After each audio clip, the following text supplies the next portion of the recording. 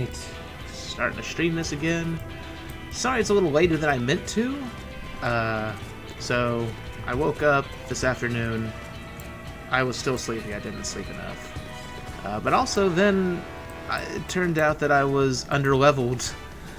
Because, next quest is 79 and I was at like a few million XP from 78, so I had to do an extra dungeon as Dark Knight. So I'm probably going to end up wasting some XP somewhere in this quest line, because I have nothing that's 79. But it doesn't matter. I'll just level everything else with the roulettes and all that nonsense. I'll just save the side quests that are left for the class. Well, anything that happens after Dark Knight reaches 80, that should be good. That's what I mean. Anyways, let's jump into this. And finally get to this level 79 dungeon.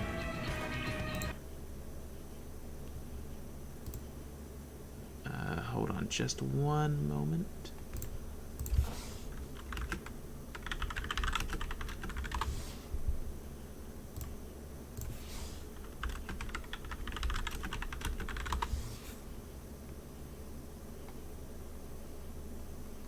Okay. There we go. Let's see, what do you got to say, Alphina? There you are. Okay, good talk. It's time. Thought we could hide from this for now. Shall we? Bunch of short words, huh? It will not be long before the Sin Eaters mark our presence. We must expect fierce resistance. Alright.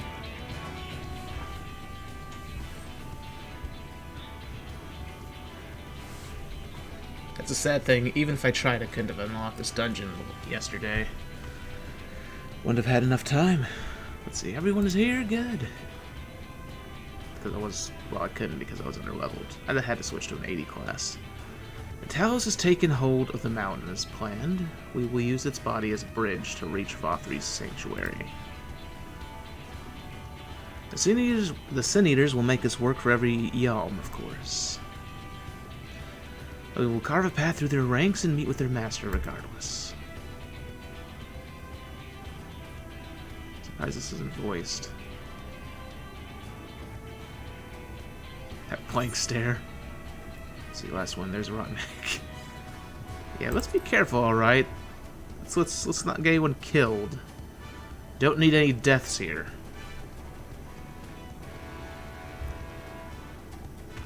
Very much appreciate no story deaths again. Although we've already had one freaking... a false one already. Thanks to Ishtoa. Well, we've had a bunch of real ones, but they were like inconsequential characters. Anyways, let's go to Mount Gold. Now, hopefully this queue won't take long. I may as well. I probably should just do it as one of these people. Honestly.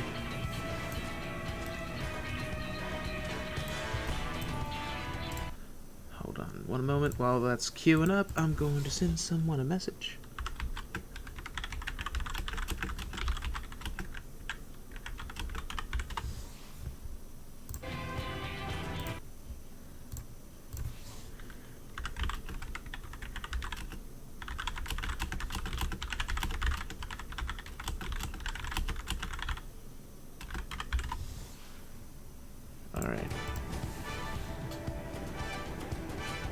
Oh, okay, good. We just need a healer. So it shouldn't take too long. Hopefully. Had to buy another Thavnarian onion, that's why my money's so much shorter than last time. Things cost like 700k each. I'm hoping that, let's see, my chicken is rank 16. It'll be rank 17 by the end of all this. Hopefully, rank 20 is the highest, because, otherwise I'm gonna go broke. So I'll just need 3 more Thavnarian onions, and this thing will finally be maxed out, and I'll have all the bardings for it.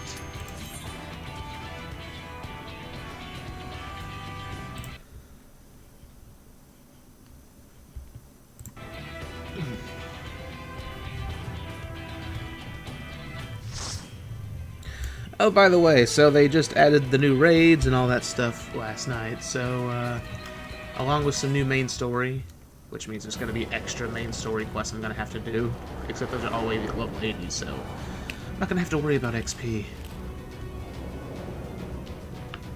Excuse me? Oh, right, that thing. That's the thing, that thing was misleading. I thought that was an enemy from the earlier trailers. Oh my god. Big person looks weird dressed as a dwarf. So it is you. Oh, this one's voiced. You will not be defiled by you, Paramus.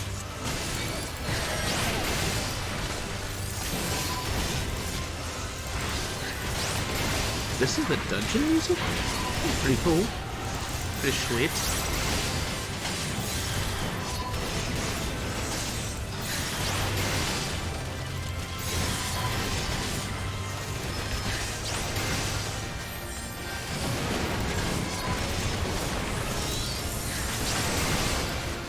Anyways, hopefully I'll beat the main story, or up to level 80 of the main story tonight. If I do, I will do the class quest for Dark Knight, Samurai, and Dancer. And stream also. And get their new gear.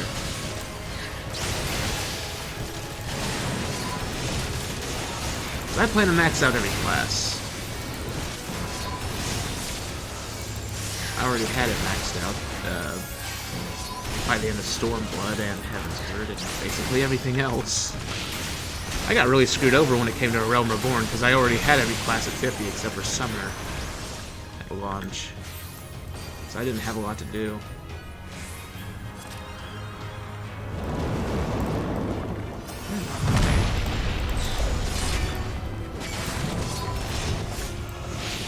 Wait, look at this.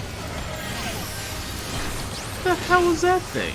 And why is it using the Demon Queen freaking mechanics?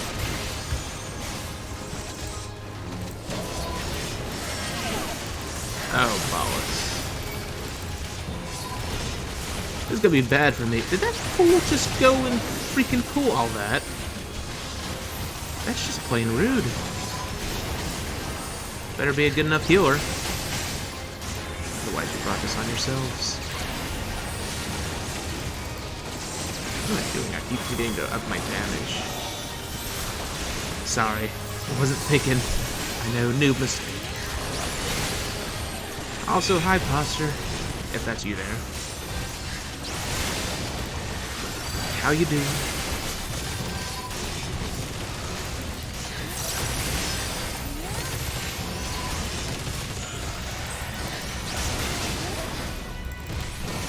I want to raise Machinist to 80. That looks like it's going to be fun now. It'll actually be a playable class. Secret third new class of the expansion.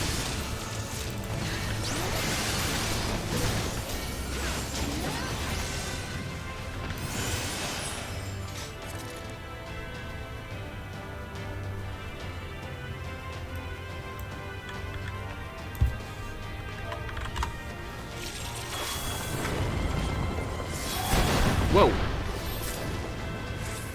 Did they just grab a Sin Eater out of the ground, out of the sky?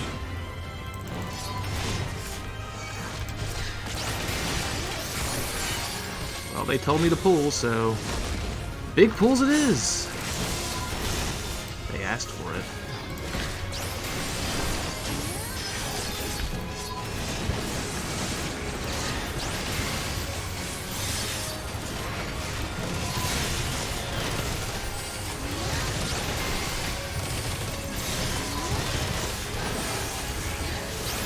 Getting a wee bit low on health here, buddy.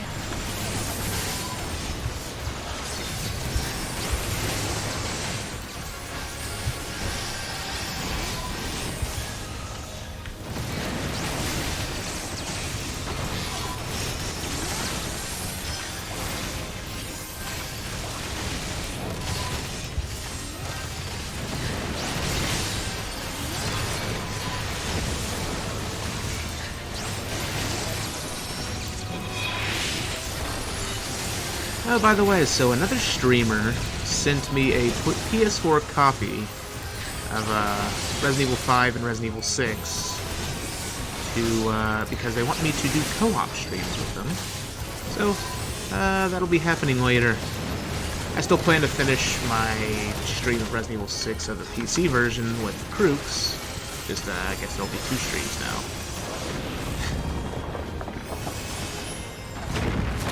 So that'll be a thing for later. I'm not sure when that's going to happen. Maybe within the next few weeks.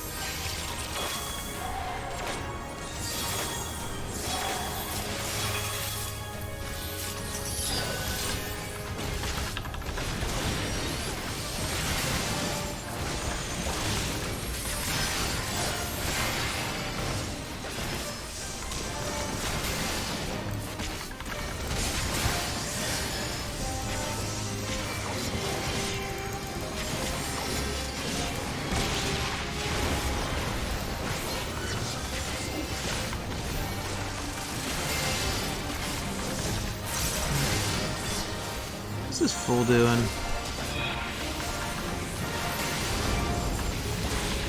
I'm gonna just do this. Well, that was a happy accident.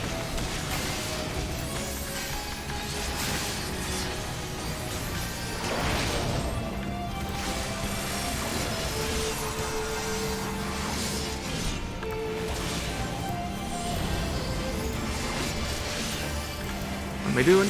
Get away from the front! Oh, that was a mistake. My bad!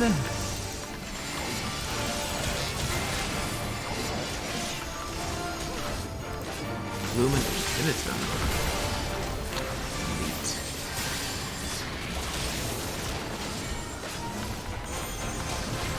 The 3rd time this thing has been a boss. First time was in the... what was it? Oh god. Where did that stuff come from? First time was in City of Amdapur. Or the 2nd version of City of Amdapur. Hard mode, I guess. And then the 2nd time was just a random notorious monster in Eureka. And then now it's a Sin Eater. Although I guess the other times it was technically a statue.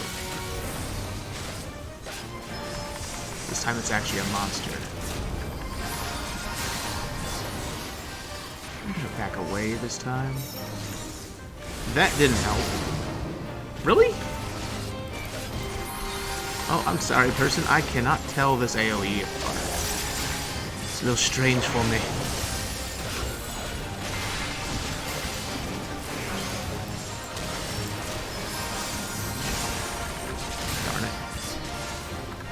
I'm doing terribly.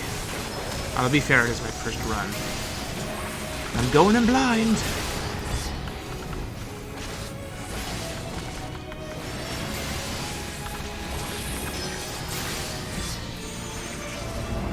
Alright, let me back away from this bloody thing. There, now it makes more sense. The wrong button.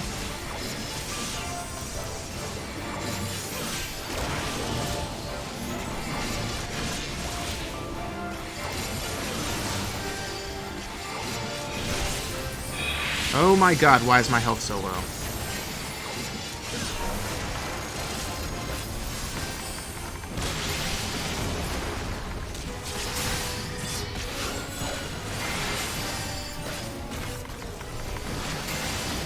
Actually, that doesn't make any bloody sense.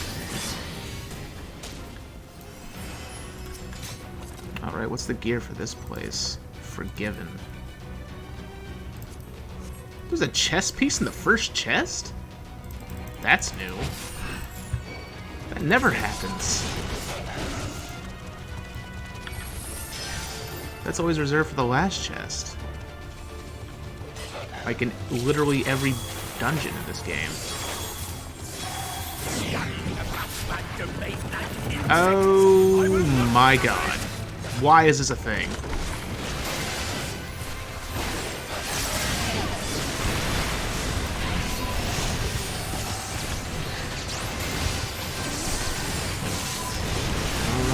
of all three.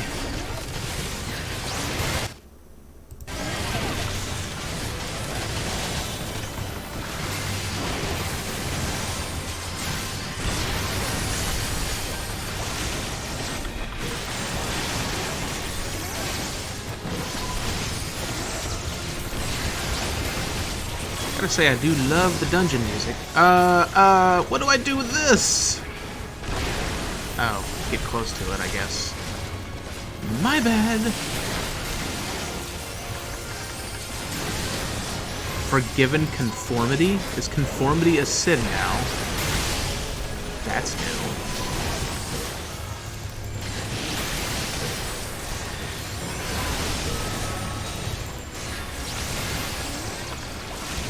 I guess even Sin Eaters are non-conformist.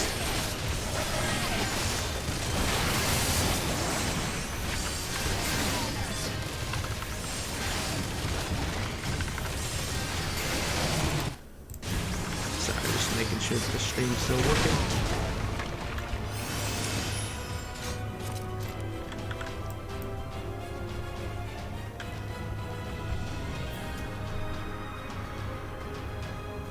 That's a lot of XP. Ah, crap. I should have turned on the freaking FC action. Boop. Nothing but aiming gear so far. Could use some fending gear, please. Excuse you? What the hell is he doing to this place?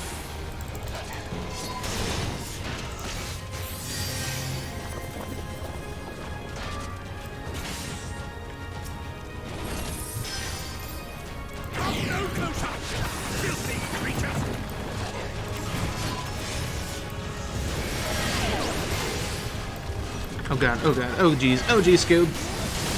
Saved it. God. Alright, this time I was close enough to not get hit.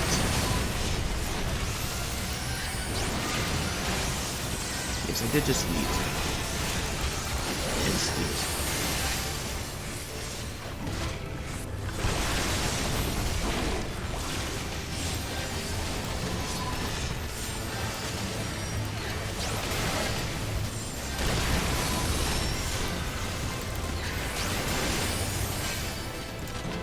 Watch out, people.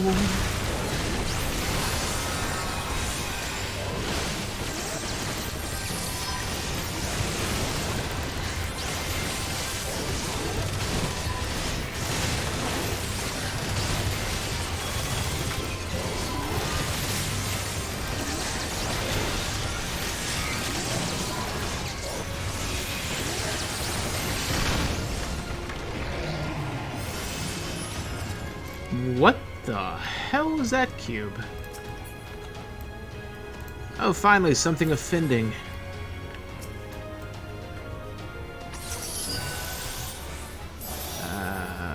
Necklace? Boop. It's a bad time for you to run in.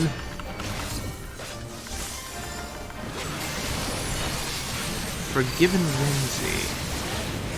Apparently Whimsy is a sin now. What the deuce was that? Oh, that's the tank buster. Now every freaking boss is a tank buster. It's weird. That didn't used to be a thing. Oh. I get it. Wait, this thing's a freaking Rubik's Cube, I just realized. It's a bloody Rubik's Cube.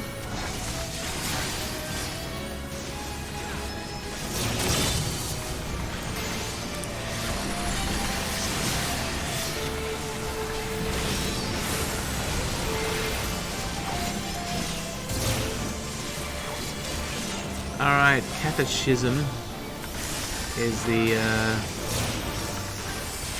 tank buster. I need to remember to use Practice Knight when it does that. I'm trying to improve. Okay.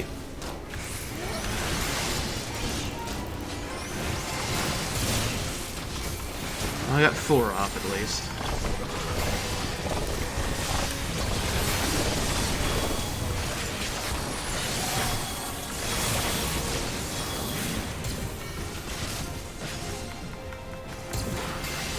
Anybody? Oh, dear God. May want to move a little faster there, buddy. Just a little bit. Oh, hi, LA. How are you doing? Are you having a good day?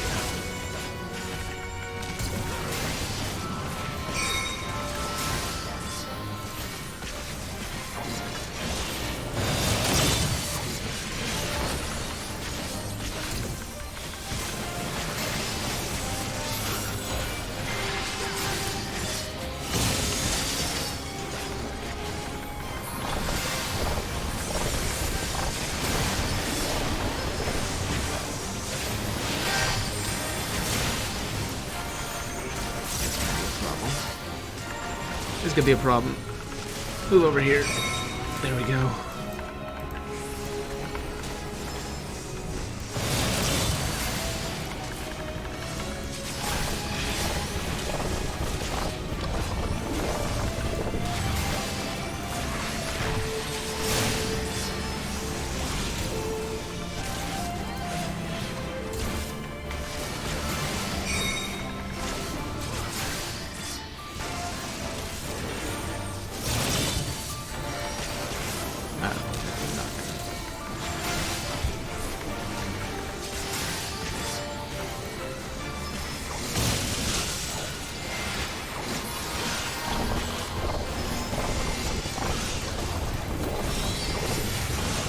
It's so weird fighting a Rubik's Cube.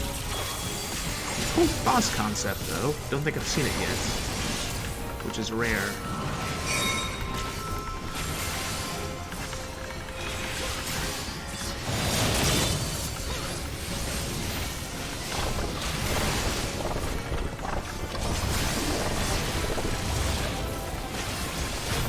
But yeah, how are you doing, Lele?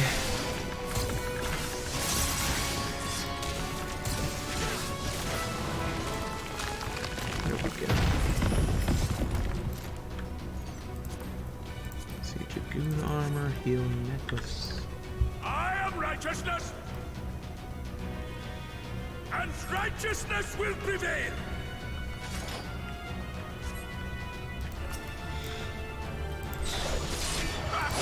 Can't you do anything by yourselves? Oh God, I don't like the way those things giggle at me.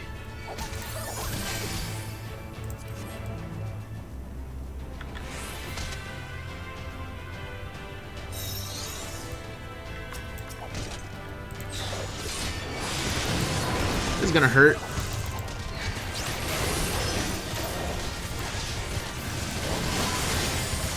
He's gonna hurt a lot.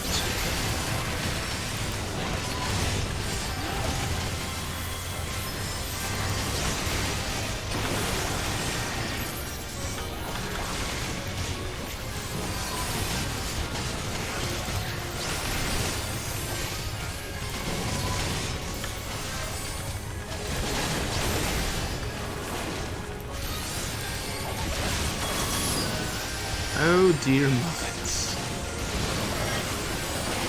Oh no, I might die, I might die. Don't kill me, mate. Don't tase me, bro. Please. Hills, please. Hills. All the hills.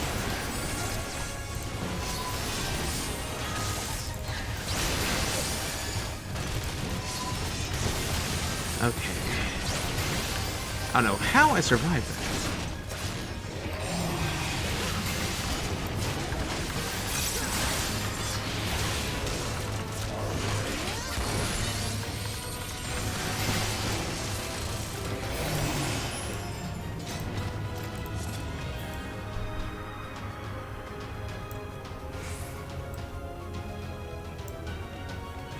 Yoink this chest. I didn't open. There we go. Scare me like that. Mana trigger of the Forgiven. Oh wait, I already got that necklace.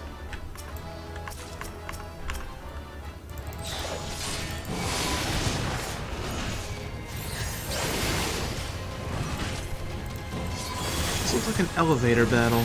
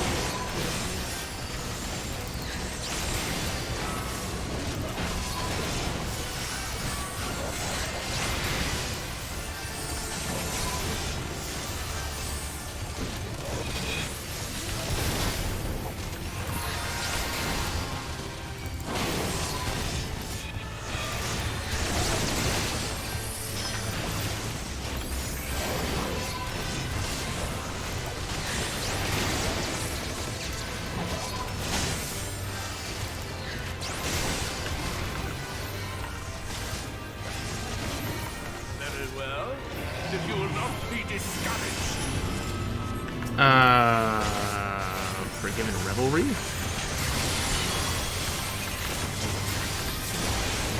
I was expecting a Sin Eater Sasano for that.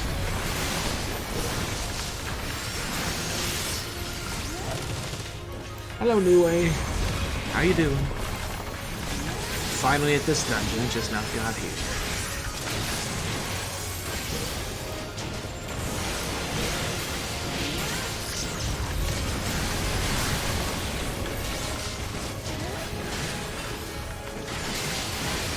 God, these. Oh, ow.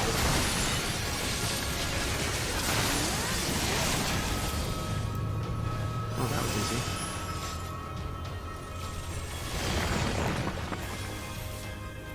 Not what I was expecting.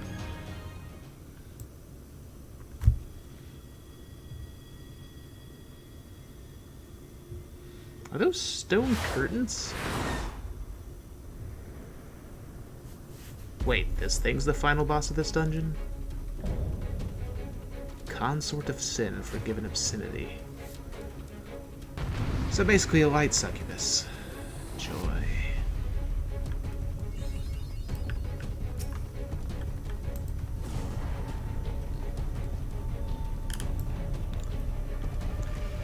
YOLO!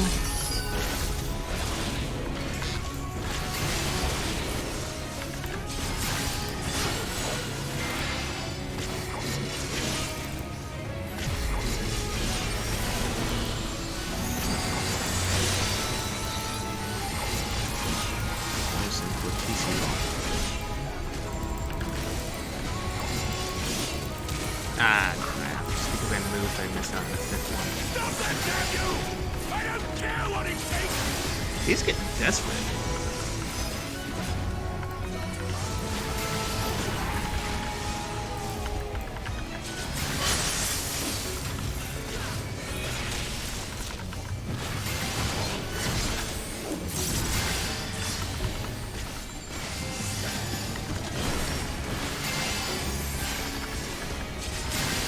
You'd almost feel sorry for him if he didn't, you know, eat people.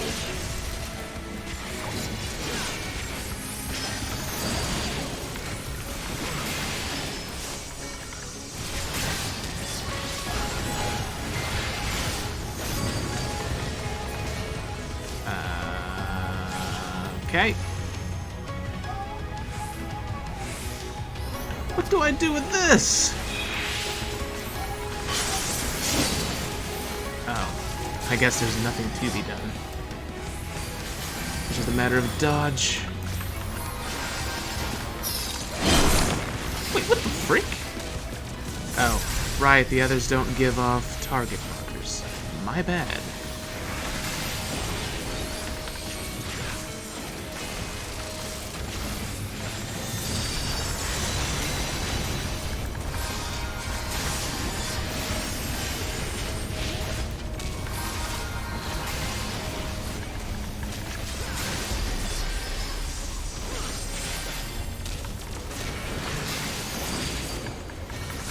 Oh, bollocks.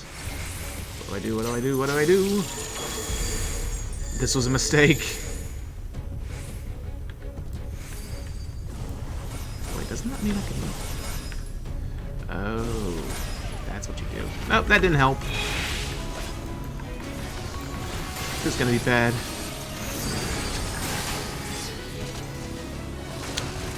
Okay, then. Picking up really quickly.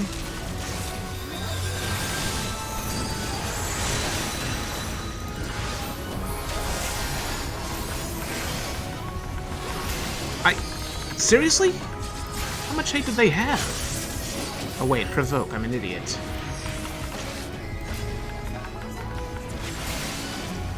That's my bad. We're probably gonna wipe.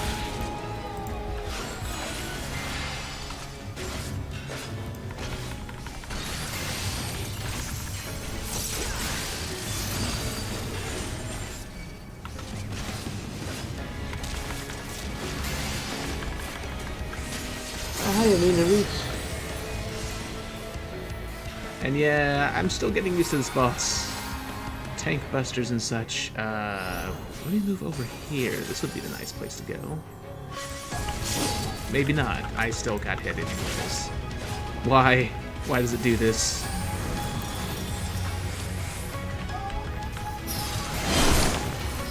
What the? I guess no matter what, I'm getting hit in that.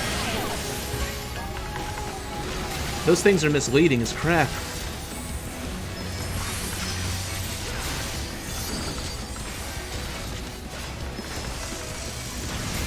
I don't even have the MP to do this. What the hell? I can't do Blackest Night.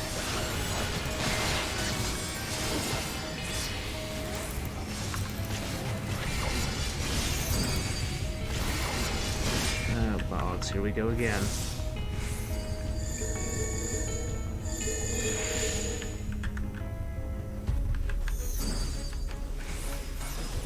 Oh, that's what you're meant to do. Silly me.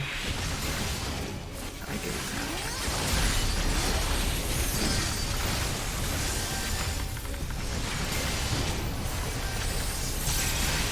now. Alright, vulnerability wore off, thank God.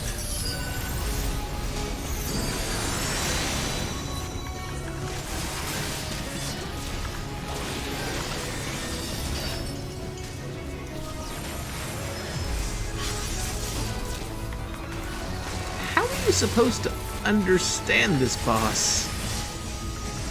I mean, I guess there's a... I kind of understand it, but... It's like, oh, there's a little thing, and then all of a sudden, for a split second, there's an outer and middle circle.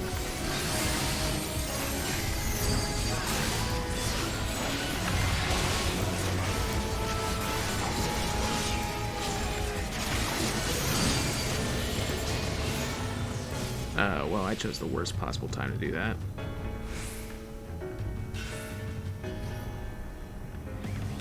I'm just gonna follow the others. That didn't work. Okay, follow the healer. The healer seems to know what they're doing.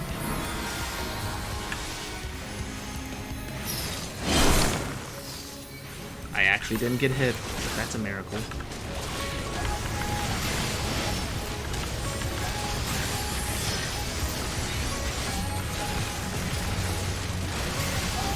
Oh, I see.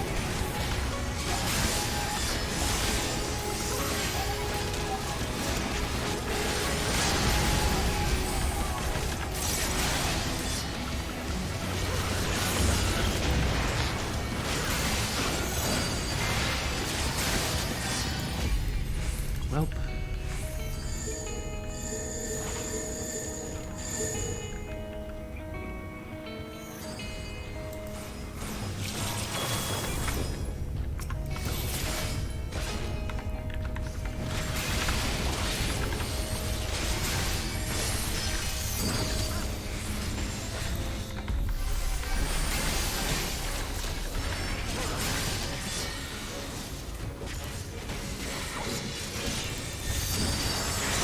Here people were trying to call this casual. Every boss feels like a raid boss almost now.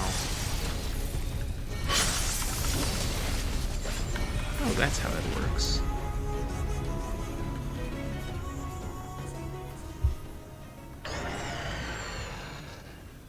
Well, I know it's not that hard. It's just, I mean, going in blind, there's a lot of mechanics I wasn't expecting.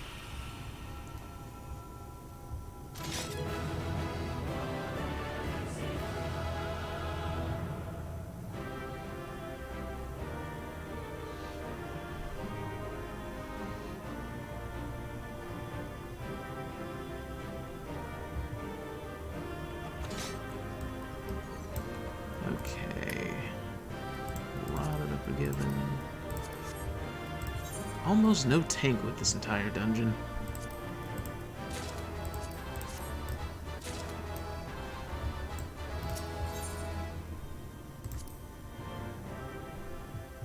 And yet I still got commendations for that. I don't know why. I really didn't deserve it.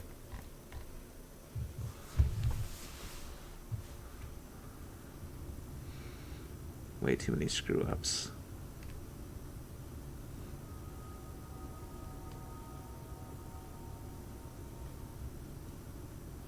The end is near, my friends. We have found Vorthri's hiding place. Unrepentant villains! Will you not be satisfied until you have brought disaster down on your own heads? What's with the weird echo? By your wickedness, you stand to gain naught. Had you only entrusted fate to me, there would have been peace for all. You could have lived bliss in my eternal paradise, free from the burdens of conscience and purpose.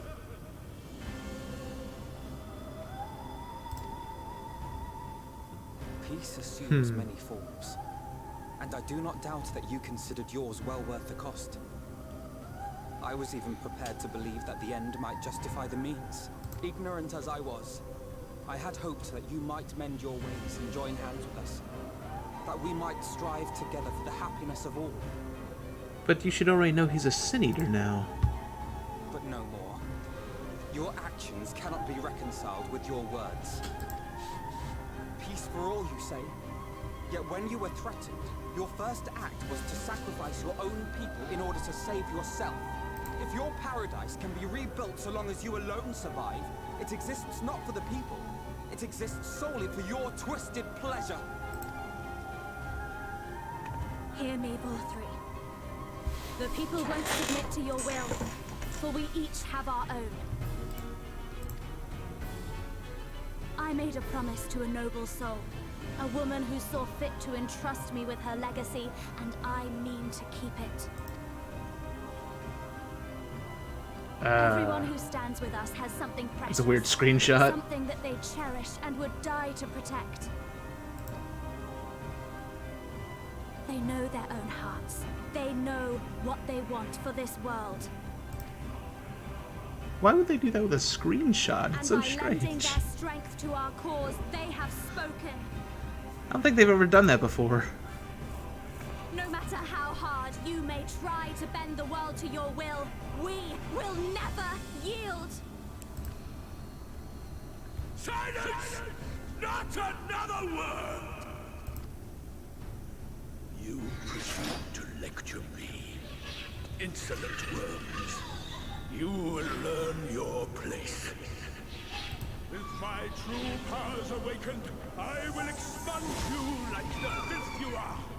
Your demise will serve as a reminder to all Well then. that I am the zenith of mankind and Sin Eater both, chosen to rule over creation by right of transcendence.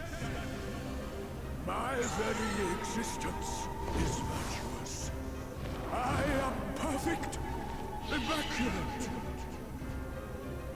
That's a god complex if I've ever seen one. Find Vorthri. We will hold the Eaters here. Come, let's finish this.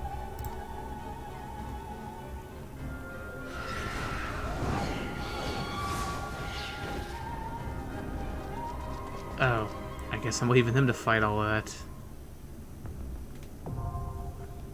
Crown of the Immaculate. What's this, a duty? And, hold on just one second. Oh, you just woke up now. I see.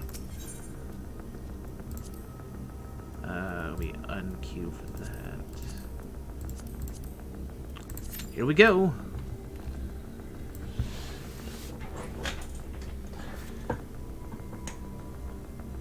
Yeah.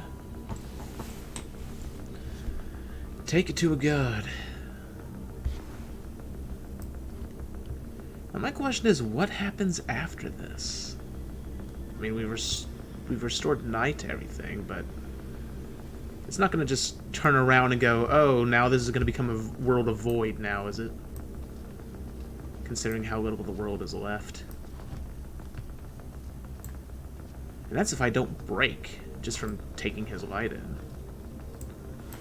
Since it already seemed like I was on the verge of exploding.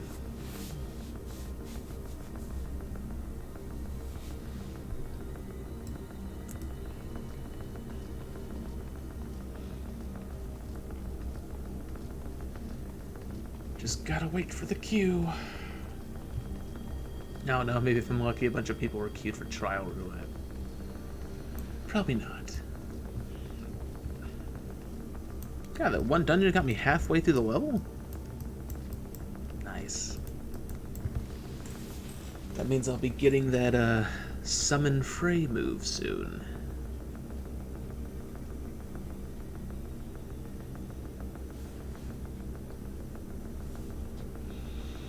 Let me see, a Dark Missionary. What can I move over to the left?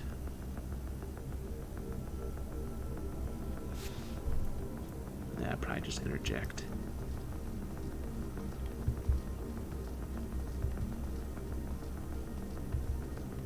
Okay, we got 2 tanks, 1 DPS.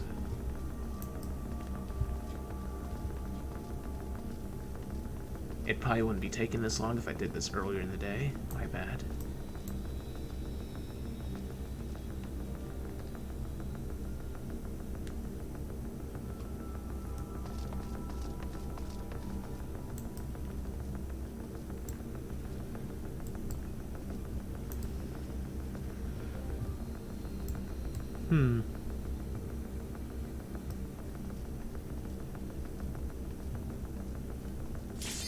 Oh, finally. Oh, well, never mind.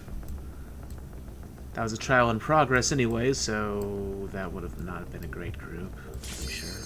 Yep, still a trial in progress. Hope this doesn't go badly for me. It's probably gonna go bad. Wait. Nope, never mind. I'm just gonna leave. Forget that. Well, thankfully it kicked me out anyways. Well then.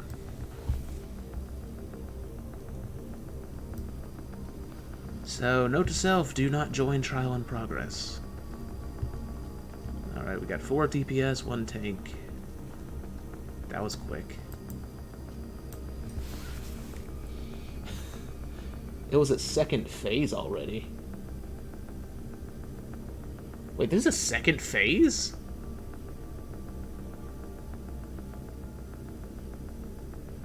Well then.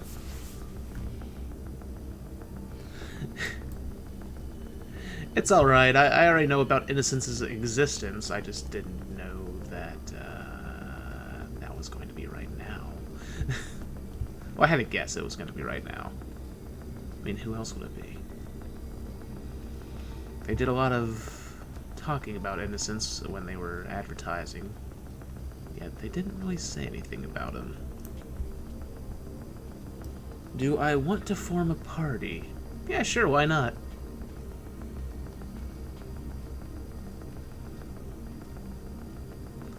Since this queue's taking forever anyways, may as well.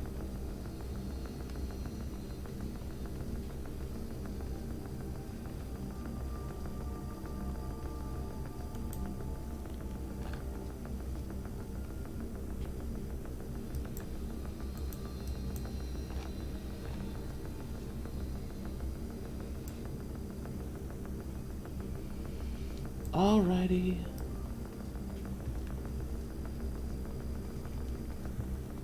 Shoot-de-boo. Getting close to the end. So close to the end. Well, it's a good thing that update came out last night because, I'd be really annoyed if it turned out that there was only like 2 hours worth of quests left.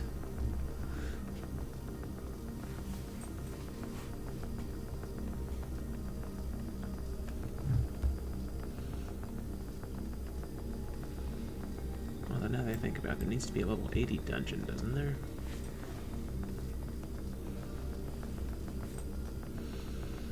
Or 2, maybe 3 or 4.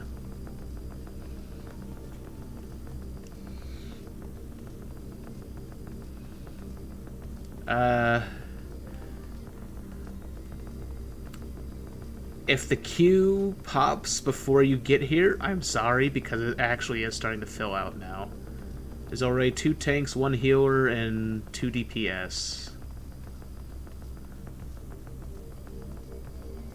Oh, okay. Just making sure. I don't know why I'm running around in circles. I have a bad habit of doing that when I'm doing nothing.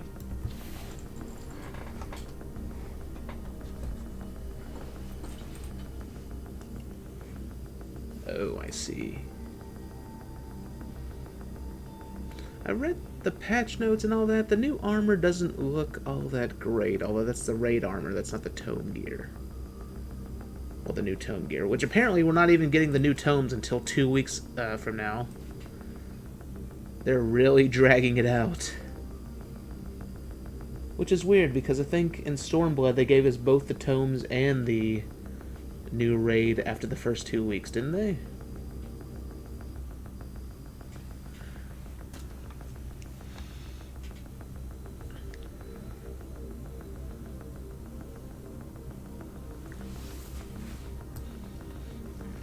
I don't know.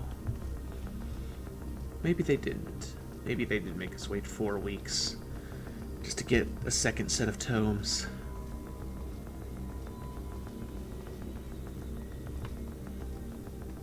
Maybe you know, New Way?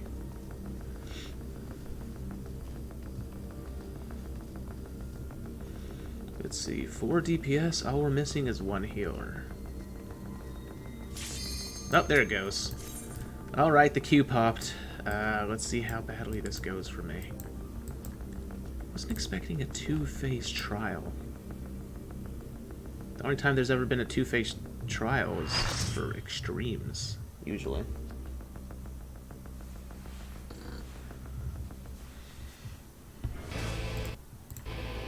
I like the music. This is the music from that trailer. Are you so determined to die? He looks so weird with those stubby little wings. Villains, bow down and acknowledge your king, your god. Otherwise, I will crush you between my chins. Why does he roar like that? That's so weird. Oh, he's called Innocence? That makes even less sense.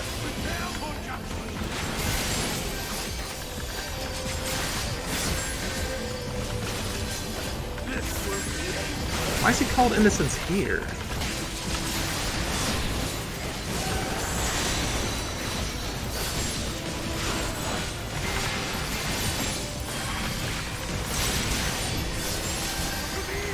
I think he would just be called Valkyrie right here.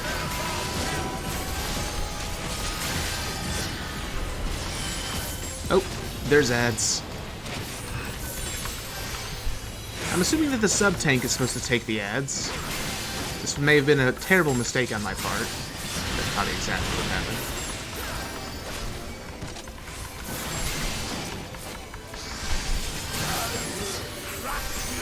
Yep, my bad.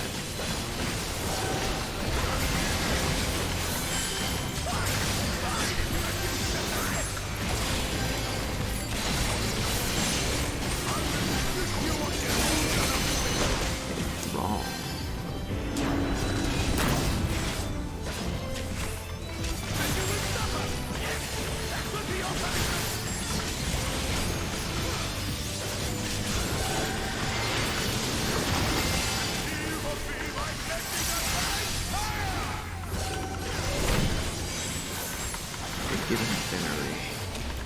I'm assuming that they're meant to just gather all those up and AoE them to death, so I'll just go for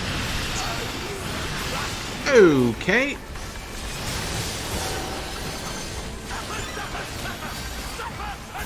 Yes, he is a big baby. The walking embodiment of a boulder. Still say that someone needs to make the Indiana Jones video as talked about earlier. Whoa, why is my health getting so low?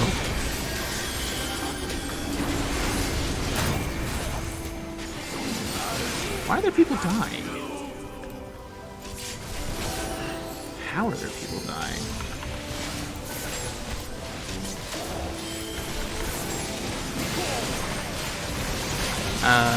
Hilarchan? You have no MP. How did you get down that far?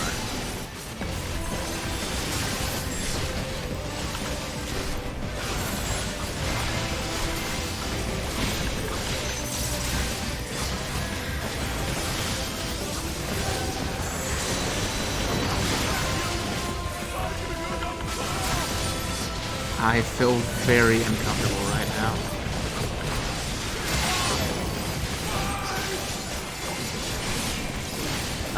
Oh my god! I'm not sure I want to know what's going on. This is... His body's ripping apart. Oh, we're gonna wipe. This is definitely a wipe. That's unfortunate. What the hell did people do?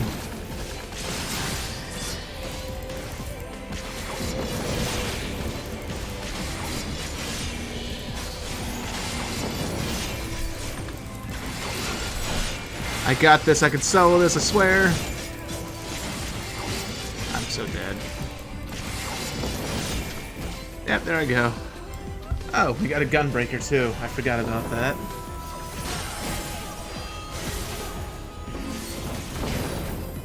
Alright, Living Dead, I forgot about that.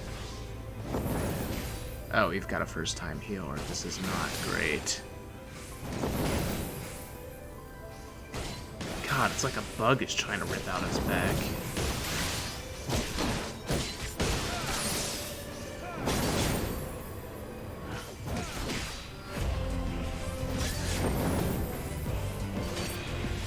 How is this gunbreaker still alive?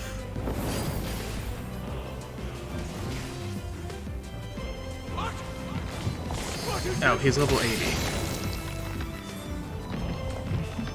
Oh, did we just make it the second phase? Oh, I do not like that thing in its chest still. Its eyes are glowing.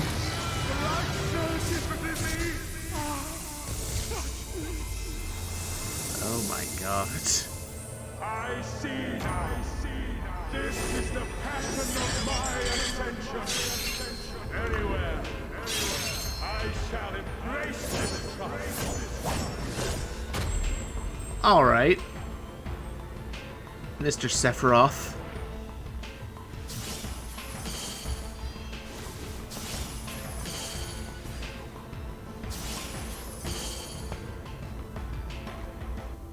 Well, we at least made it to the second phase by sheer freaking just pushing it.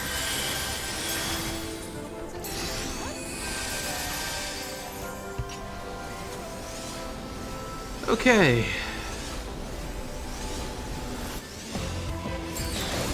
Yellow.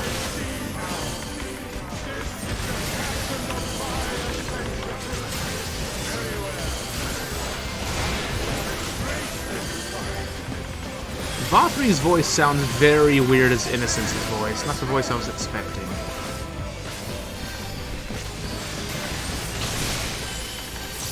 Alright, Righteous Bolt is the tank buster. Note to self.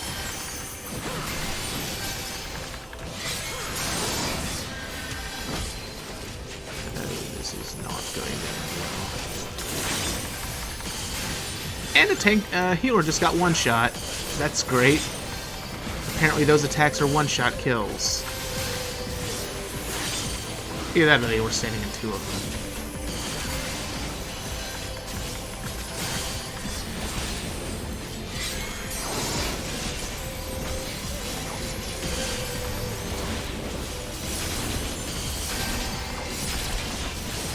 Oh no. Oh, okay.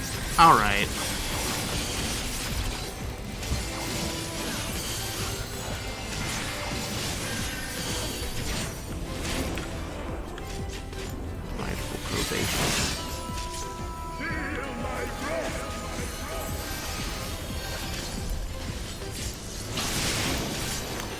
Oh god.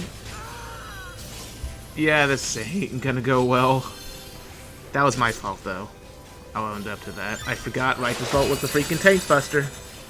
My bad.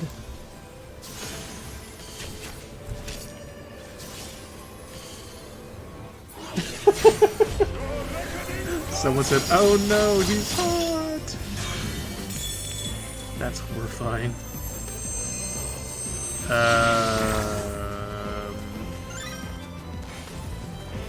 God, what does he, Noctis?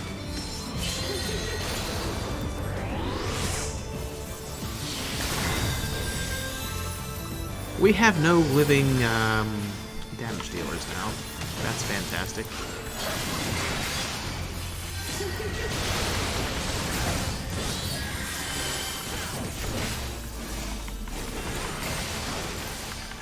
Oh, we're so doomed.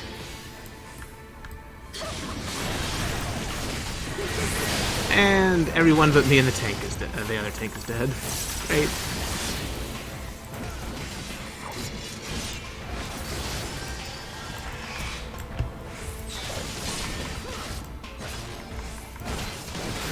And there I go. As floating towards the edges, they hurt. Okay, good to know.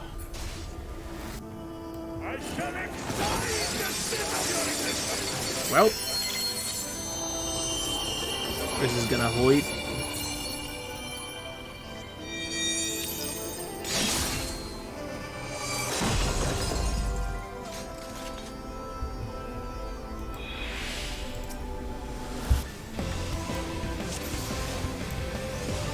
Let's reduce daily damage.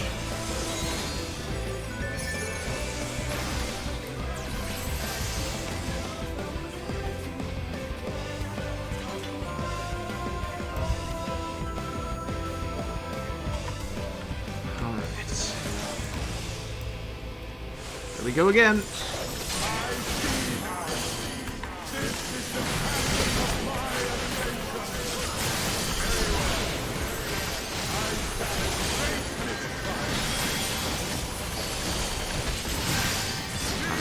Righteous Bolt. I paid attention this time. Apparently I did Blackest Night too early though, so it didn't matter. Nope, never mind, I didn't do too early.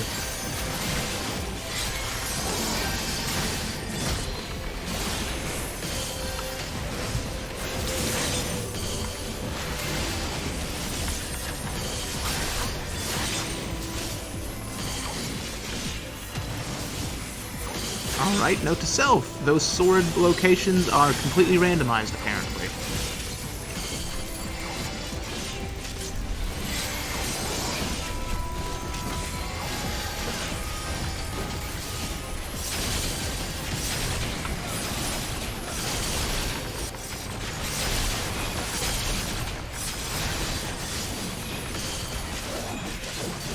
Well, we're doing better this time. No one's died yet.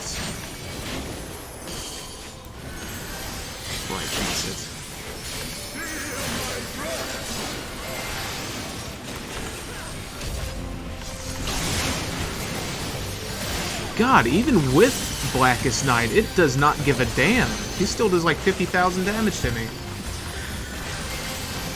Oh wait, no, I was slightly off on the timing, I guess. God, even when it's at half bar, it doesn't cast quick enough.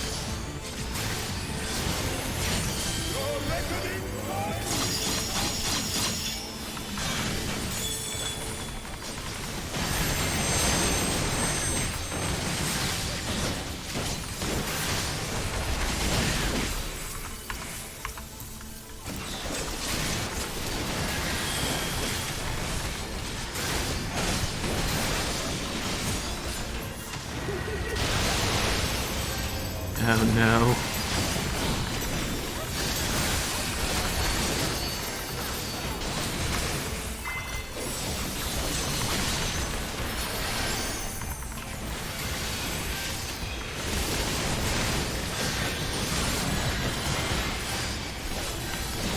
Well, we'll at least survive this time. Well, this move, anyways.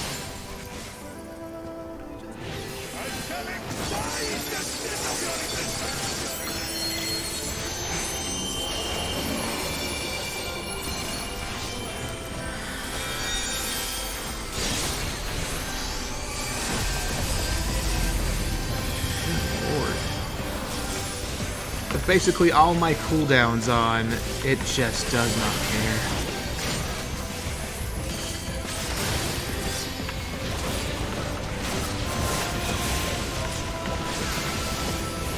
Oh god, was not paying attention. Oh, thank god I missed that.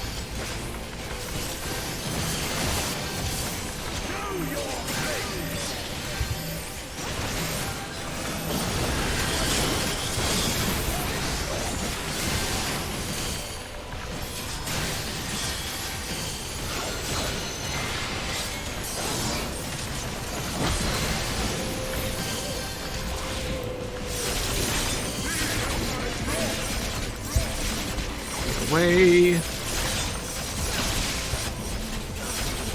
84,000 for Righteous Bolt? I don't even think I had a vulnerability effect.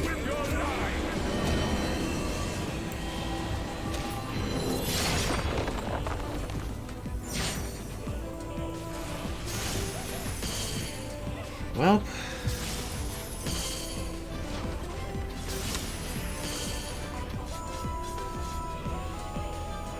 this isn't going so well.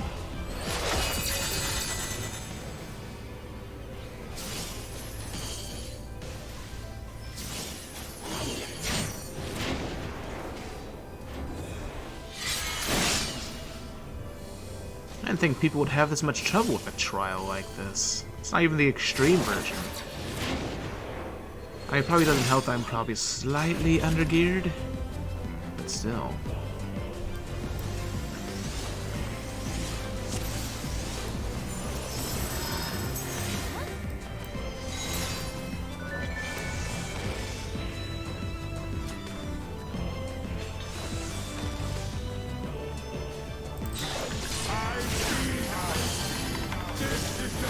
But alright, I'll try.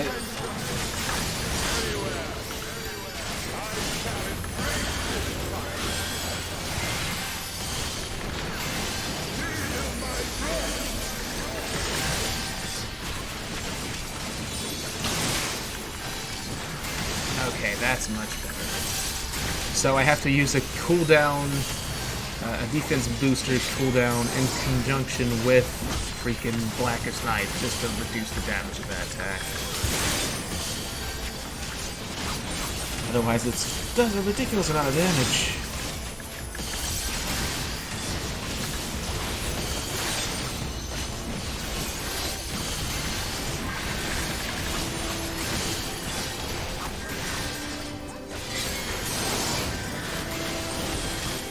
Not sure why I said it in conjunction, more like combined.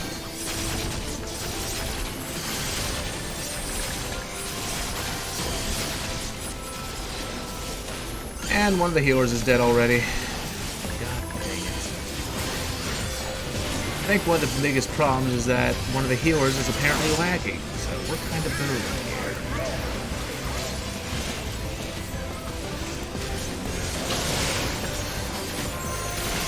Oh, I keep making that same mistake on that same stupid attack.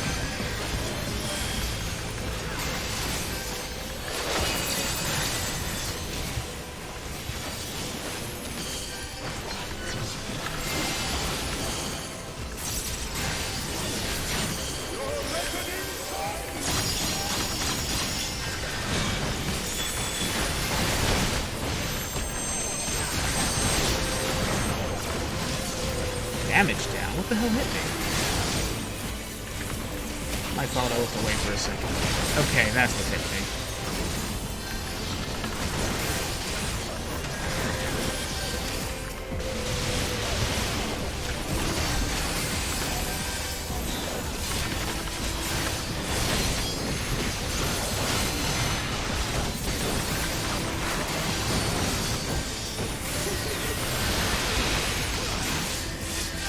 This is not going to go well.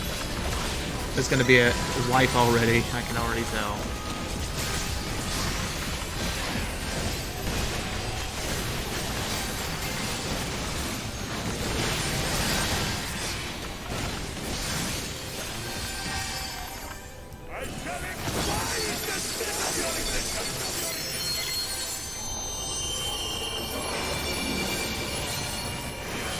Wish the healer would resurrect, that would be nice.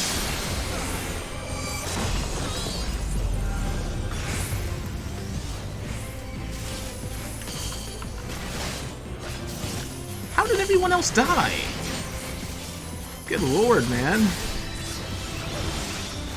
You know, just may as well wipe at this point. There's no way to salvage this. Good god. I'm about to just say screw it and leave this group. This is ridiculous. Know your place.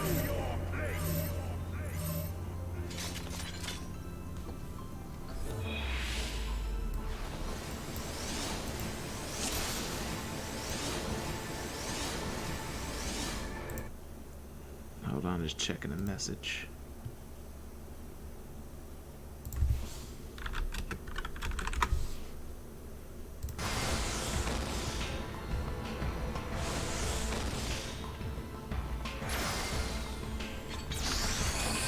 Yeah, apparently this is happening because one of the healers keeps lagging, and I don't know if there's anything they can do to stop it. Gonna need a new healer, honestly.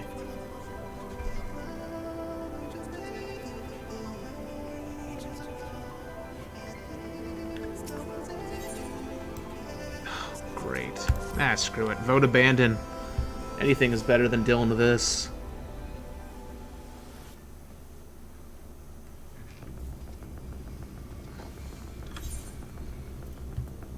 Well, if you're online now, alright, I'll invite you.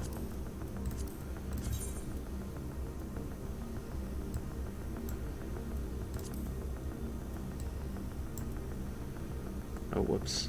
My bad. Go back down. Invite.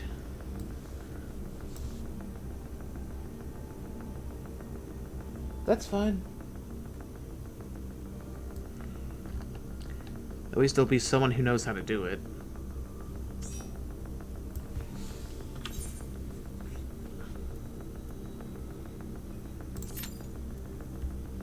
Let me see if Cruxy is on. Nope, he's not. He's probably at work.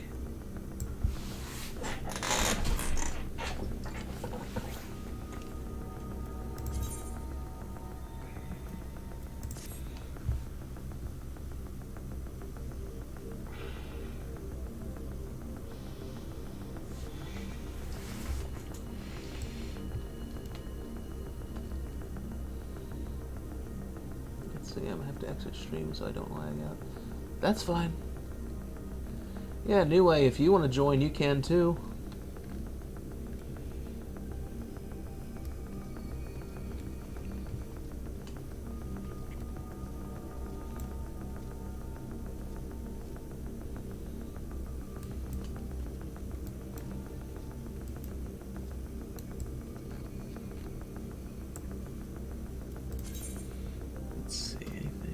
I still have these Seiryu totems.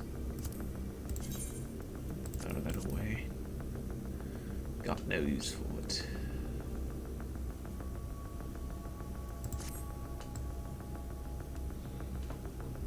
Just wasting inventory space. Alright, there's an opportunity to turn on that action now.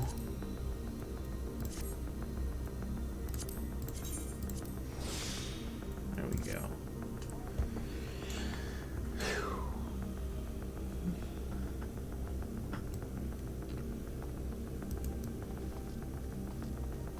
Unfortunately, so far, nobody else seems to be queuing up.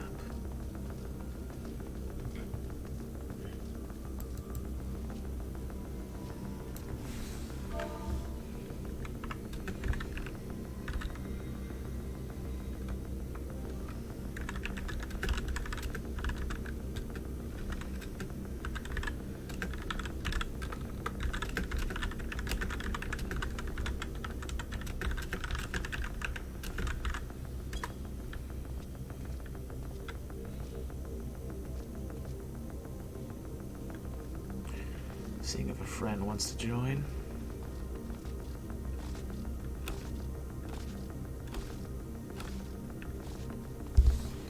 Oh, by the way, outside the stream I went and got that last Aether Current I was missing, so as soon as I finish this, I'll finally have the Aether Current. Oh, well, I'll have all the Aether Currents in the area, so I'll be able to fly. I don't know how I missed it. It was right next to the starting area of Calusia. Excuse me. Excuse me again. Yeah.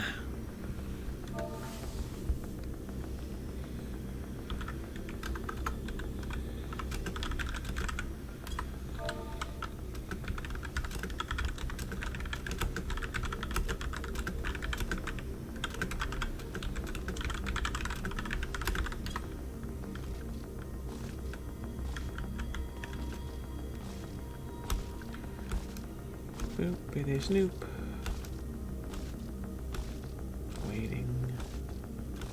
the queue.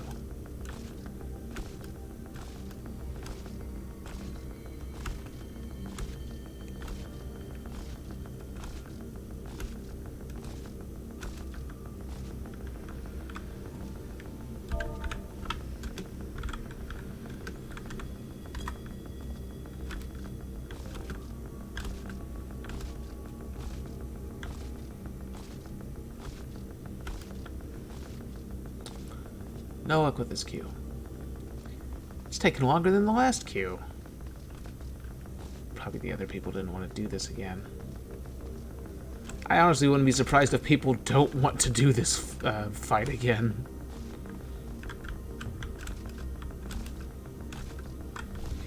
Although it makes me wonder if this version of the fight's this hard, how hard's the extreme version gonna be?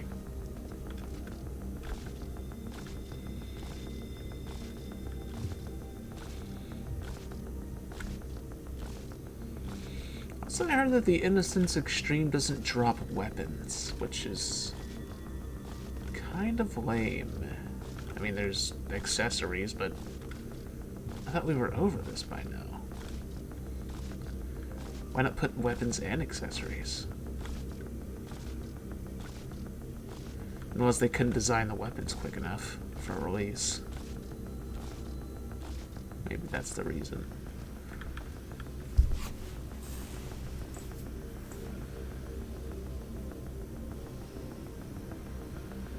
Let's see.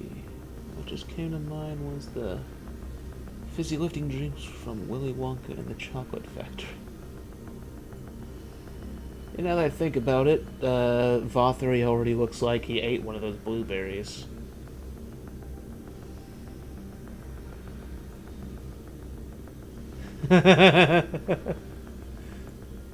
Can't unsee.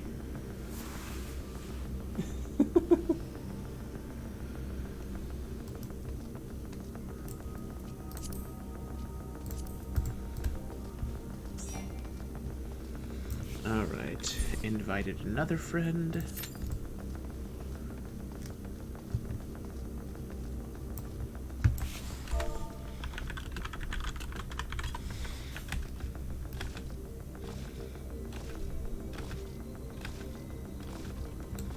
Let me see, is there anyone else on that could be useful in a fight? No one that's not already busy.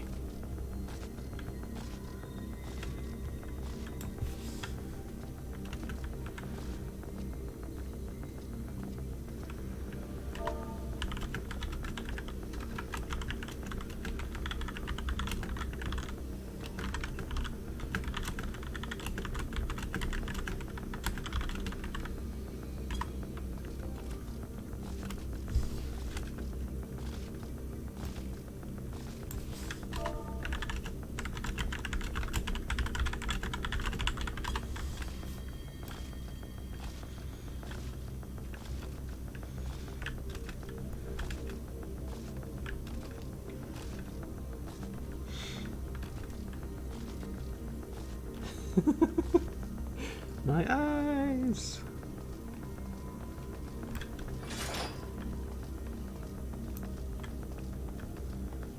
Come on, Q. Oh, we're just missing a healer. I really hope we don't get that same healer as before. For the love of muffins, please don't do it to us.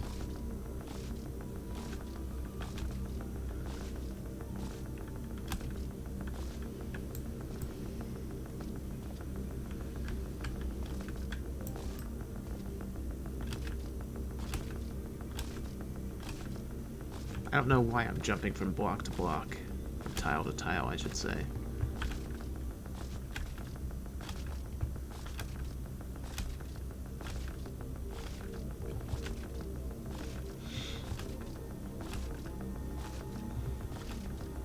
Anyone else have a weird habit like that where they just unconsciously start doing weird things for no reason?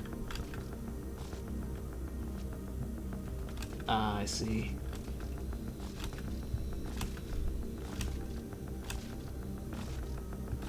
I don't know, maybe it's just some weird compulsion from when we were kids.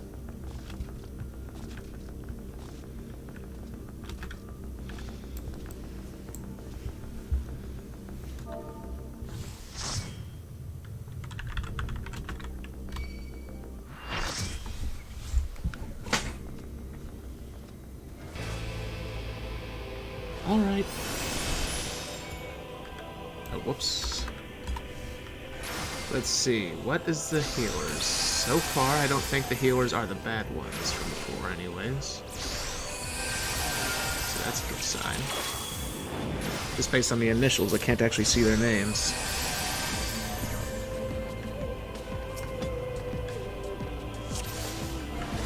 Alright, are you ready to die to Chubbs McKenzie?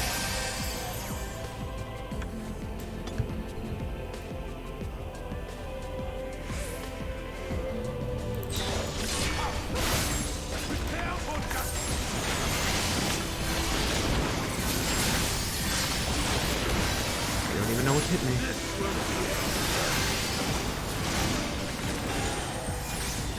He was getting interrupted? Oh no, that was an AoE.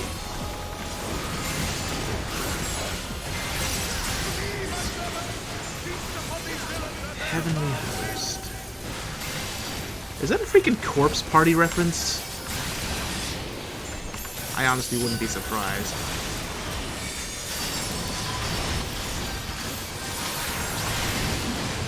I'm gonna need to stream that one of these days.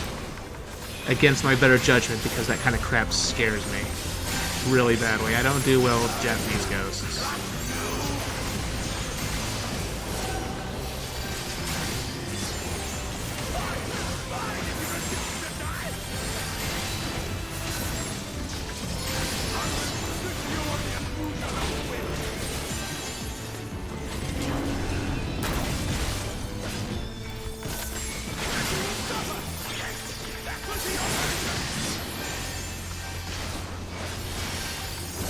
He barely even moves.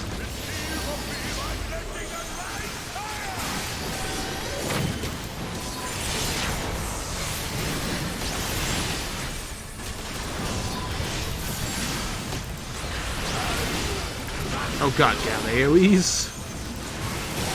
Whew.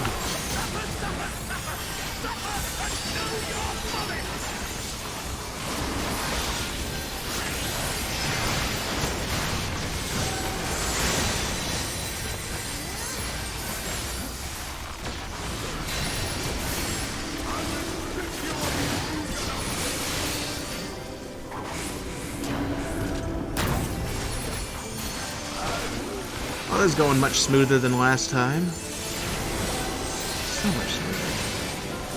Having a healer that doesn't lag makes all the difference. Oh god, I hate how his back splits open like that.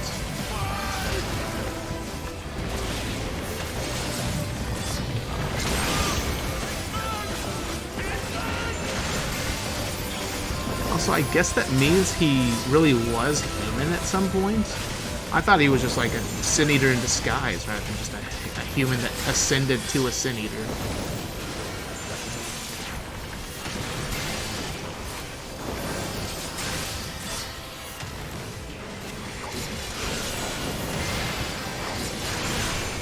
Now that I think about it, this is really like the plot of Devil May Cry 4.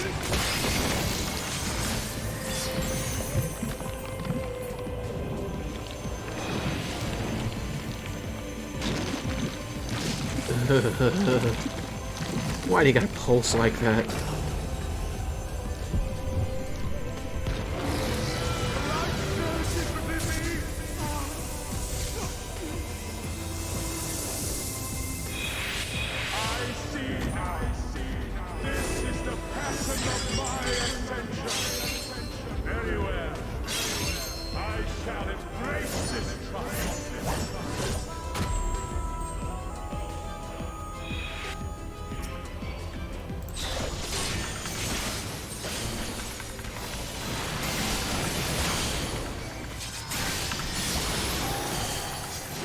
Also, it seems very fitting that this theme is called Insanity.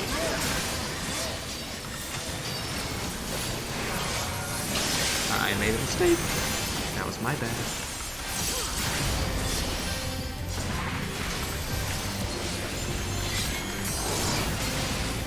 Don't probe me, bro.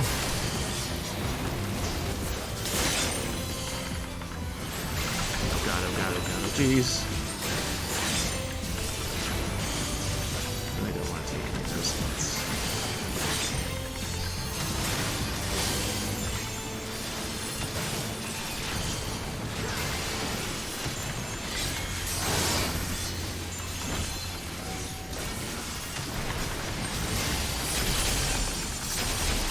Huh. The warrior's taking hate from me.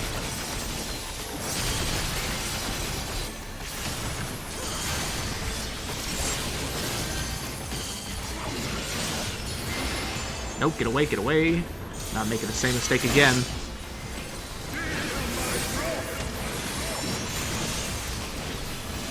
It's not gonna be quick enough. Huh. That was nice. That actually worked out. Of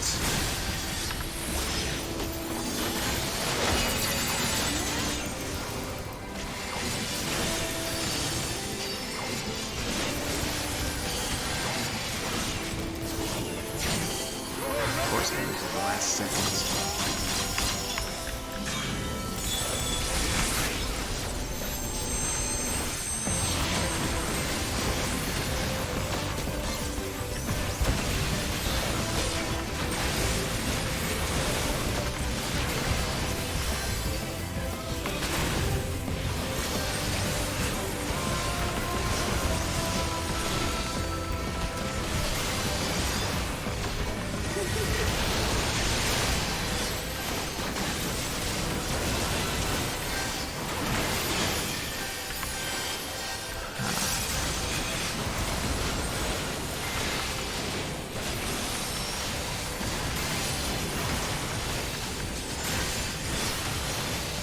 So far, so good, though. Let's say.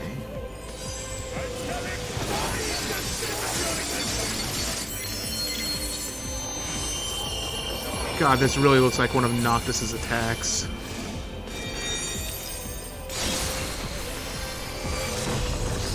Or what should be a Noctis attack.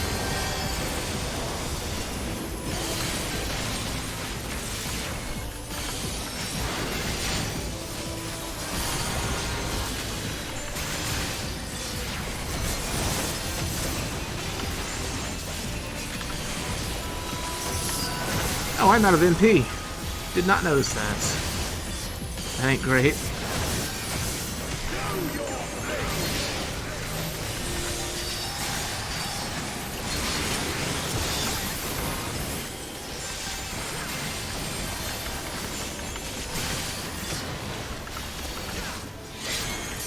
So now what's it? Well, nothing good.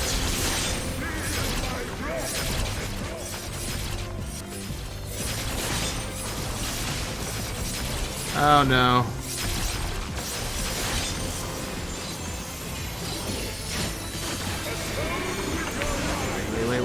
Wait, get away!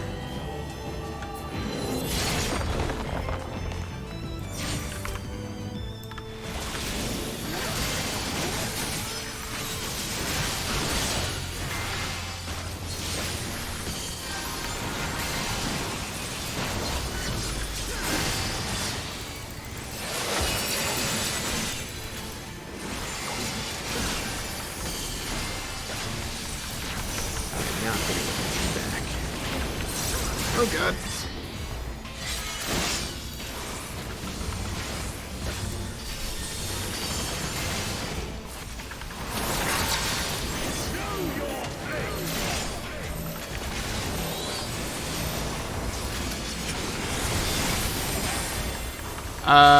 We're having problems all of a sudden. I don't like it.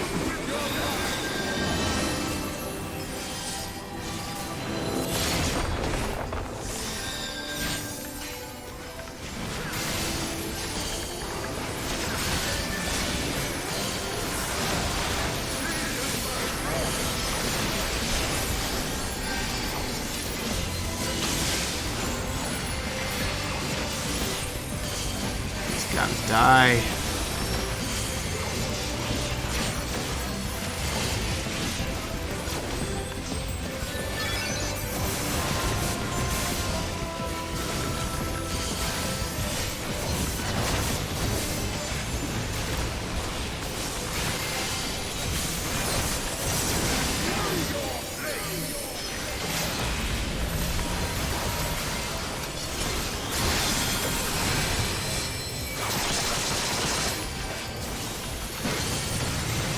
We don't even have a melee DPS, I just now realized. Oh god.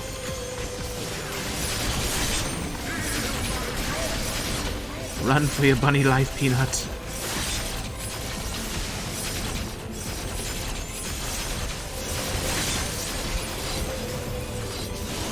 Oh no, the other tank died. That's not gonna end well. Oh wait, he's basically dead. So it's not gonna matter. Unless we somehow pull off a wipe here. I don't know how we would.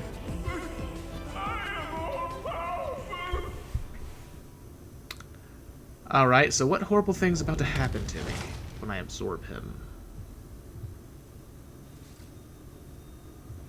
I'm kind of afraid to see what happens.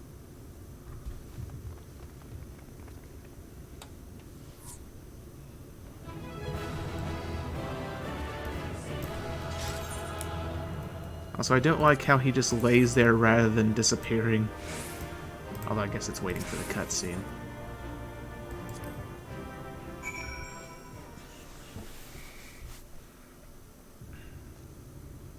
Oh.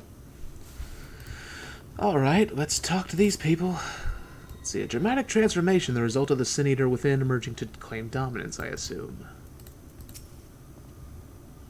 There lieth the last of the light. Oh, God, please tell me he's not going to get up and try to kill someone at his last second. Hi, Peanut. Thank you, Peanut. Let's see, with your powers, you could have done so much good. Well, it looks like we missed it all yet again. You secured an escape route, do what you must. Is that Valkyrie? I see, it's finally over then. Now night will return to all of Norvrend, bringing salvation to both of our two worlds. Upon speaking with Reen, several cutscenes will play in sequence. It's recommended that you set aside sufficient time... Oh, right. Okay, there's going to be a lot of cutscenes. Here we go.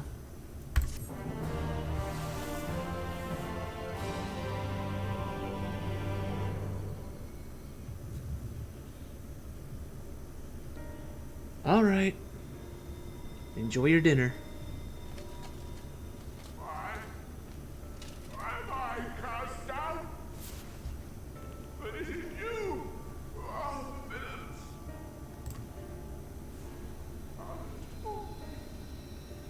I am hope.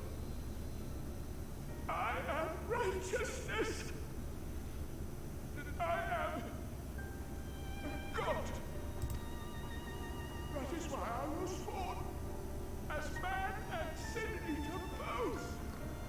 Wait a second, did his dad have a child with a Sin Eater, and that's why he was man and Sin Eater at the same time? I kept the people safe. They respected me. Worship me. How can this be? I should be the one looking down at you.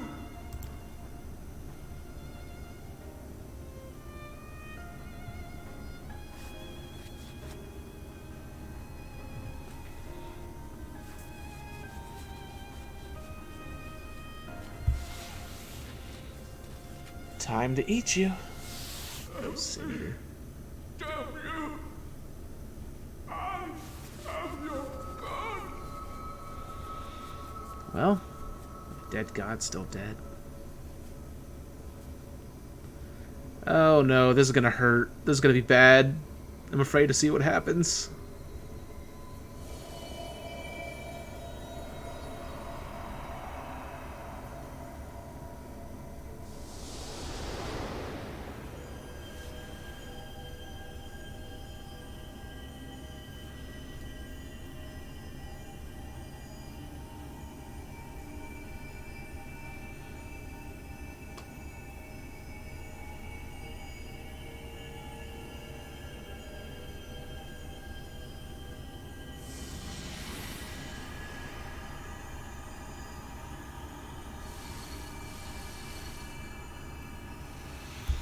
Although, then what's the 6th area? I still don't know what the 6th area is.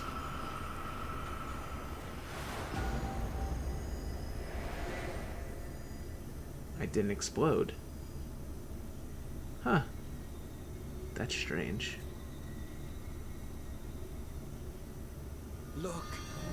The sky.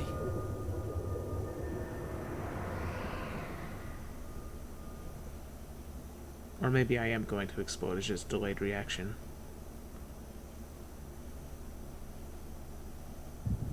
Oh no. Wait, echo? Now what?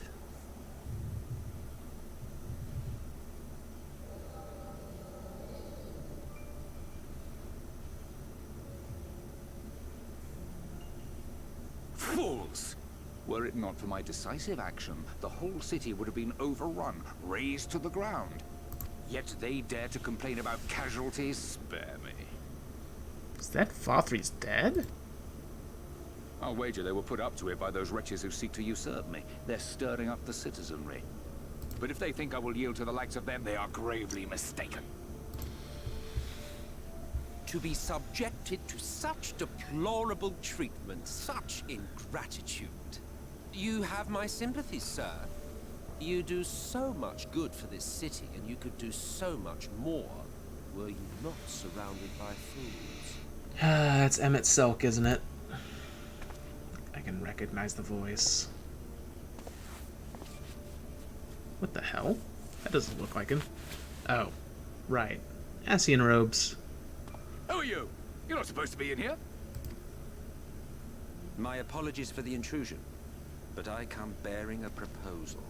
One that will ensure the longevity of your reign. That's definitely Emmett Silk.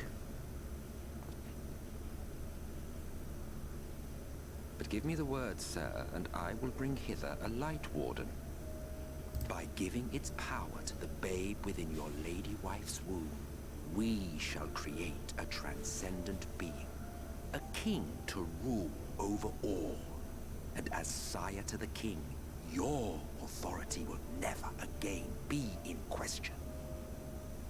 So he fused a light warden with Vothry while he was still in the womb. That explains the weird face on his chest. He was like a chimera.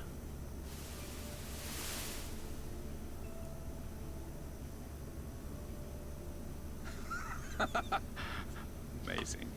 Before my Vothry, they behave as docile pets.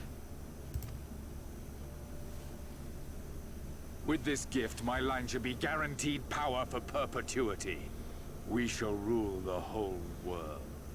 Oh, of course, he's got a god complex. By all means, sir. United under Yulmor's banner, men will cease fighting and abandon their ambitions. Thus, they will grow fat and complacent, and in their sloth, seal your supremacy. Oh, now it admits it's Emmett Silk.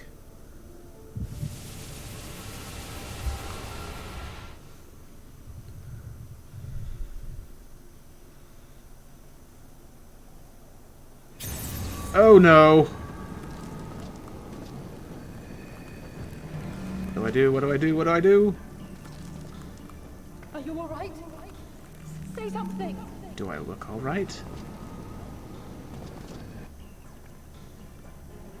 12 fourth end. He cannot contain the light. He's beginning to turn. I'm turning into a light warden?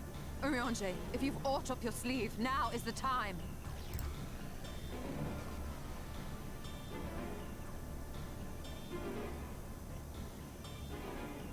It's changing back. Ardbert, we can really use you about now.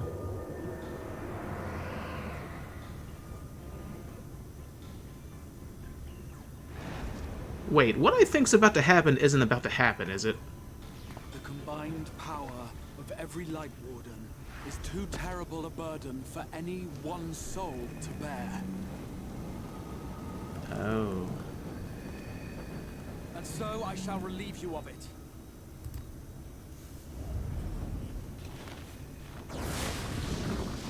What's going to happen to him?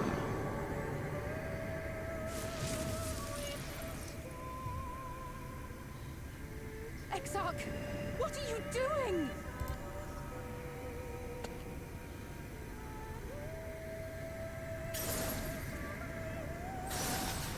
I will channel this profusion of power to the Crystal Tower and use it to travel to other worlds. As I have dreamed of doing ever since I first learned of their existence. Who would choose to remain here in this dying realm when they might go elsewhere and begin anew? Not I. And thus did I use you. What the hell? No, I don't believe you. It doesn't make sense. Oh, I think he's trying to play the villain just to piss us off. Damn you! We won't let you do with him as you please. Do not interfere! Please, I beseech you all, let him go!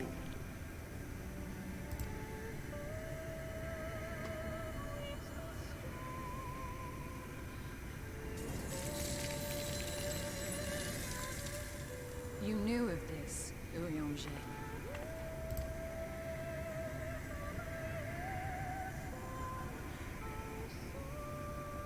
Tis all a fiction.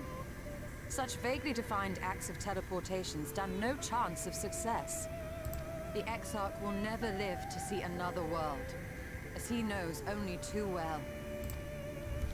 Then, what does he mean to do?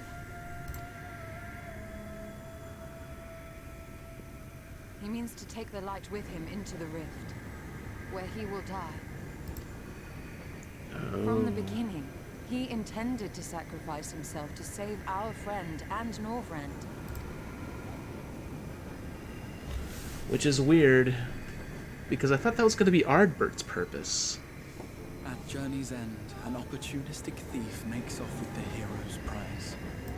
A paltry way to end a chapter, I concede. Yet your tale will continue, and my role in it will scarcely be remembered.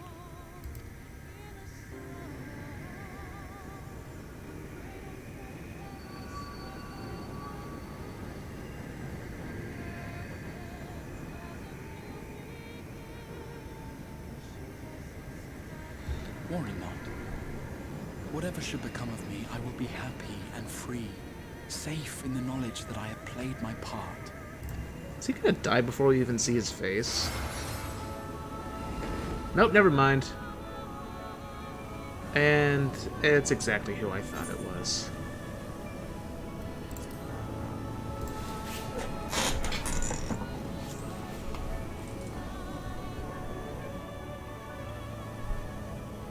But then how did he get here?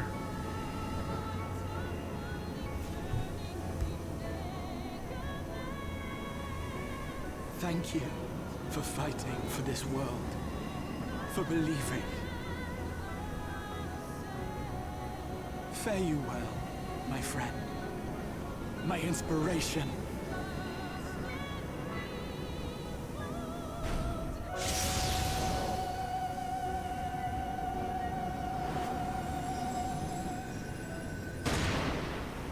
The hell? Are you fucking kidding me? Who shot him? Who freaking shot him? Of course it's Emmett Selk. That son of a bitch.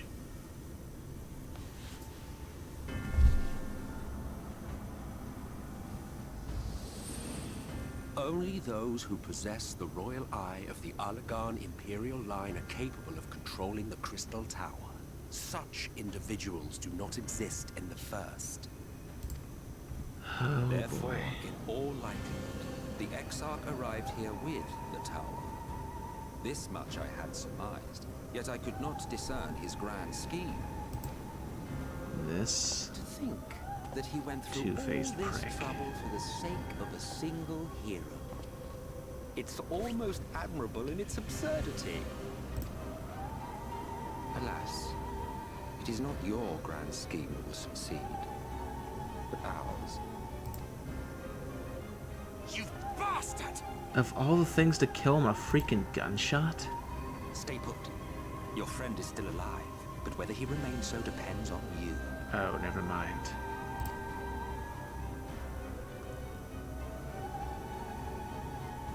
Then what does he want me to do? What a disappointment you turned out to be. I placed my faith in you. Let myself believe that you could contain the light. But look at you now. Halfway to becoming a monster. You are unworthy of my patronage. Did you patronize me?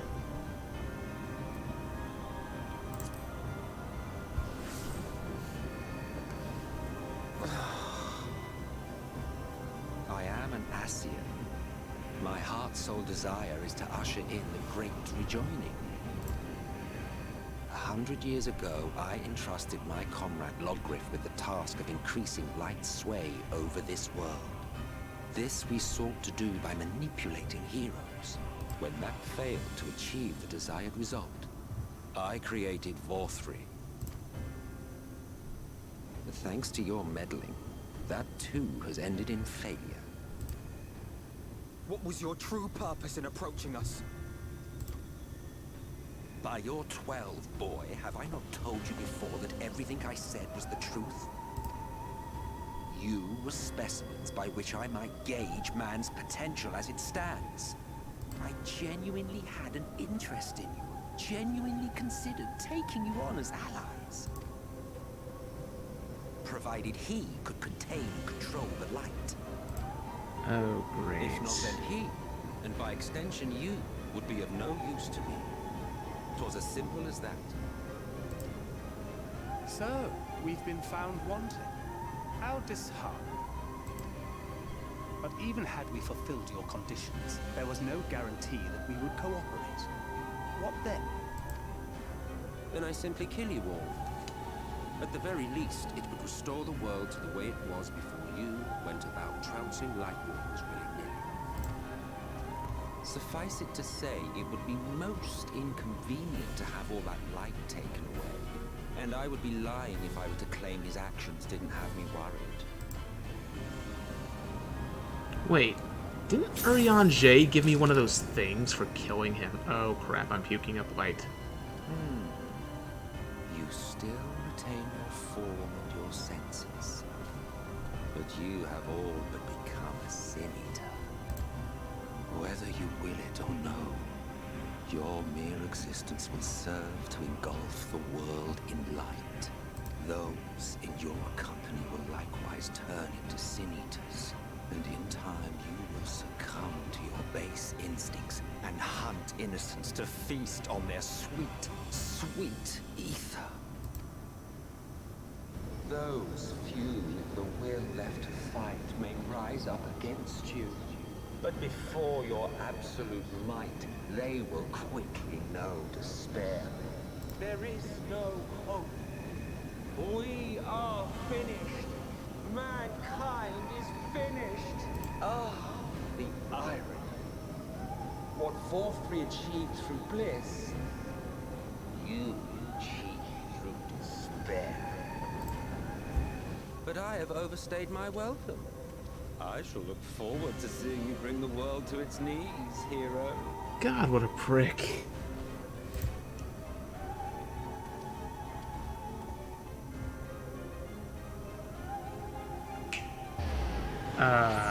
Well, Exarch! wasn't expecting him to take I have him. naught to show for all the time and effort I invested in you. He is a small token for my troubles. I did not expect that I could learn aught from man, but I may yet learn something from all the knowledge he had hoarded for his precious hero.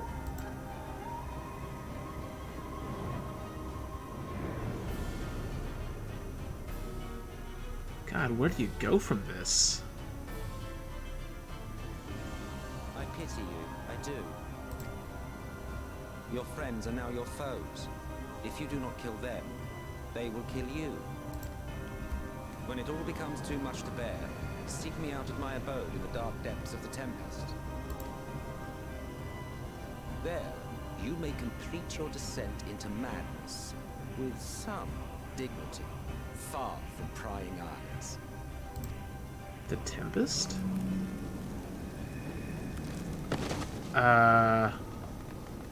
You may want to get away from me. Till then, I bid you farewell. Eater.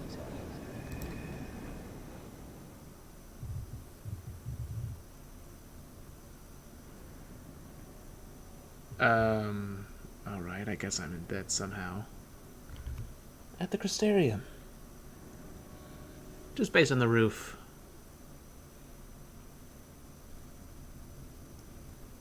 Although, why am I at the Crystarium rather than the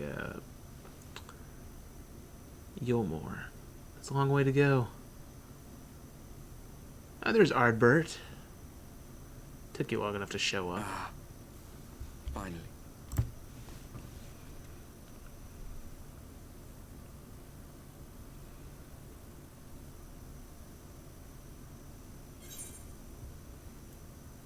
Yeah, what happened? I'm assuming he showed up. I mean, what else could have saved that situation? After you collapsed, Emmet's self vanished. Then Reen did what she could to stay the raging of the light within your body. Thanks to her, you're still you. But she's only delayed the inevitable. Oh, never mind.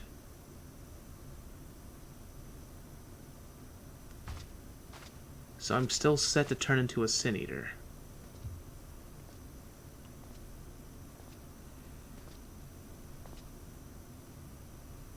You're not going to like what you see, but you still need to see it. What? Oh, don't tell me the light's back here. That's all because of me.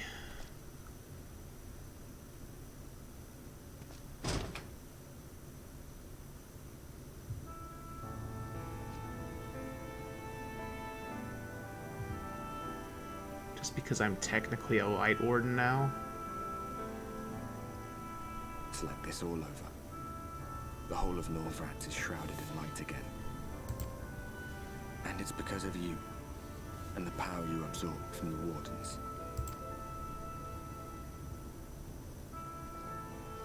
No one knows but your friends. When they carried you down from the mountain, they told everyone waiting below that they didn't understand why the light had returned. Now they're out there trying to allay the people's fears, while searching for a way to save you.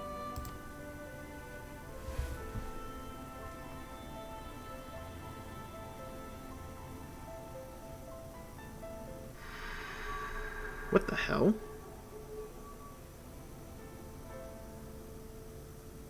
My vision's screwed up.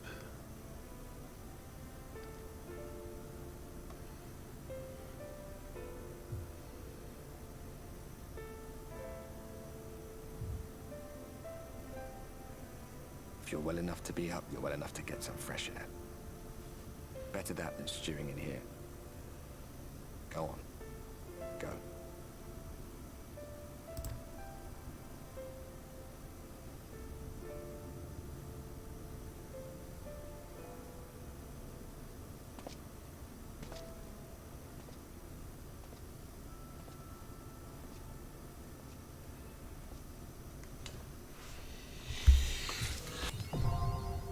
Warden of Light.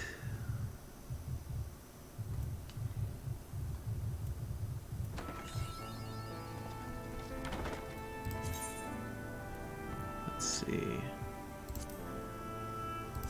Oh, okay. Enemy of Innocence.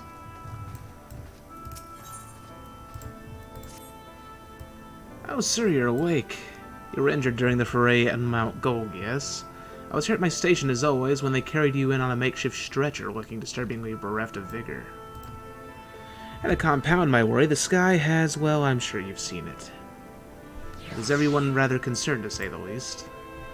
Seeing you up and about is the first good news we've had in a while. Assuming you feel strong enough, would you mayhap consider a stroll around the city to reassure our anxious citizens?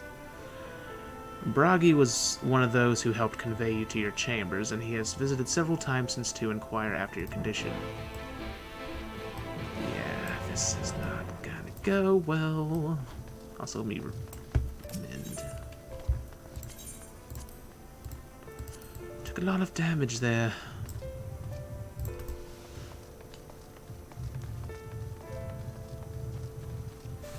Let's see, no side quests so far.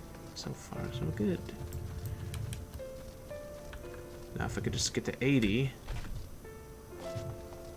Hopefully these quests will get me to 80.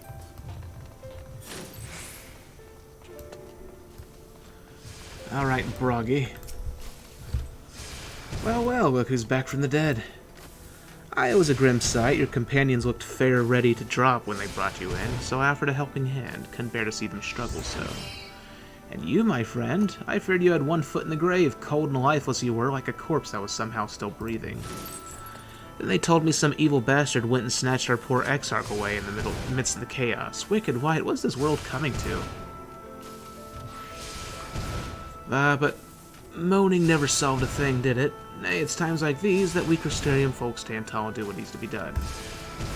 Trade with Yulmore is back on the table. We'd best make use of those resources to fortify the city against the Eaters, or whatever misery the Fates deem fit to throw at us next. Speaking of misery, Chesamil was worried sick about you. A healer wringing her hands is not a sight you ever wish to see, let me tell you. Wait, but if I'm a Light Warden, won't the Sin Eaters not attack?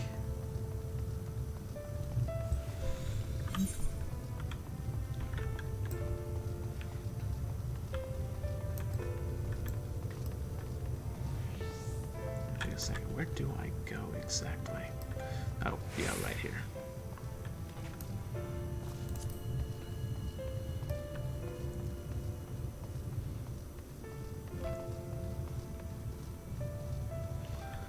Alright, Chesamil. Oh, sweetie, you're alive. No one's been allowed to see you, even Spagyric's chirurgeons. I don't know how to pronounce that words. Were forbidden from making visits. Reen was kind enough to tell me you were showing symptoms similar to Eater corruption, so I suppose there was a little any of us could have done for you in any case. As for your companions, they've been rushing hither and yon, seeking a cure to your condition. I worry to see their faces grown ever more haggard every time they pass through the Crystarium. I shall let them know you're awake, and when they come to see you, sweetie, please do convince them to rest a bit. They won't be helping anyone if they all collapse of exhaustion. And our own Morin has been a little better, I'm afraid. I'm afraid. He hasn't left the cabinet, too busy with his nose buried in one dusty tome after another. Alright. So what, am I going on a tour talking to all the main NPCs around here? From the looks of things, that's the case.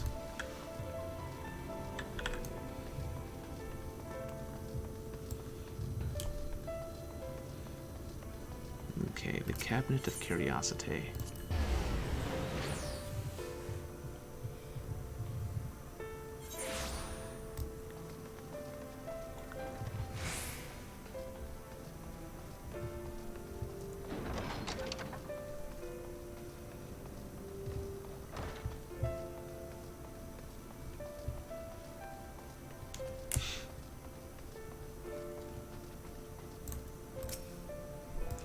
Confounded, this is the same thing as the last. Mayhap I should approach the problem from a different perspective. It truly is you. Is it truly you, and not some figment of my imagination? But this is wonderful. It would seem our prayers have been answered. Feeling otherwise helpless, I've been scouring our shelves for the wisdom to explain this most worrisome conundrum. Why, with all the Light Wardens defeated, has the light returned to obscure the sky? I must have pored over 100 tomes, but no definitive conclusion seems forthcoming. So many questions I would pose to the Exarch, and thus do I feel his absence all the more keenly. Now that you are awake, however, I am hopeful the search for our stolen steward might begin in earnest. Catullus, meanwhile, eats the crystalline mean in preparations for battle, though against what foe we are as yet uncertain. Why not pay her a visit? I expect seeing you upright would be a much more welcome relief.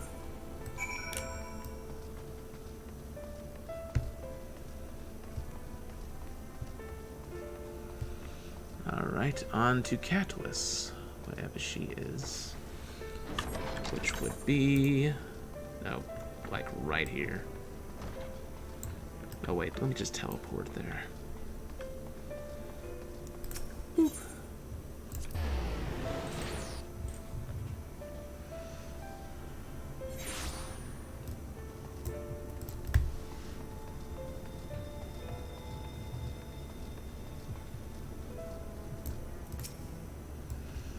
Alive and well, I see. Let's see, you gave us all a proper fright, you know that. Not days gone by that I haven't heard folk worrying what's to become of you or the Exarch. Anyway, I'm glad that you've recovered enough to stand. You're not planning on striking out straight away, though, are you? I was hoping to have a better look at your equipment. If we've been able to provide you with better weapons or sturdier helms, then maybe you would have won the day, and the Exarch would still be here. As such, we're keeping busy consulting each other on new forging techniques and designs and the like. If you could stand still a moment, I'd like to assess the gear we're trying to improve. Oh, is this how I get towards the level 80 gear that they're working on? Maybe? Ah, well, that's some fine work, I must admit. It wouldn't be impossible to make something better, but we'd need to experiment with different patterns and materials. I'm not sure we have that kind of time.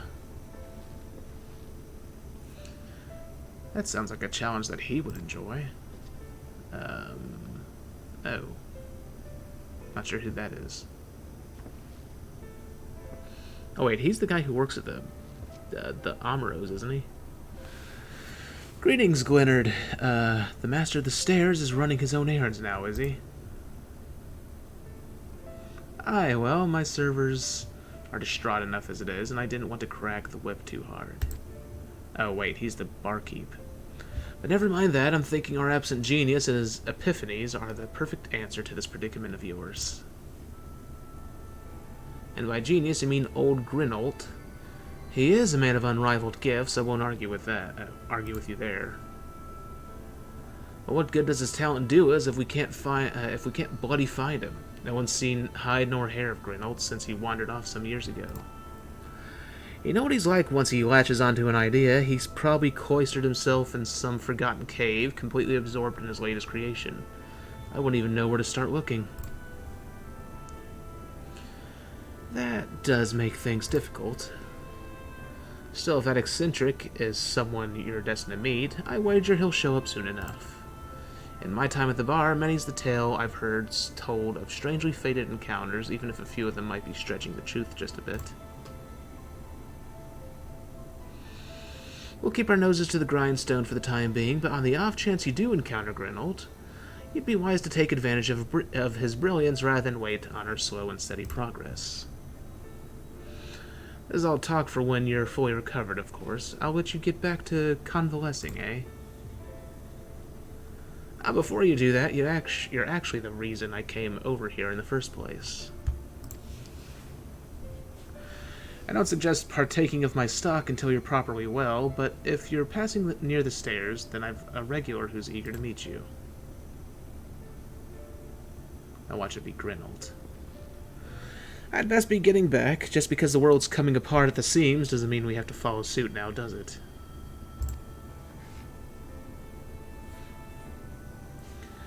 Hear, hear. We can't forget the heart which upon this city was founded, or the Exarch might not have much of a home to return to.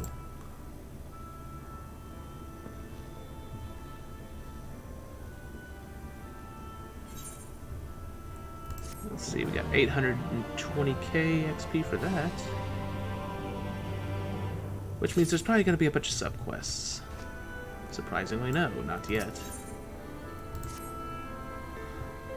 Kato, are you alright? I think a return to your sickbed might be in order. Or you might consider resting a while atop the watchtower next to the rookery. This damnable sky doesn't make for the most soothing scenery, but the Exarch often like to stand there and feel the wind upon his face. Now watch I go there and someone pushes me off. Let's see, okay, go to the Temenos Rookery.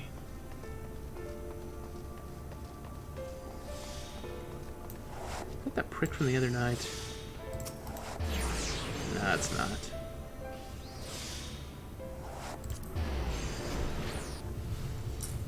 The other night someone was doing an art stream and some prick was just constantly getting in the way and spamming dancer abilities.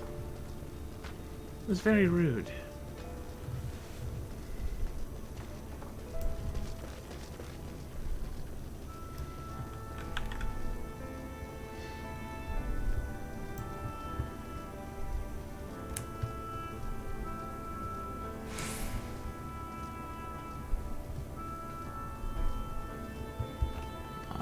this destination.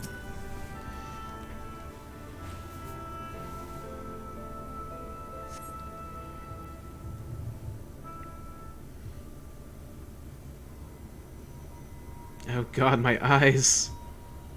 Too much light.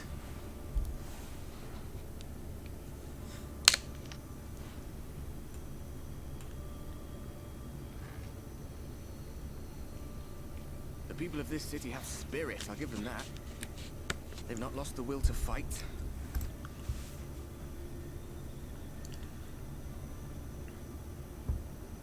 I can imagine how torn you must feel, looking at that sky. Knowing what it means to everyone. And that you're responsible.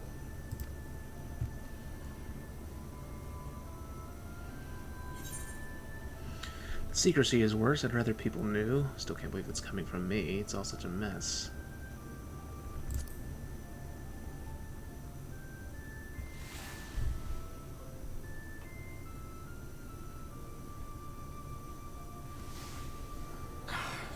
Neither can I, to be honest. But you heard what the Ascians said. The light you shine will warp the world around you, whether you like it or not. Even your Stoller and Reen had to concede that point.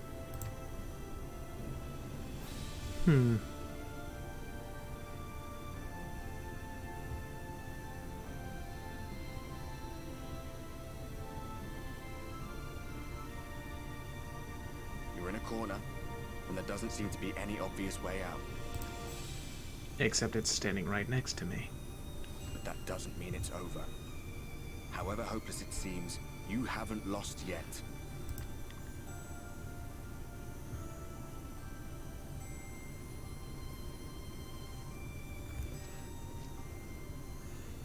I mean, when he touched me last time, didn't he suck out some of the light? Something I like remember that. looking up at the sky like this before. Being caught up in a strange kind of calm. It was after we realized we were responsible for the flood. When we resolved to journey to the source by taking our own lives. One last sacrifice. One last fight. One last failure. And then the Oracle appeared and, well, you know the rest. There were times in the years and decades that followed when I wondered if we might not have been better off just letting the rejoining happen.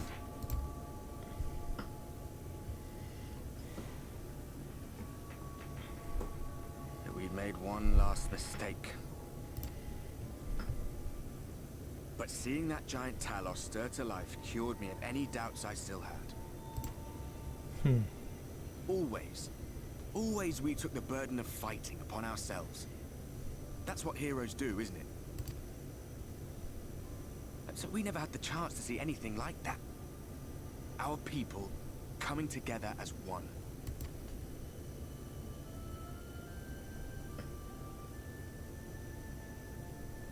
To think that their hope still burns so bright.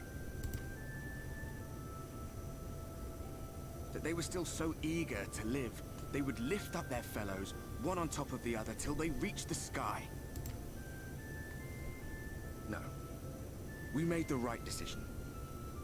And I can finally feel proud of the part we played in helping this world survive.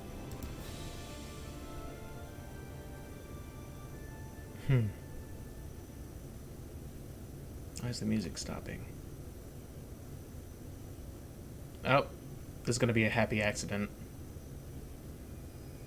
Well, come on then. At least I'm assuming it's going to be. Aha!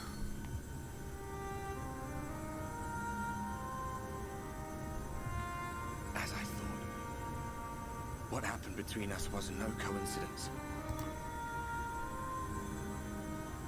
My story may be finished, but the fates have gifted me a minor role in yours. I suspected as much the moment I realized you could hear me. But it's hard not to doubt yourself when you're the man who caused the flood. I was afraid to do anything more than watch for fear of making things even worse. But no longer. After all, the path I once walked is now yours to finish.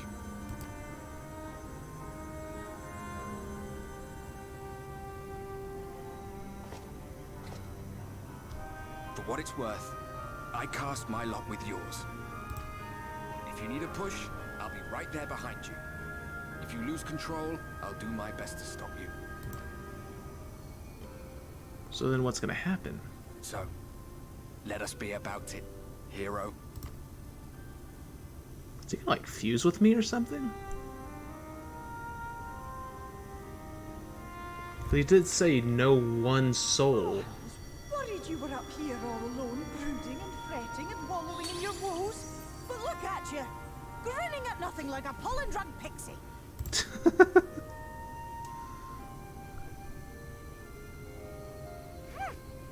Look at what you've done to your ether. It's a mess. And you have cracks running all through that pretty soul of yours. My poor little sapling. Whatever am I to do with you?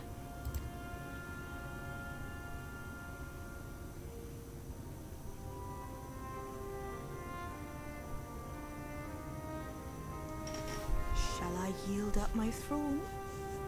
You could claim it, cut ties with the mortal world, hide away in the castle. An appealing proposition, but no. It won't fix the problem. But would it really matter? If any pesky heroes come calling with steel and magic, all of Il Meg will rise up in your defense. My crown and scepter are yours, if you want them.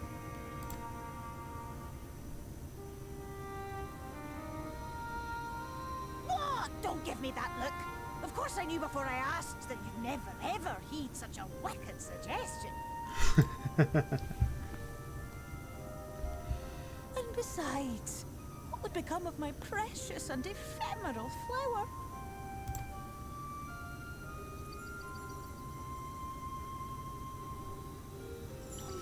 Dear beloved sapling, you are lost, confused, and have precious little time to gather your wits.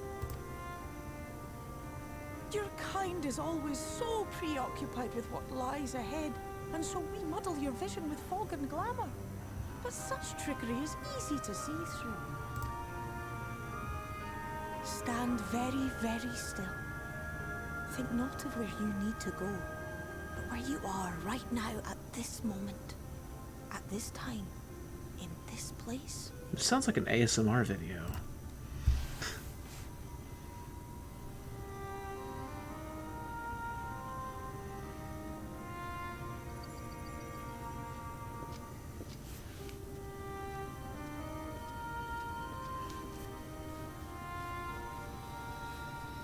Our cairn of crystal.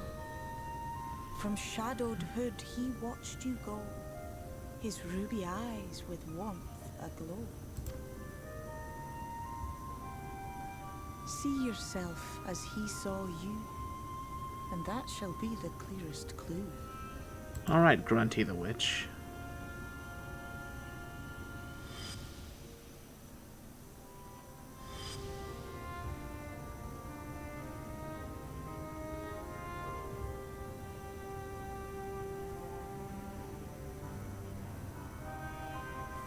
You stand in his garden, dear sapling.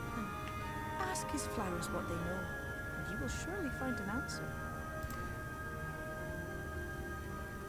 But what will you do with it, I wonder? I'll be watching and waiting. Waiting and watching.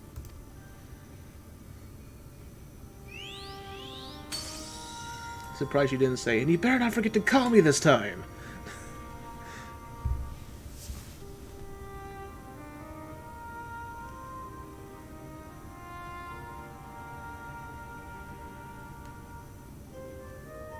So then what, are we going inside the Crystal Tower? Or... confuzzled. Where are we going? You mentioned the Tempest. I'm assuming we go there, but where the crap is that? How do you even reach it? Okay, gather information on the Crystal Exarch. Let's see. Oh ho, I did not expect to see you on your feet so soon. Surely you have not come in search of an Amuro. What do I know of the Crystal Exarch? I'm happy to share, but I fear there will be no surprising revelations. As any in this city could tell you, he is a man of wisdom and compassion and many untold secrets. But none can doubt his generosity. When the Crystarium was being constructed, he even allowed folk to plunder the tower for resources. He has imposed no restrictions upon us but one. No one except the Exarch is permitted to dwell within the spire. Many seasons past, a comrade of mine was bold enough to ask the reason why. The Exarch merely smiled and said, because one day the Crystal Tower may vanish as suddenly as it arrived.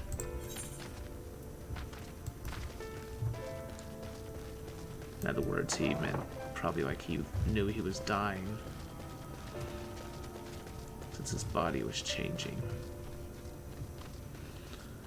Alright, that is to the Cabinet of Curiosity.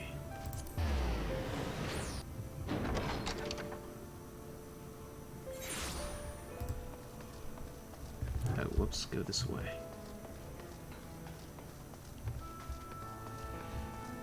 You know, as sad as this music is supposed to be, I prefer listening to this over the normal daytime theme for the Crystarium. It's more relaxing. Let's see. Oh, is there something else you needed? If you've come for the results of my research into this persistent light, I'm afraid there's little to tell as of yet. Records pertaining to the Exarch, well, I need no documentation to relay what little I know of his history, if that is what interests you. Ahem. Less than a decade had passed since the coming of the Flood when the Crystal Tower first flashed into existence. Its summoner, the Exarch himself, became known to the refugees in Lakeland soon thereafter. He welcomed all who sought out the spire, but be they locals who had lost their homes or Vopertites fleeing the ruined kingdom. And together did they found the city which would become the Crystarium. Some thought to call him king, for he refused to share his name, but the summoner did not deem himself worthy of royal address. Thus did the people consider his scintillating skin. So alike to the tower he had summoned and bestowed upon him the title of Crystal Exarch. As for his true name, well, 'twould seem that is a mystery that remains unsolved to this day. Except I know it. Although I kind of forgot his name. I don't know why. I remembered it earlier. Oh wait, Grahatiya, that's his name. I think. Probably butchering the name, but right, that's the name. To the Amuro launch.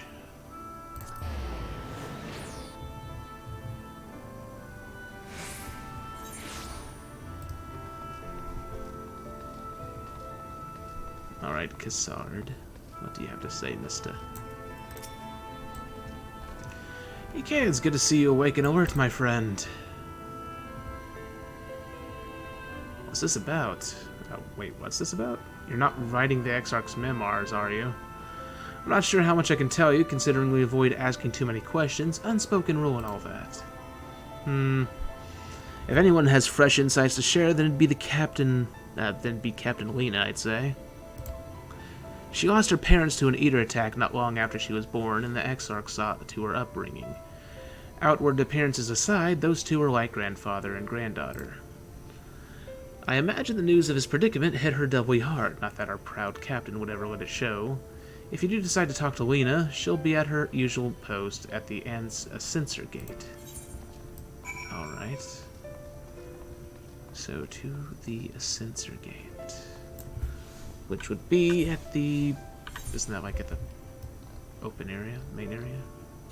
Oh, it's in Lakeland. Right. So what I shall do is teleport to Fort Job and then just fly there.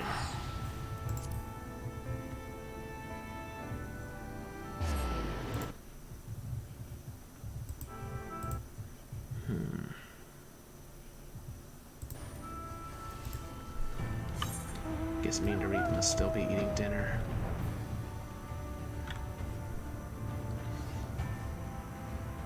Well, I've been at this for 2 hours already?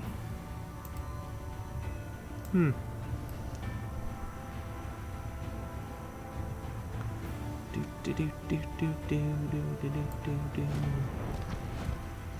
Alright, Lena, let's have a little chat.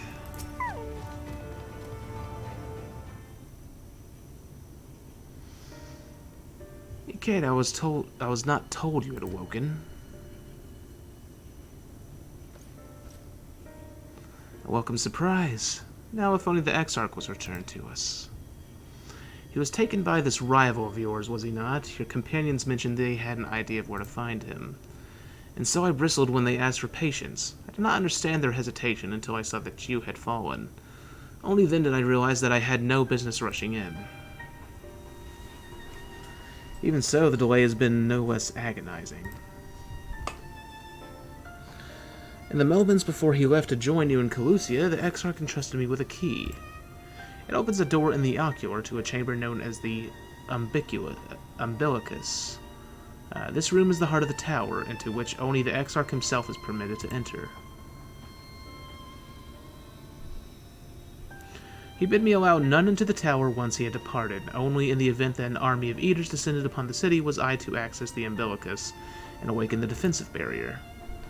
Never before had he left me with such instructions, but the battle with Vothri loomed near, and at that time, I accepted the key without much thought. Since then, however, that moment is all that occupies my mind. When I recall the look upon his face, he knew that some terrible fate awaited him. Tell me, Kata, I need to know what he feared. What battle you and your companions are truly fighting?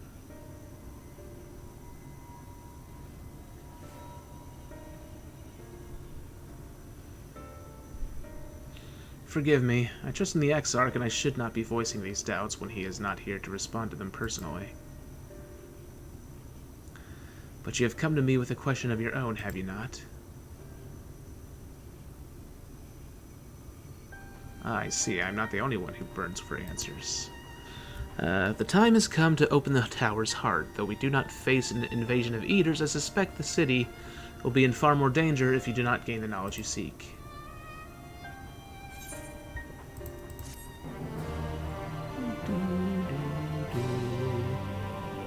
Please tell me this quest isn't level 80. It shouldn't be. Okay, follow Lena. Okay, come, meet me in the ocular and I will unlock the door within. Alright, back to the Crystarium. Game jerking me around.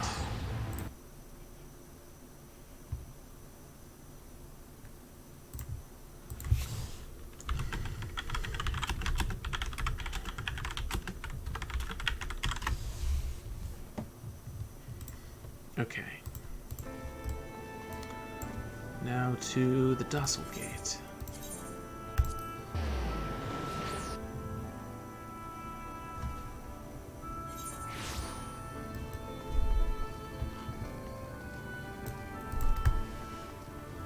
The Docile Gate. I don't know how to pronounce that word. I'm just a lowly American.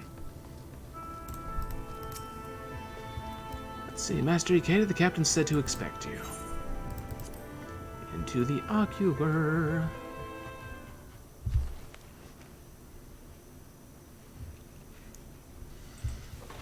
This should be interesting. I have unlocked the door to the Umbilicus. You are free to enter. Once you have what you require, I'll see it sealed once more. Until then, I will remain without. Alright, bunny girl.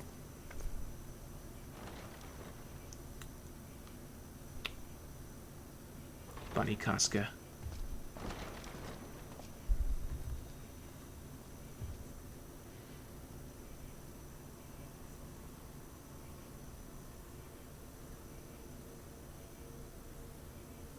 See, nothing but books. Alright. Okay, well, time for an echo.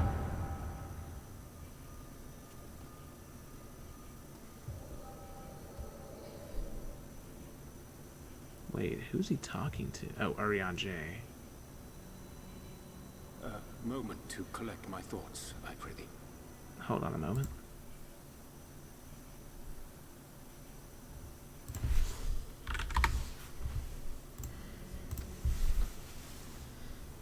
Thy true name is Grahatia, then. By thy claims, thou too art a native of the Source, though from an age beyond our own, when the 8th umbral calamity hath visited devastation upon our star. Wait, he's Grahatia from the future? Thou hast, by subtle means, reached across the boundaries of time and space to unsow the seeds of catastrophe, ere its creeping vines drag our champion unto an early grave. In essence, yes. A difficult story to swallow, I am sure.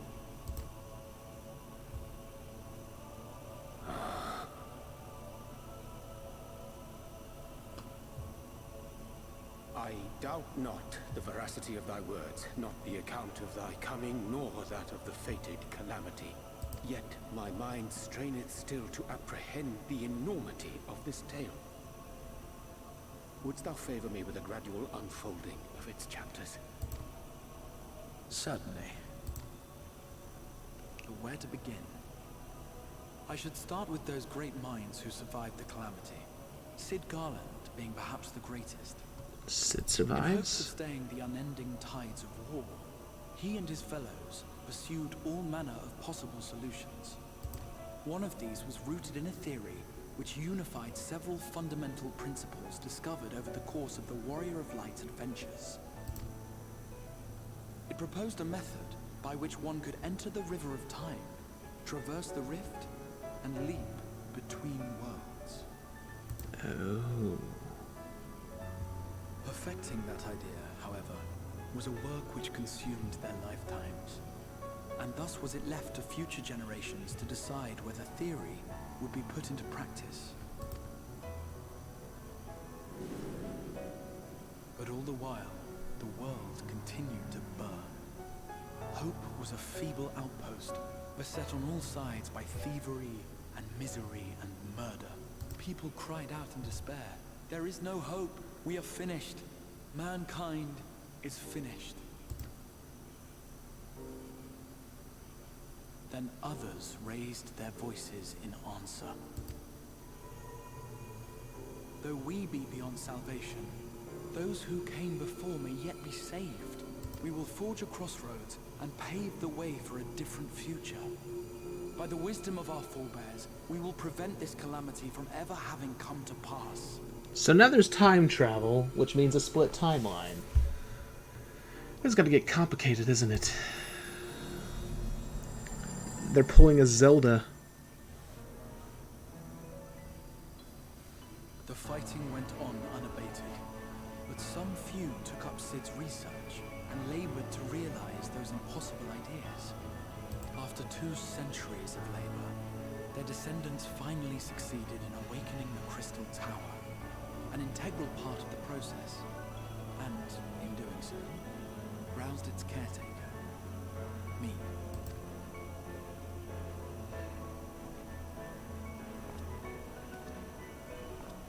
By this stage, scholars had largely established the phenomena underpinning the rejoining, and identified the first as the shard which precipitated the 8th umbral calamity. This grand structure was already capable of storing the energies required to attempt the translocation. All that remained was to augment some few of its functions based upon the theoretical models of Cid and his compeers. And by means of such technologies didst thou effect thine arrival in the first, to an age before this star had joined with the Source.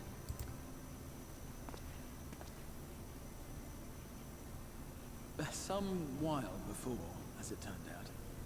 It is all but impossible to predict how time will flow between one world and the next, and we missed our mark by almost an entire century. But this only worked in our favor. The Sin Eaters could not be defeated without the blessing of light, and summoning the only man who might stand a chance against them would require decades of preparation. An undertaking of scarce credible endurance. But thou hast kept thy plan from falling into disarray these many years, bordereth on the miraculous. Yet howsoever history be rewritten, thy present self was shaped by events which followed the calamity. Should said catastrophe be averted, the very skein of thine existence will unravel. Surely thou hast foreseen this. I am aware of the consequences. 'Tis for that very reason Cid and his colleagues bequeathed their legacy as an offering, and not an edict. To give all of oneself for the happiness of others, and with no promise of reward. 'Tis a hard thing to ask. Harder still for those condemned to survive in a world which pitted brother against brother. Indeed, you are right to call the execution of this plan miraculous, though the force which held it together was nothing so inexplicable. It was him. The warrior of light has been our unbroken thread.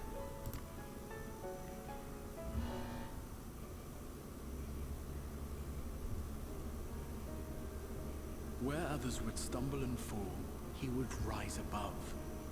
Where others would break and run, he would carry on. The warrior of light's tale is one of unyielding bravery. To tell it was to feel courage. To hear it was to feel hope.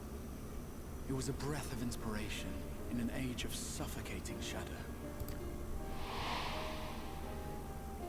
In the histories of a fallen nation was our hero hailed as its greatest ally.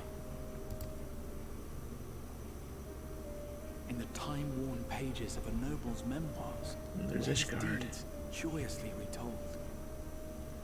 And then there's that weird book. For many, these stories were the flame which warmed them through the coldest of nights.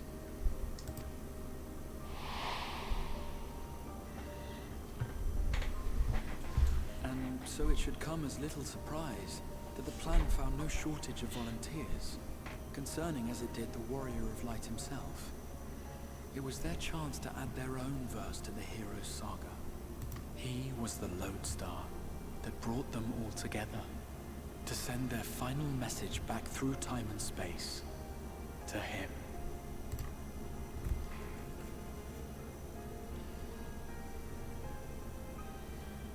The light of your legacy was our torch in the darkness.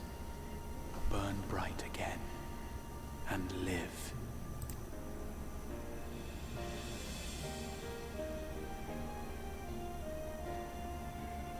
I am merely the bearer of that wish, come to ensure it is safely delivered.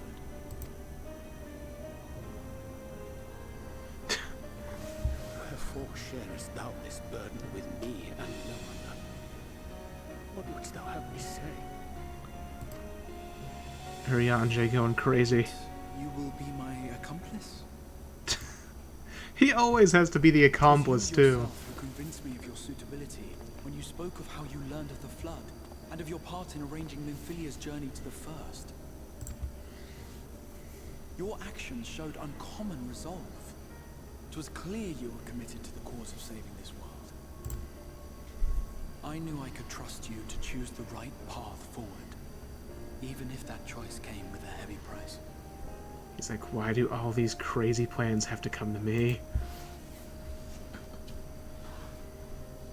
What price?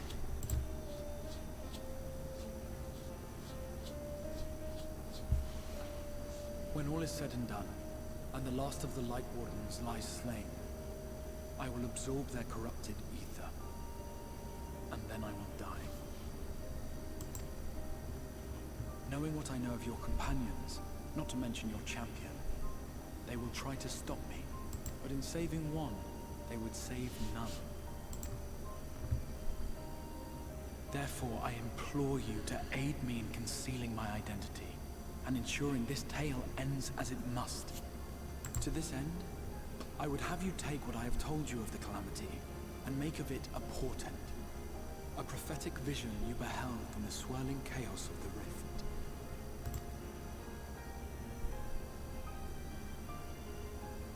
Is this truly thy wish?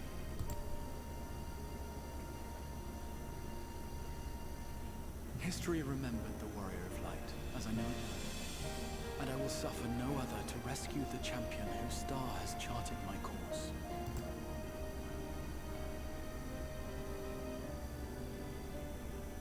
I will see this tale to a happy end, my friend. There has been enough tragedy.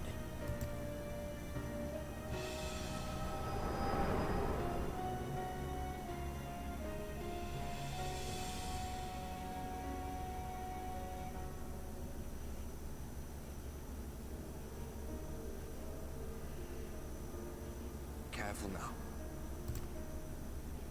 If you lose control again, the light could claim you for good. Although it's probably only a matter of time before you succumb to the change in any case.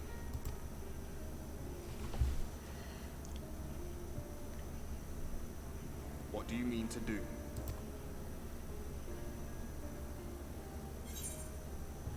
Let's see, I mean to hunt down Emmet Selk, I mean to rescue the Exarch. I'm gonna have a few words with both Emmet and the Exarch. We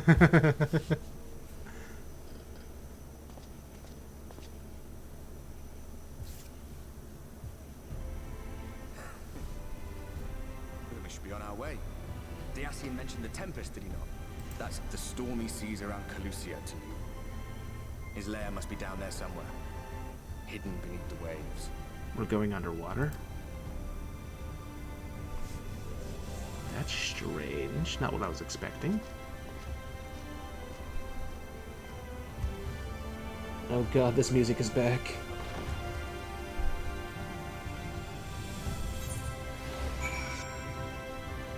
Head to the... Oh wait, no, I already did that. Alright, Lena, let's have a chat. Did you find the answers you sought? If there's nothing more you need, I will go and lock the door. I need some directions.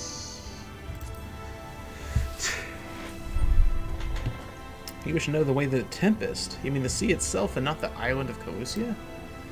If you make a request to the Tamers, they will provide you with an Amuro, but... Well, I can breathe underwater. Do you mean to leave right this moment alone? I'm not sure that... Nay, I will not seek to stop you. Go with the blessings of the Shadow, and I shall await your safe return. Alrighty, so go to the Amuro launch.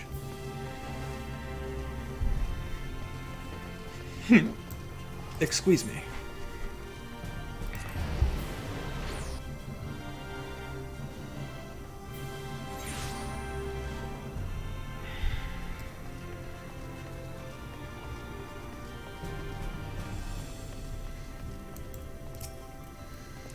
You require an Amuro? Just a moment, I shall saddle our swiftest beast to fly you to the island. The open water? To the depths of the Tempest? Our Amuro can swim, yes, but to reach the ocean floor... Couldn't one of my mounts do that? Technically. Oh no. Oh no. This is the worst possible time for this to happen. Ah, we have found thee. Ah, there's Ryanje. Word reached us of thy recovery, and thus did we gather with all haste. Ah. By thy looks, I gather thou hast gleaned that which I came to tell thee. Urianger has shared everything with us. The Exarch's true identity and purpose.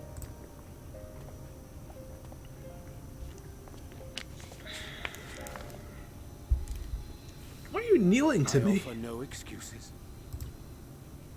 When I agreed to aid the Exarch with his plans, 'twas in full acceptance of the condemnation I would face when my duplicity was laid bare. Yet it is not rancor, but resolve that I sense in thee. Thou art fully intent upon walking thy path to its end, art thou not?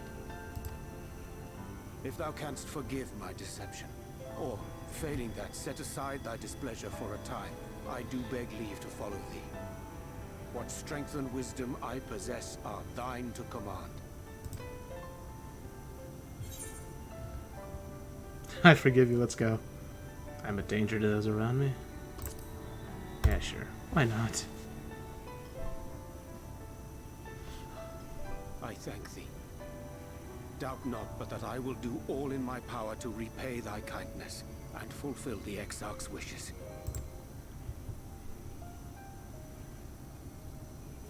I'm sorry, but I don't think this is a good idea. What else are we gonna do? Leaving the Crystarium, I mean, with or without Urianche. What I did for you won't last forever.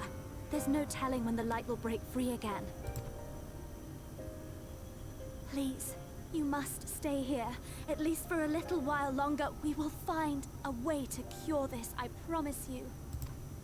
How can you make promises? We don't even know where to start. Well then, I will say. Please. You know Reen was only trying to help.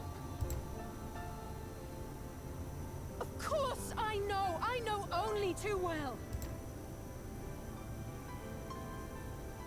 But making promises you have no way of keeping is not a kindness. It's a lie. Plain and simple. We've all searched high and low for an answer, and every one of us came back empty-handed. I am not about to stand in his way now. Not after failing him in his hour of need. No! The least we can do is... Alright, Alice, calm down.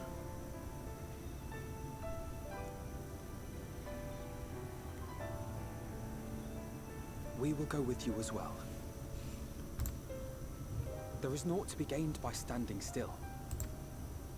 Indeed, we have exhausted every other avenue. Lead, and we shall follow. If there is any hope to be found, then we will surely find it at your side. Are we all in agreement then? I mean, if Reen's there, then she can always do the thing again. Is there aught we can do to help? Oh, here we go. Though we may not know the whole story, we do know you're in for a fight. And while the Exarch's away, it falls to the rest of us to see the Warrior of Darkness is given a proper send-off. You told them! No. Well, not in so many words. Aye, we didn't need it spelled out for us. When the night sky appeared over whichever place Oh, we welcome went back, to, it was Mindorit. harder not to put two and two together. From the moment I heard that you and the Exarch shared the homeland, I had my suspicions. Long had he been waiting for a certain someone to arrive, and I knew at once that it must be you. Exactly. When he went up to meet you, it was clear it was no ordinary visitor. That spring in his step spoke volumes. I could feel his excitement. Eat him! That's right! It sounded like one of them said, "Eat him."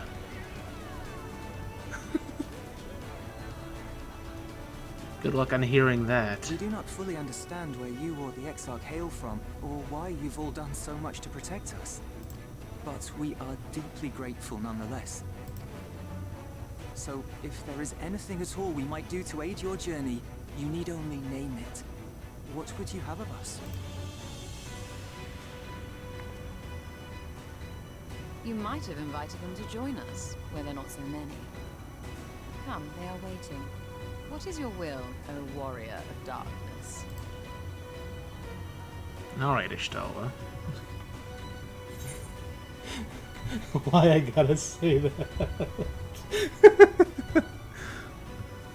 To us, let's see the next right conversation. So...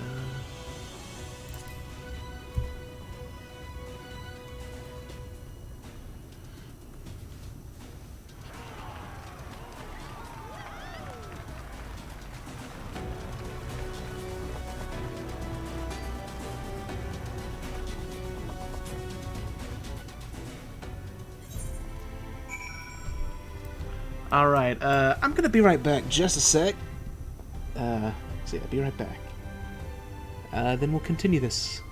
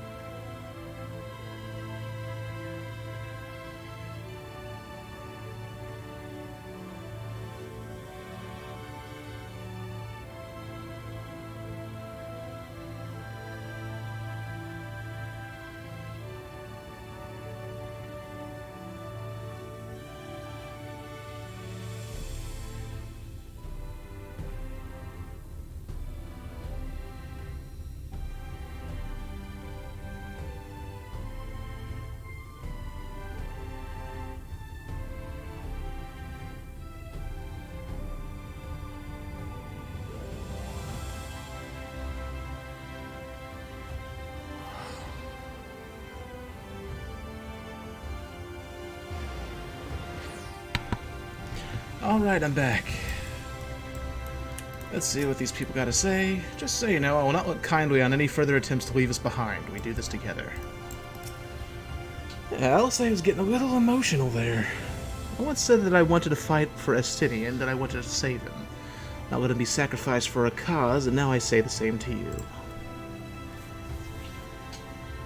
Thank you.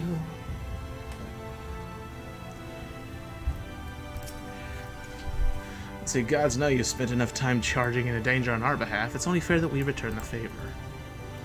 This sounds like a death flag. The volunteers who journeyed to Calusia have all been safely returned to their homes. They also assured us that they will do their best to hold the Eaters at bay in our absence. Let's see. There's nothing I can do to cleanse you of the light's corruption, but I'll do everything in my power to keep it in check. If the Warden's ether overwhelms you again, you will become a Sin Eater. So please save your strength for when it really matters. Okay, thou didst plan to commandeer an Amuro for thy journey to the open sea. And for the following dive down unto Emmett Selk's underwater abode would drain even thy legendary stamina. Thus, during thy convalescence, we consider the most efficacious method for reaching the depths of the Tempest, and I believe we have arrived at an elegant solution. Yet ere we discuss this step, I suggest thou dost conclude such pressing business as remains to thee in the Crystarium. Once the sea closeth above our heads, we are unlikely to surface again until our grand deed is done. Ah, now there's subquests! Why subquests? Why? Although there's only 5, but still. Well, may as well grab them. Son of a biscuit. Let's see. Lots of people in the AFC wonder if Alphino has a crush on Estinian. I should just remember I don't have all the ether currents in the last area. 10 out of 10. Let's see. Oh, it is you. On behalf of all of us, thank you for fighting for the Crystarium. As a matter of fact, several citizens have prepared small gifts for you to show their appreciation. I said that if I saw you, I would let you know, and here you are. The ones that I have heard from are Jolston in Musica Universalis, Tobil in Sweet Sieve, and one of the instructors with the Facet of Gathering. What was her name again? No matter, you will find her the Quadrivium with the children. When you have a moment, please speak with them. Oh lord, there's gonna be children!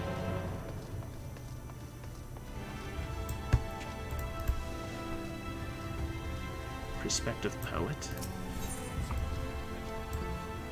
Alright, let's see. A Perspective Poet is in search of the proper inspiration. Do you like poetry? This requires a sensitive soul. Well, mine's getting ready to break, so... Let's see, apologies, I probably ought to provide context. I am composing a gift for my aged grandmother, who lost her sight some time ago. I wish to convey to her the endless beauty of the night sky through verse. To do so, however, I must explore the myriad emotions that that shimmering, inky expanse evokes in the heart. Oh, whoops. I accidentally hit the wrong button. Let me go back to what I said. I'm sure you understand, thus I would beg you to assist me in asking those of the Crystarium what the night sky means to them.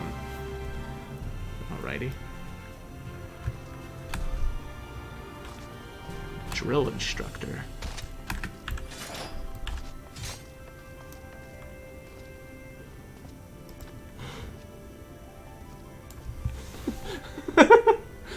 Well, to be fair, it is true. I mean, my soul is practically on the verge of shattering at the moment. Literally.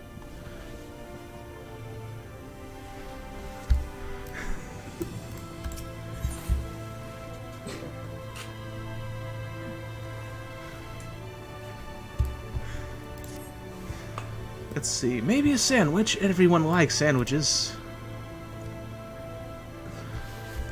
Oh, if it isn't the Warrior of Darkness, what fortuitous timing. I'm right about one of our recruits, you see. He was one of the residents of Holminster Switch, and after the attack he thought to join up, the better to protect those he loves. Alas, it is not so easy as all that, is it? And because his training isn't having an immediate effect as he wished, he's become rather depressed. I know not what to say to him as his superior. I fear that he will take my encouragement as chastisement. If you spoke with him, however, he might take your words to heart. Can I ask you to attempt it? You'll find him sighing to himself in Sweet Sieve. Like as not, take him this as well. I find that nothing so reliably lifts the spirits as a full stomach. Fill that tummy.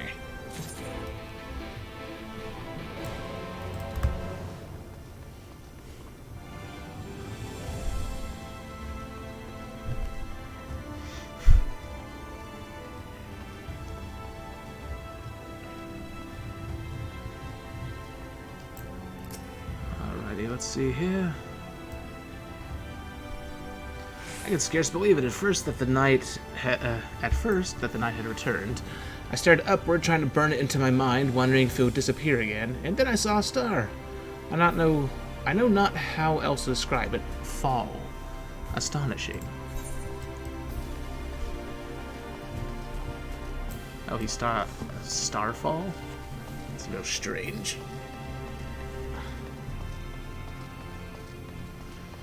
Anyways, let's go to Cabinet of Curiosity.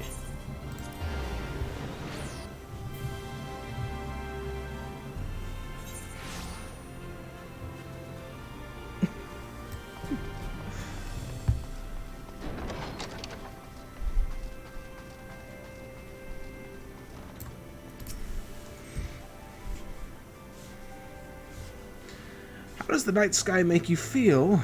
Fascinated mainly. It's a far sight different than what I had imagined in reading of it. Brighter and closer somehow, as if I could reach out and touch it. Point at the doll where he touched the night sky, people.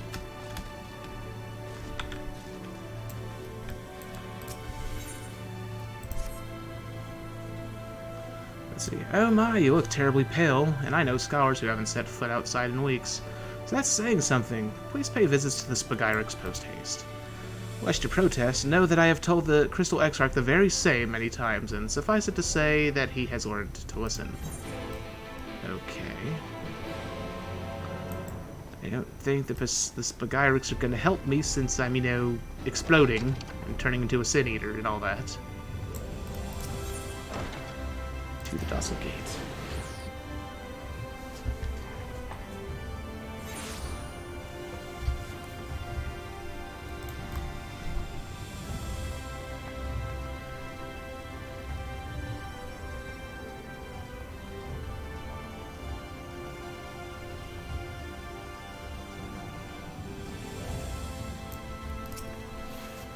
Let's see. Bethden sent you. You look rather drained. Why, the circles under your eyes are almost as deep as the Exarch's. Please take this. Taking medicine? It's a simple but potent syrup that should balance your humors and reinvigorate you somewhat. Lena is ever coming by for more doses to foist upon the Exarch when he works himself to exhaustion, so you may be assured that it is efficacious. Now, you'll drink that in front of me, not that I don't trust you to take it, but I do have quite a few years' experience working in this field, and I found that it's better to be certain that the patient is following my instructions.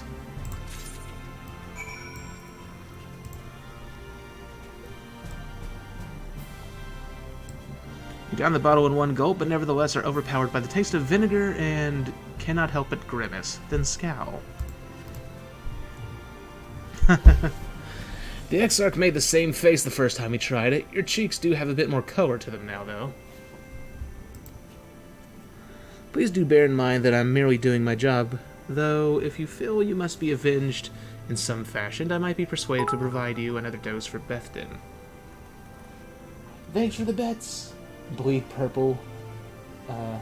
1,000 bonus 100 cheers to the sensitive and breaking souls of all the poets out there.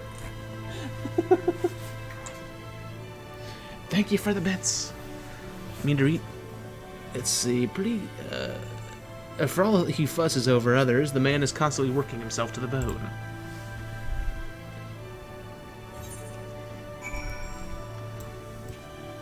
Alright, now we go back to the other place.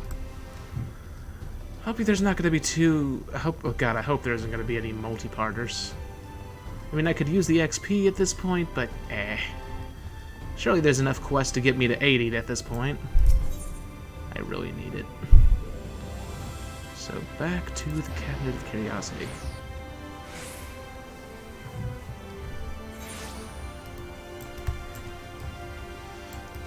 Which it turned out I was under-leveled before I started streaming to continue to that level 79 dungeon. So I had to do an extra dungeon before I started streaming. Let's see, you went. I imagine that he gave you the syrup then. Yeah, he gave you some syrup too. Ah, that really won't be necessary. I'm quite well, I assure you. The very picture of health. You can't talk your way out of this. Ah, very well, but please don't make me drink it here. If they see my face, the others will never let me live it down. Let's see, I've been trying to keep up the role quests. Well, in yesterday's stream, I finished the physical DPS role quests. And I guess by the end of the stream, I'll do the tank role quests. So...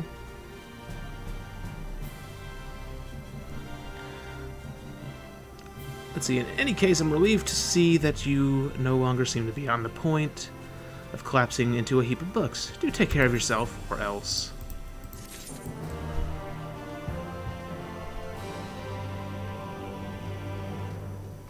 Did he just threaten me?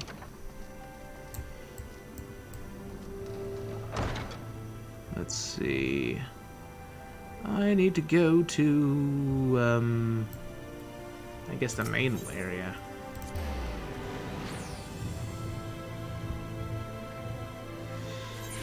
Yeah, so, if I get the chance, I'm going to do the class quest for Samurai, Dancer, and Dark Knight in this stream also. If I have the time to. Hopefully I will. So I'll get all their AF gear. Their AF4 gear at this point. Let's see, greetings and heartfelt thanks. It's only because you fought for us that our vegetable plots remain intact, and we may continue to live peacefully. It is but a meager offering in comparison to what you have done for us, but we've prepared some food using the vegetables grown here for you to take with you on your journey. I hope that it suits your palate. Alrighty.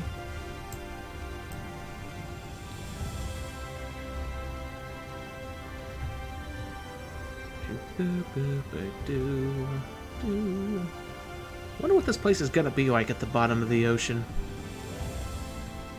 It should be strange. Let's see, the Warrior of Darkness, you must be mistaken. You can't possibly have a reason to speak with me. Consolatory sandwich. This hearty sandwich is sure to provide comfort to the stomach, if nothing else.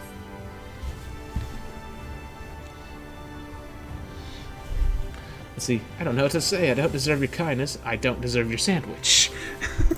Again with the sandwiches.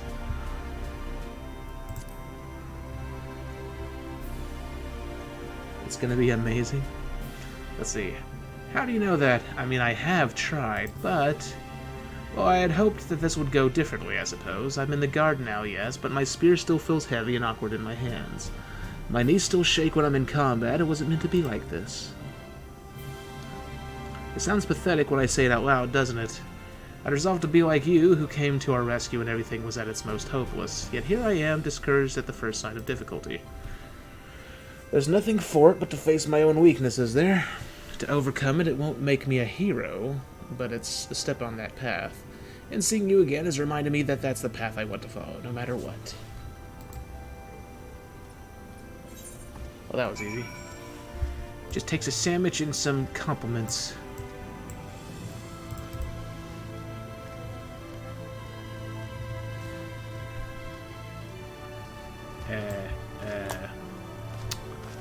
Okay, guess they're above me. Not sure why they're all the way up there. But sure, why not?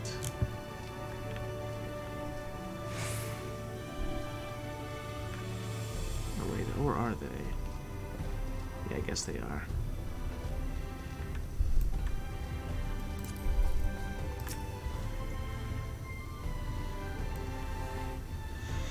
The night is a strange and wonderful thing. Were I to ride my Amuro ever upward, I wonder would I arrive amongst the stars.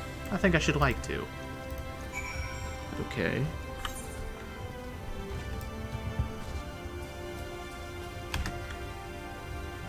And there goes my ankles.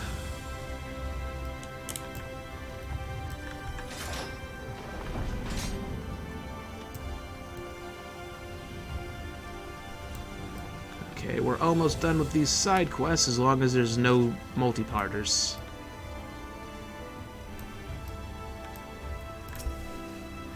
Let's see. Thank you for stopping by. I very much want to present this to you directly. You probably won't be surprised that this is what we came up with, but the merchants here thought that a piece of armor would be most useful to you.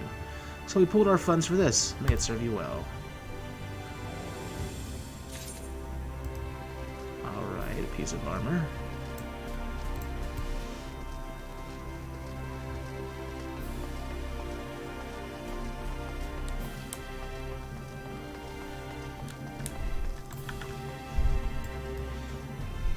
Someone should make a video of this quest and joke about the Warrior of Darkness getting a bunch of free stuff and then play the Russian theme in the background. The Russian anthem. Oh dear, oh no, oh my... You there, help, my wife is having a baby. A baby! I was there, but the nurse said I was making everyone anxious and threw me out. I came out here for fresh air. I'm having an awfully hard time breathing for some reason. I just can't wait. You have to tell them to let me back in quickly. Well, this is going to be awkward.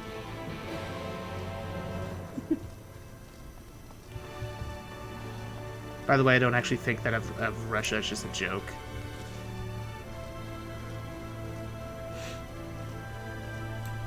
It's just a meme. Let's see. Oh, I'm so glad that you haven't already left the city, and I wanted to present you with this gift. It's from all of us. We wanted to give you something homegrown, but we're worried about burdening you too much. So we used fruit from the orchards to make juice. Hopefully it will make for a refreshing treat on the road. Hear the Russian national anthem for the birth of this baby. Oh, I wasn't talking about the birth of the baby. I was talking about the other one. But yeah. Meme intensifies.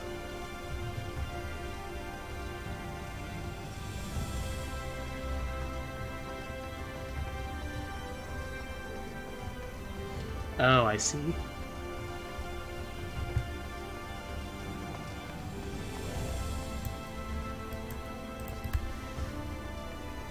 Yes, it all comes together. The baby is the first version of Stalin.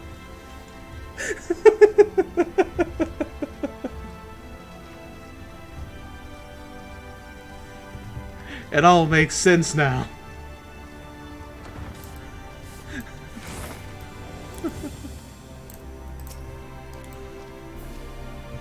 Wicked White, it's a baby! Freaking reaction. Yes, a lovely baby girl, and both she and your wife are quite well, so please do calm down. It's a baby. Our child. Goodness me, you brought the Exarch's guest with you. Well, since you're already here, would you like to welcome this little one to the world? Oh boy. Hold on. This child is one of many precious things that you protected when you fought for the Crystarium. You should be proud. I'd be honored if you would give our child your blessing. And then the baby turns into a Sin Eater. It's like, I give it the blessing of light. I've got too much light in me.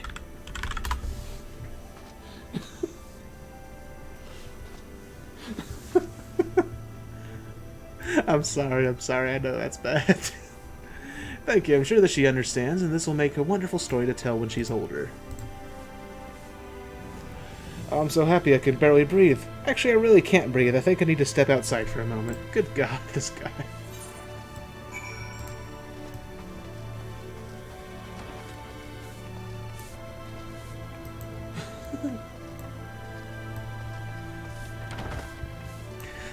I was thinking there would be like a Sin Eater similar to those baby necromorphs in Dead Space. Oh god, that would be horrifying. Oh yes, I'm fine, just a bit overwhelmed, to be honest. I'm a father. And to think that you were there to greet my daughter. She'll grow up knowing the tales of your heroism, I promise.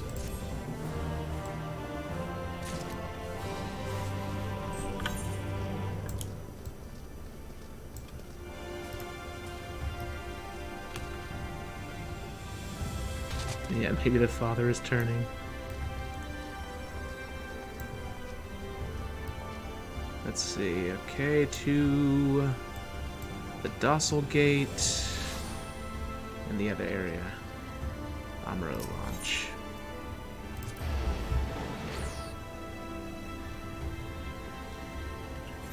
It turned out to be a wholesome quest. Oh, you skipped this one too?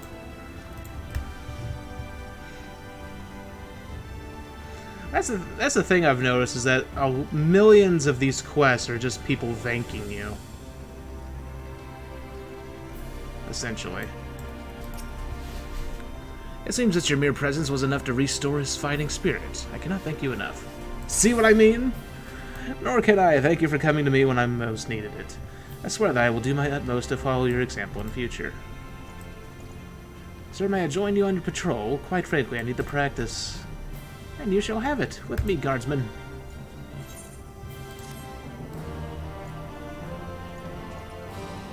Let's see, I skipped all those side quests.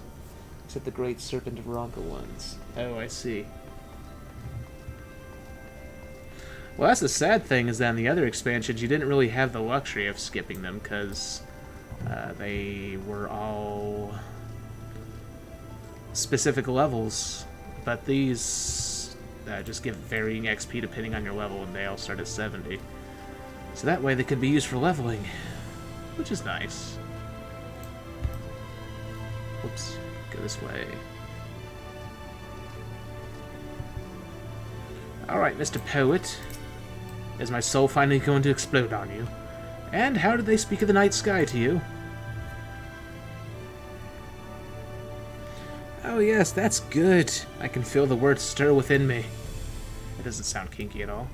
I must recite this to my grandmother at once, whilst the image remains vivid in my mind. When you have a moment, might you come to the Caternaries and meet her? She's always so delighted by travelers' tales.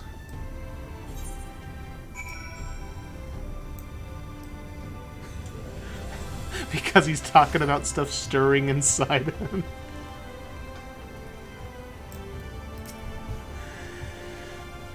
Let's see, you met with everyone then. Wonderful. If you like, I can prepare those gifts for you to carry more easily.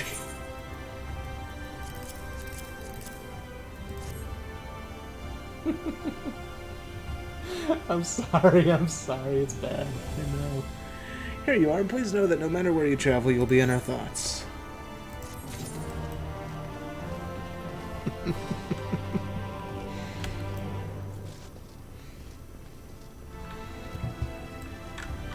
I'm not a bad person, I swear.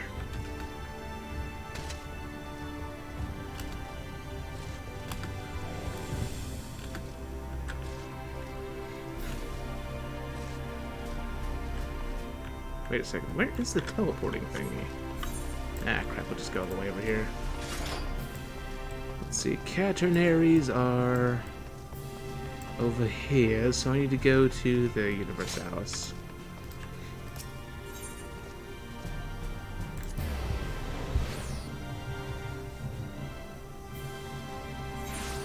But doesn't everybody?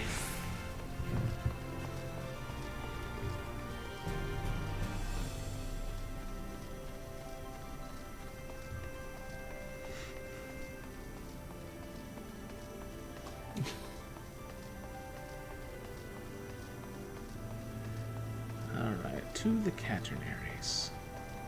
Oh wait, he's higher up.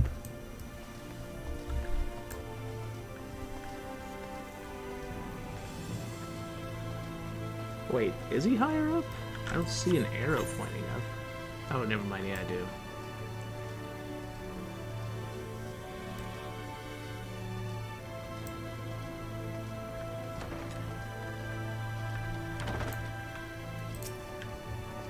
Now this is a surprise.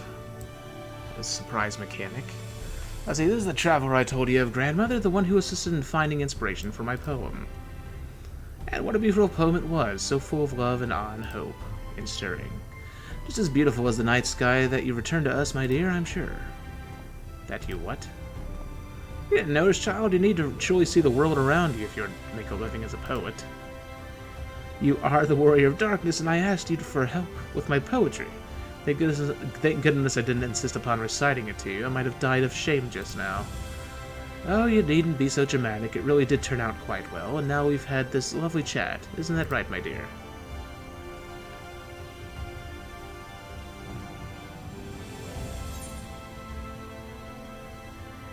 Let's see, and if you see someone else do it... Exactly. It's contagious, like yawns. And yandere's.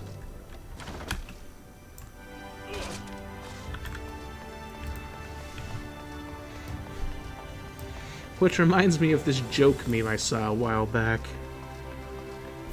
I think it was like a picture of a scene from Avatar. Like the Avatar: The Last Airbender. And,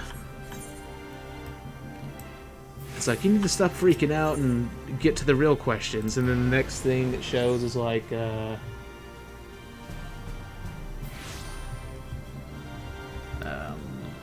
said like, if a bunch of yandere's get into a fight, or no, if a harem of yandere's get into a fight, is that a battle royale?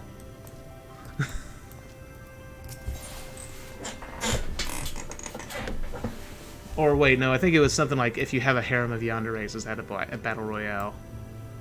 It's weird. Let's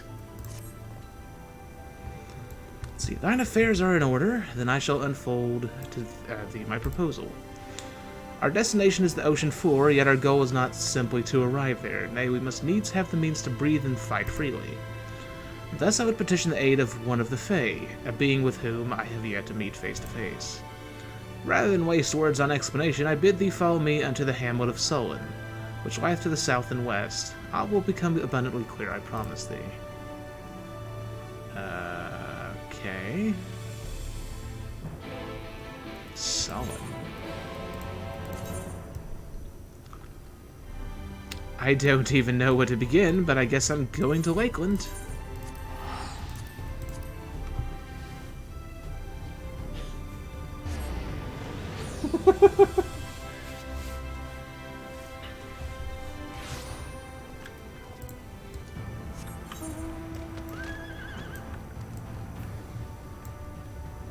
Oh no, there's more side quests. Oh, why? Why, Lakeland? Why do you betray me so?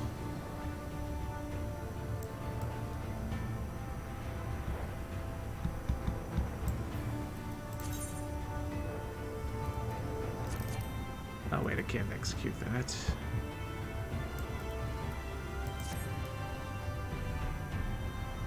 Picking up so much food.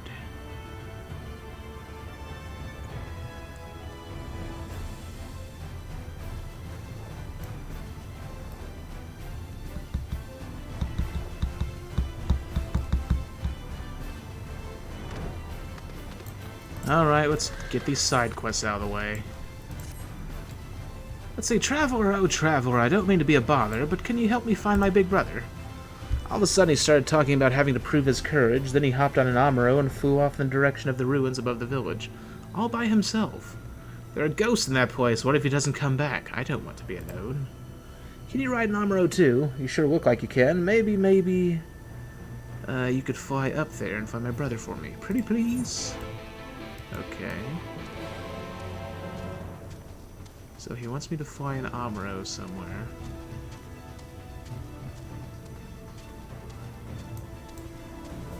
And this lady.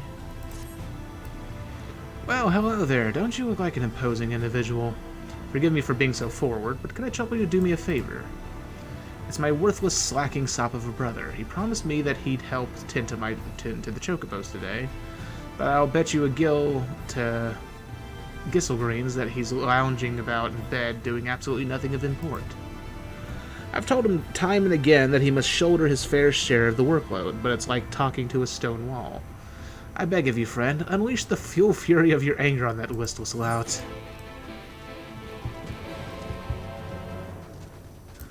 It's like no being lazy allowed.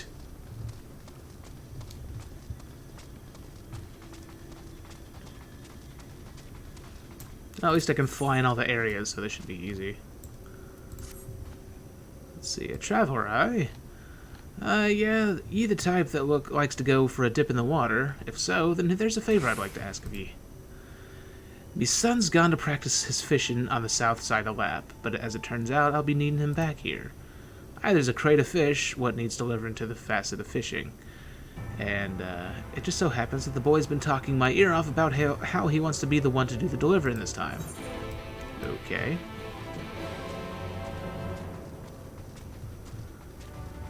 Alright, Cassrin. I say, whatever is keeping them, my order of dried fish should have been here hours ago.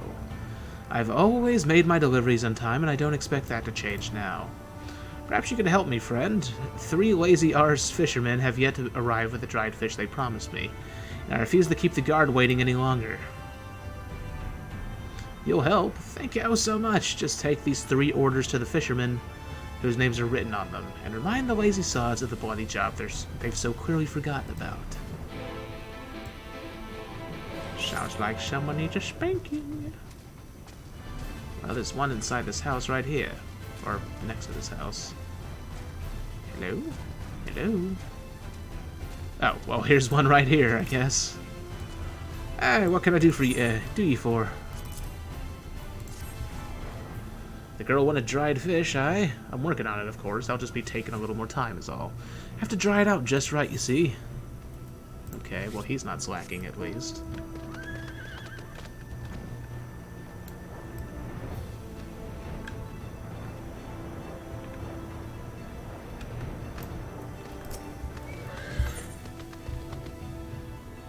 What, now your mind is in the gutter? Oh, do tell. How there, you're the traveler who was the talk of the village, yes? Superb. There's a small favor I was hoping to ask of you. Have you by chance in your journeys come across the realm encountered those curious little creatures known as the Mord? Yes. Splendid, that's just the answer I was hoping to hear. I would be most obliged if you could meet with a Mord merchant who's come to town and negotiate a simple transaction on my behalf. Under normal circumstances, I would of course go myself, but I fear there's a little matter of most pressing business to which I must attend. I've asked around the village, but everyone, even some of the burliest fisherman type, seems downright frightened of the little fellow. I suppose they can't be blamed. We don't see many other kind in these parts, after all, and the unfamiliar can be off-putting. At any rate, I would appreciate it ever so much if you could handle this task in my stead. Needless to say, I will see that you are duly compensated upon your return.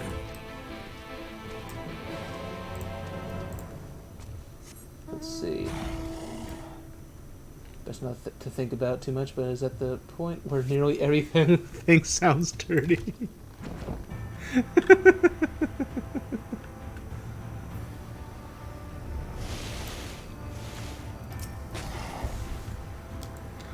Whoa, watch it. You're getting water all over the place. How do you swim so fast anyway? What do you mean get water all over the place? You're in a freaking lake! Anyway, if you want something from me, you're going to have to come back another time. I'm busy searching for the harpoon Papa lent me. I, kind of dropped it. Before I knew it, it had sunk all the way to the bottom of the lake.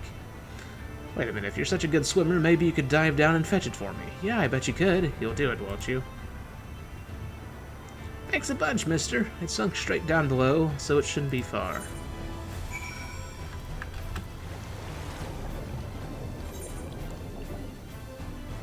So he doesn't laugh too much at the NPCs.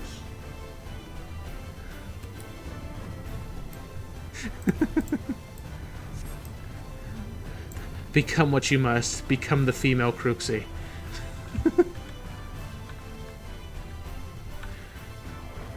The female Cruxie of darkness.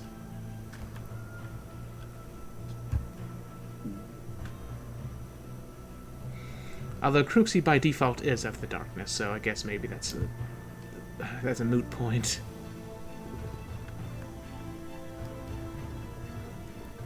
Where in the world is this thing? I don't see it, but the thing says it should be in this general vicinity. Simple treasures. Obtain the harpoon, but I'm not seeing the poon. Oh, there it is.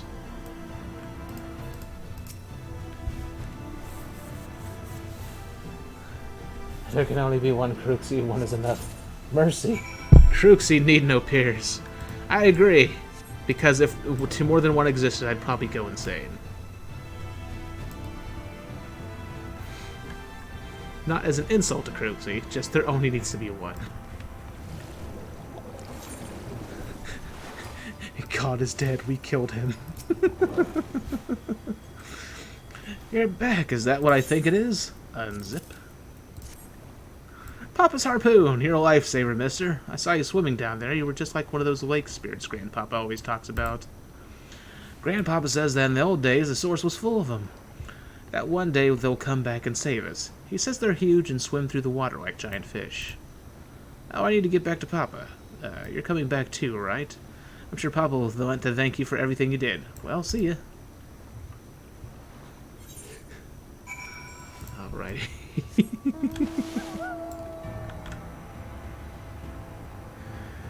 Oh boy.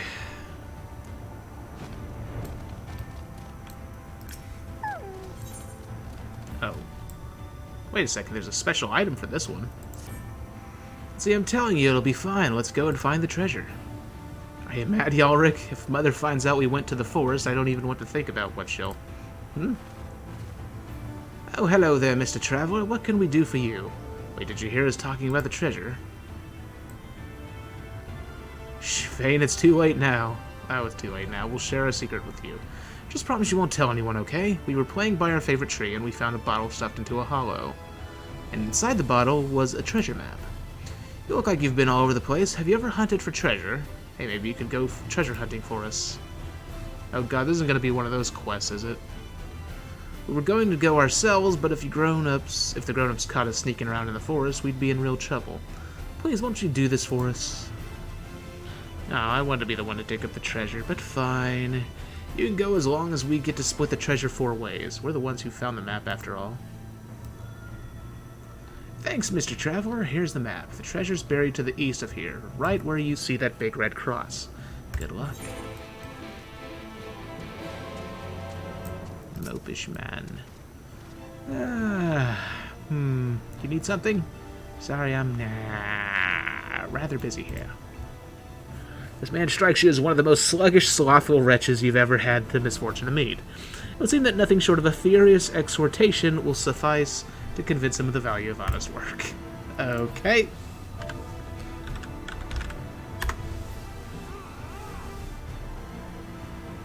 Special item.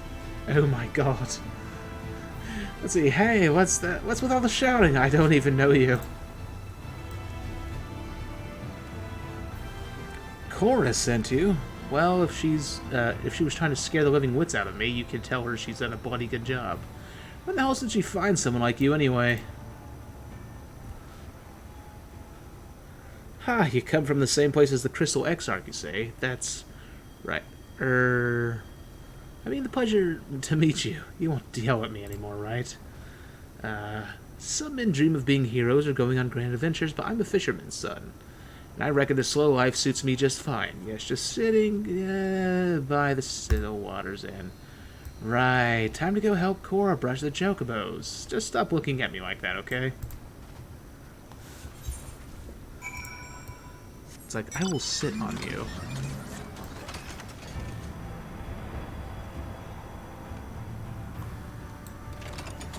Is that someone named Dadfort? What the hell kind of name is that? Yes? Yeah, there's your fish, Olda. Yes, I have what the girl seeks. Unfortunately, my tasks keep me here. Perhaps you could deliver the fish in my stead. There you have it, and tell the girl that I'm certain that my product will prove worth the wait.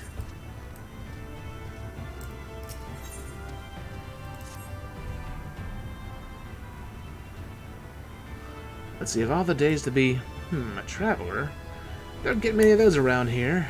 Say, did you see a woman out and about on your way here? A short little thing, about yay high to my knee?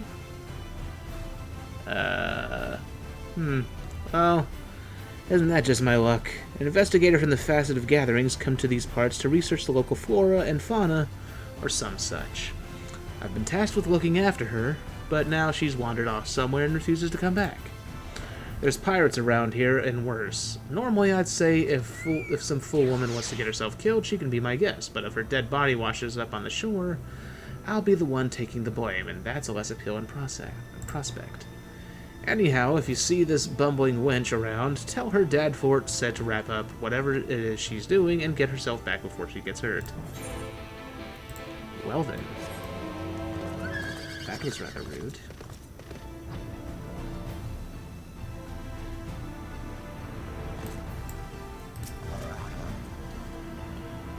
Let's see, I need to scoop up my mind from the gutter. This is so bad. Ah, you're back. My boy's off to the Crystarium with a spring in his step. He's a wolf of one eye, not unlike me when I was his age. But he's a good lad who loves the sea, and I'm proud he's mine. We live a simple life in these parts, not much in the way of coin, high adventure, or what have you, but that's fine with me. That boy's the only treasure I'll ever need. Which... I have a question. Why the hell does a lake have pirates? It's not an ocean. And it's not even that big of a lake. Let's see. Oh, it's you. I was hoping you'd come back so I could properly thank you. I don't know what you said to him, but ever since he got back, he's been brushing the chocobos like a man possessed. I know. I couldn't believe it either. But truth be told, he wasn't always like this. Believe it or not, for a time, he even served in the Crystarium Guard. But over time, the sheer terror of the Sin Eaters' attacks got the better of him, and one day he just packed up his things and came home.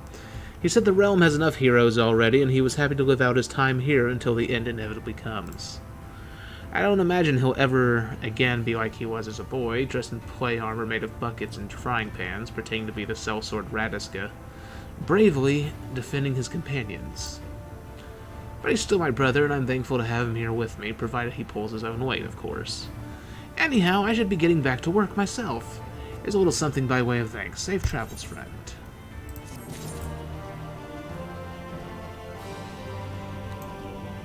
You know, for a second I read that guy's name as Incel.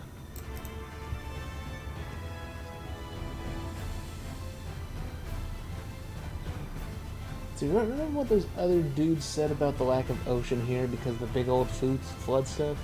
Pirates don't have bodies of water to work with. Right, true. Yours is an unfamiliar face. Is there something you need? Ah, the dried fish. I'm afraid there's been a misunderstanding. I went to make the delivery earlier, but the girl was nowhere to be found. Perhaps we just missed each other.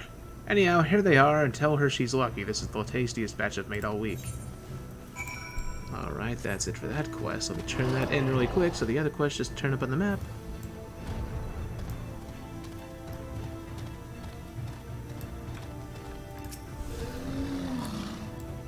There you are. Well, I hope those fishermen gave you my fish and not more excuses. I see. Well, I suppose that's about the best I could have hoped for. Thank you, friend. The guard are notoriously picky about both the quality and quantity of the rations they order. And I take my pride in giving them precisely what they want. After all, if they weren't here to keep us safe, we'd be doing a lot less fishing and cooking. And a lot more fighting and dying. That's why I simply refuse to keep them waiting. I understand that the fishermen have their pride as well, but sometimes the job just has to be done. Anyhow, I'm sorry for asking you to be my delivery man, but I'm sure you have much more important things to do. Please accept this as just a small token of my gratitude. Alrighty. Yes, lake pirates.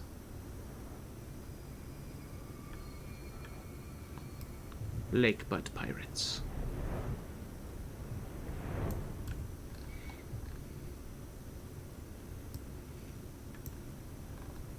Now where is this treasure hunt thing? That's a wide area to search.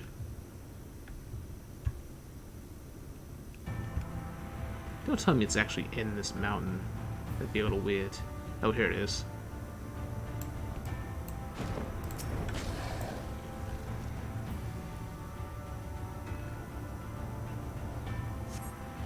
Digging up the earth, you find a weathered wooden casket. Alrighty. It's another treasure. Waddle on over here. And 2 more destinations to go to. So glad I got the ability to fly. Makes getting around so much easier. Less tedious. Alright, moored merchant. You're the one from Ronron's shop, yes? Yes, you are.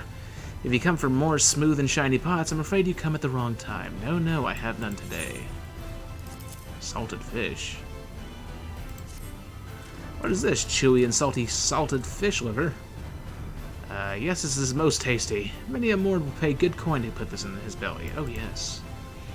And this bottle, I have seen it before. Yes, I have. You were sent by someone from Nod, no? Then I have the perfect thing for you. Take this in return and let the villagers rejoice and resound. Okay. What is it, you ask? Why, it is full to the brim with the plumpest, juiciest, squirmiest worms you have ever seen. I know it is tempting, but try not to gobble and gorge yourself on them, yes? Oh my god, again with the worms. So basically, they're trading fish for bait.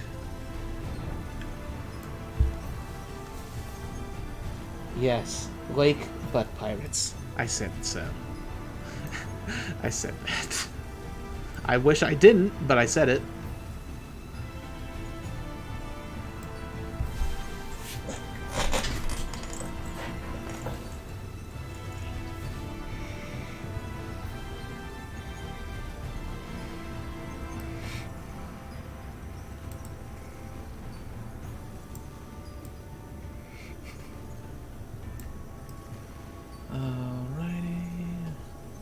What's here?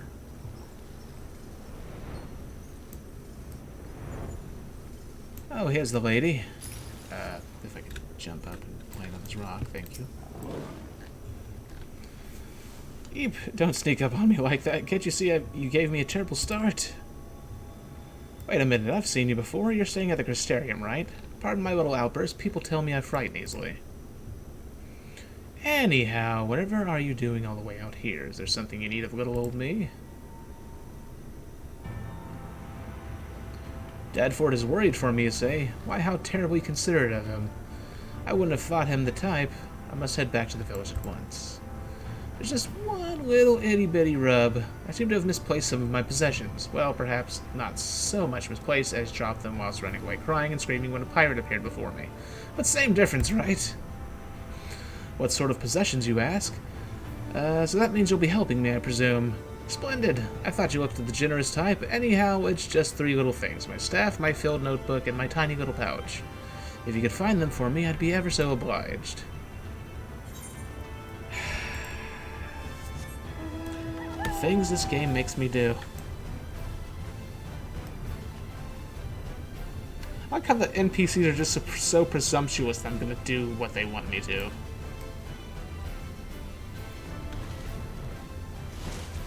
It's like the script writers are just making fun of the fact that you're gonna do all these quests anyways.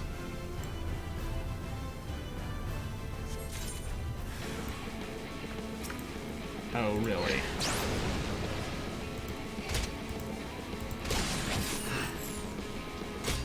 Come here, Sir Butt Pirate.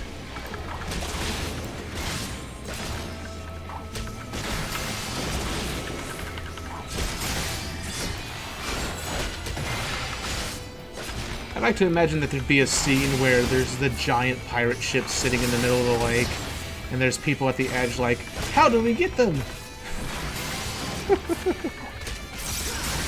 How do we put it into them?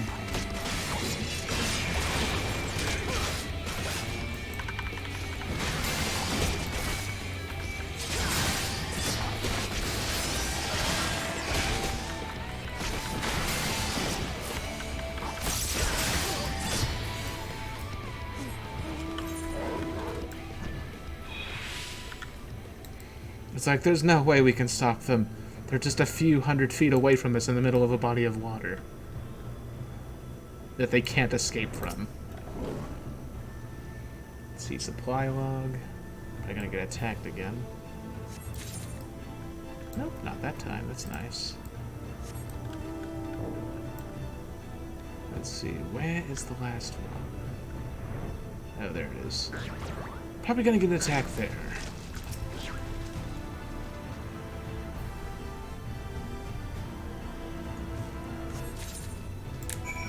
Oh, maybe not. Alright, one last thing to grab.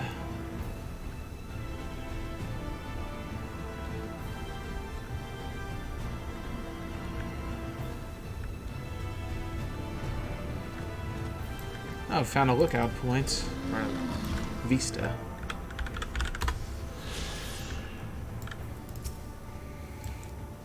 Who goes there? I won't go down without a fight. Oh, sure, Mr. Weaponless. I mean, technically you could be a monk, but no. Oh, Faith sent you. What a little baby. I swear, every time I so much as leave his sight, he starts sniffling and sobbing. I told him I was just coming here to perform my village's time-honored rite of passage.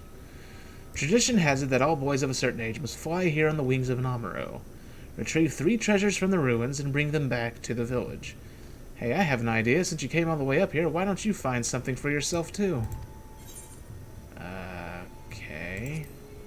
Sure. What could possibly go wrong? That's the spirit. Now remember, it has to be 3 relics, no more and no less. Or the ghosts will get you. Right then. Alright, I'll race you. Really?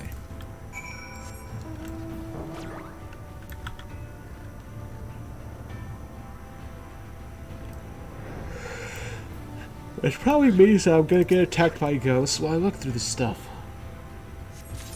Not sure why I'm yawning. I slept a decent amount today. Pile of rubble. And a small key. You search but find nothing of interest here. Oh, never mind. I guess that's not interesting enough. Engraved stone. I watch this thing's gonna be cursed or something. Maybe not.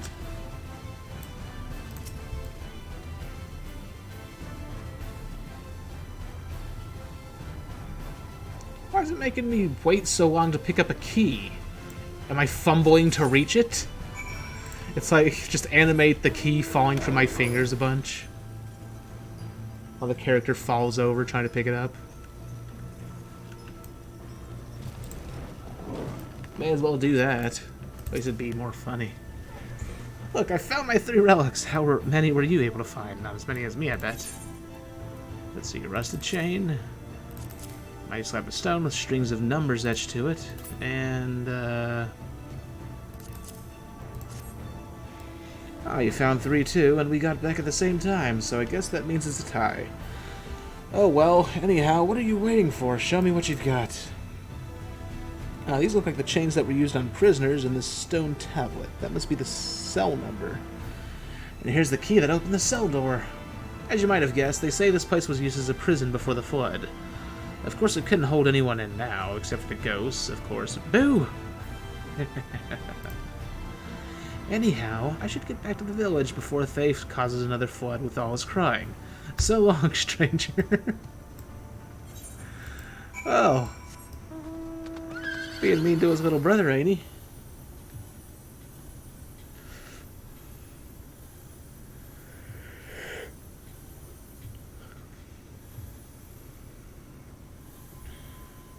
Oh god. There's a rank A or a rank S fight down there. Or hunt, I should say. Actually, it could be a double S or triple S for all I know. Which apparently that's a thing now. You're back. Do you have my belongings with you? Oh, please, please say that you do. Yeah, there's your specimen pouch. Small bag containing samples of sand, rocks, saliva, and so forth, harvested for research purposes. Sturdy length of wood will help any traveler navigate their way. The treasure's mountain passes. Scribbles on the sheet of parchment ostensibly carry great meaning to the person who pinned them. Oh. I thought there was going to be something hidden. That would be funny in there. Let's see, my staff, my pouch, and most importantly of all, the notebook containing the most monumental findings yours truly has gleaned. You've done a great service today, friend, and with that, I simply must get back to Knot and assure dear old Dad Fort that I'm safe. To think that such a tender heart lay behind that dour mine, or I don't know how to pronounce that word. Thank you, traveler, and ta-ta! They should have had her, like, float away on an umbrella like, Mary Poppins. Let's see, the bug pirate just reminded me of this obscure Bigfoot meme and posted on the group Discord. Forgive me. Oh Lord. All right, that's fine. It should be funny. Anyway, as long as there's no multi-parters, this should be the last batch of subquests here. Oh, let's see. Thank you so much for bringing my brother back. He said he fought off 100 ghosts to bring back those treasures. I should have known not to worry about him. Really. He also said he gave you a terrible beating in some sort of contest, and that you were sobbing from shame and embarrassment when he left. Is this true? Well, this is our secret, but I got you a little something to make you feel better. It's not much, but it's all yours, so don't feel too bad, okay? Not everyone can be as brave as my brother, after all. Oh my god. What the hell, man? And I don't even get a chance to retort to that. Friggin' kid just lying about me.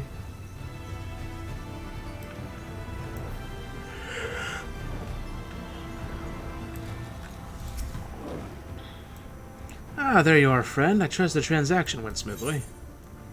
Yeah, there's your wriggly worms.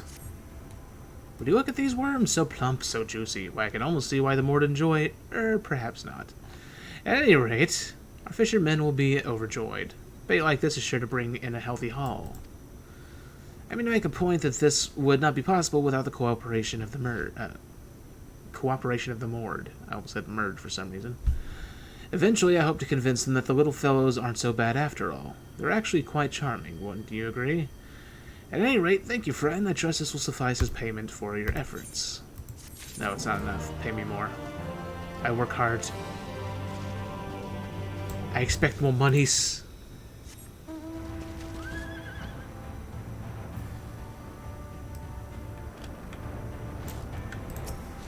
Alright, what do I get from these kiddos? Well, did you find the treasure? Did you? See, treasure chest. A simple wooden crate that you unearthed at the spot marked on the map. What treasures could it hold? Huh, it's full of old rings. Wait, I've seen these before in a picture book. These are the rings that the people in the Church of the First Light used to wear. The church? You mean those crazy people who used to worship the light? Well, they're not around anymore, so I guess they won't mind us taking their treasure. Haha. Remember, we're splitting it 4 ways just like we promised. You can take the first pick, stranger. After all, we never would have found the treasure without you. Oh, really? Well, may as well see what the ring looks like. Nothing too special.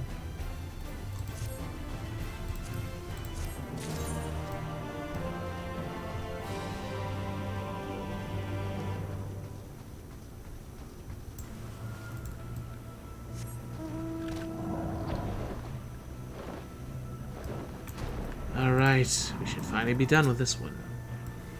I came back hoping to receive a warm welcome and a hot cup of tea from old Dadford, but instead he gave me a tongue lashing like you wouldn't believe.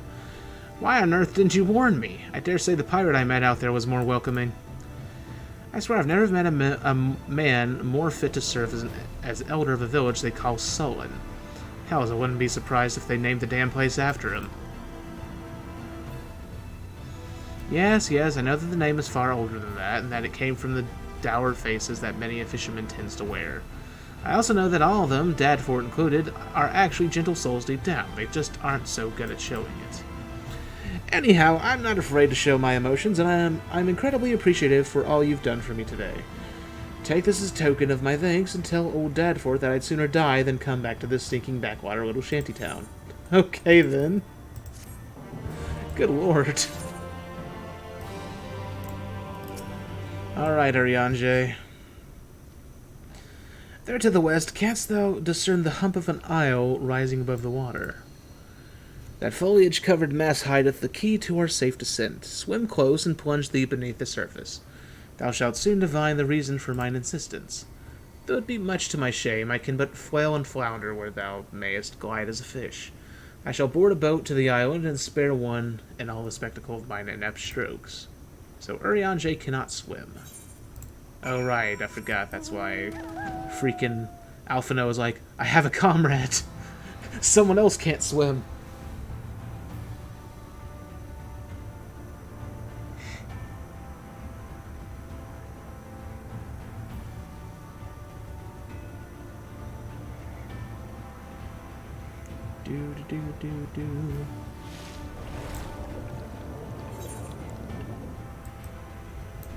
Let's see, beneath the surface. Suspect rock formation? That looks like an eyeball. A closed one. Two curved slabs of rock seem squeezed together here, giving the impression of a giant stone eyelids. Oh, well, exactly what I thought.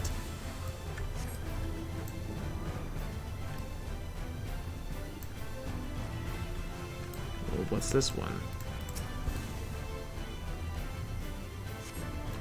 So it appears solid enough, the rock yields slightly under your touch. Was the surface gently shifting, or was it just your imagination? Alright, whatever this thing is, it's a living thing. I don't know what it is, but it's a thing.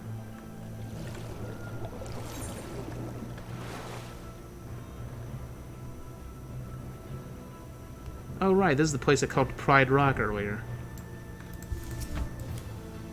Let's see. Even seeing it up close, I'm still not sure what's so special about this island.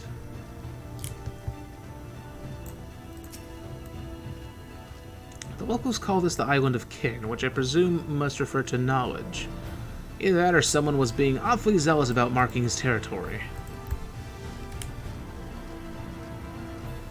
And then Kin Masters from Street Fighter appears. This lake is enormous, assuming my geography is correct. This would be the mirror of Silvertear back in the sewers, although the size hardly compares. Wait a second, is this where, like, Midgardsormr is?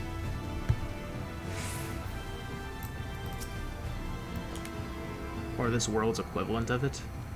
Well, what hast thou discerned? It's just like the pig one, yes, yes. Let's see, most perceptive. According to the lore of the Pixies, we are even now perched upon the back of an ancient Fey entity. Yeah, it reminds me... Oh, is this freaking Bismarck? Yep, its name is Bismarck. Aye, the self-same title by which we know the great feathered whale, revered by the Vanu Vanu of the source.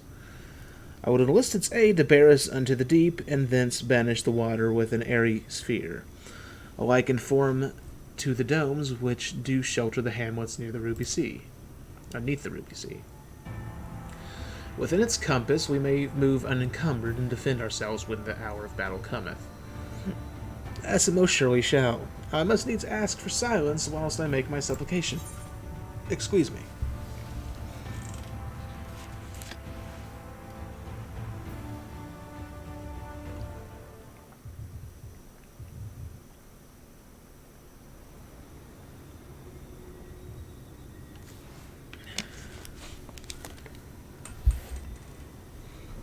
Is the Bismarck theme going to start up?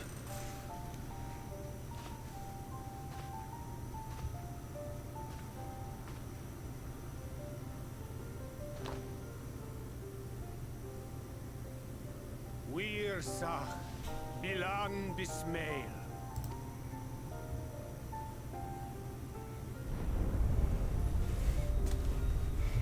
It's the windfish.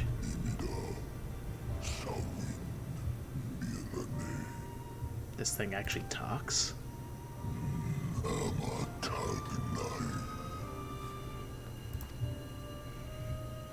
Fallen si lor wislan. Adas si alina.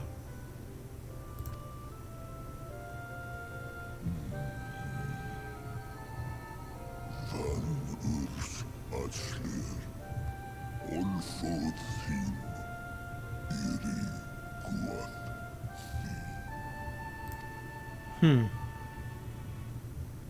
Oh dear. I don't need to speak Fey to know that didn't go well.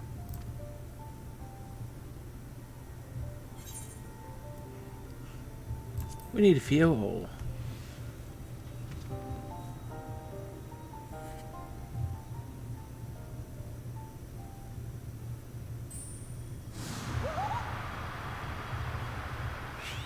It's like, oh, you finally called me for once. Oh, my snake, yeah! You've learned to call me at last! And where do you go? On a trip? A journey? I knew you wouldn't give up without a fight.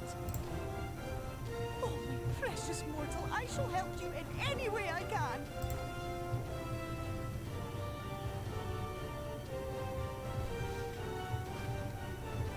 Guess Bismel we picked. Van Dromi Drom Jacob. Van Red Rivier. Well, that's one way to get to move. Yeah, Ballad of the Windfish. I'd like to... I'd like to get that remake of the, what was it, Link's Awakening that's coming out. I never got to play that one. Be sure to scrub this one's teeth for him upon your return. It's only good manners. It will be done, Your Majesty. Our deepest thanks for your timely intervention.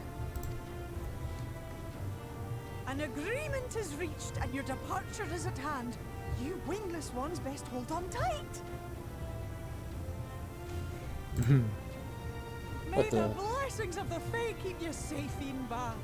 Oh, the music of that, of Link's Awakening? Or the music of the place I'm about to go to? Western Sea we go, wrapped in my breath. See you to your destination, little neighbors.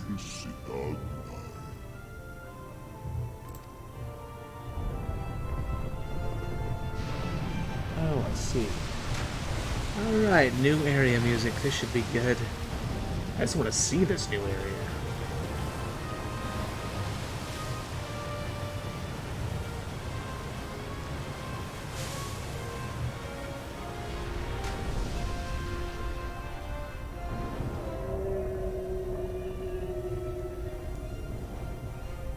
It's a golly crystal whale!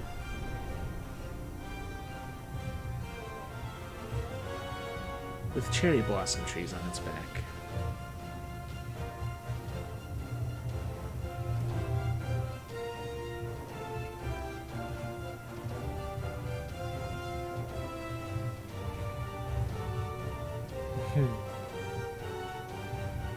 That's a lot of loading.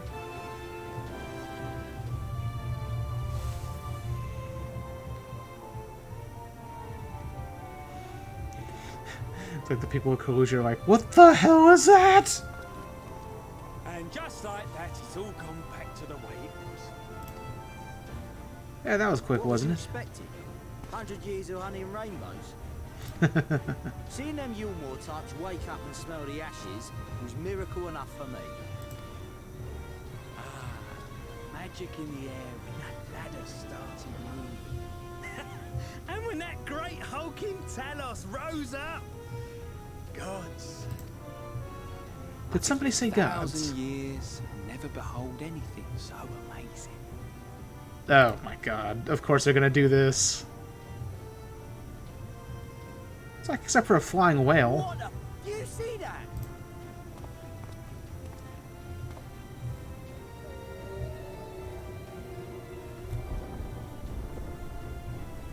It's like, oh god, is that a new Sin Eater? Oh, this is gonna be bad for them. What a monster! Where did it even come from? Shouldn't he be running from the incoming tidal wave? Just an idea. Whoa there! It's not stopping.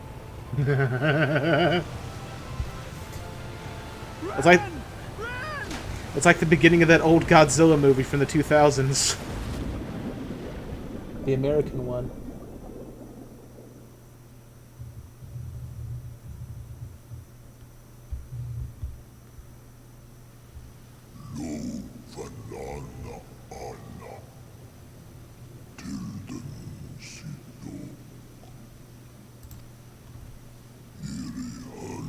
Not flown in an age, it was pleasant.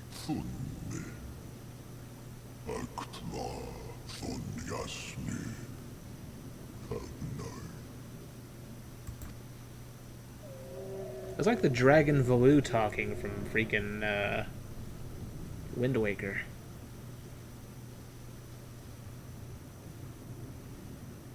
Where are we? This so-called Tempest.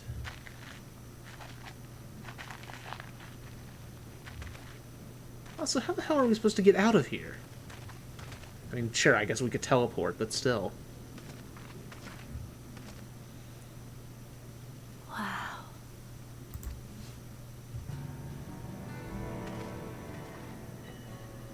Alright, liking this music already.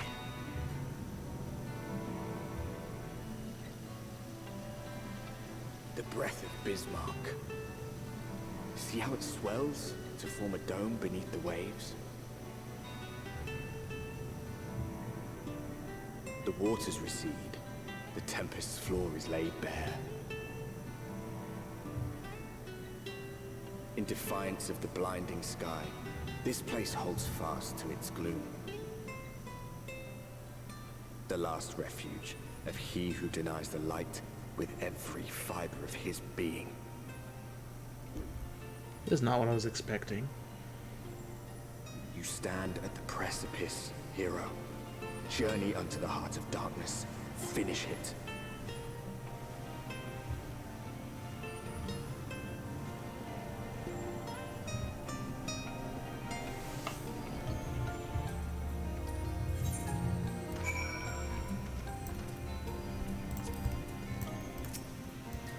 Let's see. I dare say Urianger endured much playful attention from the pixies to learn the lore of Bismarck. He is nothing if not a dedicated scholar. With all that water out of the way, we'll be able to venture quite some distance. Emmett Silk must be hiding around here somewhere. It's amazing I can't even see the surface. Oh god, it's one of my worst fears. Being on the ocean floor. Let's see. Bismarck must be powerful indeed to create a dome of this size. I can only pray to whichever gods are listening that it continues to hold. Yeah, that is a worry. Let's see, I remember being impressed by the domes of Tamamizu, but this makes them look like bubbles in the stream. Haha. Oh, ha, ha. Full glad am I that Bismarck was true to his word. We arrived in the Tempest, safe and dry. 'Tis here that we shall find the lair of Emmett Selk, and I believe the imprisoned Exarch as well. For an Ascian alone, it is of course a trifling matter to flee unto the Rift. Yet I suspect such travel is nigh impossible with a mortal in one's custody. Nay, he would not soon risk his prize when the Exarch's very body serves as the key to the Crystal Tower, and its powers of temporal teleportation, or transportation. Thus am I all but certain that this underwater realm harboreth our friend and the enemy both. We have but to find them.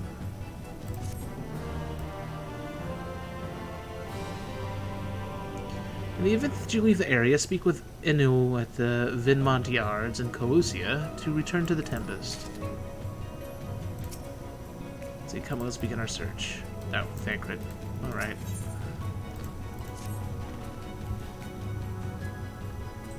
Well, more of if I'm actually underwater or in the water. Not if there's, like, no water, but still, it's a pretty scary idea. Let's see, now as for where we should be looking, I rather doubt Emmett Selk will be sitting around out in the open. I propose we follow the slope down towards the deeper trenches and keep an eye out for rock formations large enough to house a stronghold. Let's be off then, but watch your footing. The ground is still wet, and I like to be slippery.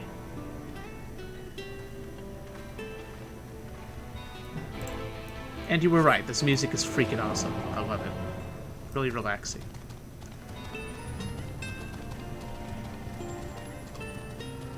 Cleonid.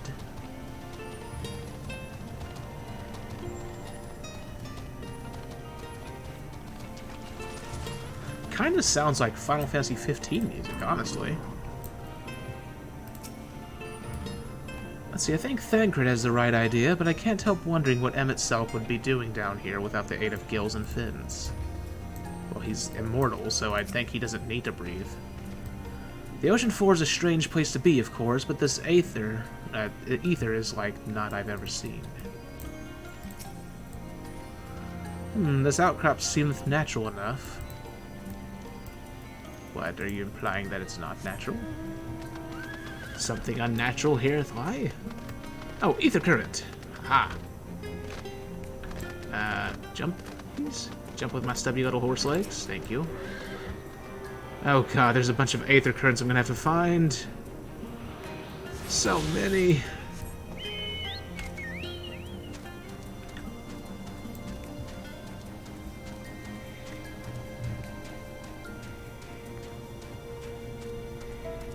Like, don't get me wrong, the ocean is beautiful and all that. It's just the whole idea of not being able to breathe and being surrounded by creatures that could swallow you whole is terrifying to me.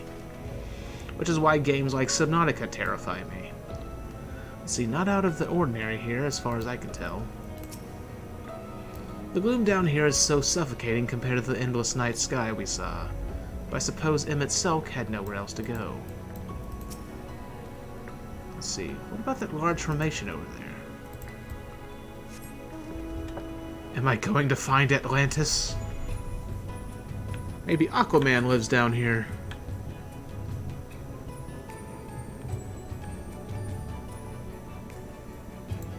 God, I wonder what a daytime and nighttime theme of this would be like. If there is one, but there probably isn't. Ondo.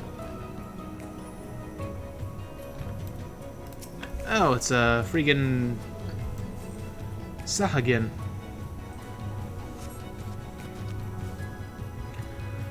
They gasp. Well, I helped you. I thought you were gonna run away like that. I'm a driving under the sea. You can't escape my car.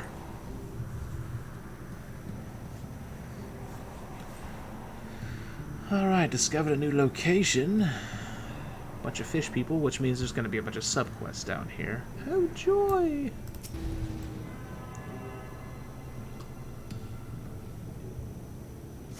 A giant pearl. Let's see, if Aquaman was down here, would that make you feel safer? I don't know. His spandex are terrifying.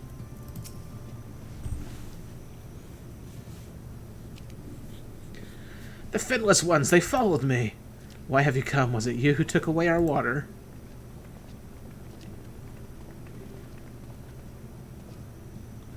Ah, so this is where the Ondo make their home. I had wondered. Pray forgive us any inconvenience we have caused. We were not aware your people lived here in the Tempest. We need this great dome of air that we might conduct a most urgent search, and thus beg you for your understanding.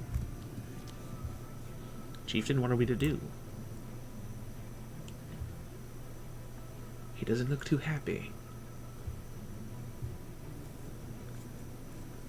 Are you emissaries of the Ancient Ones? Oh god, is there gonna be Final Fantasy Cthulhu here? The mysteries have stirred. We have seen the illuminated land shining through the gloom of the abyss. Illuminated land? If you are the emissaries, the chosen, I bid you welcome. If you are not, I bid you leave. I am not sure I understand. Would you be willing to elaborate?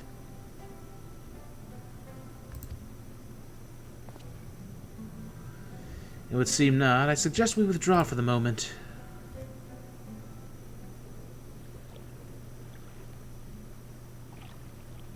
His tides are terrifying. So, what's the plan? Given your condition, I'm reluctant to suggest lingering here.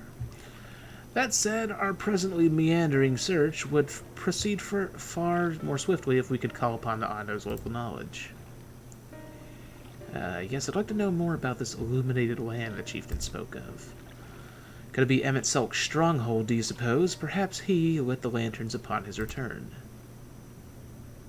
We cannot dismiss the possibility, but if these Ondo refuse to speak with us... Okay, do you remember my first scheme for entering Yulmore? How I had planned to ingratiate myself by offering lucrative trading opportunities with the Ondo. The individual I dealt with was reticent in manner and curious in custom, but we were able to reach an agreement nonetheless. I believe that with the right approach, we can build a similar relationship here. What kind of approach did you have in mind? That chieftain fellow didn't leave us many options. If we are to tread the swiftest course, then we must needs locate its beginning. 'Tis plain our all too dramatic arrival hath thrown this settlement into confusion. Were we to solve such problems as we have caused, and assure our host thereby that our purpose here is not inimical to them, they may yet prove amenable to reason. I smell chores, but very well, if it can be done quickly. What do you think? I have nothing better to offer, but I do worry that what will happen if the Ondo tales end up leading us to a dead end. I cannot say for certain, but since this tribe has a deeper connection to the Ascians than first meets the eye, like a transformer, it warrants further investigation. Thus, I cast my vote in favor of aiding the settlement for the time being. We'll make allies of the Ondo. Let's do what we can. I'll do what I can, I suppose.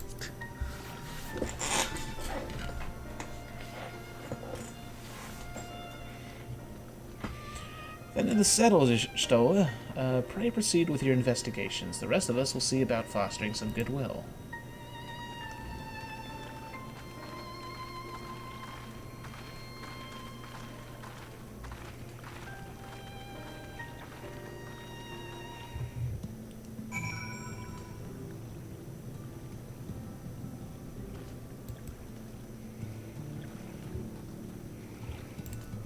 Let's see here. Ikeda, you won't believe who I've just bumped into. This is Paush's Uon. I'm butchering that name. The very fellow I did business with prior to our ill-fated stay in Yilmore. I waited and you did not come. Then the Mistel came and his visits did not continue.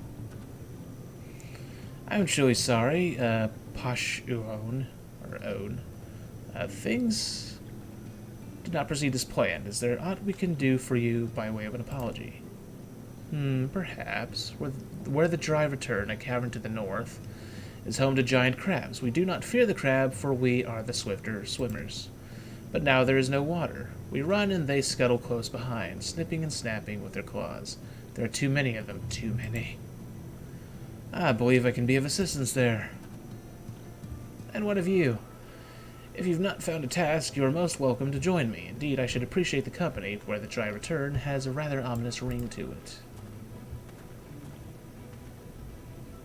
Well, don't got much of a choice now, do we? And there's no other teleport points on the map, so that's just great. That's so welcoming.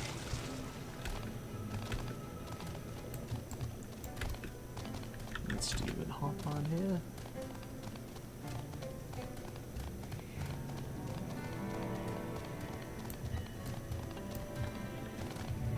The Devil in the Deep Blue Sea.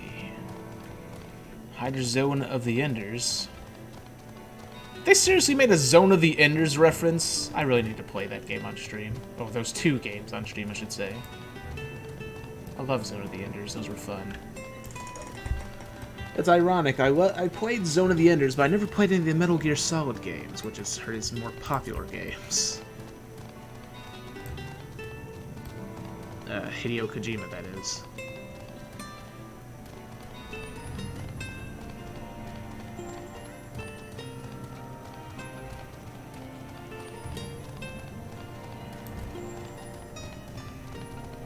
Amphis Baina. Baina. China, China, China.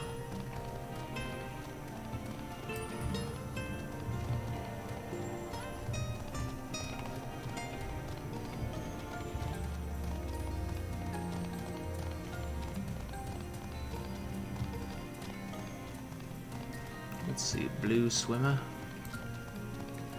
Oh, well, here's a vista. Oh, this guy's killing all my crabs! How dare you? Or this lady. Person. Whoever it is. Let's see. / lookout.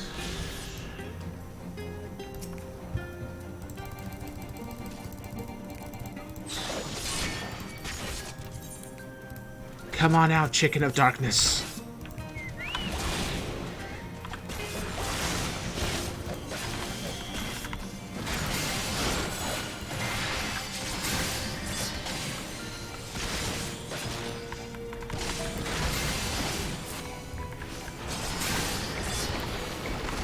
One of these days they need to make other animals be able to be companions. Like dragons or something. Or just any of your mounts in general. Although I guess it would be weird if you could make the armchair mount into a companion to fight for you.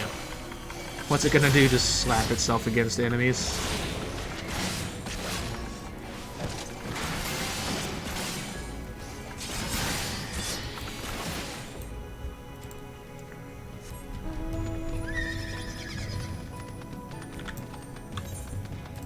Let's see, Aether Compass. There's one to the southwest. Make your enemies too comfortable to want to fight. Yes, that is the way.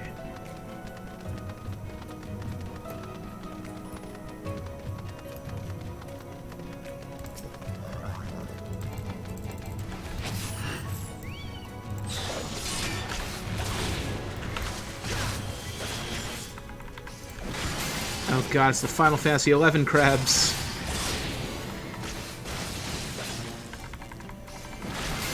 Anyone who played Final Fantasy XI has PTSD of these things.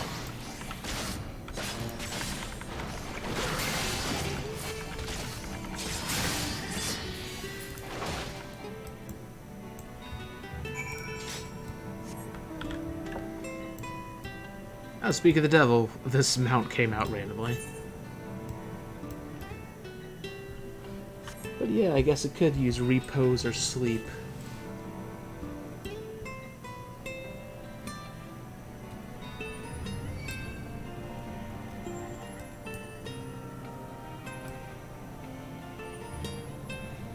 Oh god, this is gonna hurt, isn't it?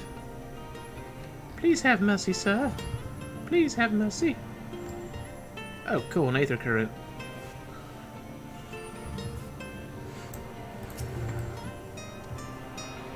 Got lucky with that one.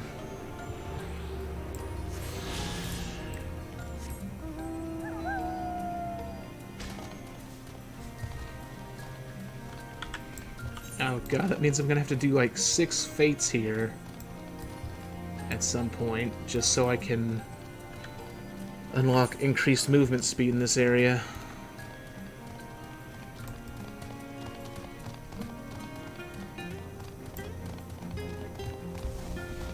Also, this area is rather large, so now I'm starting to question whether or not I'll actually be able to complete this story tonight. I really hope I do. That's gonna take a long time. I've already been streaming for 4 hours.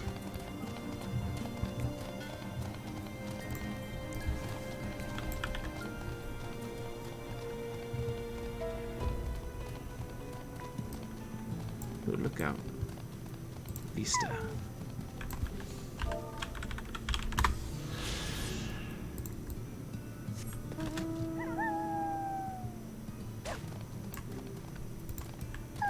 Poof. Let's see, as I suspected. What'd you suspect, Ishtola? Didn't tell us anything. You could crack their shells. You must be stronger than you look.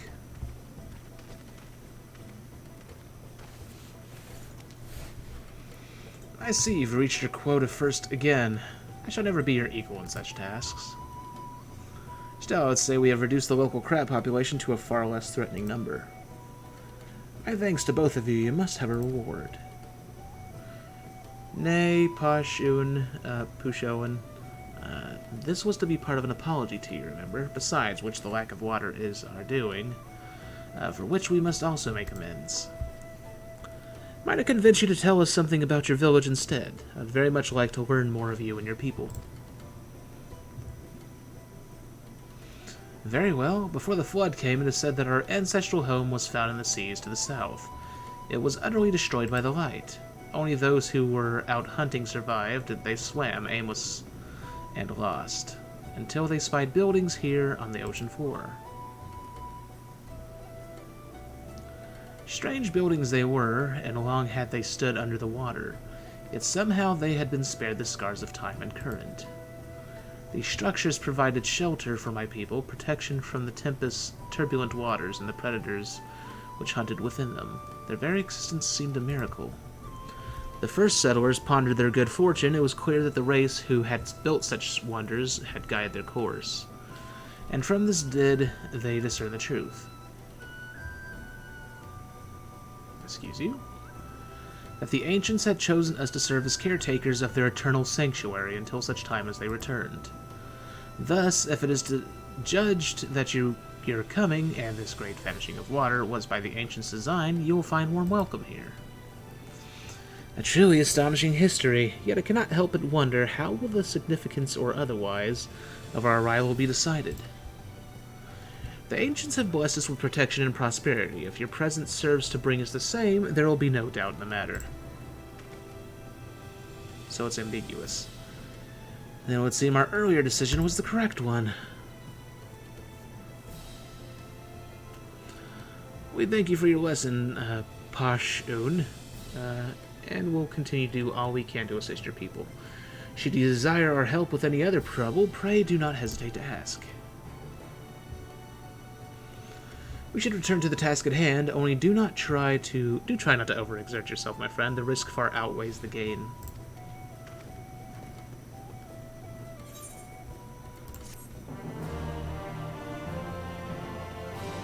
Getting close to 80. If I reach 80 by the end of... Oh my god, there's so many subquests now.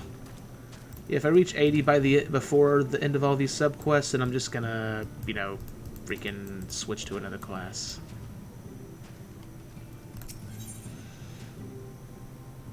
Tincture of Intelligence. Let's see. Well, if it is not a finless one, spare a moment for a frail off. Honored guest, if you could, or if you would. We Ondo are the caretakers of these and other ancient ruins. Ours is a dangerous lot, for there are many creatures of the sea that would drive us from this place and take up residence in our stead. Thus must we clad ourselves in armor to shield our bodies from their blows. I don't see no armor on you. You're naked. The scales of the Amphisbaena, or Bina, are one such material we use to fashion our equipment. Slay one and bring me its scales that I might help our young foal, live to see the morrow. They are opportunistic predators, preferring to remain concealed until they sense the presence of potential prey. Use this crab meat to lure one out of the hiding, and then befuddle its senses with this shimmering orb. Oh, I'm gonna have to use do a lot of reading today, or tonight, I should say. Let's see. What do you gotta say, Y'shtola? Hi, Kata. Have you learned aught of note? Fascinating and precisely the sort of information I was hoping to hear. In fact, if you have a moment, I'd like to borrow your eyes to confirm a theory I've been working on. Come. Giggity.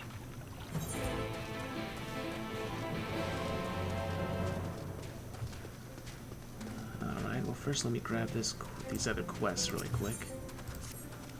Let's see. Hail, Finless One, and welcome to the Cups. Long have I wanted to converse with one of your kind. I am called Narash's Call. How may I address you? Let's see. Kata Kamori. Curious, before we speak at length, there is something I would show to you. Let us leave behind the Cups and head due west. Come. Again, with everyone telling me to come. What if I don't want to come? You can't command my body. You're not my real dad.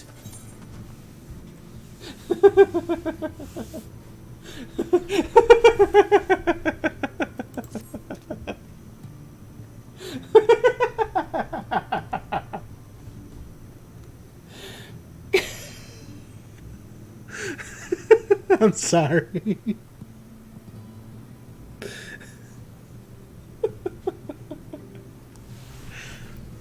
Help me, Finless One. Help me. Your people and their baffling ways have me at a complete and utter loss. A friend of mine, Posh-un, wished to engage in trade with Finless Ones. Grain for shellfish, a simple exchange, sure to profit both parties. However, the sack which my friend proceeded to collect from the shore was filled not with grain, but with gravel. He felt so betrayed, and now refuses to treat with Finless Ones altogether, so distrusting he is of each and every one. But it makes no sense to me. What would Finless Ones gain from this skullduggery? Or was there a misunderstanding? Can your kind eat gravel as easily as grain? No. No, I thought not. But then why did the finless youths give my friend gravel instead of the promised grain? It makes no sense. Will you go and speak with the Mistel woman with whom we brokered the deal? She is Moshe Moa of Right. I would like very much to... You have me go to a completely other area to do this, huh? I would like very much to hear her explanation. Perhaps it is mere a misunderstanding, but until I know more, it is difficult to know what to think. Oh boy. Let's see, this video immediately got demonetized. To be fair, I'm not monetized on YouTube anyway, since they screwed me over. Let's see. Finless one, is it true that on the shore your people treat your food with fire to make it last longer? Aha, I thought so. You see, ever since the waters withdrew, our foodstuffs have become more prone to rot and decay. Something about exposure to air, I suspect. With this in mind, we thought we might try to mimic your fire-assisted methods. We prepared a cookpot, which was cast into the sea. But despite our best efforts to replicate your teachings, the result was quite disappointing. As a finless one, surely you are more capable of making this so-called stew. If you might take this trilobite meat and place it into the cookpot as we observe, it would be most educational. The others are gathered atop the rise to the east. You'll forgive me for keeping my distance. I have yet to grow accustomed to the heat of the flames. Oh my god, there's so many quests! Up your channel, your content, freedom of speech.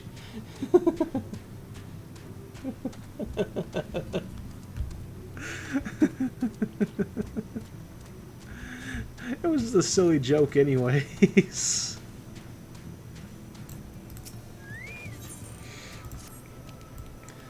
Let's see, greetings, honored guest. Could you perchance lend an old Ondo a hand with a troublesome hunt? I'm not gonna go there. Okay, Daggons pose a threat to the young and infirm, for they disguise themselves as rocks and ambush their prey to feed. It must be culled for the good of all, but I alone cannot see this done. Therefore, I would ask you to help me in slaying the meddlesome pests. A trio should suffice. Come and see me when you have finished.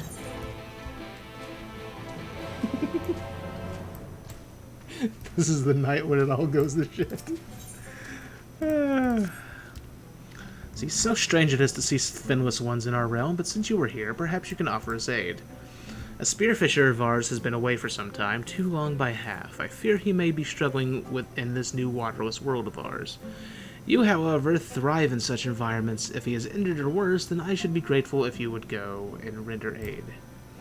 Forgive me this sudden request, but I must ask that you search for him north of the Norvrant slope.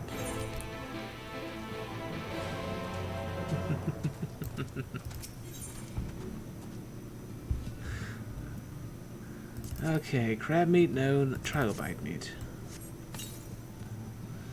Deposit meat into the bubbling broth. All that remains is to wait.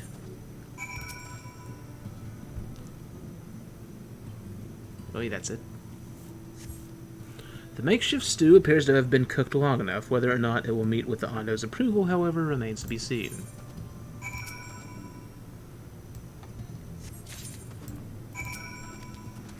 Is the stew ready yet, finless one?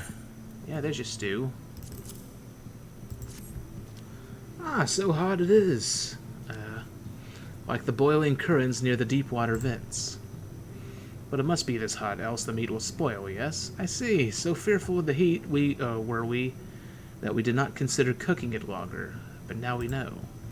Thank you for teaching us, finless one. Take with you a portion of the stew back to Polsh-Un, and he may savor this taste for himself.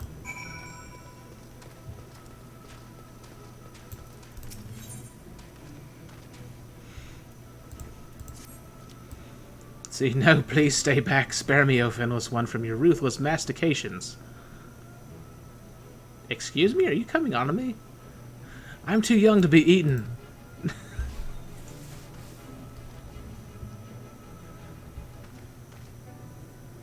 Oh, you do not wish to eat me? That is well. I may have drawn premature conclusions.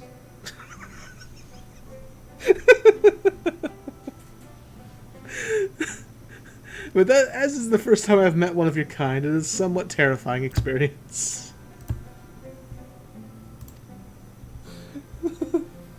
chill. I'm chill. I'm chill, I swear to God. But now that we have established a rapport, perhaps you would be so kind as to enlighten me somewhat. Tell me of your ways and preferences. Trade is integral to cordial relations, after all. Surely you have noticed that there are many sunken ships in this region, many of which undoubtedly contain items of value. I ask that you search these wrecks and return with said items, that I might have a better understanding of what it is I and the others should scavenge. See, I'm trying to get my mind out of the gutter too. This ain't helping.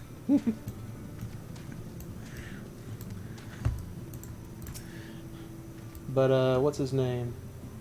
The strange-looking emote of I'm assuming a different face put onto. God, what's that painter's name? I can't remember his name all of a sudden. I'm getting old, I swear. Yes, Bob. Bob Ross. Right, Bob Ross. I know, it's my bad. For some reason, the name was just escaping me. I kept thinking of Billy Mays for some reason. Billy Mays here, painting you a happy oxygenated tree. See the portal high above? 'Tis the work of the ancients, like many structures scattered without, that we Ondo have since made our own.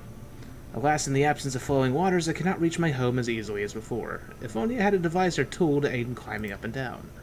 The bones of a great sea beast might be useful to this end. Such creatures are not wont to linger in a single place and are difficult to track, but they have been sighted not far from the cups on occasion. As a Cole, I have no chance of defeating these creatures, but you are not hampered by the lack of water. There's a trench to the northwest from which they sometimes emerge. Will you go and slay one of these beasts for their bones?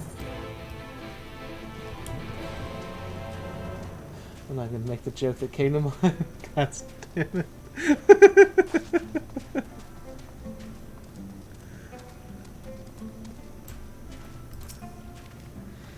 So you trade my goods for your bicolor gems? I suppose I could, or rather should. That's what I'm here for. Alright. Now I can trade stuff here.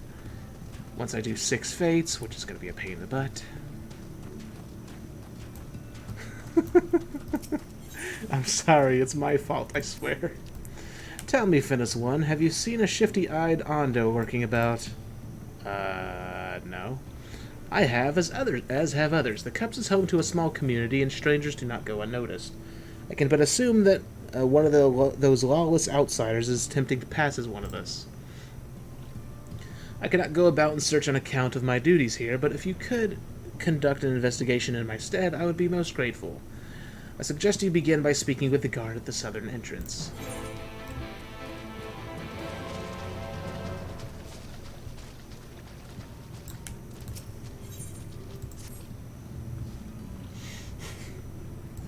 Finless One, honored guest, a moment of your time. We seek the wisdom of you and your people. In the water, there are many ways in which we Ondo may communicate with one another without relying on speech. However, in this new environment of ours, our options are somewhat more restricted. The Cole wish to learn other techniques, but I have limited knowledge of such things. Might you speak with this child and demonstrate for him your methods?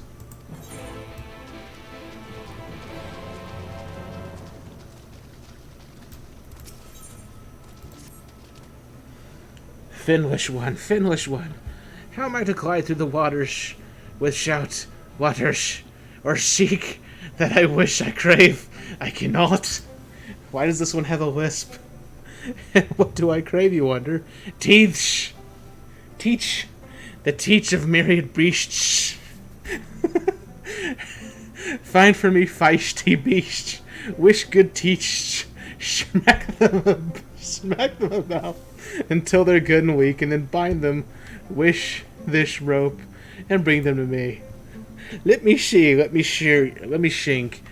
a Maniri or Morgar, a deep she leech. Bring me one of each, alive and mind the teach.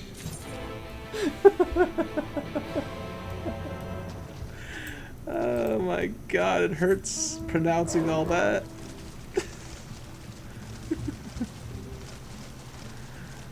Oh boy.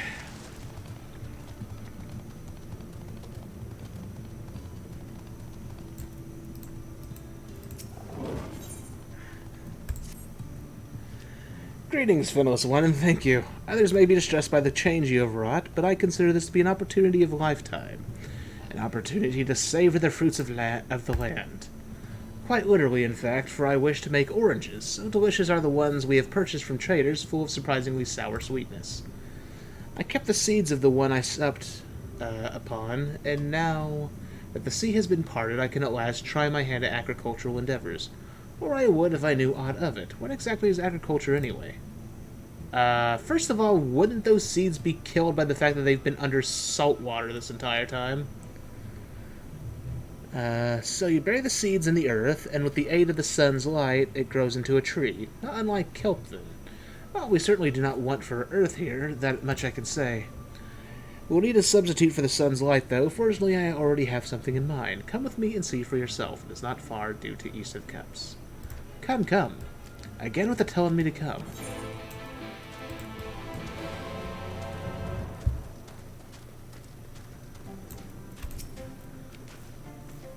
You have come at a good time. No, I did not, you liar.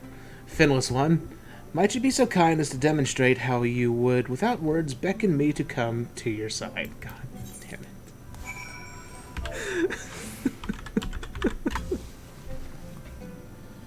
Oh my god. I see, says exaggerated gestures are sure to be easily understood even over considerable distances. We're about to embark on a hunt. Perhaps I'll be able to employ this new technique to great effect to coordinate our movements. There's another of our brethren in the cups that would benefit from your wisdom, an insatiably curious Ondo. Please go to him and aid him as you did us. Please, for the sake... Buddy, please for the sake of all things holy, I can't handle this, I'm gonna die.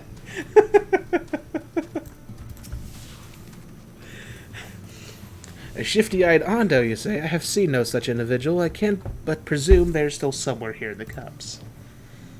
There's an elder who prides himself on knowing every soul here. If there's a new arrival here, he will have noted their passing.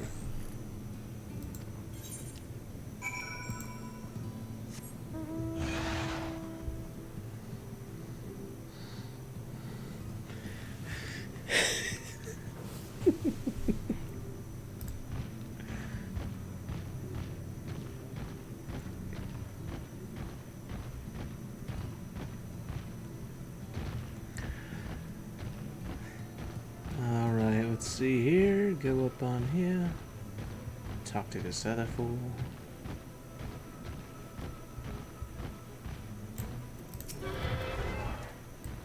Finless One, you're the one who is teaching Ondo how your kind speaks without words, yes? Tell me then, how would you express delight at another's surprisingly amusing antics?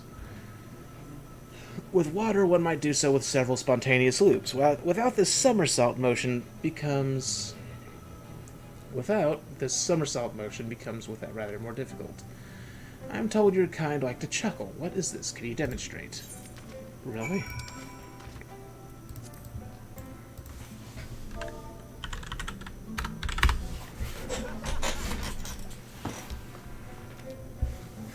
Oh, I see. It is a shaking of the whole body and a contortion of the face. I think I can replicate this motion.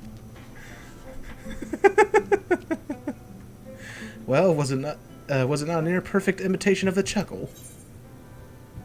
Nay, it was a perfect imitation. Honestly, I thought you wanted to eat my face. I'm just not sure what to choose. I don't want to get them killed. Oh no, you didn't, Dirty Ondo. Really? But your face is not at all appetizing to me. I was so certain that I had captured the essence of the chuckle, but it seems this will require rather more practice. It was Douche's... Did I pronounce that right? Douche's off? Who first asked you to teach us these techniques, yes? You should return to him and tell him of your efforts. I am sure he will reward you. As for me, I will go and teach others of the chuckle. My thanks to you for this gift, Finless One. Just walked into that one.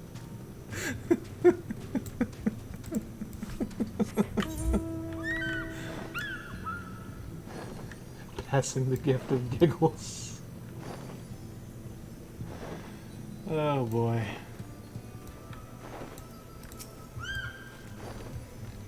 Suspicious outsider, nay, I have seen none other than you, of course, hehe. But if he has not somehow eluded the gate guards, then the only other explanation is that he has gone to ground in the caverns below. Mayhap you should speak with the youngling guard stationed near the entrance.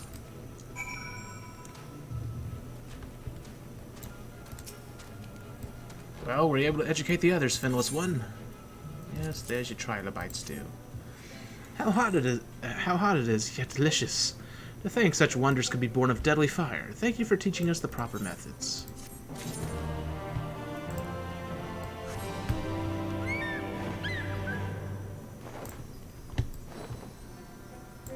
Oh god, there's so many quests.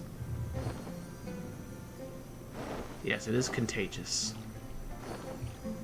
There's Douche's Oath. The Coles seem to be in high spirits, or perhaps they have grown that skilled at expressing themselves with a chuckle already. That is all the more a reason I have to thank you for your instruction. For our instruction,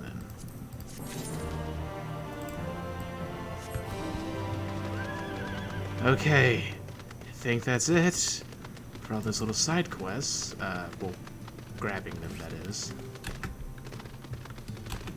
Oh, jump, please. Thank you, Wussy. Thank you, Pony Express. Oh my god, this area is so big. Don't take down context.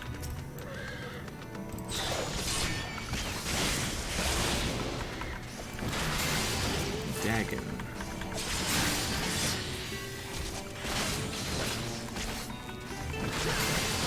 Yes, phrasing. I know. I'm bad.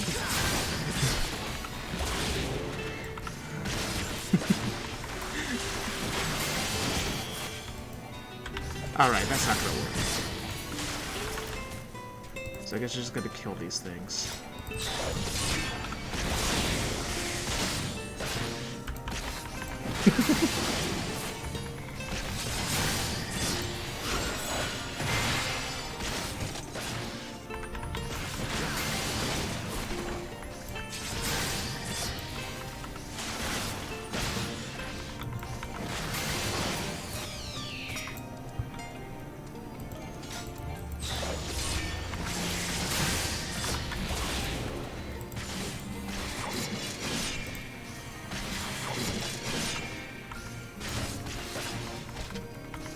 Alright, take your time.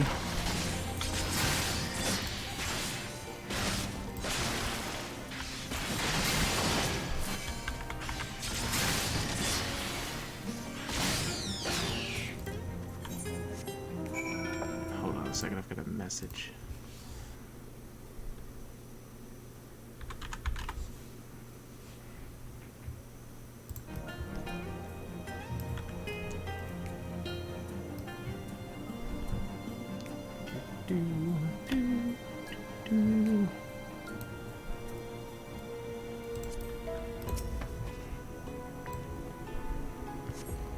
You cast about looking for great beasts of the sort described by Sarash's Cole, but you see nothing.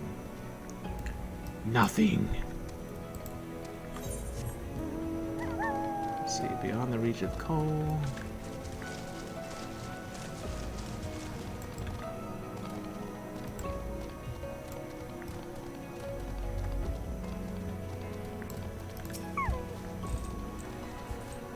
These are relics of your kind, yes, the leavings of a ship that sailed the seas above long ago.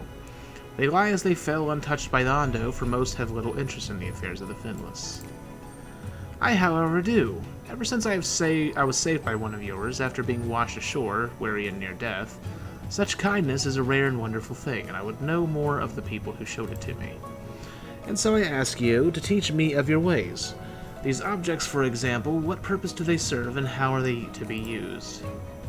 Raj's Cole gestures to the nearby debris, entreating you to inspect them closely and offer up a detailed explanation. Alright. See, there's a steering wheel. On the debris you spy what appears to be a rotting ship's wheel.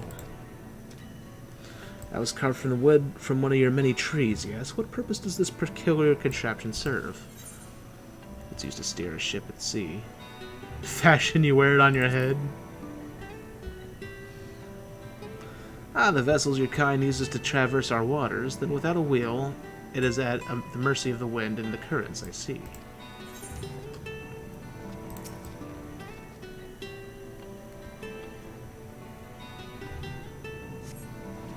Among the debris you spy what appears to be the remnants of several shattered bottles of wine. Such fragile containers they were, I suspect they once contained something of great value. What can you tell me of their purpose? They were used to store intoxicating spirits. They were used as makeshift weapons, first to bludgeon, then to stab. What the hell? Fragrant liquids which cloud the mind. I've heard of these before. Do finless ones so delight in dulling their wits?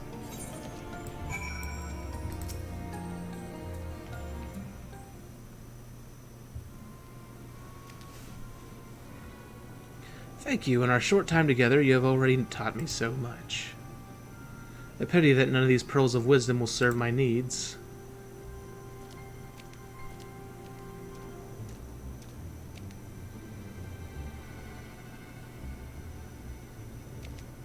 Oh great, now it's the drama. Mirages, what are you thinking wandering off on your own with this finless one? This is no time for you to fiddle with their leavings. The Clutch Mother is in terrible distress. No, you do not understand. I brought him here to... Pray forgive this child his impudence. I am Zerosh's Uon. And on behalf of the Clutch Mother, I come to entreat your assistance. Okay. It seems you do not realize that in driving back the waters of the Tempest, you have placed our beloved Clutch Mother, leader of the Ondo, in mortal peril. She is pregnant. Here in the depths she will give birth to many, many eggs. We male Ondo will then take them into our care and raise them as our own. But absent the flowing waters, we know not if she will be able to deliver them safely. If not, the future of our people will be in jeopardy. Oh god, I have to make caviar. See, the Flood of Light claimed many Ondo lives. Though we have rebuilt our numbers somewhat in the decades since, it would be devastating to lose an entire generation, or worse, the Clutch Mother herself. She wishes to speak with you directly, that we might together find a solution to this dilemma. Will you return with me to the cups? Okay. Mirage has come. I will not let you trouble our guest or the Clutch Mother further. Oh, he's trying to find something that we use to deliver babies. Everything I have done for her.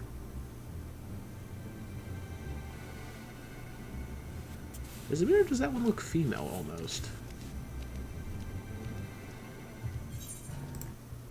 Hold on a second.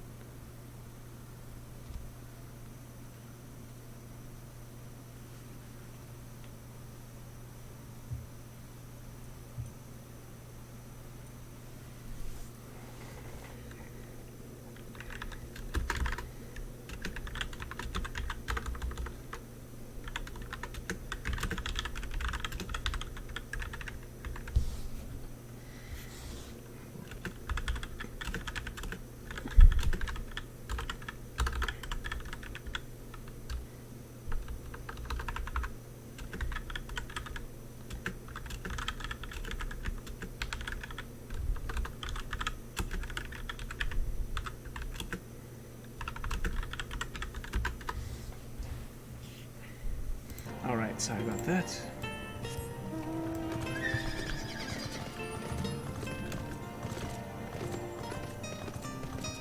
Alright, I'm supposed to go underground somehow. I don't know how exactly. Maybe this way? Possibly. Maybe. I don't know. I would like to know. I think he would throw me a bone. Oh, I almost jumped. Oh, there's actually a way down there. Huh. I guess that's where the secrets and spears is. I don't know how to go down there. I'll figure it out eventually.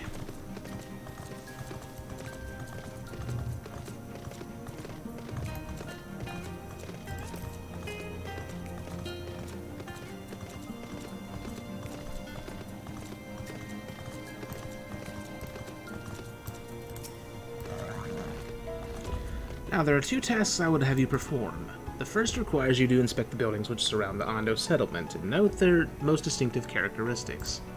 For the second, I wish you to use this knife to take scrapings from one of the remnant walls. Pray be as thorough as you can. I shall be waiting here for the results of your investigations. Alrighty.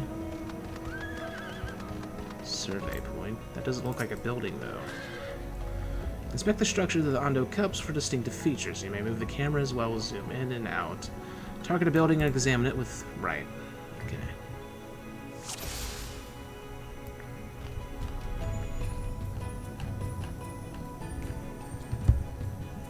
That shows me nothing. Okay, distinctive window. The tall, slender towers feature many elaborate windows, the likes of which you have seen nowhere else. Okay.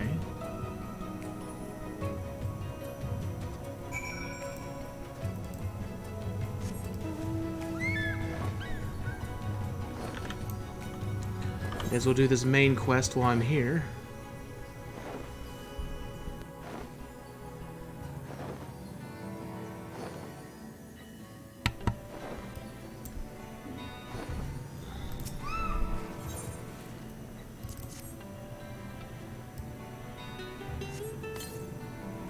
Is at the point of the knife against the wall, but even after applying considerable pressure, you cannot remove so much as a flake of stone. Okay. What do I need? Explosives?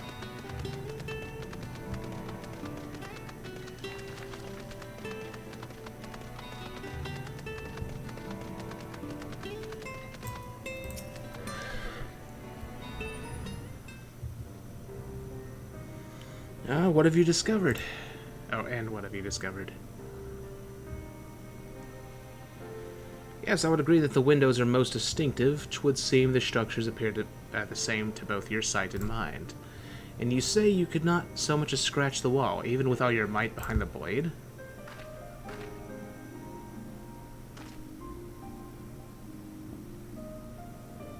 What is this? Ikeda, everywhere I turn this place, my gaze is drawn by peculiar materials for which I do not have a name. The buildings I had you investigate are prime examples. They may appear to be constructed out of ordinary stone, but I assure you it is nothing of the sort. If pressed, I would describe the substance as a composite of several mineral properties blended to create a material of unparalleled durability. Even the Ronkan Empire, once the greatest power in Norvrant, produced nothing which compares to this level of perfection.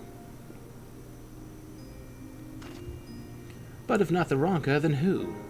Who are these ancients that Ondo claim as their architects of their sanctuary? I suspect our answers lies with the reason Emmett Selk withdrew here to the Tempest. He may simply have wished to retreat somewhere where mere mortals would struggle to reach, but there are many such remote locations. Why here specifically? Emmett Selk is devoted to his role, and thus we might assume his choice of stronghold somehow serves the Ascian agenda. Or mayhap 'tis a place more dear to him than any other. Yeah, it might be the Ascian city.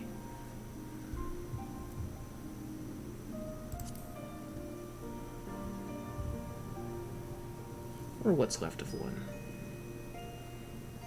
That is my theory, that these structures are remnants of a time before history, of a star that was yet whole and unbroken. Such traces in the source would have been obliterated by the succession of umbral calamities, but here in the first, they might have remained untouched for millennia.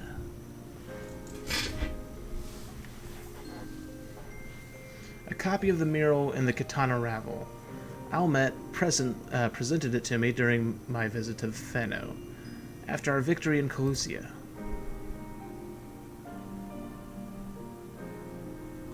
Here in the first scene, by Emmett Selk's own words, it depicts a city of eons past and the disaster which befell it.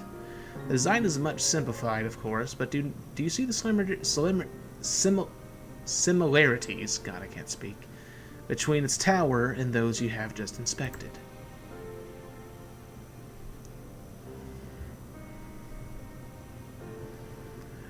We are close to the truth, I feel. Let us search the surrounds for another tower, one which matches the picture near enough to remove all doubt. From what I have seen, not more than sand, and more sand lies to the east, and the south held no such structures. I suggest we try our luck further to the northwest. You may view the Kitana Ravel mural at any time during this quest by using the relevant item, the key items. The quest destination will not be displayed on the map. You must search for a structure which resembles the buildings in the mural, then inspect it from the survey point. The survey point will be found nearby in a location which allows a full view of the structure. You've got to be kidding me. Well, this is going to be a pain. But I will be right back. Just a sec. Hopefully I don't get myself killed here. There doesn't seem to be any enemies close enough to touch me. So be right back.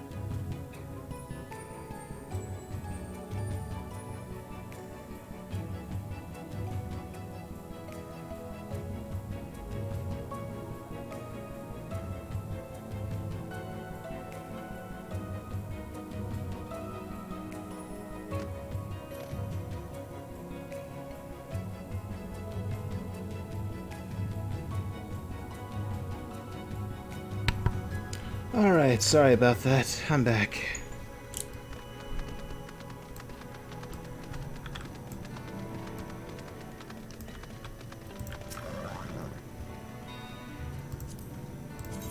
Let me summon the Chicken of Darkness.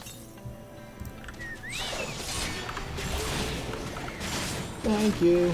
Also, welcome back.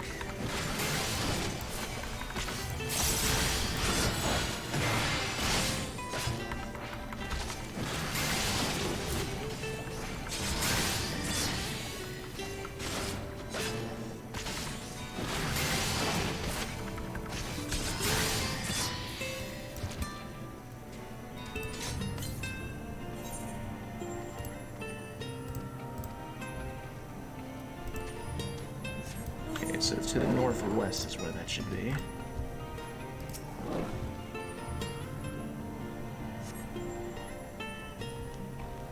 Oh wait, I was supposed to catch that. My bad. Guess about looking for great beasts of the sort described by Sarash's Cole, but see nothing. Oh come on, man.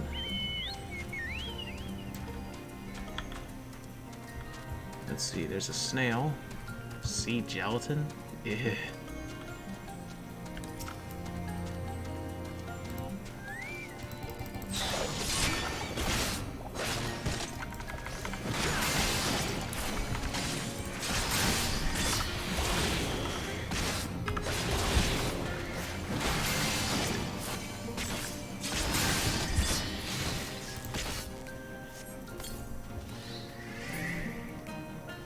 Alright, caught that. Don't need any more of those.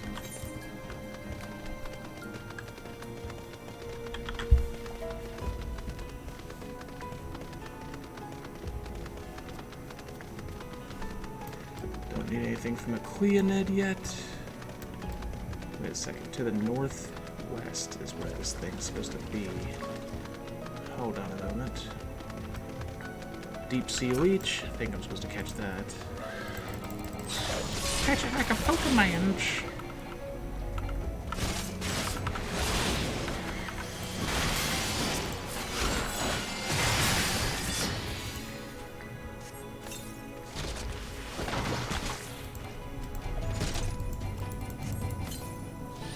There we go.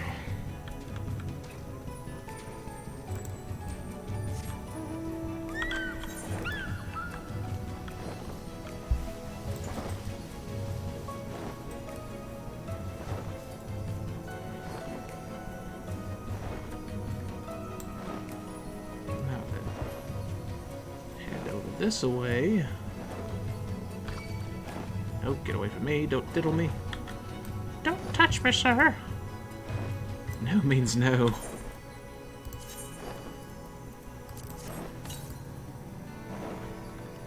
Now there's one to the south. An aether current, that is.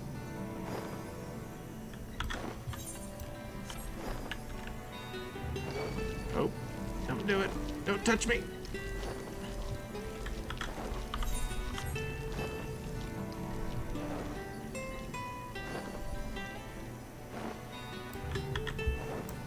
Well, that right there looks like it'd be from the picture.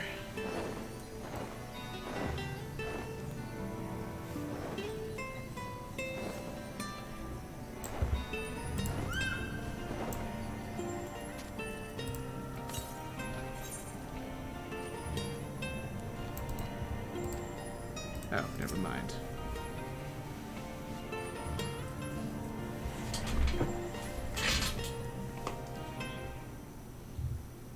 Bad joke.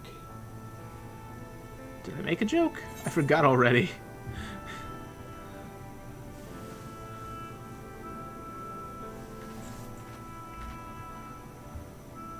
Let's see, alright, this is the mural writ large.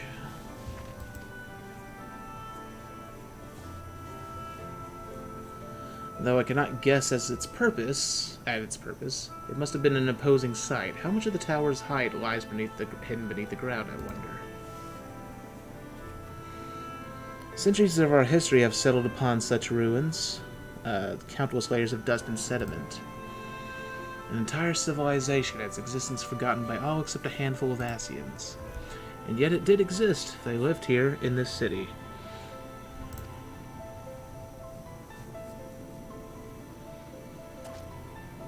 But let us focus on what we've learned thus far. The Ondo chieftain spoke of mysteries stirring, of a land illuminated. Judging by his words, he believes this phenomenon related to the ancients' return. Thus can we surmise that what the Ondo saw shining in the abyss was, in all likelihood, yet another remnant of this age-old civilization. And who else would light the lanterns, as Reen put it, than Emmett Selk himself? 'Tis almost certain he is there.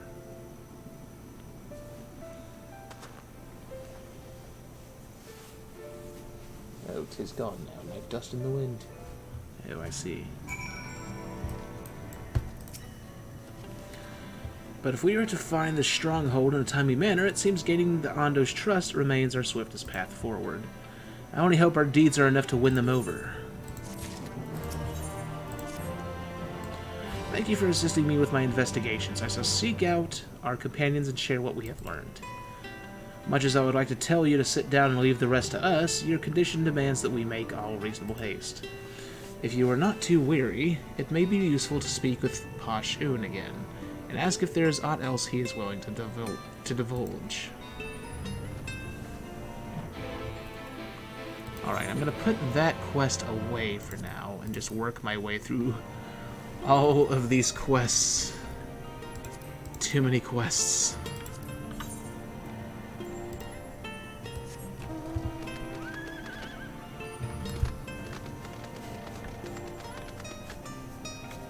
No, wait, it said there was a marker to the an Aether Current to the south. There should be one near here, right? Oh, one to the east.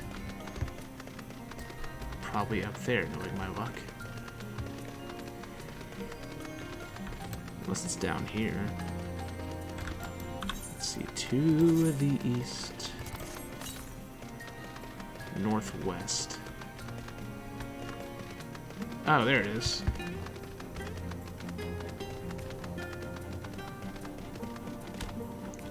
Hop, hop, boop, beep, beep.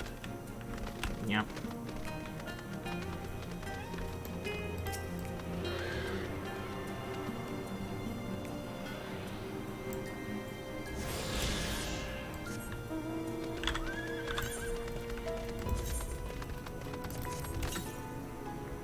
Let's see, southeast. That one's probably down there, which is going to be a pain in the muffins to reach. Yes, I did just say pain in the muffins.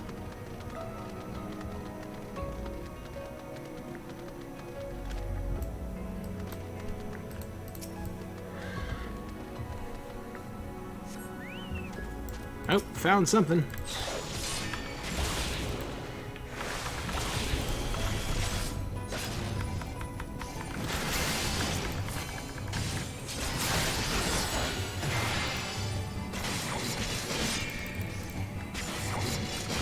Pain in the muffins confirmed.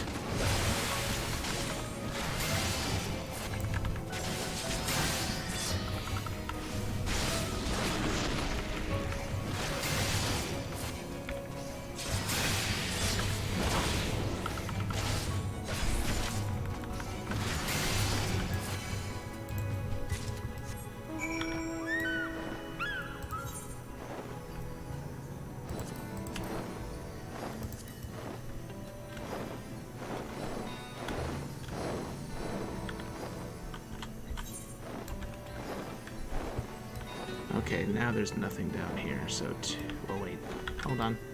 Might be the Aether Current I'm looking for around here. Aether Current. To the southeast. Let me just find that really quick and I'll go to the northeast afterwards. Or to the south. Knowing my luck, it's down there. Son of a muffin.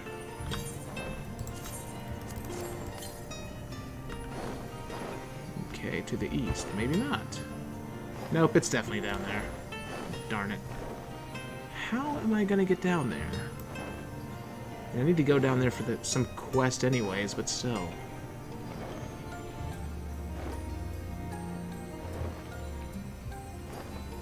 I don't know how to get down there. It'd be nice if it would just let me drop and break my legs.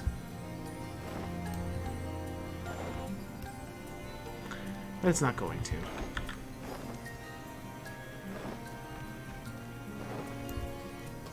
Oh well, north we go. Well, I'll go to the southeast right here because there's something there. Maybe there's a way to go down too.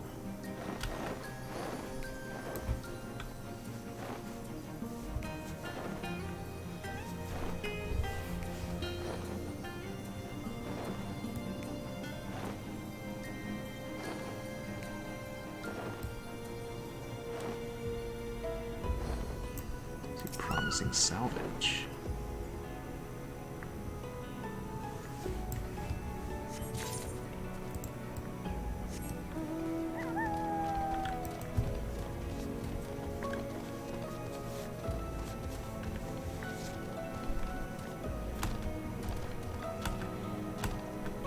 Nope, get up there.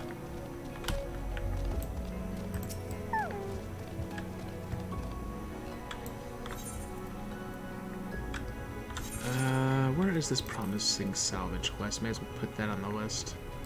Secret of the Spears, Scales of the Scaled Ones, no. Who are the Binthos?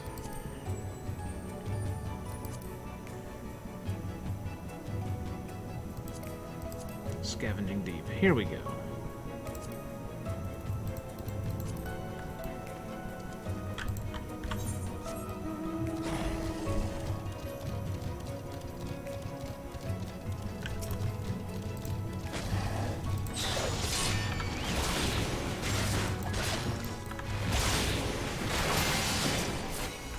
Oh wait, I gotta catch this one.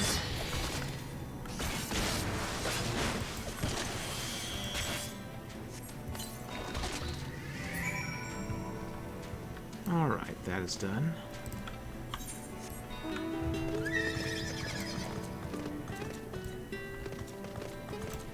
And if we go all the way over here to scavenge? Come on now. Oh, there's one close to the southeast. Probably up here. Is that a freaking elevator? That looks like one.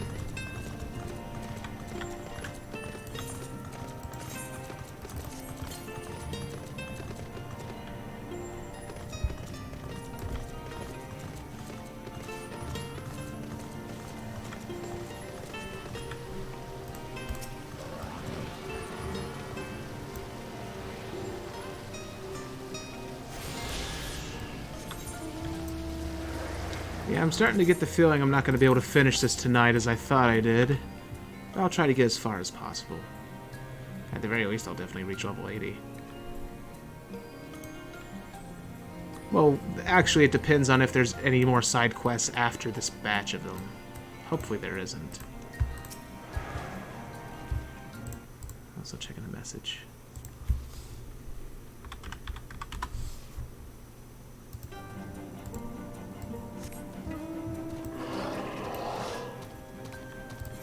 Alright, okay, so make this one go away.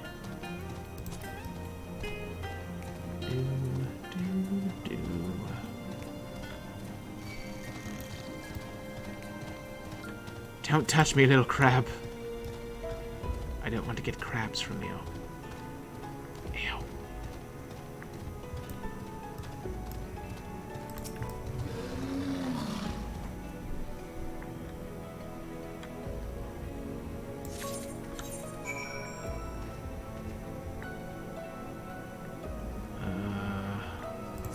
Okay, that's done.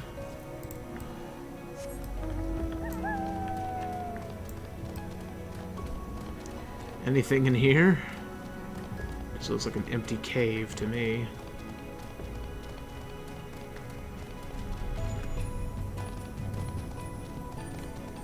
Oh, wait, maybe there's some pathways. Nah, that's just for show. Although there's probably something that happens in there.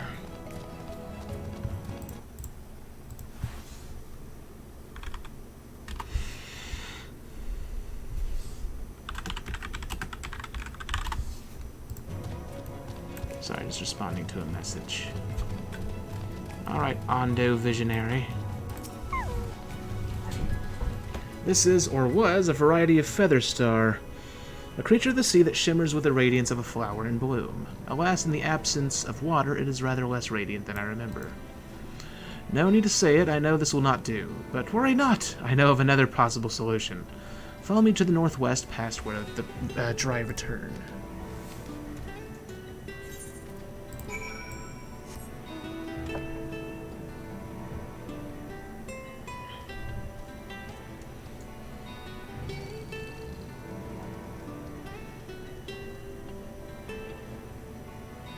Boo, boo. Boo, boo, boo, boo, boo, boo. Oh, there's something to the southeast. Hold on a moment. Hold the phone. I don't want to miss this one. Now, don't tell me it was in the cave and I just didn't notice it. I'm gonna feel really stupid if that's the case. I bet that's exactly what it was. Yep. It's over by this cave. Probably inside the cave, knowing my luck.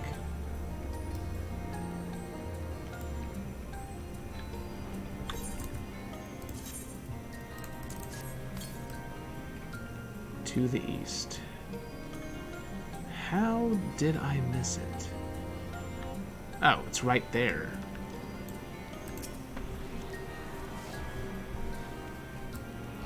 Sitting here hiding aether currents in caves now. How dare you?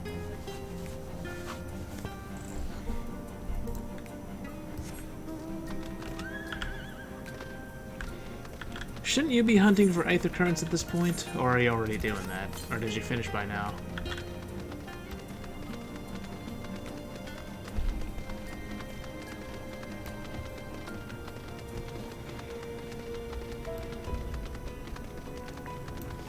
You did say you didn't have them all yet.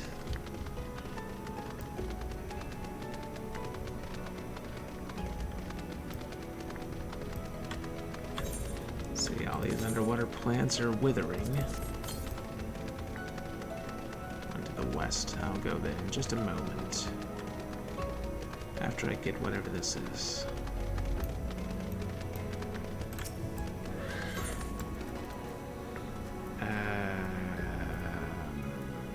Crab meat? Okay, must be this. Here, crabby, crabby. Krabby Patty. Cue the Freebird music. Oh, nice.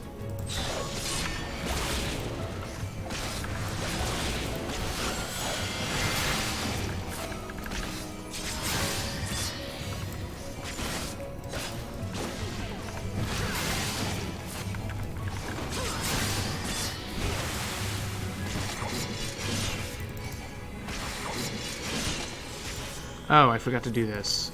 Oops. There we go.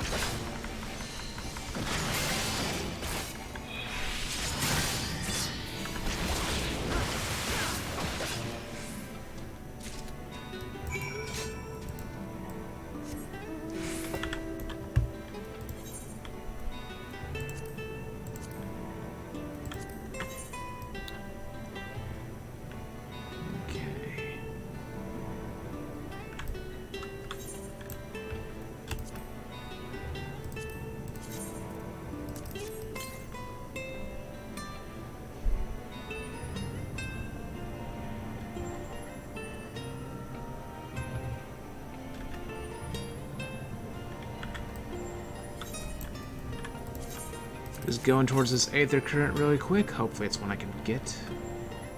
It may not be, though. Oh, it's probably underground, so I'll just come back for that later.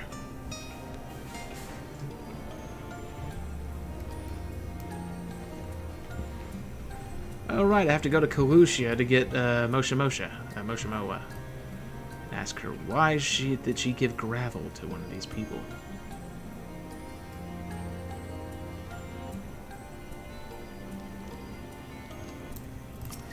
Alright, Ondo Visionary. See this white anemone and the starfish which resides above it. Both radiate a gentle light to lure fish that they might feast. Surely this will serve for our purposes. Can't say it looks all that promising. Oh, is it now? I rather thought it was. So be it. I do have one final idea, though it is a bit far. So let us first return to the cups. Oh, so you're going to go for it's a multi-part quest. Great, fantastic. Joy. Oh, the joy of joys. Actually, maybe it won't be. Hopefully. Better not be. I'm just gonna go head up here, and then, if possible, 409 yards to the south.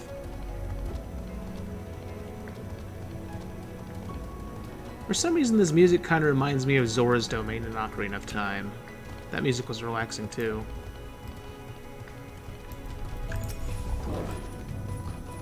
Not exactly the same, but for some reason, like, some of the instruments used in this reminds me of it. Let's see, thieving scoundrels. Huh? Where did you come from, friendless one? Kush-un sent you. Ah, how embarrassing. I am present and accounted for, as you can well see. However, the foodstuffs I had procured are not. A wily miscreant snatched them away from my grasp not long before you arrived. I speak of those Ondo who refuse to treat with outsiders. They number many and will not hesitate to steal and murder if it suits them. Until I catch more game to make up for that which was lost, I dare not return home. Take that which I still have back with you to Kush-un, and tell him of my plight. My thanks to you, Finless One. Let me show you the plight of my people.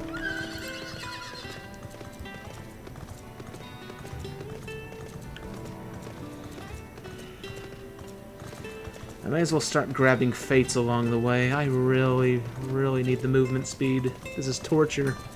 Torture, I say.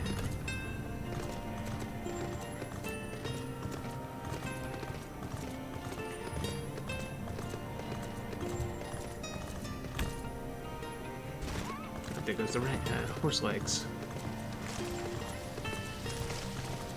And conveniently, it seems like no one else is here.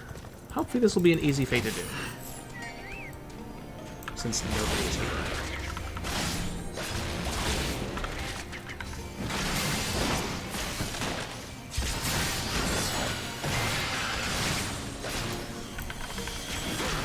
I mean, the enemy seems weak enough.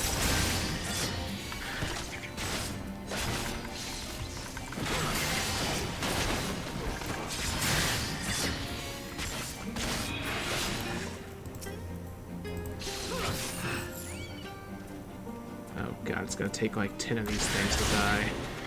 To finish this quest. Or fate, I should say.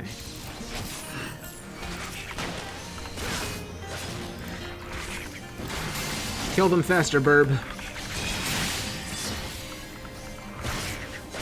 Honestly, at this point, I may be better off just switching to another class and killing these things quickly.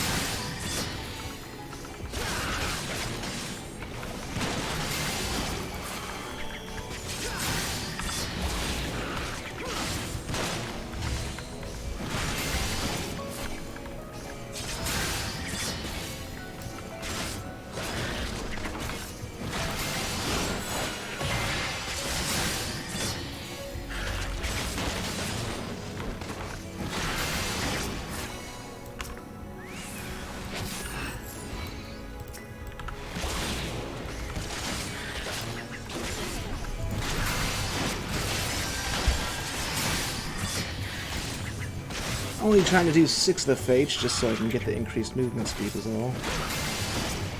You want to come help me?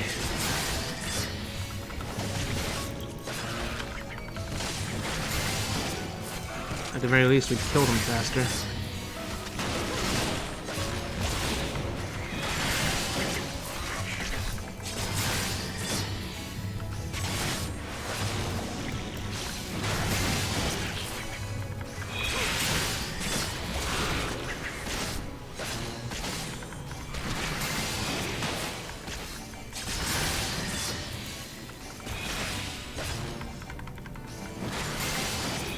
Okay.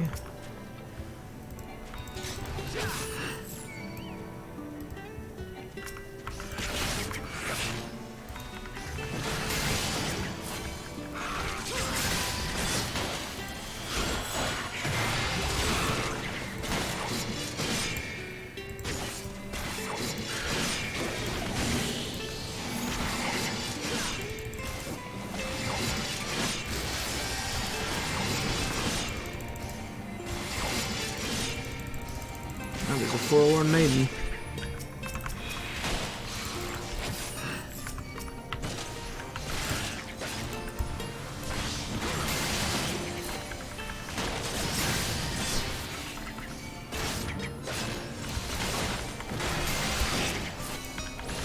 Just send me a tell whenever you get into the server, and then I'll just invite you.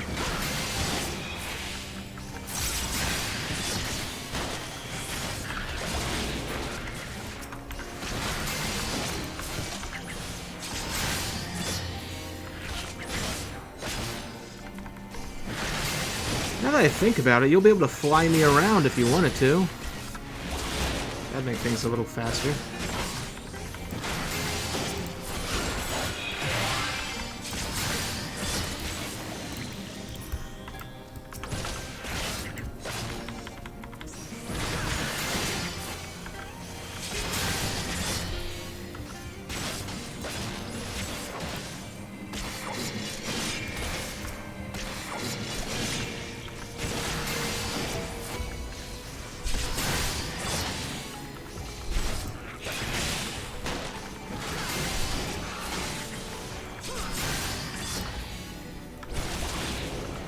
Yes, flying. Makes things so much easier.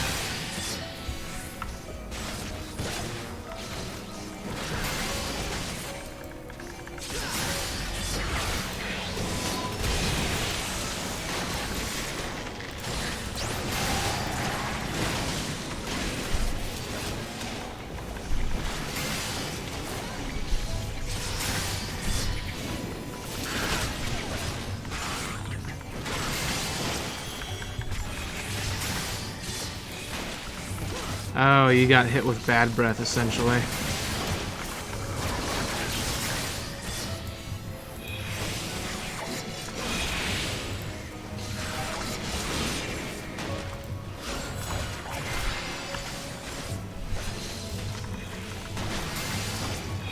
The pain!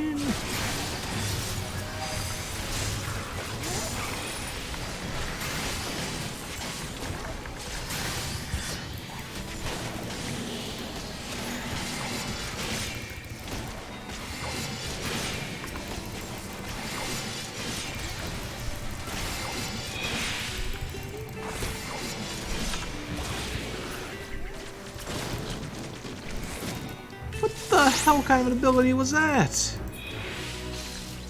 That was cool.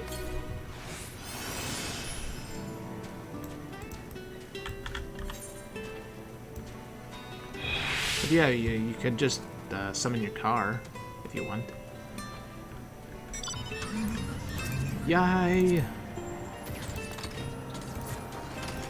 There is a thing to the northeast of us. Let's grab that fate really quick.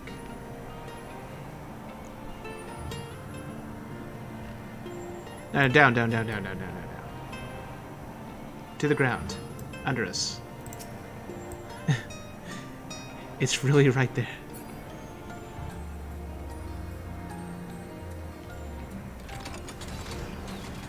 Silly. Alright, there we go.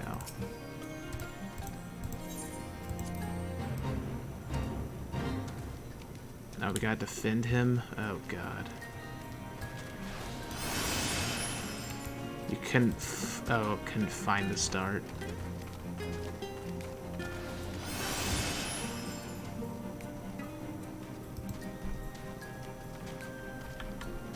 You want to walk any slower, Fishman? It's like, oh, I'm just walking on my way, like a granny. Oh, my lumbago. True, true.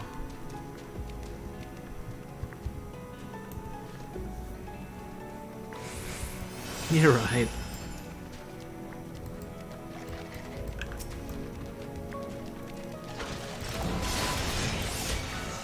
Oh god, I just noticed they put like glittery skin on these things like real octopus. That's a cool effect. Also freaky.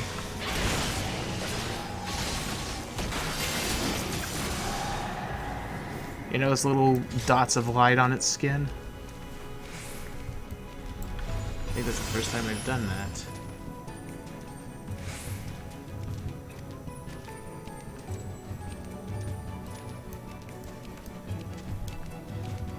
I'm not well suited for violence, says the fishman carrying a spear.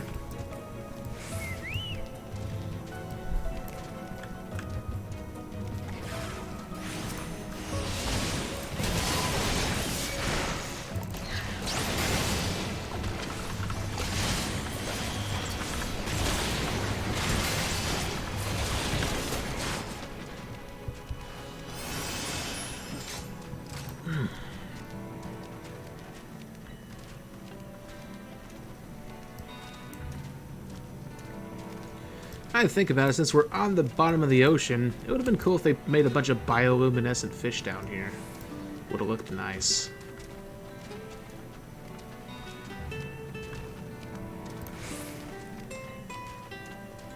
Maybe even bioluminescent crabs somehow.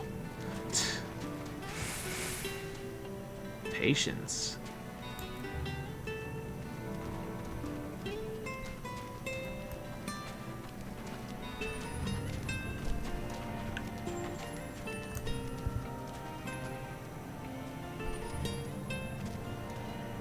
Oh, right. True, true.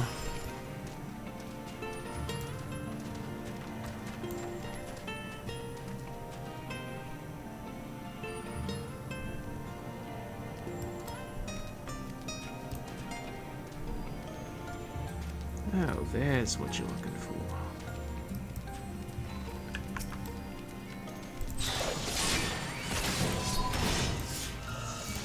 Dread Serpent.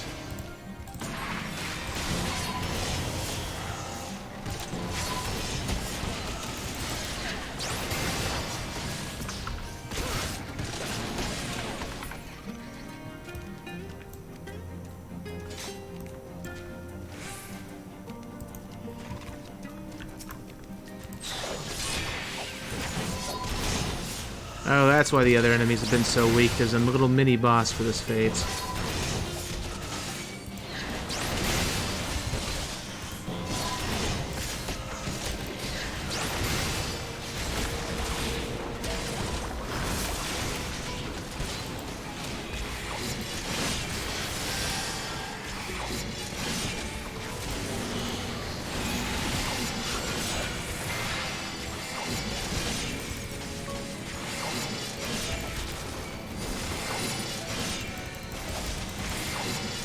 Well, that and the fact that there's no one here to do this other than us.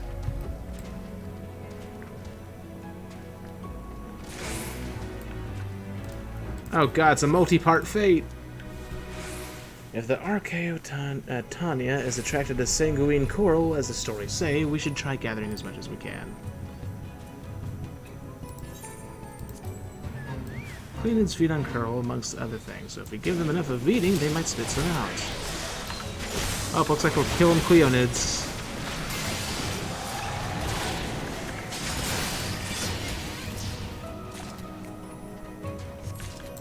This might take a while.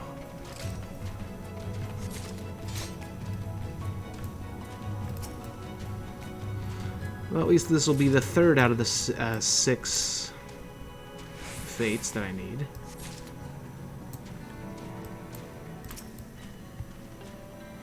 Question is, will I have enough stones by the end of this? Hopefully I will. Oh god, you're in trouble!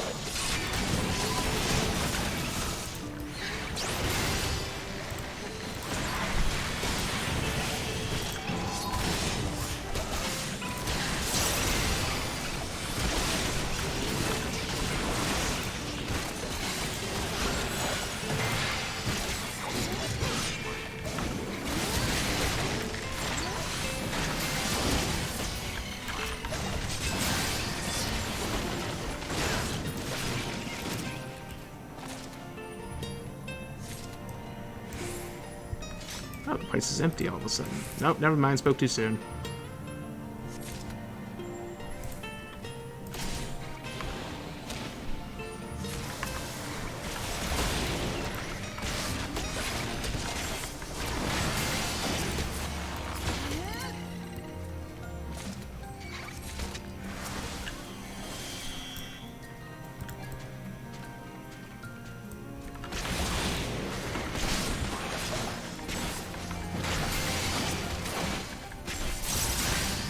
These things look freaky when you look at them up close. Got glowy red eyes. Almost look like aliens.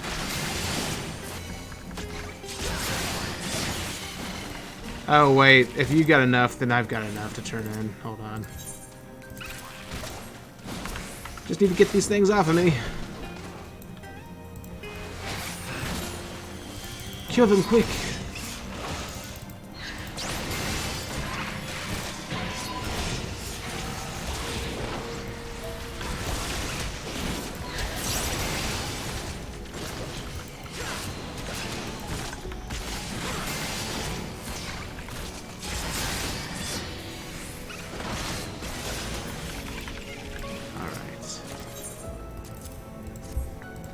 That's the end of that.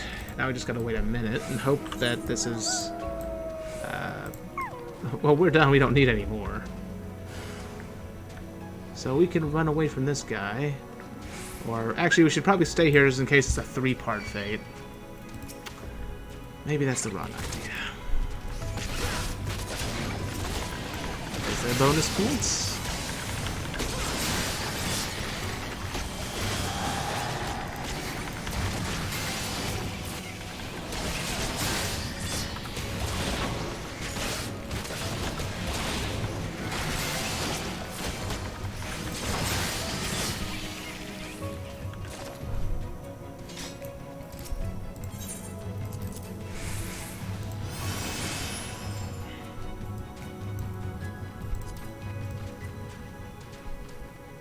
Four, 3, 2, 1.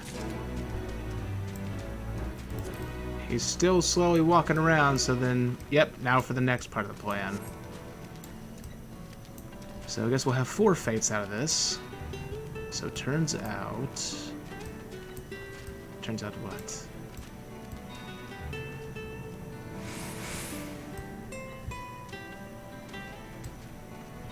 Oh, joy. Well, if you want to...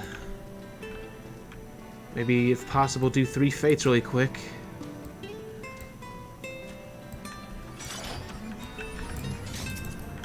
If you rush to do 3 fates, I can always move around a little faster. Let's see, there's a fate called A Lot to Swallow. There's a fate called Natural Prawn Killers that is halfway done. We're not going to make it to Natural Prawn Killers, but we may as well do A Lot to Swallow. Don't take that out of context.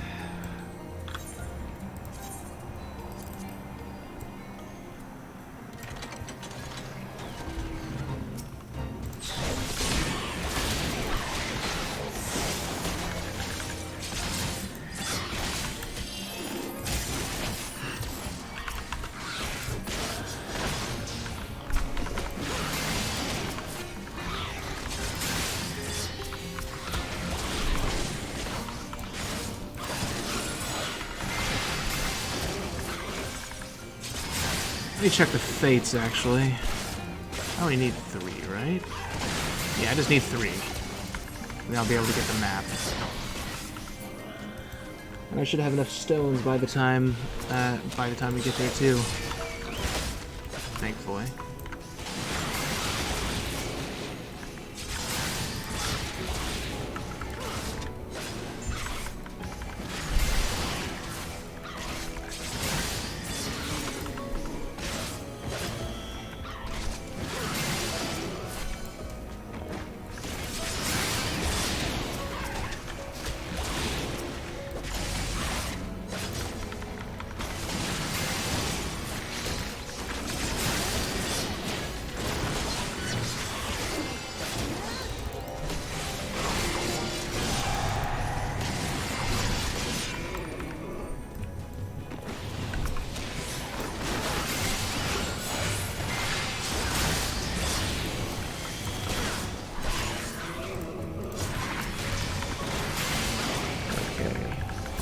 this fate. Oh, now the other person decides to join us.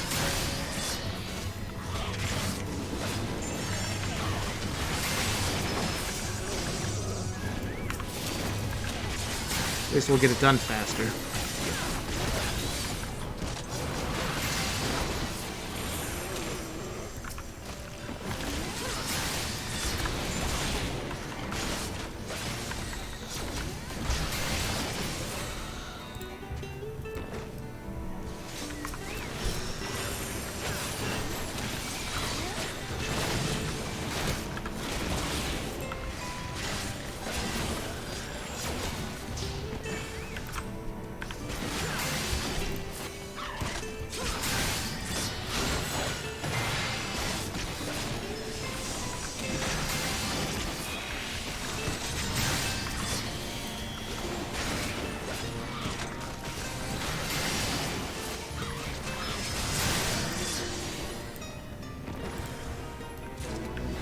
Alright, 2 more fates to go.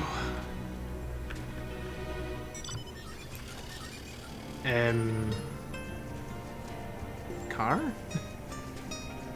I can't get in that.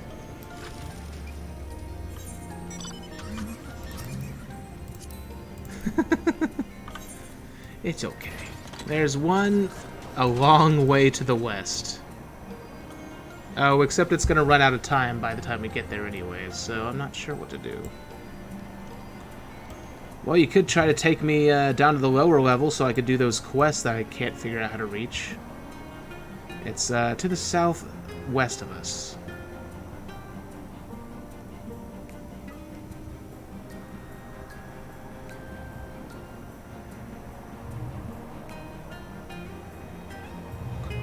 That way I could get the Aether Current that's down there too. Further to the west, outside the town. Eh? Or is this the way there?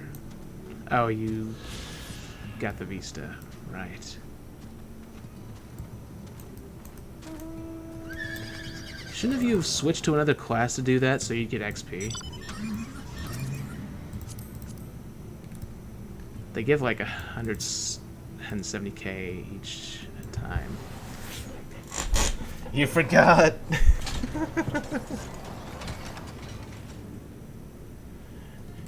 It's okay. Anyways, to the west. Like straight west. That's the east. How do I mark the coordinates on a map again? I forgot the button.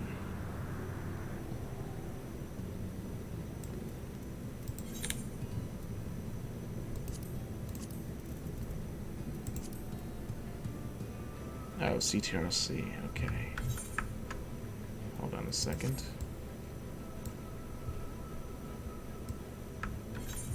Oh wait, it's CTRL right-click, isn't it? There we go.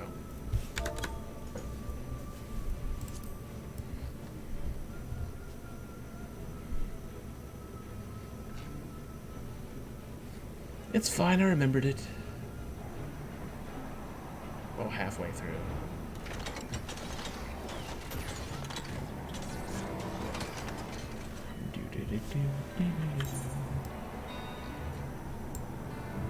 Oh, now there's a bunch of fates open now.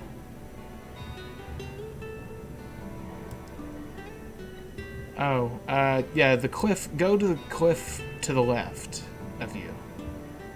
And try taking us down. Yeah, it's underground. It's in like an underground cave, I guess? I'm assuming there's an entrance down here.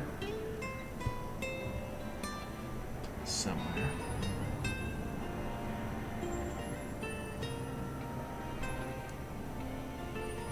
Maybe not. Let's scan the land down here and try to find it.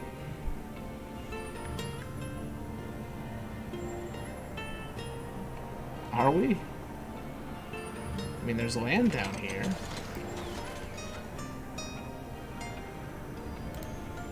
Hold on a second. You look over there, I'll look over here to see if there's an entrance. There should be a cave somewhere around here. Aha! Here's one. I think. Maybe? Yes, this is the way. See, I knew what I was doing. Sort of. Kind of. Maybe.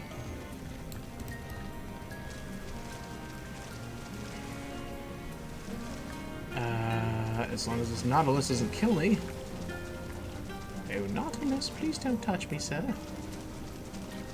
Oh, wait, I gotta go up. From down here, so...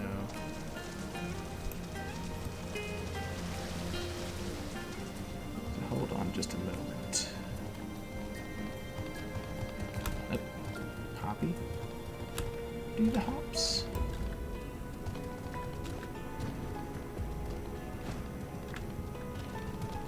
It sucks being stuck to land.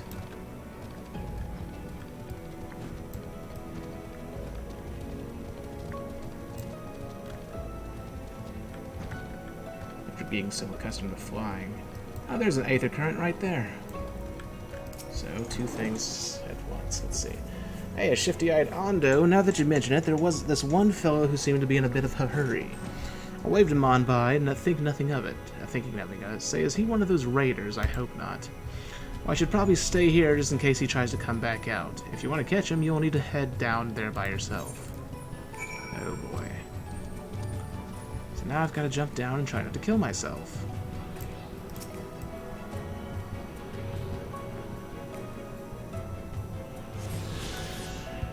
Yeet. Ow. Such pain. Much ouch. Now, according to the map, he should be down here. And here he is. Mr. Shifty-eyed Ondo. Who goes there? Finless one, what business do you have with me? Or have you with me? I am no miscreant. I came here in secret that I might practice with this spear away from prying eyes. 'Twas a gift presented to me by a finless one I saved from drowning.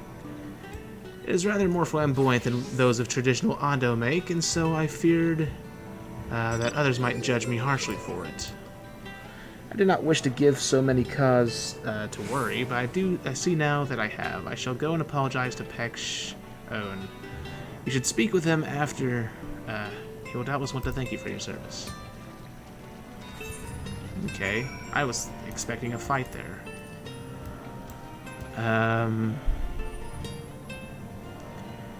So with that, I guess we should just fly out of here to the Fates really quick. Actually, let's warp to the town above and then go fly really quick. Just need 2 Fates and then we'll be done. I'll be able to get the stuff.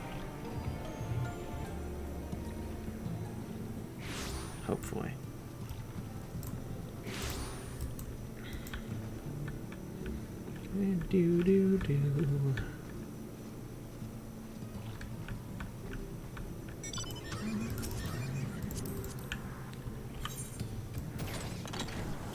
So how much should I pay you, Uber driver? Uber driver Chan?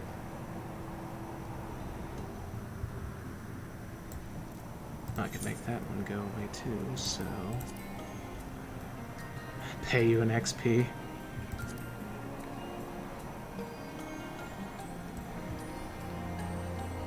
But you're level 80, you can't get XP.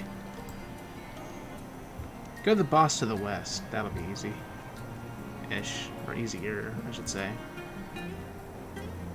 If we can go to that. Oh yeah, we can. It's easy. Slightly to the north. Or... Just because the boss fate has less time, that's why I'm trying to go to that first.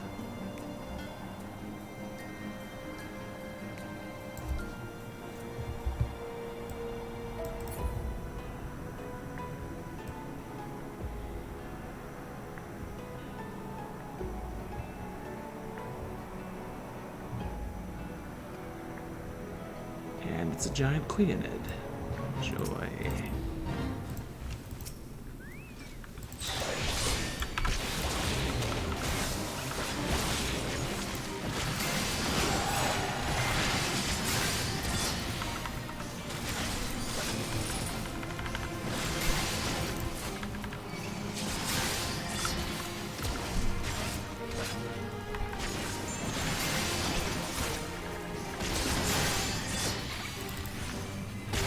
something just giggle? It sounded like it did. If it did, I'd rather it not.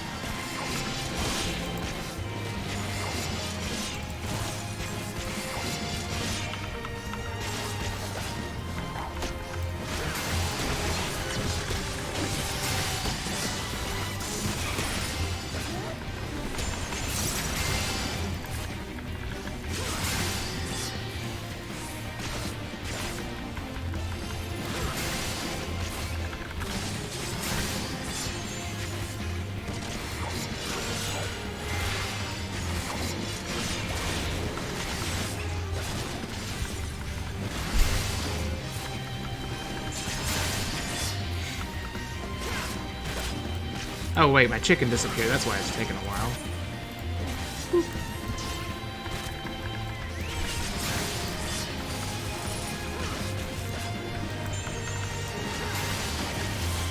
My bad, forgot it disappeared.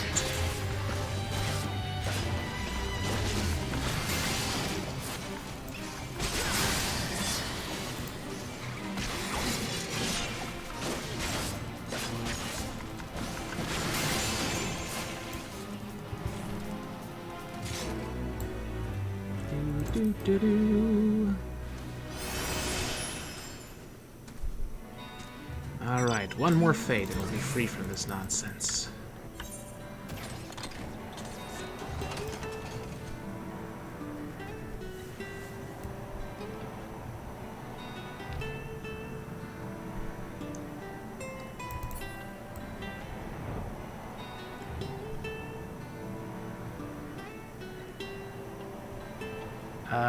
Pretty sure it's below us. Why are you going up? Is there land up here? No, it's definitely below us. A long way below us.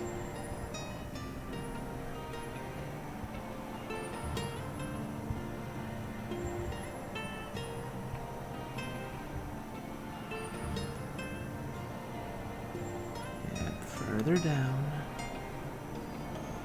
Ever further.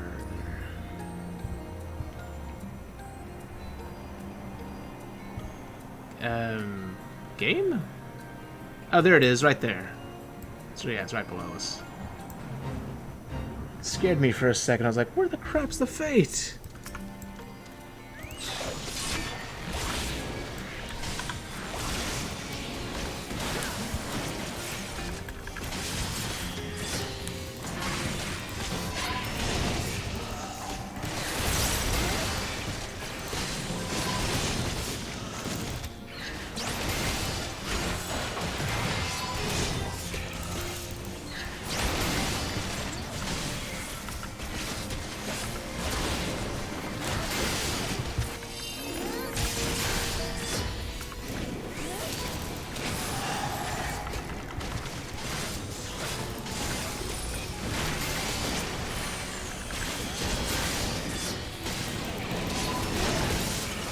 Chickens get a bunch of weekly XP.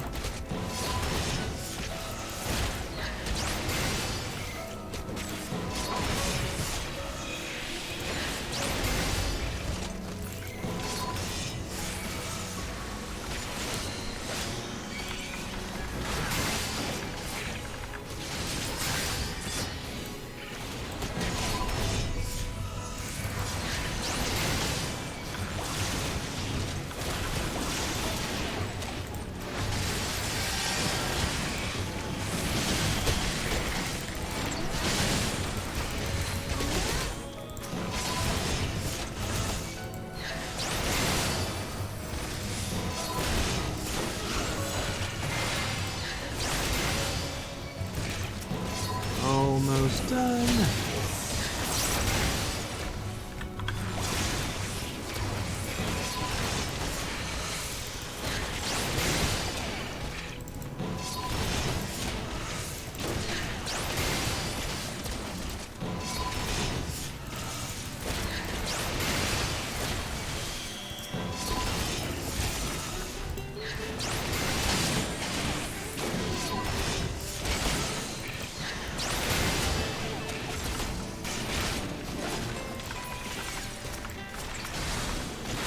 There we go.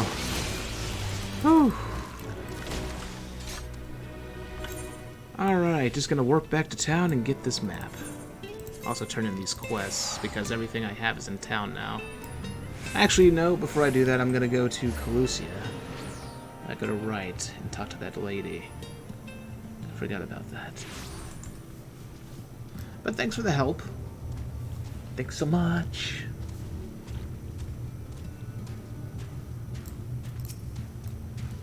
Alright, have fun. Good luck. Let's see, very well. Peruse my goods. Honestly, I would not recommend it, though. Okay, Tempest Riding Map.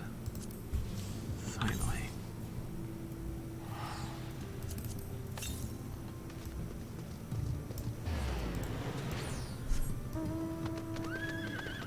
That's much better. Okay, now go to Wright. Then I can just turn on these quests at once.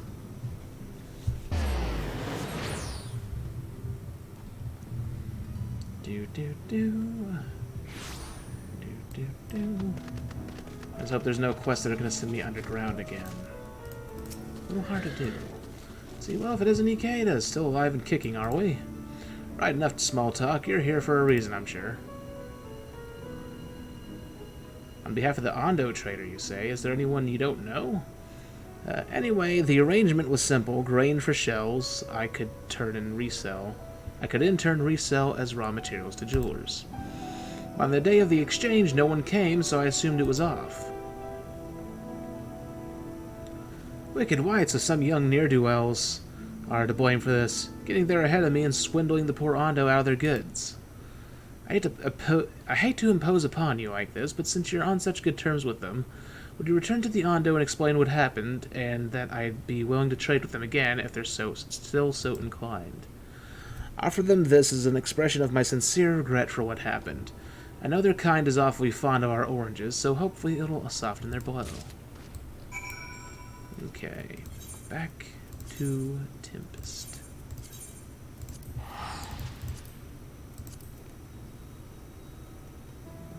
Alright, thanks for watching and thanks for the help. Good luck with Eden. Hopefully Blam Gardens is there.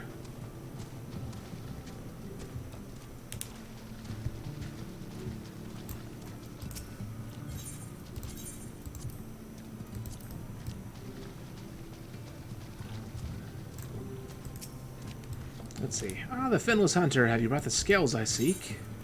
Yeah, there's your scales.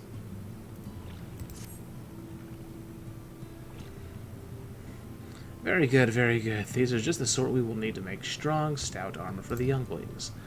Once we would have shirked such measures, cumbersome and weighty as they are, but we must adapt to life outside of water, which means utilizing the methods you Finless ones favor.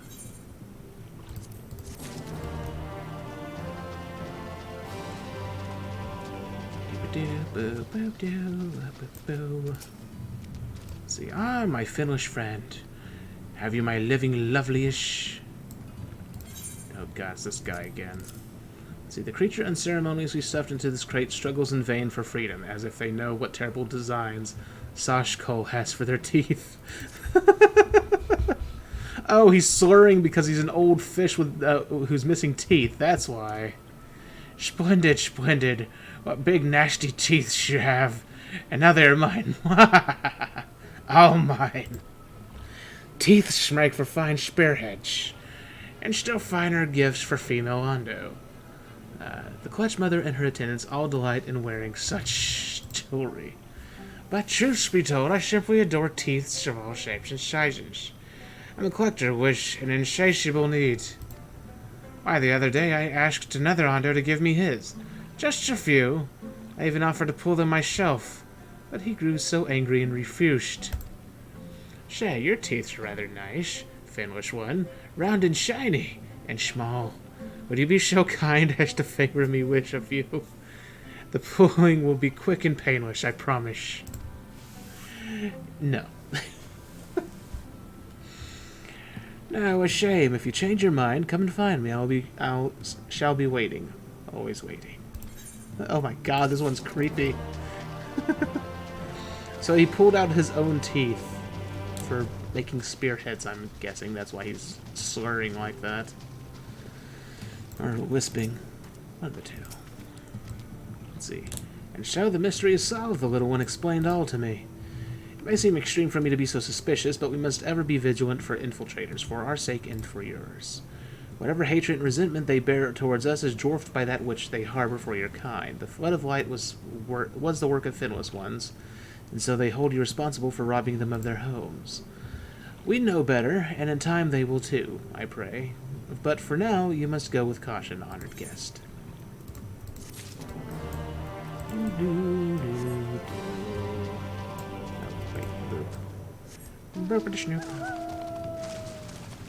Ah, it's so much faster.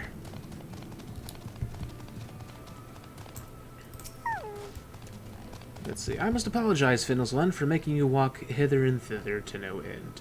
I hope that this third option will meet with your approval. It is far, far below and a ways to the west besides. Mind your footing and take care not to slip.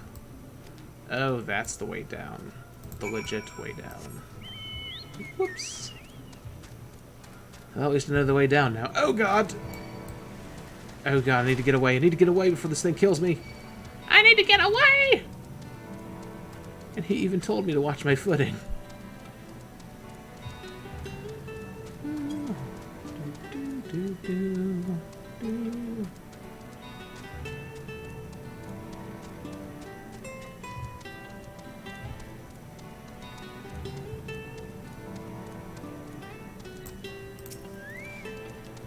Let's see. Behold, is it not wondrously bright?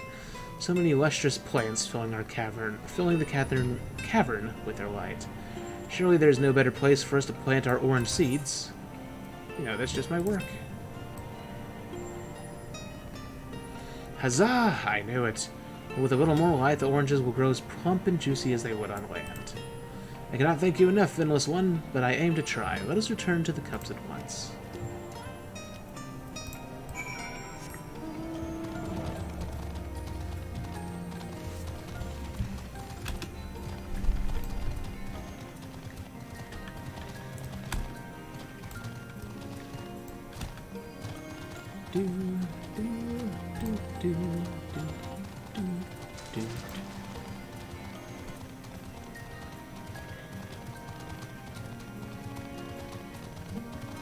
Now we just avoid getting killed.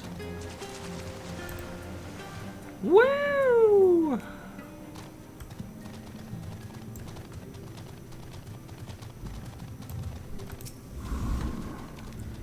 The Finless One returns. Did you manage to speak with the Mistel woman?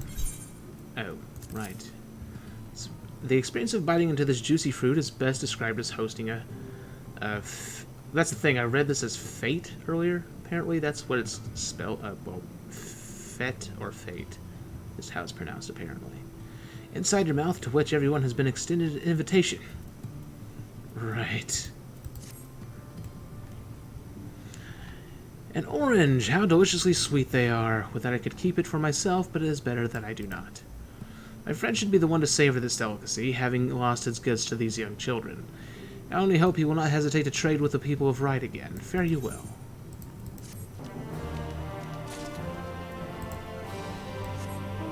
Let's see. Oh, hold on. Hey, so funny story. My FC is going to run Eden later now. Some members are going to help people clear the Heavensward story on Goblin now. So if you'd like me as an Uber/Fate helper, let me know. Oh, okay, so it is Fate. Alright. Well, that's the thing, is I looked it up, like, after that one day where I just kept pronouncing it as Fate.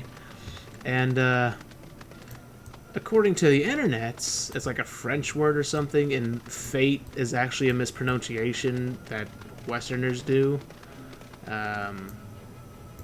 Supposedly. Supposedly it's supposed to be pronounced Fet? I don't understand. But yeah, apparently that's a thing. But sure, I'll let you know.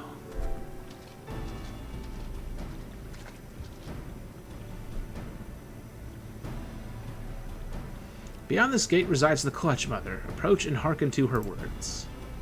Oh, I actually get to see the Clutch Mother? I don't think I've seen one before.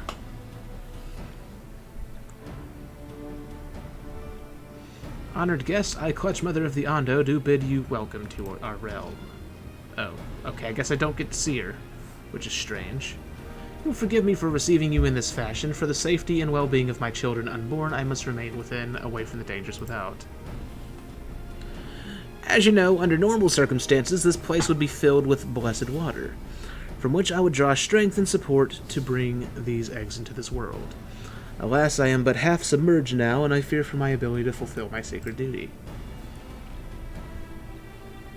I am given to understand you and yours are the ones responsible for drawing back the waters of our realm. With good reason, I am sure. However, it is my sincere hope that you will agree to aid us, given that you are responsible for the state of affairs. Fear not, I desire no direct assistance. Rather, I would beg a boon of your people's knowledge of childbirth and how the finless ones ease the burdens of their struggling mothers. Zarash's own will be my agent in this matter. Heed his words and answer his questions. This is all that I ask. Do you consent?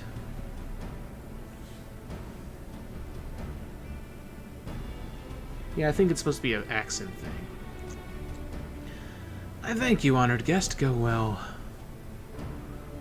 Then it is agreed. However, I must consult with her attendants before we speak further. For now, I bid you and Narash's Cole go about your business, but be ready if I called upon. Or cow. I think that's how it's meant to be. Wait. Okay. Have you a moment to converse in private outside the cups, please? Alrighty.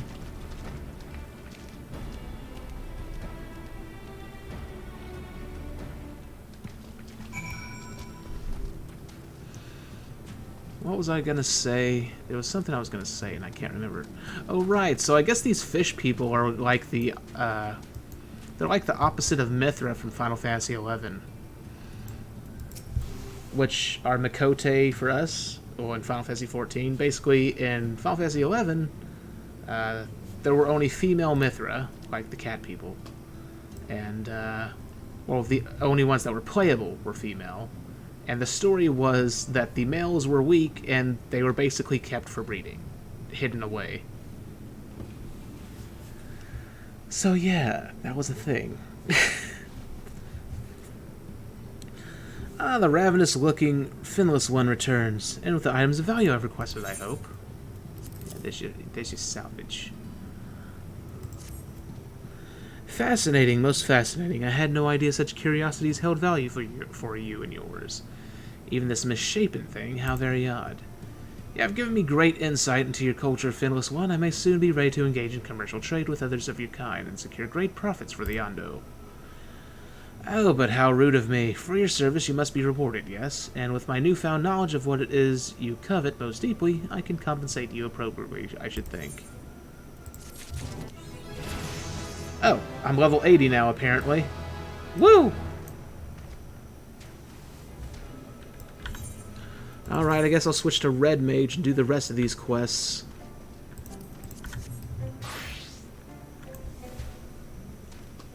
Thank you. Although I'll have to do the main story as Dark Knight, I guess. I'll have to miss out on a little bit of XP, unfortunately. Hold a moment, my friendly finless one. I have another request to make of you. This time for a friend who foolishly sought to slay a formidable stingray on his own, only to limp back home after being struck by a poisoned barb. It has been an all too familiar refrain as of late. Time and time again, we find ourselves overmatched by our foes in this now waterless realm of ours.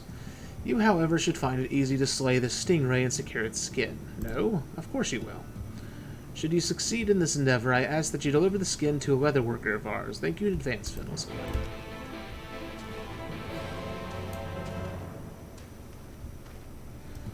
Ah, yeah, the scales look cool. They almost look like the shape of wings. And then you can see I've got the legacy tattoo on the back of my neck also.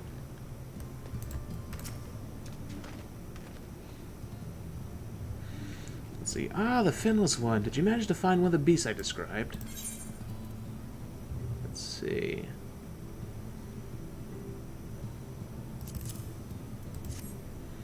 Thank you, my friend, thank you. With these bones, I can fashion a ladder to return to my home.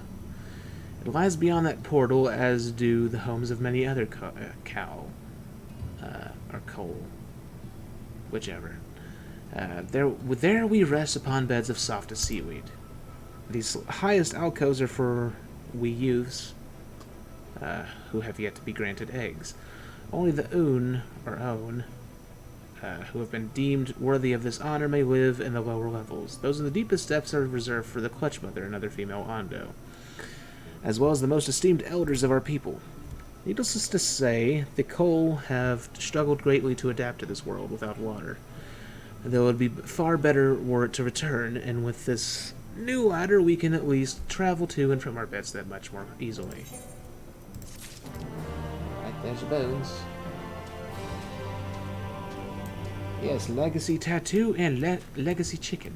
Legacy Chocobo. That's what we've got. You returned, but alone. What of our spearfisher? What has become of him? See, contrary to the spearfish's dismissive description, this collection of fresh fish is not all that disappointing. Perhaps he simply has exceedingly high standards. Waylaid by thieves, that is unfortunate, but I am glad to hear he is unharmed, and that he managed to retain a portion of his catch. Do not mistake our misguided brethren for black-hearted villains. They but struggle to survive in our changing realm, and I remain hopeful that one day they may see the error of their ways. We have all lost much in the wake of the flood, Ondo and finless ones both, yet we dare not let our loss define us or lead us unto wicked ways. You too have overcome much hardship in your life, have you not? But you have not been broken by the weight. Stay strong, friend, and accept this with my thanks. I shall take your point.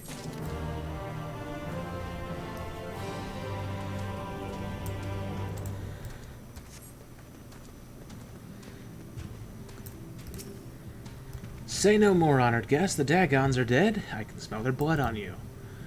Like the Ondo, they too seek to take shelter in the ancient ruins. It is a regrettable state of affairs that we must ever strive to keep their numbers in check, else they drive us out of hearth and home. It will only be more difficult to do so in the absence of water, but such is our life now. There is naught to be gained from pining for what was lost. It feels like they're practically guilt-tripping me over the fact that their water is gone at this point. I mean, I know they're not, but they say it so often.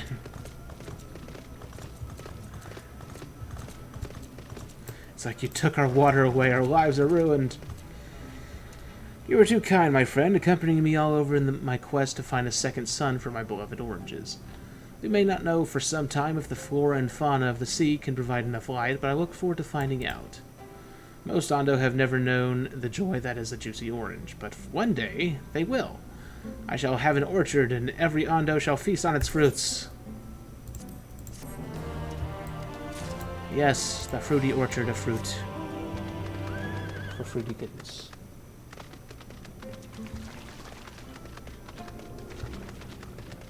I'll grab that quest after I deal with these last sub-quests. Oh my god, someone with a freaking FC thing called Thick. Let's see, 'tis a rare thing indeed to be granted an audience with the Clutch Mother. I hope this serves to help you understand how important these eggs are to us. Before you came to the Cubs, I had been searching for a means to assist her in giving birth. That is why I have been studying the relics of your people. Unfortunately, I found nothing that seemed suitable for this purpose. I cannot stress to you enough how important she is to us. She is mother to all Ondo, her every egg brother and sister. We would do anything and everything to welcome them into this world and see them grow into healthy, happy Ondo. There must be some way in which you can help us achieve this end.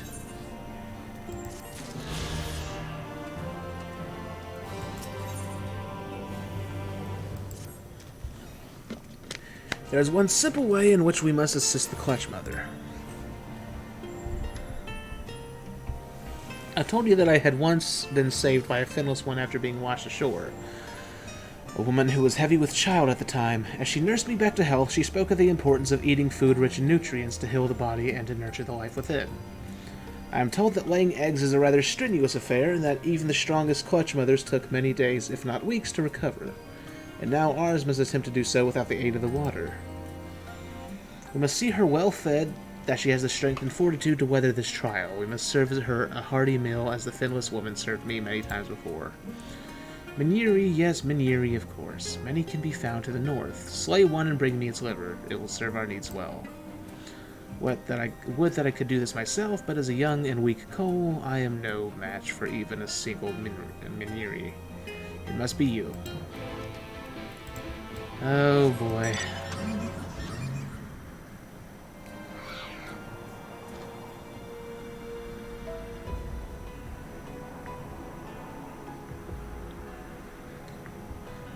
And I'm pretty sure I'm butchering so many of these words.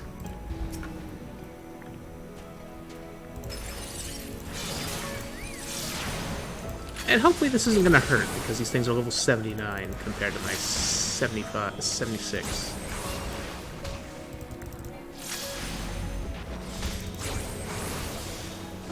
Please have mercy, sir. Please have mercy. Oh, this hurts a lot.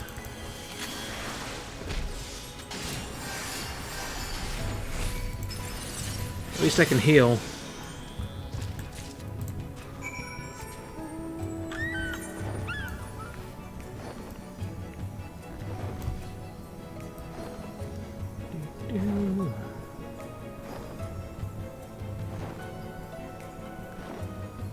Why is it gotta be so far away to find a stingray?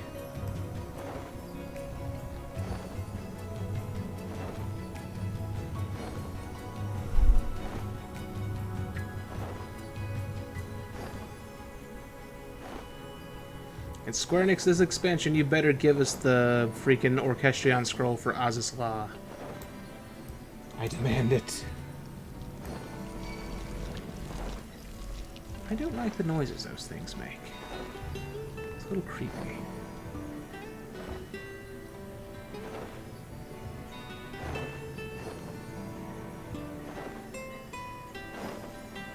I'll just warp back after this. Save myself a trip.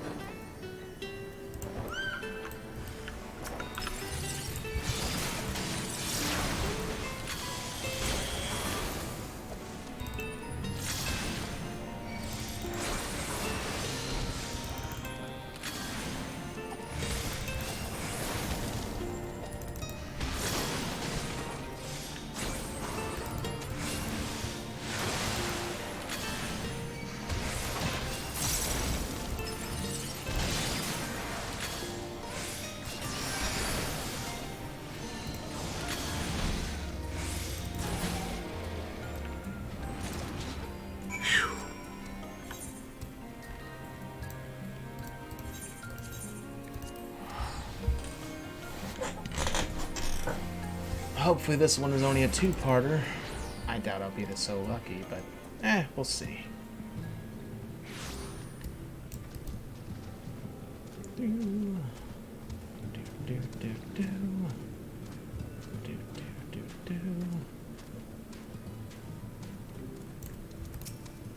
Let's see. Well met, honored guests. Are you in need of guidance?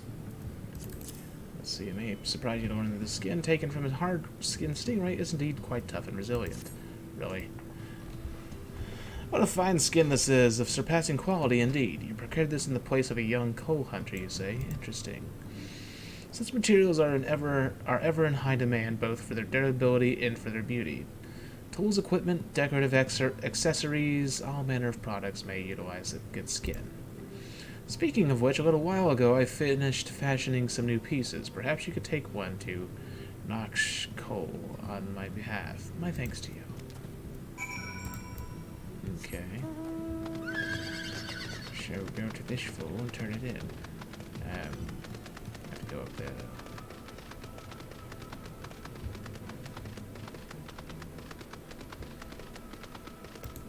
God, almost 5 o'clock already. Welcome back, Finless One. You look well. I trust you got the better of that stingray I told you about. See, the product of Nanu Craftsman's distinct aesthetic sensibilities, this accessory may well fetch a high price in the right market. Oh ho, what do we have here? Another of the leatherworker's masterpieces, and for me, marvelous. Such works of art are certain to fetch a high price from a finless trader. Aye, that is right. I have continued to study commercial trends and so forth that I might build a more successful business enterprise moving forward. Though, I do realize that it would be foolhardy to do so by imposing upon your goodwill in excess. Oh, so you're not going to ask me for more. Good. Thank you. Thank you so much.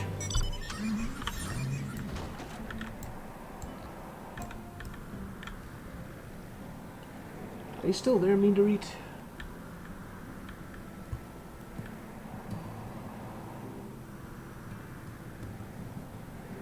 Okay, so it must be Niue that probably went to bed or something. That's fine. Let's see, have you my Miniri liver? That as well, keep it for now. Let us go and request another audience with the Clutch Mother, that you might present it to her yourself.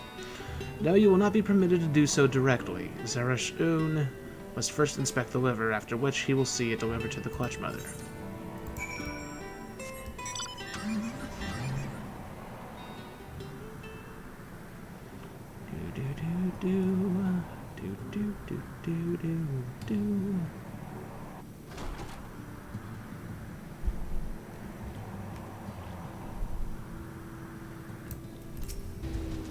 Alright, let's see here. Greetings, honored guest. I am told you have a gift for the Clutch Mother.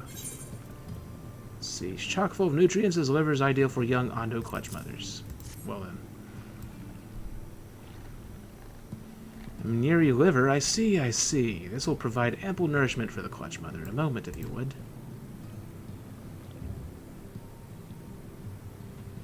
Miniri liver, how did you know it is my favorite of mine?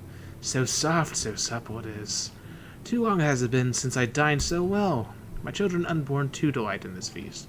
Many thanks to you, honored guest. This was Narosh's Cole's doing, yes? He knows the Clutch Mother's tastes well. It is good that she eats and builds her strength, but liver alone will not suffice for our needs. I trust you both will continue to consider other ways you might be of assistance. Tell Narosh's Cole I said these words. Oh boy. So that means there's going to be at least another 1 or 2 parts. Unfortunately.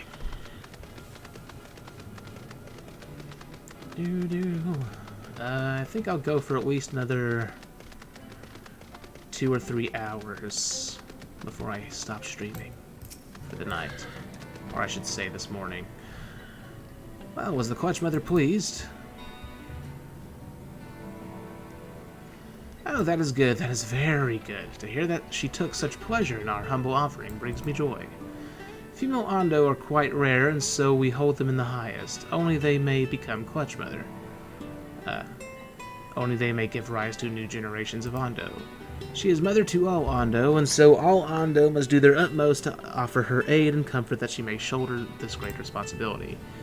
Each must find their own way to be of service. That is why I do not begrudge Zaroshes for how he scolds me. He acts only out of concern for the Clutch Mother, as do I. He is right, too, that an offering of liver alone will not suffice. Nay, we must do far, far more for the Clutch Mother's sake. Alright. Do you hear it? That cry. It troubles me. Perhaps it is too low for finless ones to hear. We call to one another over great distances with such cries, to coordinate hunts or simply to converse. It carries poorly now in the absence of water, but still I hear it clearly. A moment, if you would, I must concentrate to discern the words.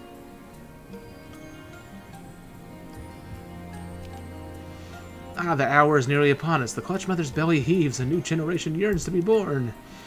But without water, there is still danger and risk. The liver gave her nourishment, but it is not enough, not nearly enough. Zarashis begs us hurry and find other ways to help her summon the necessary strength. I can think of only one possibility. We must journey unto the shore and seek out the woman who granted me succor long ago. She was soon to be a mother too, so she must surely have knowledge to aid the Clutch Mother's struggles. But we cannot approach her empty-handed. We must first procure suitable gifts, head to where the dry return, and search for an unblemished shell. I shall search elsewhere for something of value. When you have finished, return here, but hurry, time is of the essence. Oh boy. And you were right, there is a lot of freaking births in this game. Or expansion, I should say. So many babies being born. I mean, I guess it makes sense, since it's a dying world, there'd be a lot of babies born to try to repopulate, but still.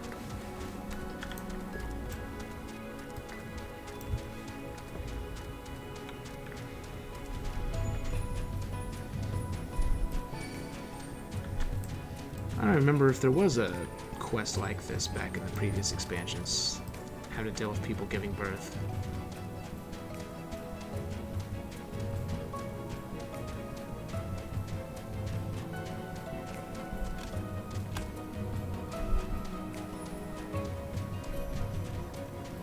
Alright, run past these crabs. Darn it. No! Kill it, chicken. Grab its attention. Thank you. I shall take this. Will you try not to get yourself killed? Oh god, I forgot its level syncs to mine, so it's level 76 right now. Run!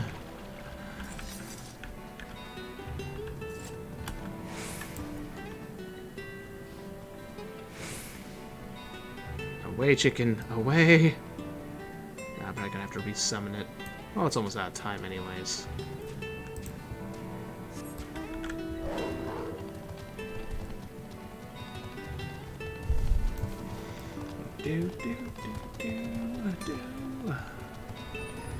So many lights in the distance. It's a nice effect.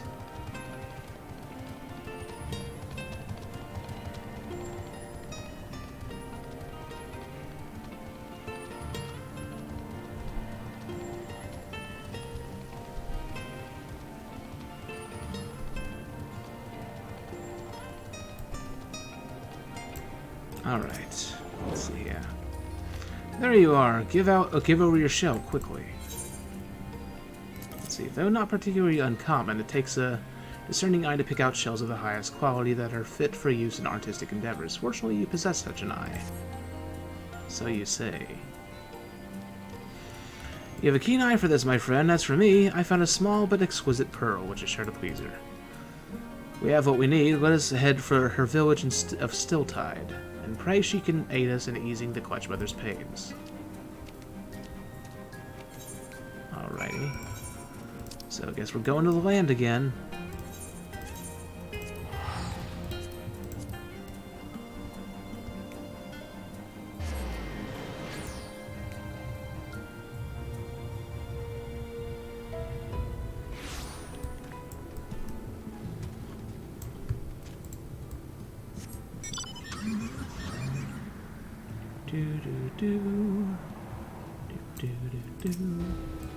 Alright, let's see. I see her. Come with me. Does he have to say my full name every single time? When the others do that, I don't think.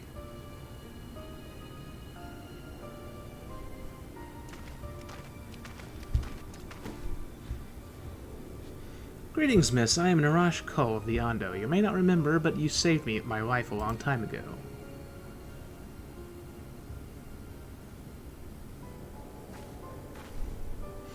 Well, well, if it isn't the lad the tide brought in. Look at you, you're practically a man grown now, I'd wager. Not many would agree with you, but never mind that. I am come both to offer long overdue thanks for that kindness, as well as to beg a boon of knowledge.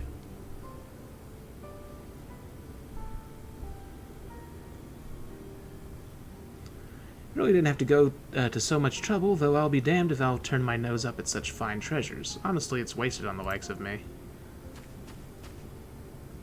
Oh, she had a little girl. Oh, look at those. If you don't want them, can I keep them? Is that the little one, the child you were carrying all those years ago? So strange it is that finless ones carry their young within them until they are ready to hatch. So very, very strange. Nothing strange about it, if you ask me. I can't quite get my head around the Ondo methods myself, but to each their own.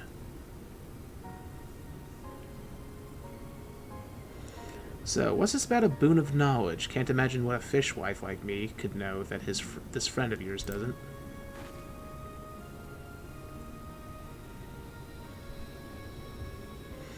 So, assuming I understood you correctly, you were riding that giant flying whale and used its breath to part the seas. And because of that, the Ondo Clutch Mother may not be able to give birth safely. As indeed the long and short of it, yes. Without the aid of water, she cannot summon her full strength, and so we must find other means to help her do so. Do you have wisdom to share? Well, everyone's got their own tricks, I suppose, but what works for one woman isn't guaranteed to work for another. But, for me, what worked was something called a birthing rope. I tied it to one end of the, one of my roof beams so I could grip it tight when the time came. What? Birthing rope? This is new to me.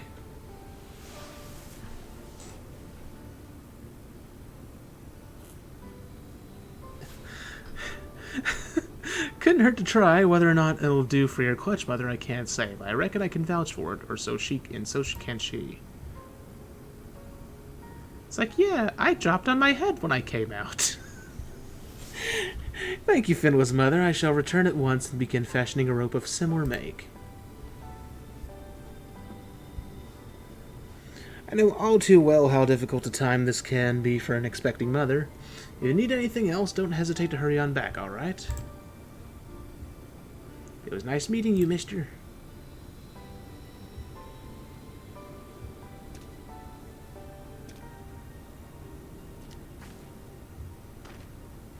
This birthing rope may be the answer to our prayers. Let us go back to the Cups and decide how to proceed there. I've never heard of a birthing rope before. Let's see, I was worried that they were gonna say something like tying a string to a loose tooth, like once the baby's head came out enough, you tie a rope around it and yeet it out again. Yeah, I was worried about something like that too. Except the Clutch Mother lays eggs, so that wouldn't work. Oh my god. That's really messed up. And it looks like there's going to be a 4-parter, unfortunately. Oh wait, I gotta go back down to Tempest.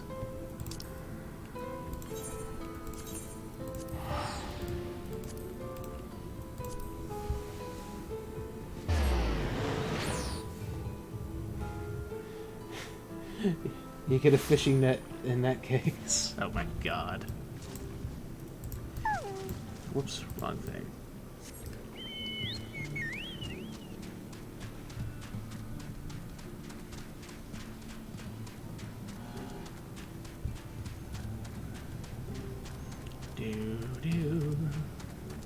Alright. Though she is not Ondo, that finless one carried herself with the self-same grace of a Clutch Mother. Perhaps it is the same for all who have brought children into this world. I can but hope this rope she told us of will serve to aid our Clutch Mother in this most trying of times.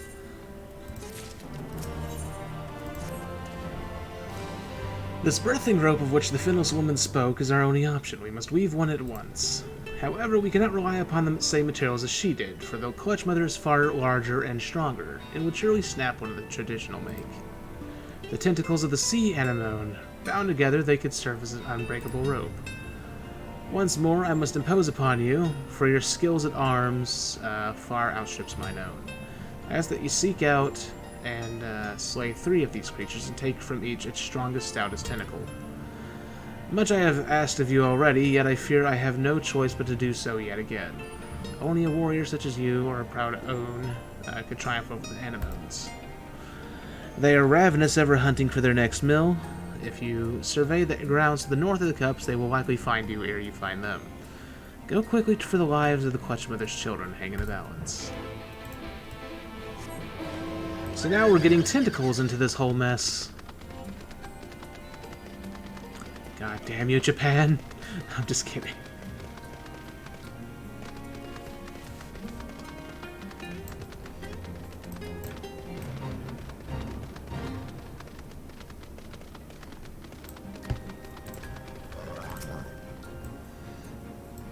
Oh wait, my chicken's gone again.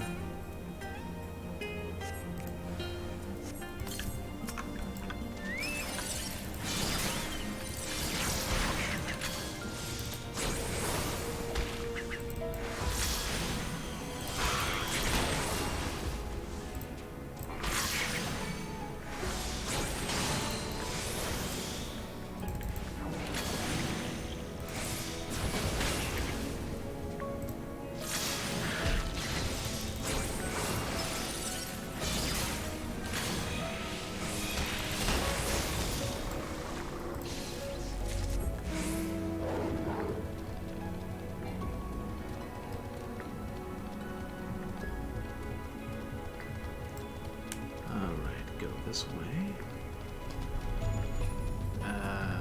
Oh, there it is.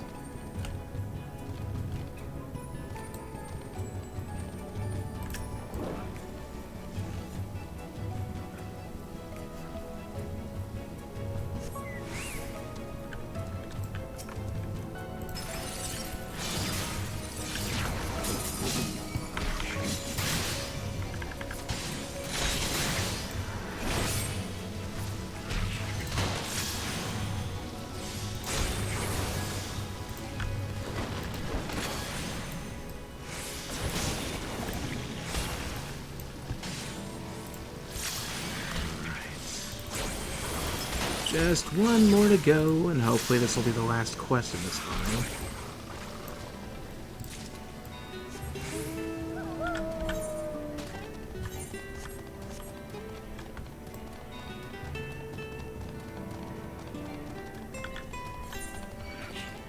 Don't you touch me.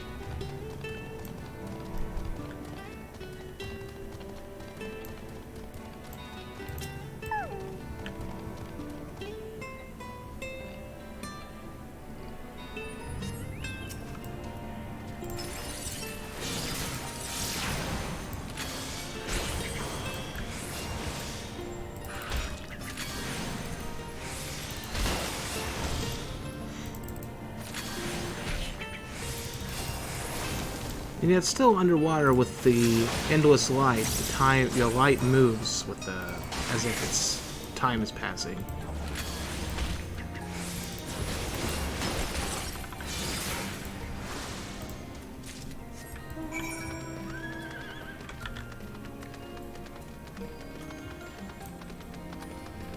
You saw that shadow moving, didn't you?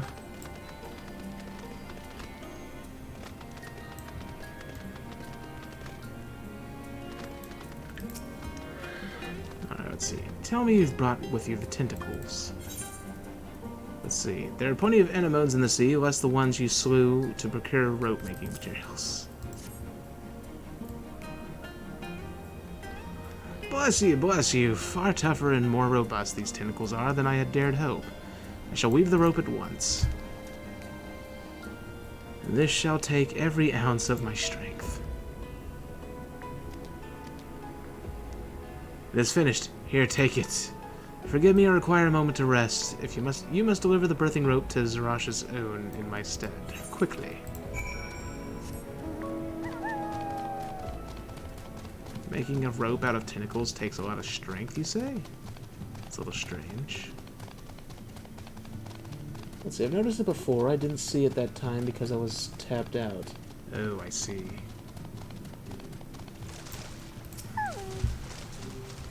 Honored guest, pray tell me you have brought something to aid the Clutch Mother in her hour of need. Let's see, some items warrant no description. What the hell?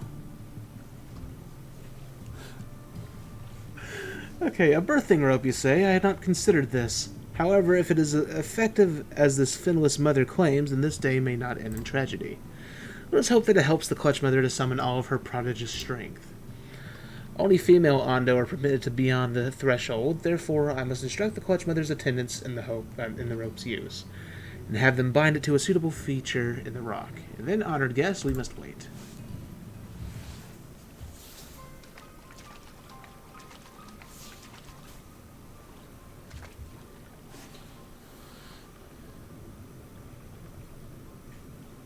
Hold on, let's see. Think of it as rotation of the Earth to signify the passing of time rather than it getting darker all the way around.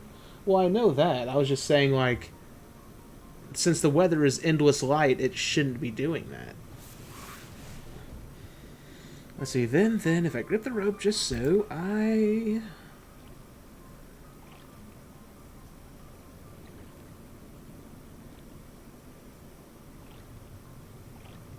So, what happened? Again, mother, push harder. Oh god, it's a birth drama. Quashite.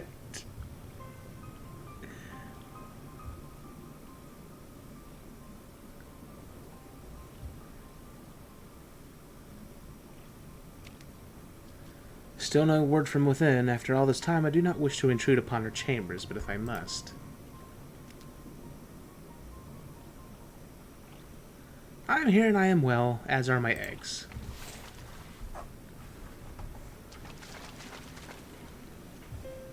Clutch Mother, oh praise be, it is such a relief to hear your voice again. Jarashes, Narashes, you both helped me triumph in this greatest of trials. To you both will I entrust 2 of my finest eggs, and you too shall receive an egg of me an egg. What? Should I really be doing that? I'm not sure I should. You'll forgive me for declining. Sure, why not?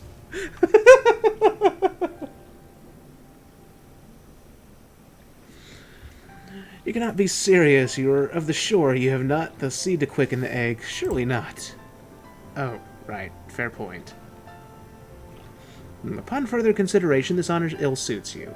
Indeed, only male Ondo can provide the necessary seed, and as you have other duties you cannot forsake, it would be better to leave such responsibilities to the guardians of the cups. If they become full-grown, our children's gills are not fully formed, and so they struggle to survive out of water. Yet as times change, so too must our ways and the relations between our peoples. Though this generation shall be raised here, perhaps future ones will know of a different life. It is not quite the same, I know, to give birth here than on land, but I should like to think that I am stronger and wiser for this experience. I thank you again, honored guest, from the bottom of my heart. So there's an endless light, yes, we know this, but the reason why shadows are still moving is because the Earth is moving. It just won't lead to nighttime with the Earth's rotation. Just because it is everlasting light doesn't mean the world stops spinning. Maybe it does. Well, I get that, but I mean, if there's everlasting light all around the world, then the light's not necessarily shifting, is it? So you'd think the shadows wouldn't move. Let's see, I too thank you, and you, Narashes. Were it not for your efforts, I fear for what may have become of the Ondo's future. For your deeds in service to the Clutch Mother have you been given your first egg. Raise it well, Oon. Raise it well. It's like, I'm going to impregnate this egg so hard.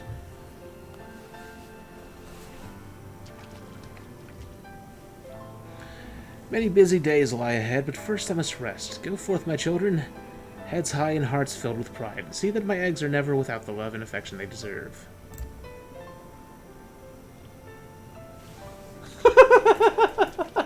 Well, that's what they're gonna do. They mention seed. Know that you are always welcome in the cups and shall ever be received with the respect and reverence a steadfast ally deserves.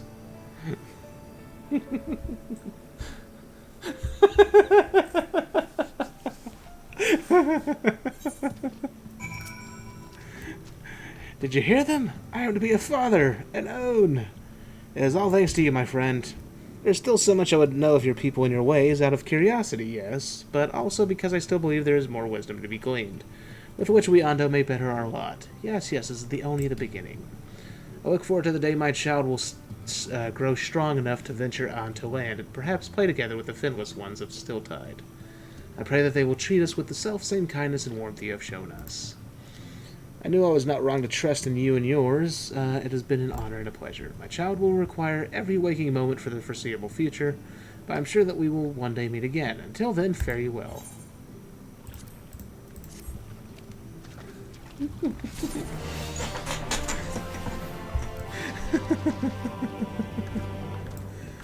Oh, God.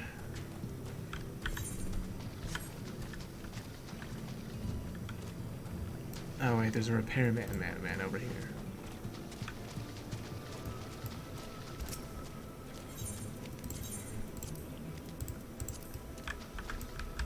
Alright, that is for the end for the side quest for now.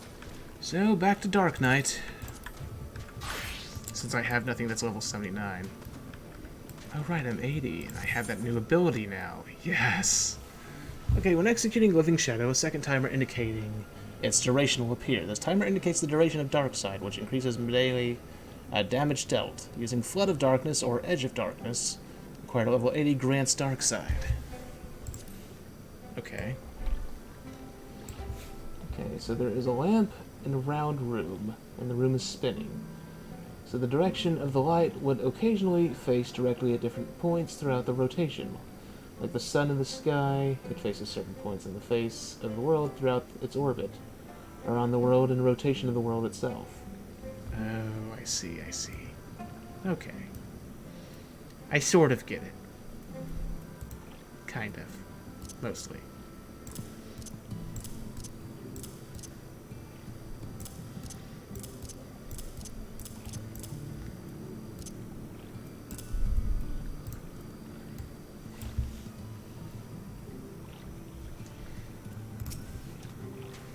Alphino's friend. You and your companions have done much to repair the damage caused when the waters parted. Anything else you can do? Have you been to the Walls of the Forgotten? I think I've just come from them.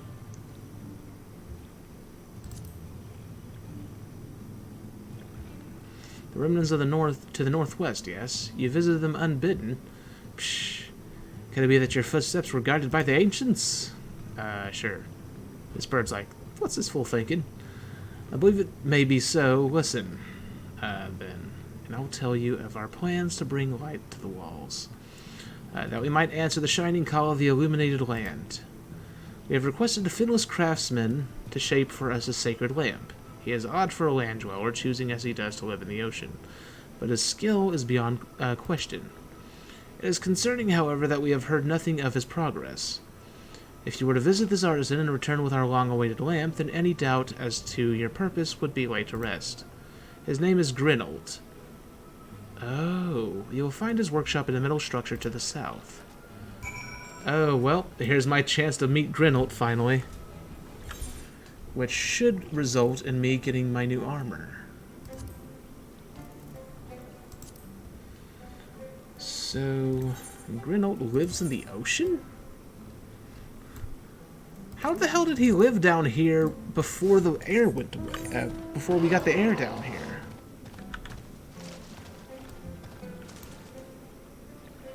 Let's see, so even in the current situation, the sun doesn't even fade out, it just moves away. So we get exposure to the inky dark sky dazzled with other faraway stars. In this situation with everlasting light, that does beg an interesting question, which is their world still spinning, or is it not still spinning? I mean, I figured that the everlasting light was coming from, like, just clouds of light that covered the, or like just a massive light surrounding the planet. I mean, it was so condensed that it took the form of water earlier. That was what the flood was.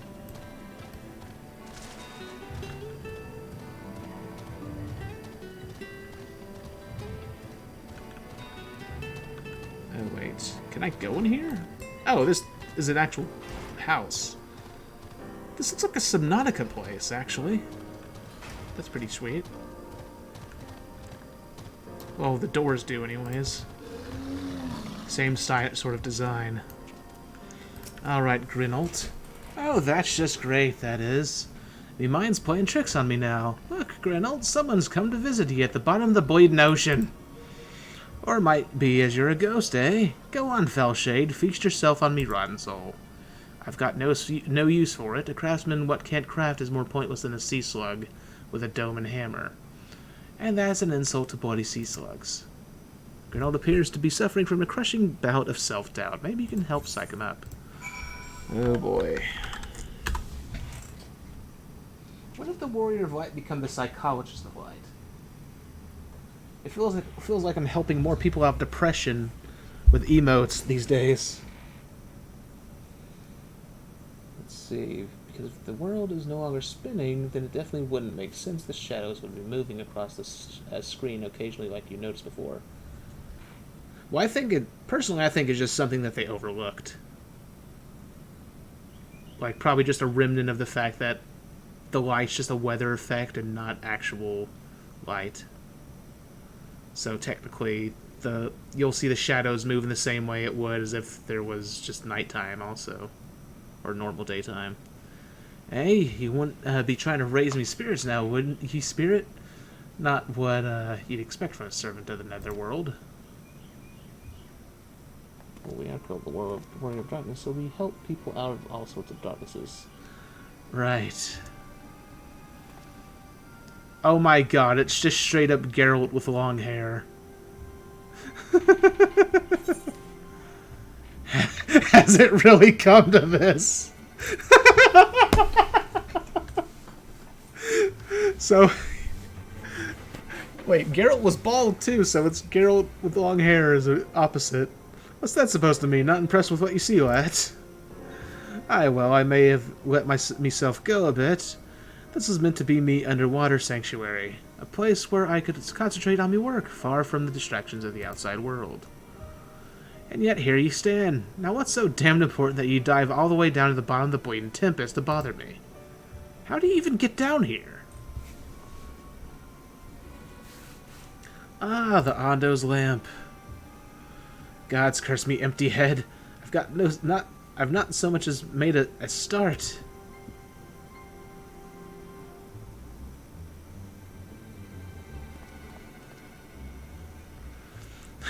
I'm worth less than a sea slug, nay, the slime left by a sea slug. Me delivery date's long past, me workbench is untouched, and I call myself a bleeding artisan. You've heard their beliefs, have ye? Bringing light to them ruins, it'll be an act of deep religious and cultural significance. And it was my privilege as a craftsman to be tasked with providing a ritual instrument worthy of the occasion, but I just can't bloody well.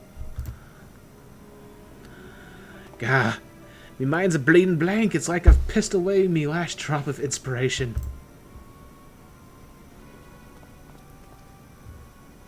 Tell me, you've got something to show me. Something that'll give me a muse, a right kick up the arse.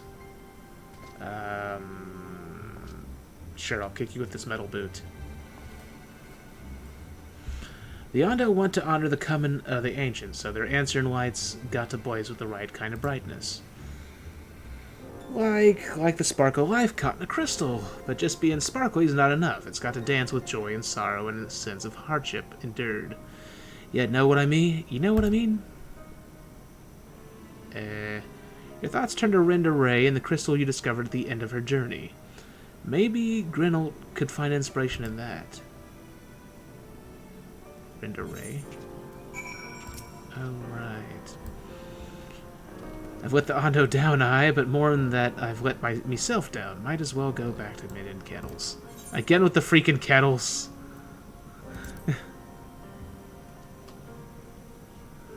Oh, I can only do this because I've got the role quest done for the other class.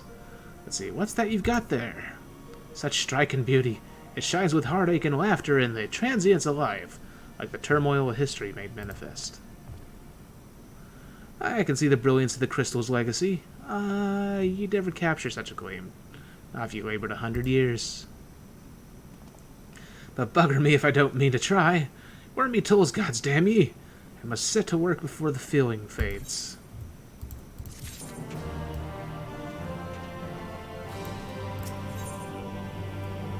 Oh, that's a lot.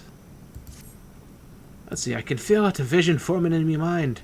Step aside, lad, and let me itching hands get to work.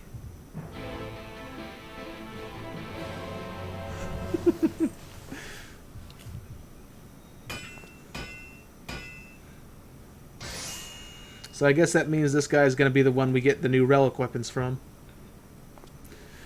And done. I've taken the wonders what that crystal showed me and channeled them into a new shape that what befits the Ondo's spiritual character. How are you going to get that out the door? Not a bad job if I do say myself. And to think I was this close to hanging up me hammer after studying the craft of them ancients. I've been across the length and breadth of Norvrent and gobbled up every scrap of craft and wisdom that I could find. But no matter which technique I tried, my work was just no comparison. I couldn't even figure out how they put them damn buildings together. A mystery for the ages, that's what drew me here in the first place. I built me workshop, got the forges burning, then lost me bleeding will to craft. Thank the gods for that crystal of yours, or I might never have gotten it back. I'll pry into your business, but I reckon your little miracle there has been through the kind of journey that they sing songs about. The echoes of the memory it holds just speak directly to your heart. I can still feel them coursing through me. The inspiration's not fading away, it's welling up stronger and stronger. Give me a chance. Give me the chance, and I reckon I can weave the Crystal Saga into other things as well. But bugger me, I'd almost forgotten the Ondo's commission. If you could drag that lamp over to Tolsh's Oth for me, I'll stay here and dream up new armaments for you to try. How am I supposed to carry that thing? It's going to be in my inventory, isn't it? There's going to be some weird description. You now have access to Grinald's Forge. Equipment rewards will become available for collection based on the role quest you've completed. Okay. Underneath end gear. Alright, well I guess I can get the full dancer set and all that. Really? Just now? I can just take it? Alright, guess I'll take it all. Well, wait, then doesn't that mean there's no... Is there not a samurai quest and all that? Because I didn't see one. Or maybe it's available now. Although I can't imagine where it'd be.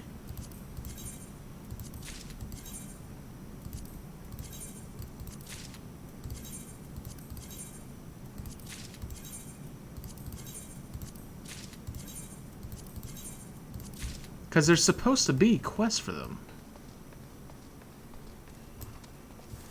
Let me switch to red mage really quick before I forget.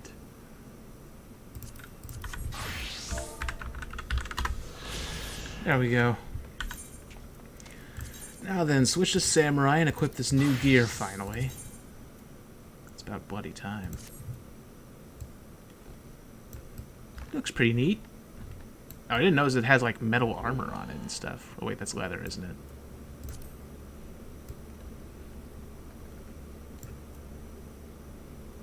Wait, the katana didn't change? Oh, it's because my armory chest is full. Darn it. I'll have to switch them out.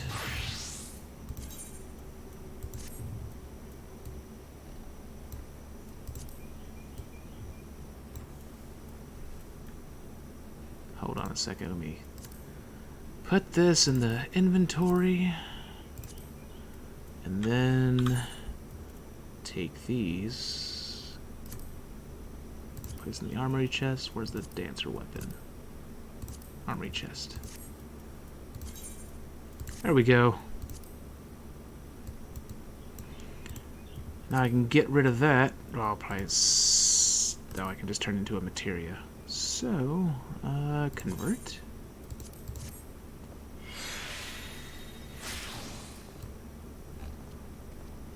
I like the dancer armor, it's pretty nice. Nice that they were courteous enough to make it black for males.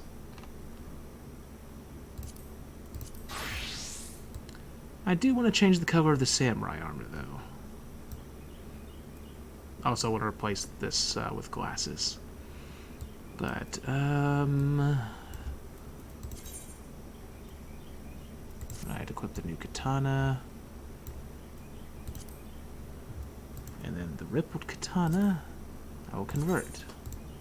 For now. There we go. Now the problem is I'm going to have to go do the tank role quest now. Let's see. Do you even lift, bruh? They are physical DPS, that is why there are 4 role quests. 1 for tank, 1 for healer, 1 for physical DPS, and 1 for magical DPS. Well, I knew that. Oh wait, there's 1. So then there isn't... Well, the thing is, like, I remember in the patch notes for the expansion, there was supposed to be, like, what do you call it? This is my brain starts working.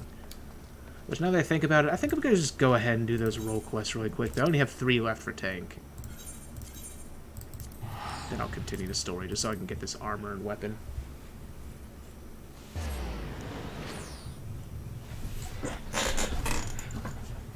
Well, I know, but remember at the end of the Dancer quest line, it said you can come back to here after completing the physical DPS,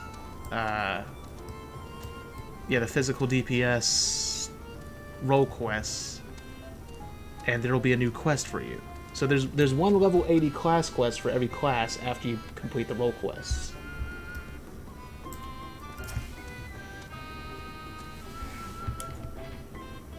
Because it was the same thing for the Gunbreaker. Let's see, what a remarkably uneventful trip. I kept jumping at shadows, waiting for eaters or foul demons or worse to attack, though that might be preferable to the Fae, frankly. Still, we're going to have to deal with them eventually if we're going to find this ring. After all, the Pneumo were part of Vobertite society, and without their help, I'm not sure we're even to begin our search. Perhaps there's a village of some sort you can guide us to.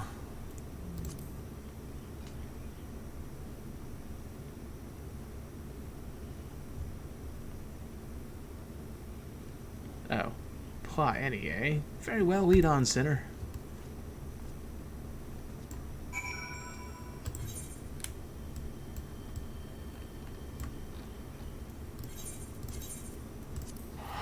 I wonder if the level 80 class quest is... level 80 class quest. I wonder if that's how you get the dyeable version of this gear. I really hope that's the case. Don't make us wait. That would be really nice.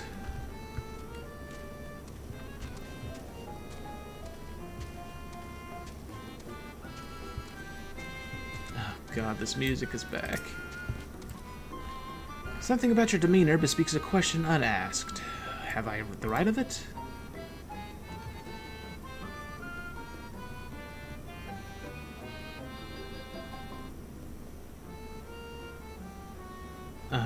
Let's see, a ring that belonged to the royal family of Vobert. And it was called the Claws of Orthus. But Vobert is long gone, as are the caretakers of the ring you seek. Who can say where it might have got to?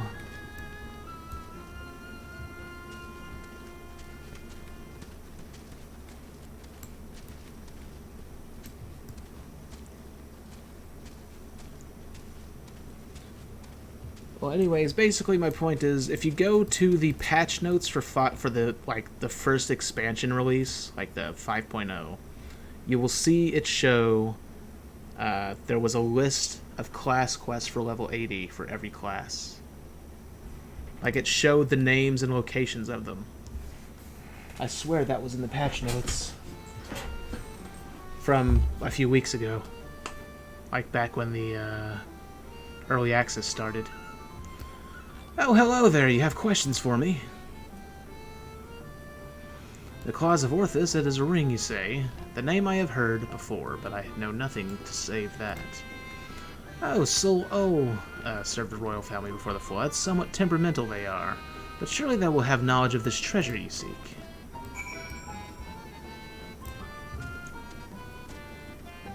Oh, okay.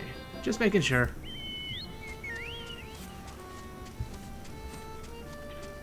Although, basically, the whole point is, what weirded me out was I figured that the class quest is what you'd get the armor from, the armor weapon from.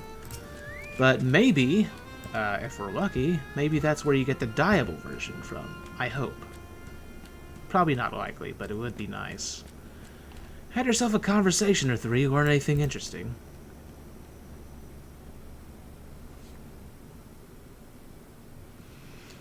Let's see, so the Soul is the one who ought to speak with, eh? A former servant of the royal family, which would mean they've lived well over a century. Bugger me.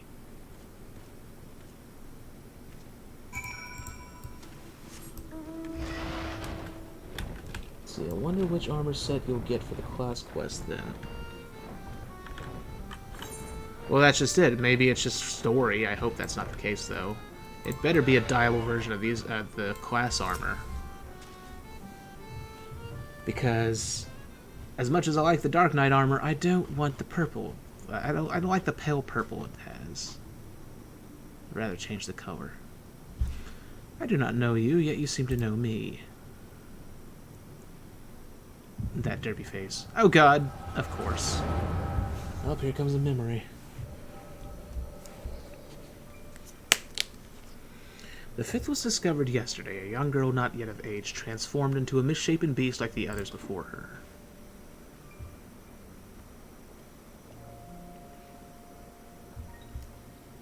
As if we needed more proof of the pattern. At this rate, any citizens could be next. Tell me you at least learned something from this one. I studied her remains myself. 'Twas plain a powerful magic had been employed. Vestiges of the enchantment lingered long after. The culprit, I think, is not a man to be trifled with.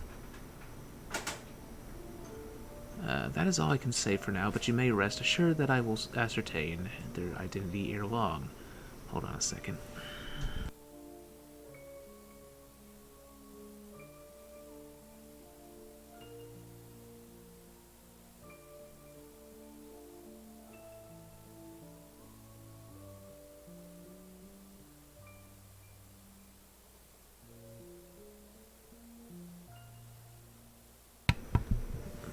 Alright, sorry about that.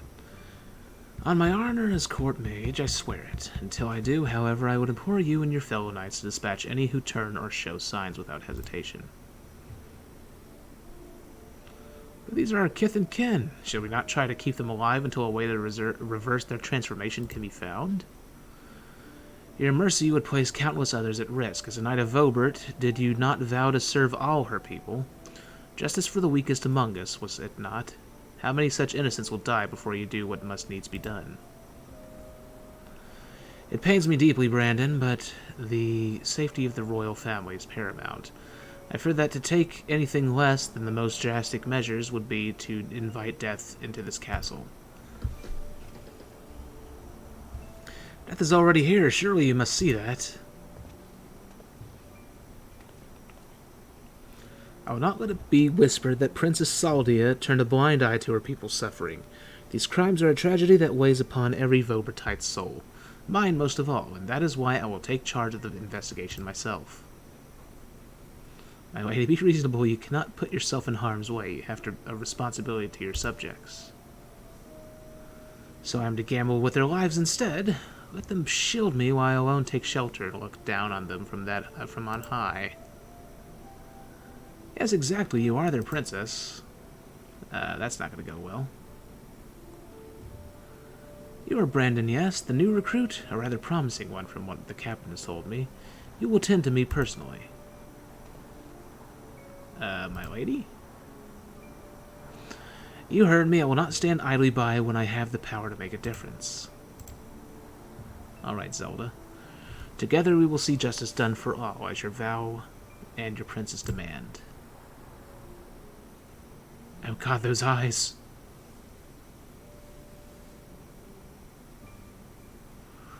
Lady Saldia, I understand. Forgive me my hesitation. My life and my sword are yours to command.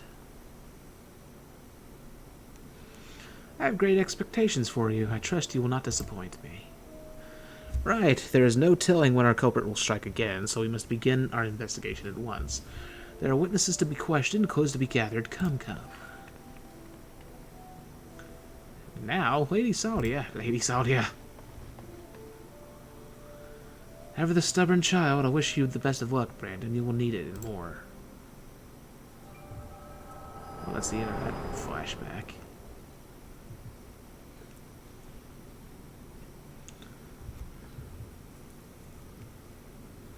Hey, are you alright?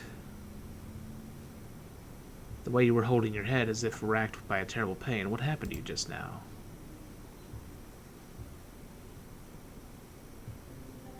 Lady Saldia, you saw her with your mind's eye? Then it is as I suspected. You have the gift too. You're like Brandon.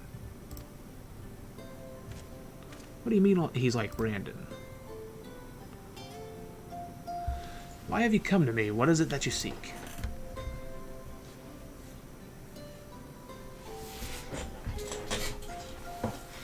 I see, and for this hunt of yours, you have come to Ilmeg in search of the Claws of Orthus. I'm afraid this is no simple matter. First I would know that you are capable of facing the eater you seek. Oh boy. There's a spot in a river not far from here in which I used to bathe, until a number of beasts grew equally fond of it. If you are the warrior you claim to be, they should pose no challenge whatsoever.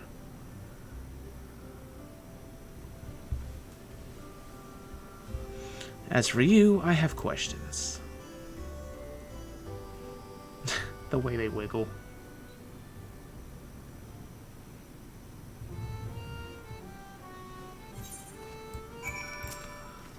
Let's see, Siege of the Beast, still all, and I have a few things to discuss. Alright, here we go. At least I can fly, so this will make things less time consuming. Then I doubt any of the role quests are going to make me go to the Tempest, thankfully. So I'll be able to fly to all of them now. Doo-doo.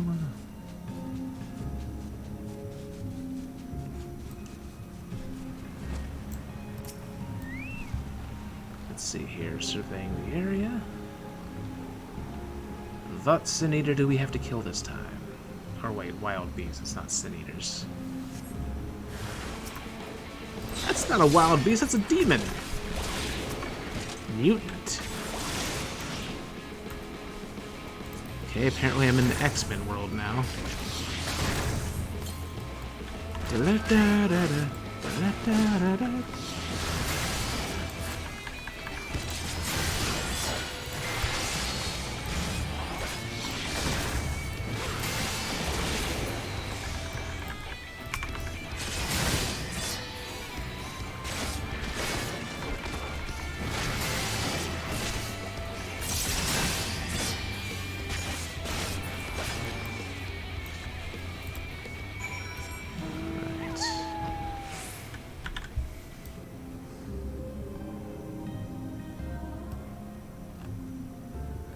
Oh wait, here's a hunt target. Let me kill that as a red mage really quick. I need the XPs.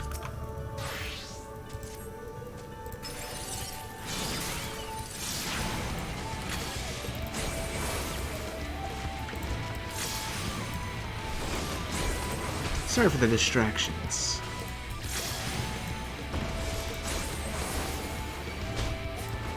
That's an easy kill anyways.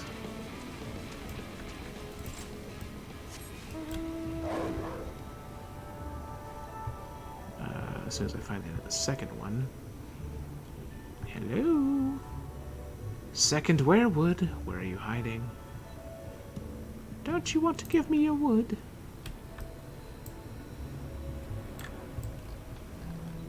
Probably up here. Yeah, here's one.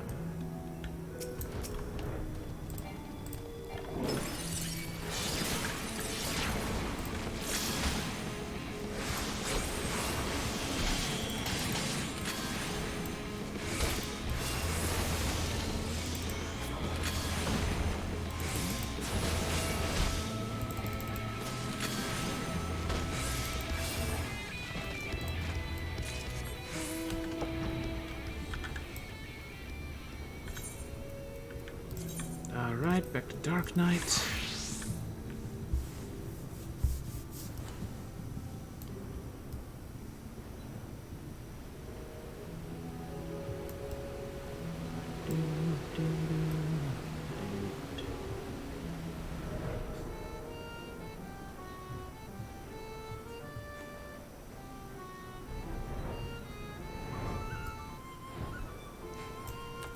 Alright, let's see here. The beasts are no more, then. Good, good. I hadn't the heart to do it myself, for they were no ordinary beasts, but old friends who had survived the flood, victims of the curse you heard us speak of in your vision. So this curse transforms people into monsters, like how Sin Eaters can spawn more of their own kind? I'll speak no more of this, or other matters, until you have completed the task I set before you. This is not negotiable, Granson. You can't accept my terms, and so must you. So secretive, the both of you. Can't we all just speak plain? Your comrade refuses to acknowledge his situation. This may take time, but I am impatient. Indeed, I have dealt with many a stubborn child in my life. Ah, whoops. Move, bird. Move, burb. Thank you.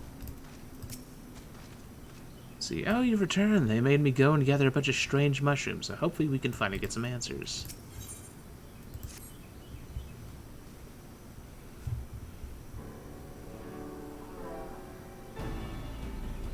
Let's see here.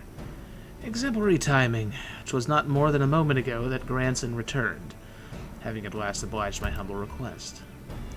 Humble request my arse, this one's no better than a Yulmoran aristocrat. So accustomed to making others do their bidding, I tell you, there's something off-putting about taking orders from a dog. Here you continue to give me cause to reconsider aiding your hunt. Perhaps you should ask your questions. Fine. Ikeda said he saw a vision of you and Brandon looking thick as thieves. You were friends, eh? Know what he's up to now. Brandon is dead. He died a century ago, together with his comrades in an attempt to halt the flood that they themselves set in motion. I presume you speak of the eater that took possession of his corpse. Takayo Sinai. But unlike most eaters, he's been doing more than roam about aimlessly. For some reason, he's been hunting down royal treasures of the old Vobert. And he's been killing anyone who got in his way. Is he now? What irony. Even in death he remains a slave to duty, a knight brave and true. He's a murderer, and I'll not hear it said otherwise. He ruined my life, killed my beloved right before my very eyes. Every night I go to bed dreaming of the day I'll take my revenge. Oh, I see. Surely you have suffered a terrible loss, but while your thirst for vengeance is quite natural and understandable, it is ultimately misguided. Unusual behavior notwithstanding, Takayo-san is nevertheless no more than an eater. To hate him is to hate the seed that claims the ship.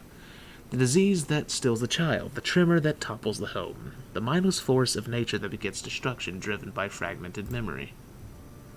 Don't you dare make excuses for him. You think I wanted any of this? I grew up on a farm, I could barely wield a sword, and now I've got to kill one of the bloody cardinal virtues. Hate and anger and vengeance are all I've got now. My every waking moment is dedicated to plotting his death. It has to be. It has to be. So just tell us where the goddamn ring is, and we'll be on our way. This is how it has to be, Who you have to be. Nay, I think not. You ask too much, demand far, far too much, and in exchange for what? This I cannot abide. Are you trying to barter with me, you little shite? Tell me what I want to know, or I'll beat it out of you. Really? Back off. I won't let anyone or anything stand between me and Melinda's murderer. So edgy. Brandon was a dear friend. No, then, eater disgraces his flesh, and his memory pains me more than I can well express. It would bring me great comfort if you were to grant him peace. I should like to share with you a story, if you would be so kind as to join me in Laigaya. This had better have a point.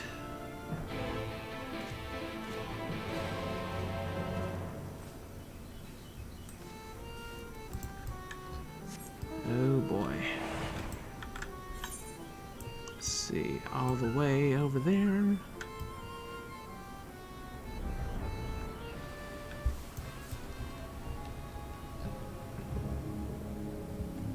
Alright, the Eternal Light's here too now.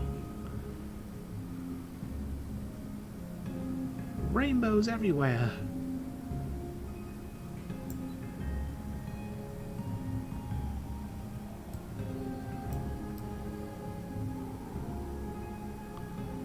We'll probably have to fight him around here, won't we?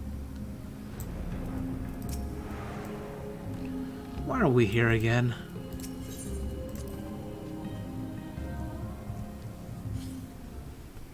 Oh, this is gonna be a fight. What are we gonna fight, though?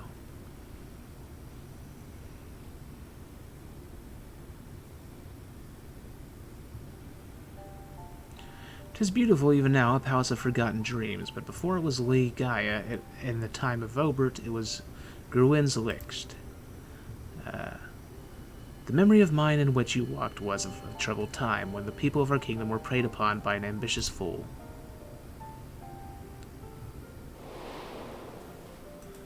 Brandon, then a young knight who had only just won his spurs, had caught the eye of Princess Saldia, who chose him as her personal guardian. However, he was far too inexperienced and was unable to keep her safe when she ventured outside these walls on one of her investigations.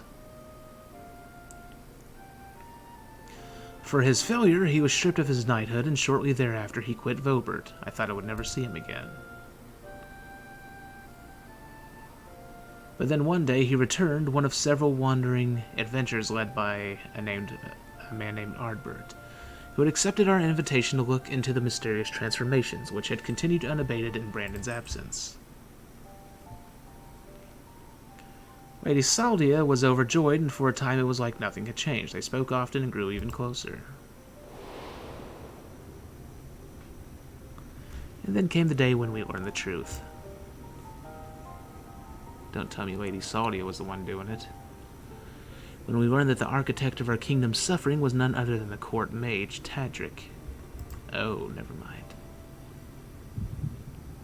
Oh, here comes a memory. Ye old flashback. Oh, wait, I'm gonna have to fight as him now. Right, every 78 one is gonna have me fight as the other character. It's him, Brandon, I'm sorry. What? So am I. Come, let's have done with it. Wait, let's have done with it. Is that what it said? That's what it looked like.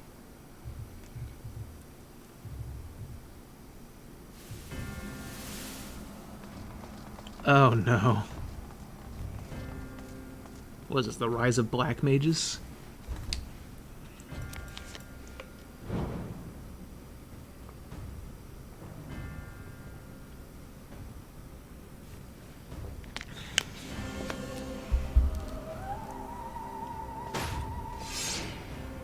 It was you, Cynthric, do not deny it. Tormenting our people, twisting and transforming into the monsters, and for what?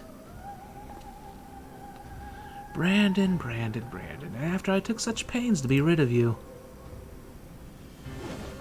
You may strip me of my titles, but not my oaths. I shall serve Lady Saldia till my dying breath.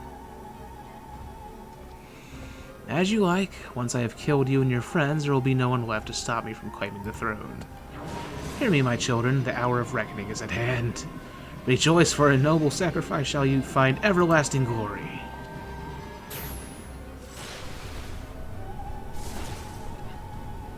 And he's turning them all into demons now. Lord Todrick, it hurts. Soon you shall know no more pain. All he's missing is a twisty mustache.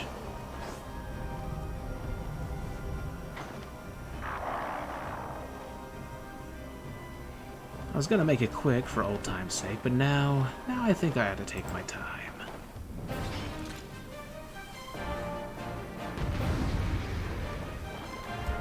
Welp, here we go.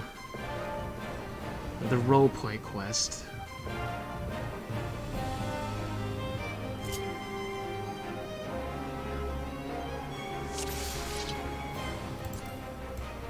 Let's see, we got the combo, AoE combo, I think.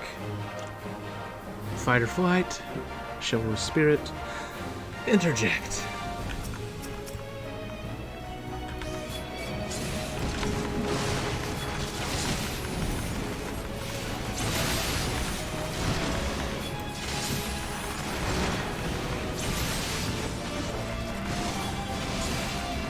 And yet Ardbird's taking the hate.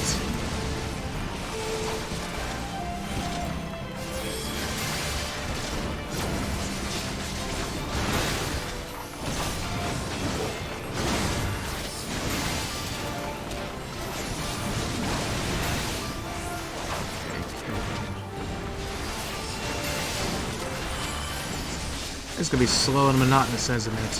Why are they hitting them?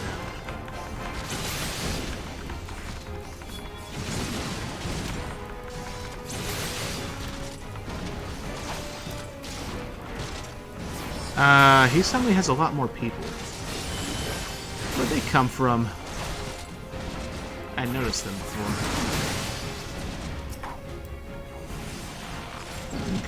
Incredible display of strength. Stuff on legends.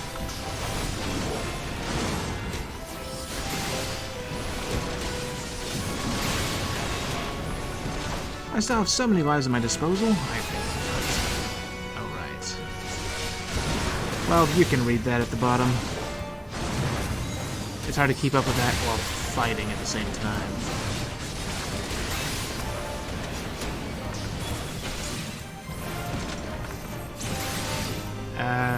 Okay.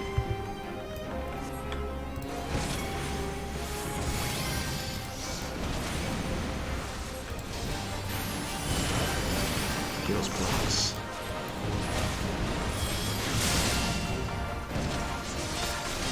Oh, wait.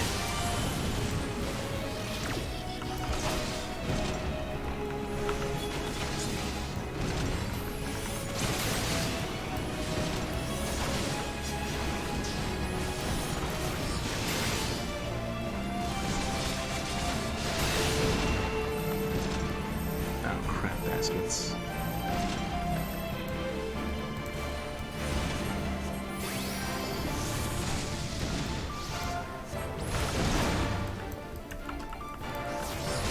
Oh god, I don't have any MP.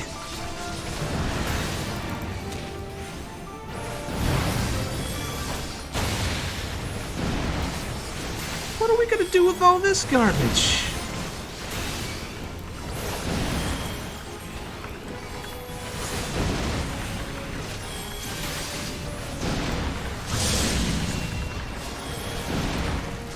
Okay, good. They're at least healing themselves.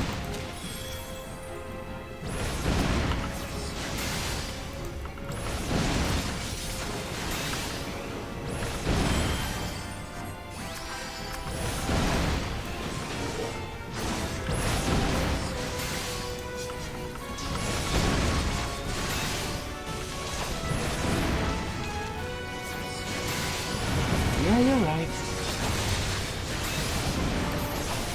This is not gonna end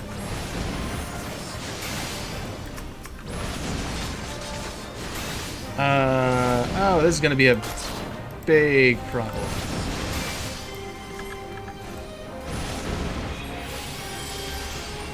Healer-chan, please heal me. Okay, thanks.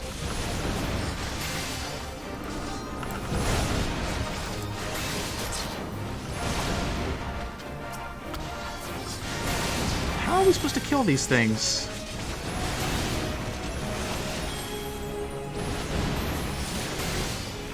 Hardwood, if you got a plan, now would be the time to do it. Oh, render ray. Oh, it's gonna be double limit breaks. Nice.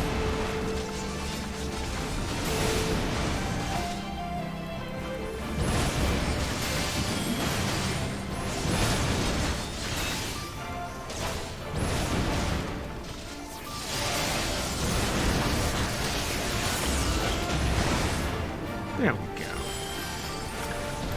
Now time to give him a spanking.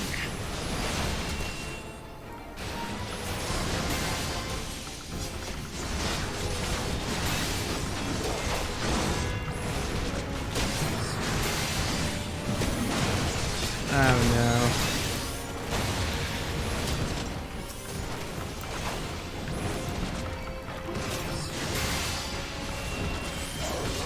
And he's still got a few more demons left. Y2 Meiju? Oh no! I should have interrupted, I didn't see that. That was my fault. I just have to skip the cutscene.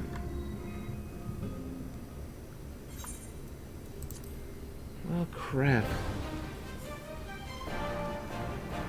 Was that even an interruptible thing? I didn't see.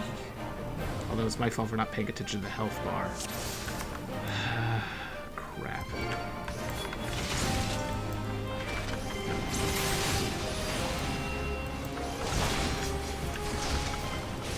I guess I'm just expected to focus these down. Separate from him.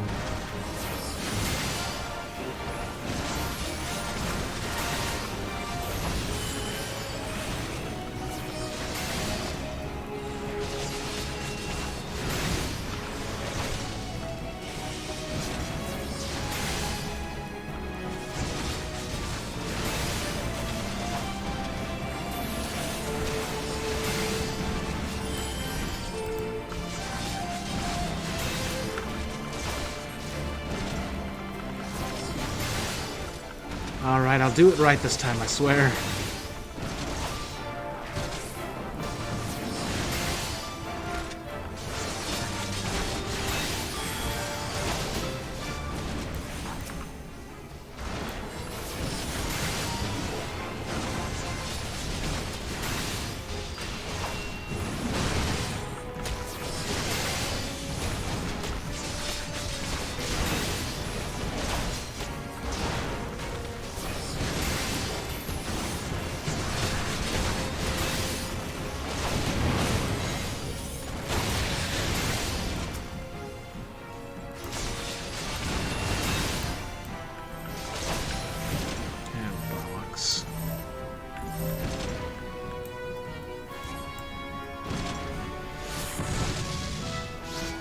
Please.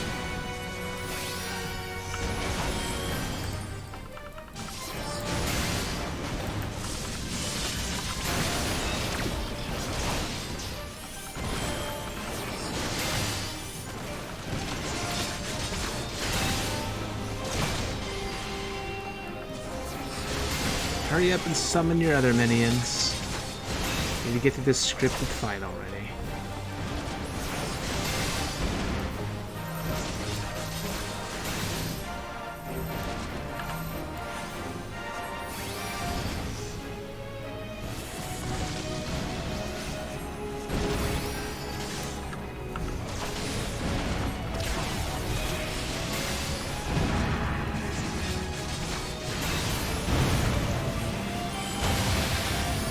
There we go.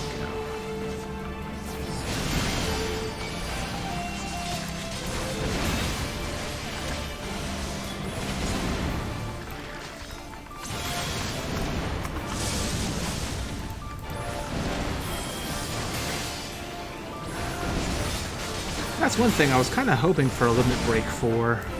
That would have been nice.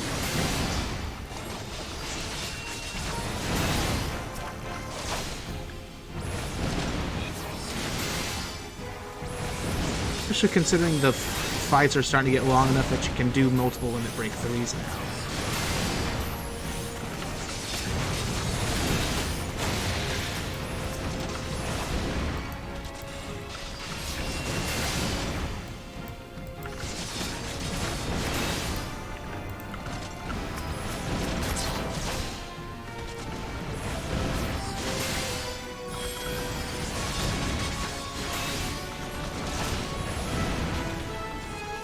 Alright, let's do your multi-limit break.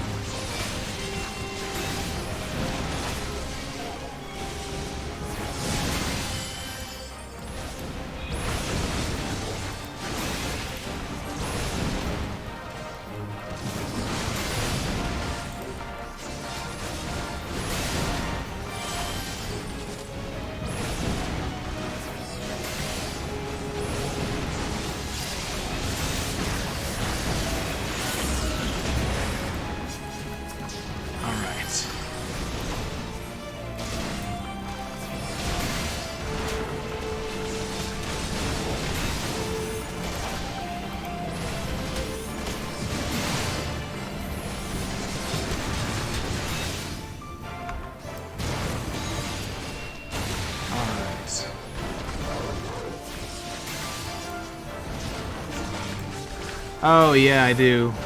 I had to get in front of that. I see. Oh, dear God.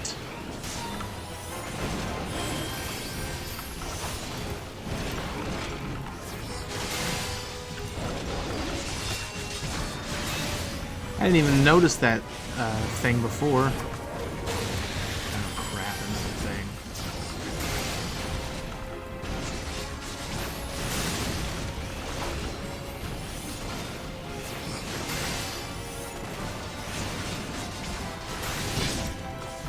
Alright, note to self, don't stand in front of that attack.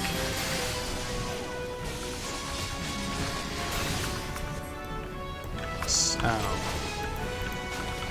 he's trying to do an earthquake move, I guess.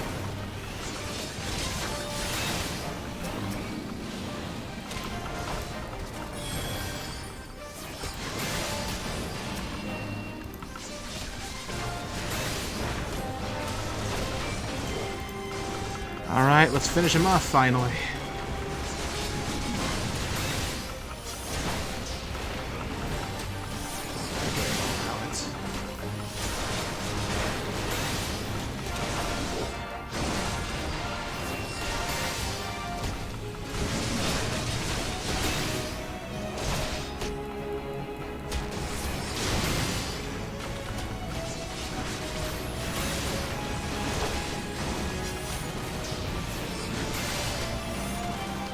There we go.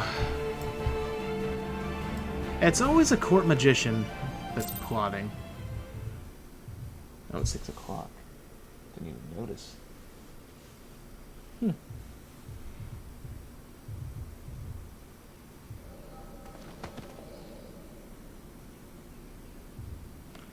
Meddlesome wretch, this kingdom is mine by right. Or by rights mine. Brandon, what's the meaning of this? Don't come in here, girl. You're gonna get yourself killed. Tadric, you. But why, after serving us faithfully for so many years? I am no servant, no servant! Not of your mother or father or you. Called it! My lady!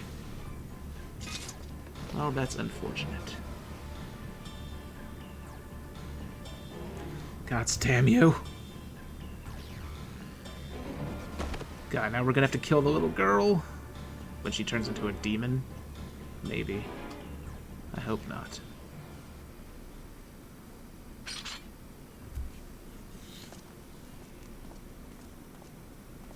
Or maybe he just killed her.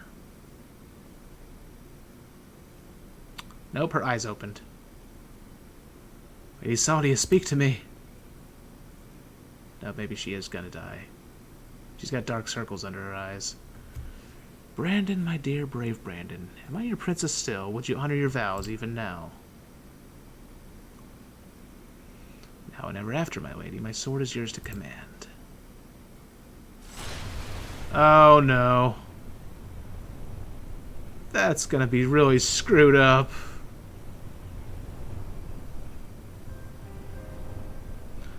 That as well. Would I have the strength to wield it myself?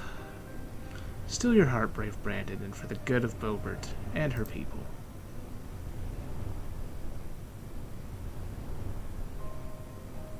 No, no, no, I cannot, I will not! Honor your vows to your kingdom, to your princess.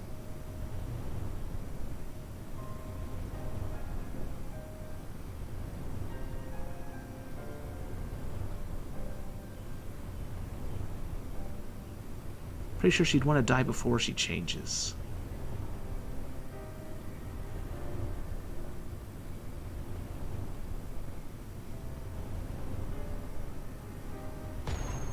Oh no.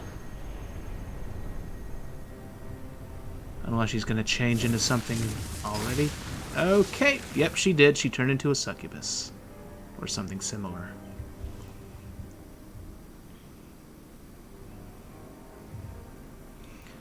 To your friend who never doubted you, who knew that you would return and see justice.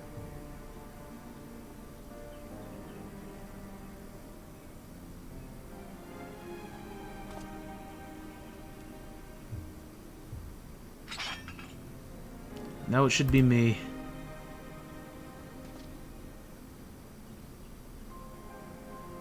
Oh, she has enough control to stop herself.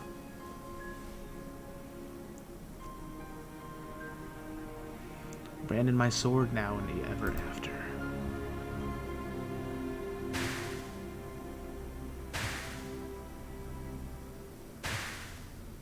Yowie hands? What's that supposed to mean?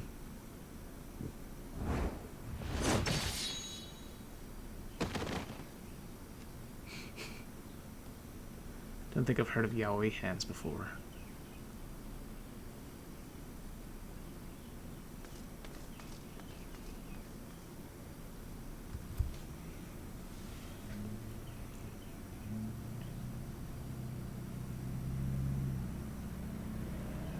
Oh, it's that girl from before, Silva. We've rounded up the rest of Tajik's co-conspirators and tossed them in the jail. The ones who hadn't been corrupted by his magics, that is.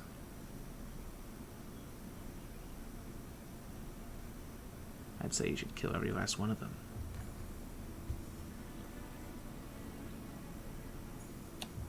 Never heard of it, no. I don't know of the Yaoi Hands. I know what Yaoi is, just don't know what Yaoi Hands is.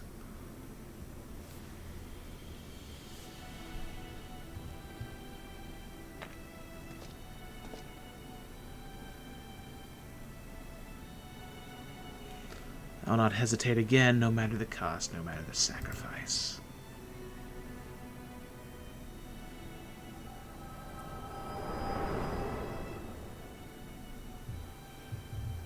Although I'm not sure I should know.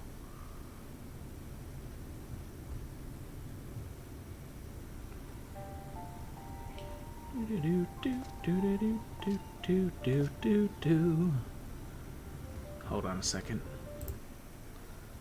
Just checking your messages really quick.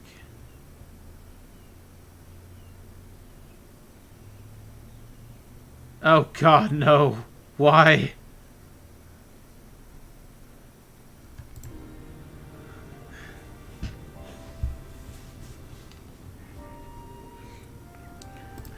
Well, you saw what happened. Yaoi Hands. Oh no. No. Oh no. Wicked White, she begged him to do it, like Melinda. Come, let us quit this place and return to Plot Annie.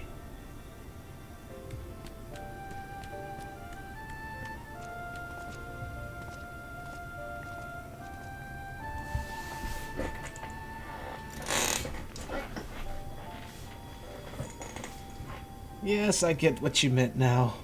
I wish I could undo it in my head. Although you could also call those sausage fingers.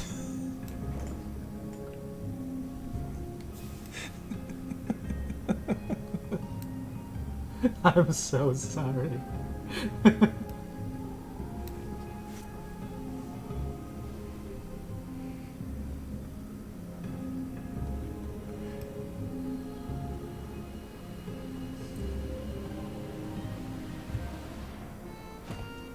Whoops.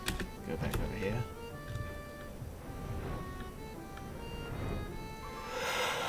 Oh, Jesus. Oh, wait, now that I think about it, there was some ledge I was trying to get to before in this place, and I couldn't. Now I should be able to. So what's up here, anyways? A whole lot of nothing. Never mind. I thought there was going to be, like, a vista or something, but no. Oh, there's a vista right here, though. Alright, switching to Red Mage. Slash protect.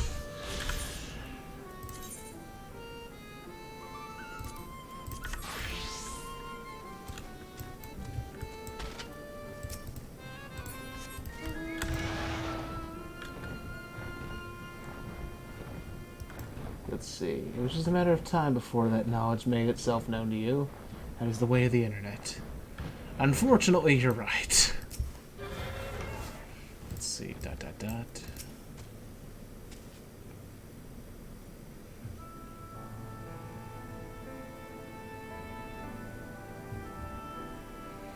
Do you know why I entered into the royal family service many long years ago? Because when I was attacked by a wild beast, which nearly tore me to shreds, it was Lady Saldia who came to my rescue.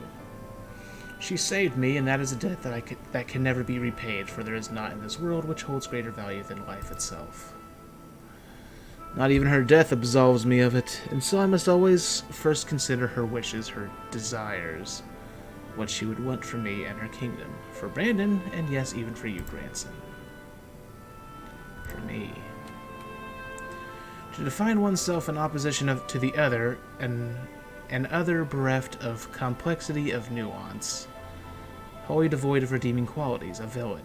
Indeed, there is comfort and certainty in hatred, but as a false and fleeting comfort, bought with lies we tell ourselves about who we are, what we must be, what we must do. And never you mind the cost. If anything, the more we offer up in sacrifice, the better.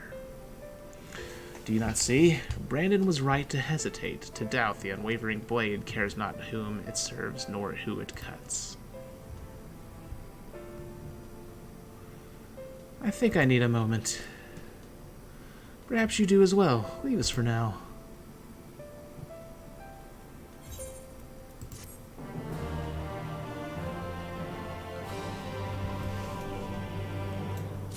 See, also the stream has taken our minds to the gutter a few times, so it just took seeing the huge rose hands cusping the small oral asses for my stupid monkey brain to go, oh, yowie hands.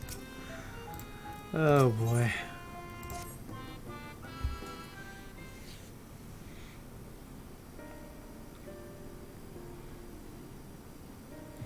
Grandson, I have given you ample time to consider the path that has brought you here, and where it invariably leads all who walk it. I didn't know what to do after I lost Melinda, how to mourn her, or how to live. I felt that if I put it all onto Kaio-san, put my everything into the hunt, that at least I wouldn't have to think about myself or what comes next. I wanted to hollow myself out and fill up that hole with hate. And yaoi hands. Forget who I was, and the irony of ironies, that's just what the poor bastard tried to do to himself a century ago, too, isn't it? Hard men making hard choices with hard ding-dongs. What rot.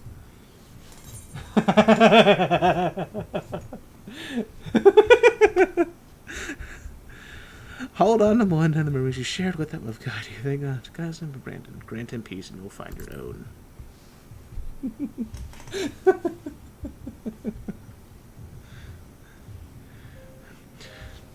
You're right, I don't need the hate, never did. I'll finish it for Melinda and for Brandon, then I'll move on.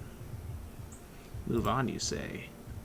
I can't live off hate, shouldn't have made it this far, frankly, and the more I try to reach for it, the more I find sorrow, pity. Curse not fate, but mourn her victims, remember the dead as they lived.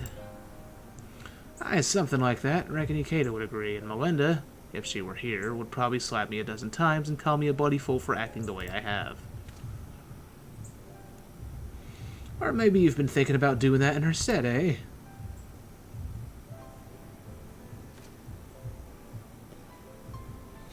You now, hands can't reach that.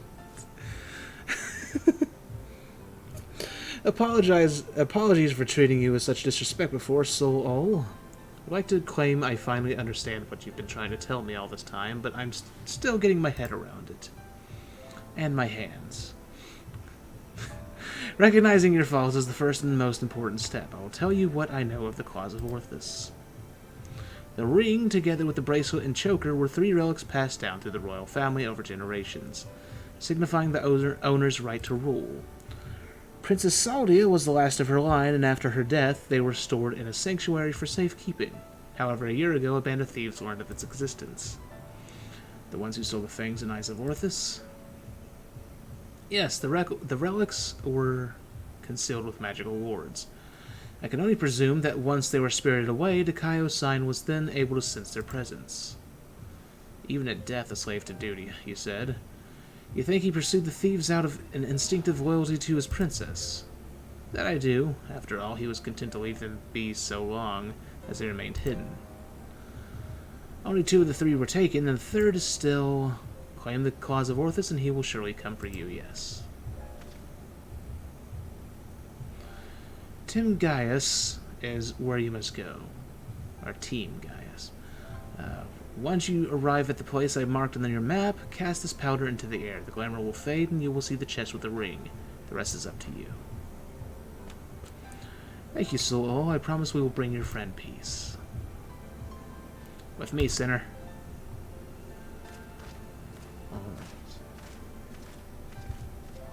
Oh, God. And may you find peace as well, child.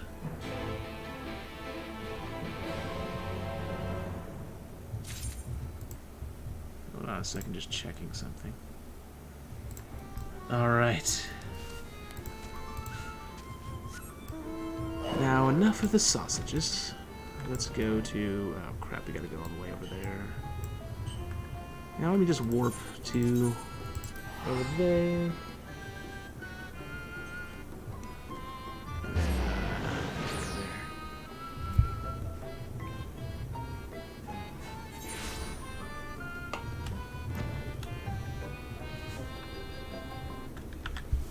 Do do do do do do do do do do do do do do.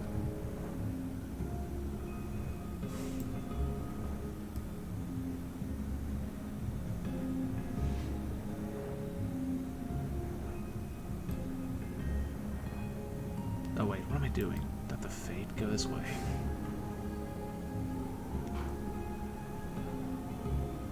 I'm getting hungry.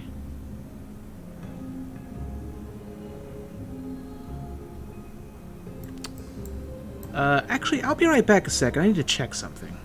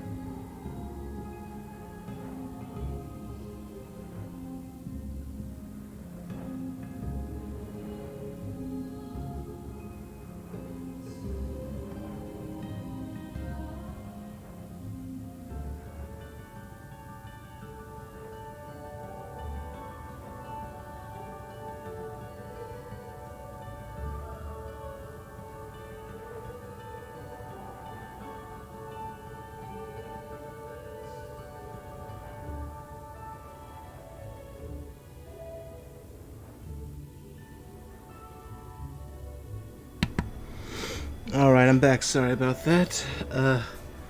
For a second I thought my mom was like 30 minutes late for work, but it was someone else.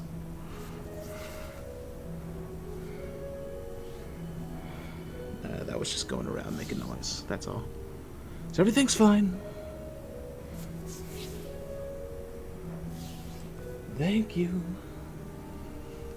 Alright, let's see down here. Alright, grandson. What do you have to say for yourself? This should be the place. You've got the powder on you, right? Mushroom powder.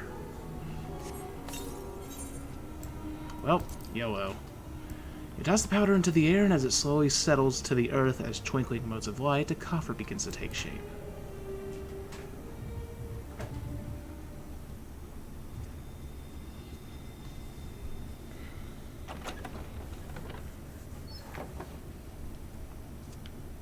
Let's see, a compass, a ring, a bunch of fancy stuff. This must be the cause of Orthus. All that's left is to decide when and where we want to confront the Eater. Unless he attacks us now. Well, that was quick.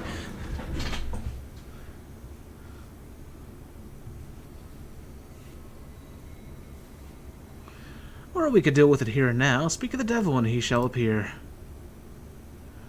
Hey there, old man. I don't know you and you don't know me, but I know your story. I know this isn't you, and I know that if Lady Saldia was here, she'd say the same thing.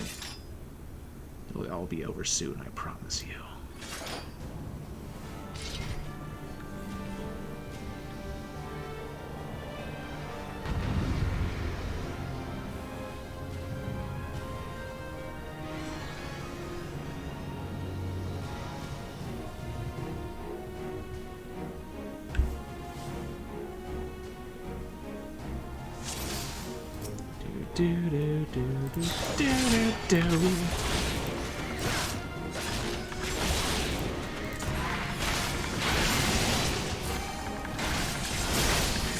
Oh god, he's got a lot of defense.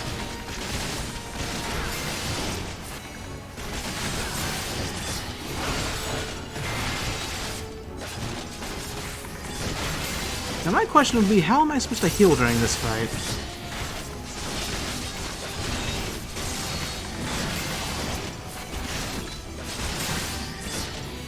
Well, other than my attack healing me.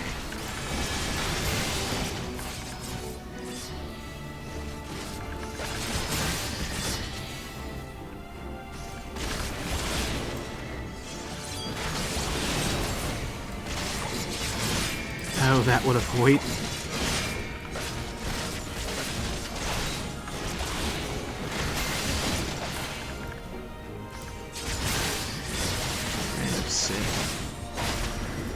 Well then. We may want to stay away from that void of light. Yep, that's unfortunate. Well, that's hardly fair. Hold on, sinner.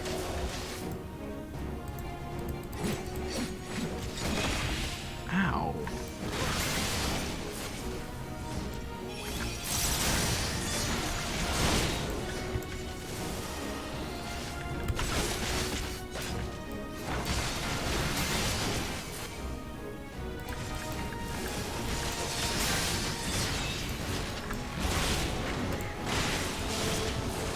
Here we go.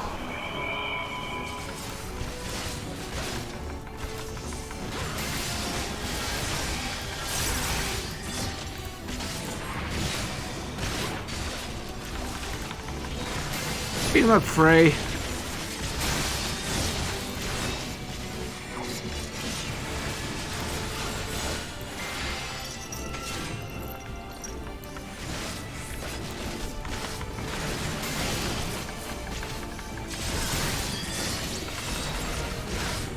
Well, I officially love that skill now. I just wish it lasted longer.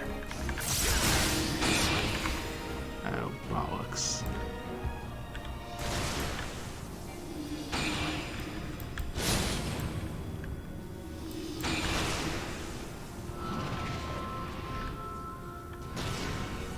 Well, that was a mistake.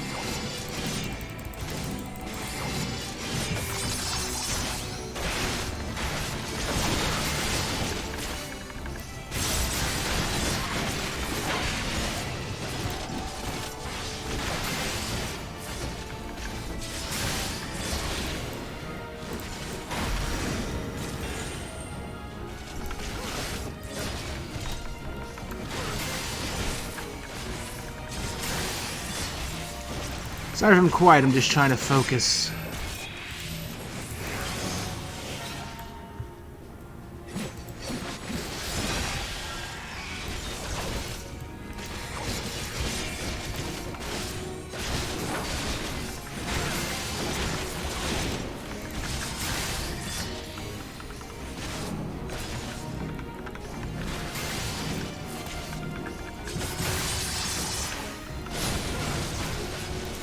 Granson, why would you run into that, you dingbat?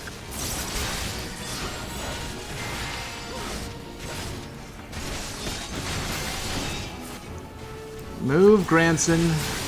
You know better.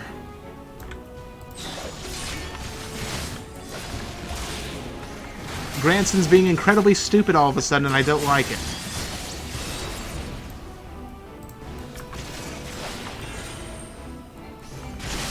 Oh boy.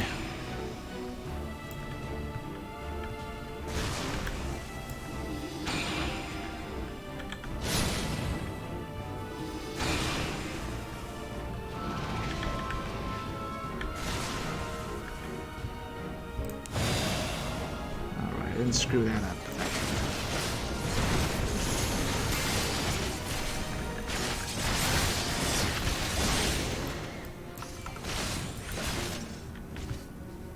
Freaking dodge, you fool! It ain't that hard.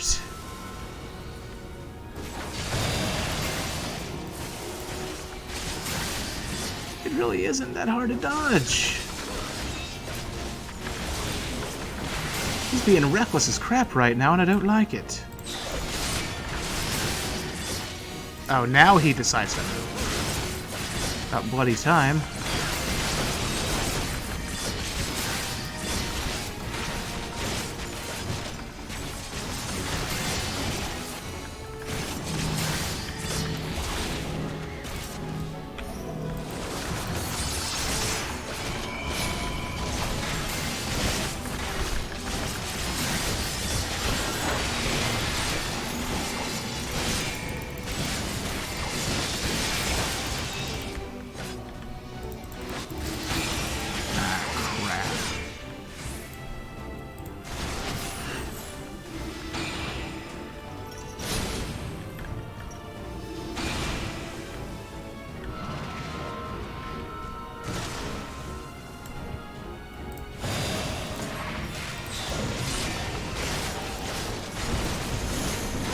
Branson, your health is dangerously low. You're tempting fate here, buddy. You need to stop. Ooh.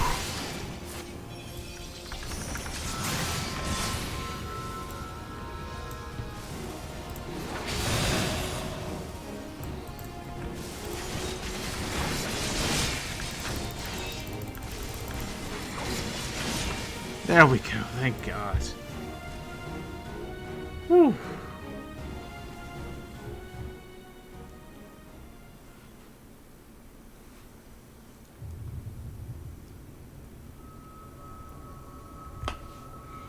And with that, I finally get my new Dark Knight armor. So now I can become Batman. Damn Eater, let him go. He's not your bloody puppet.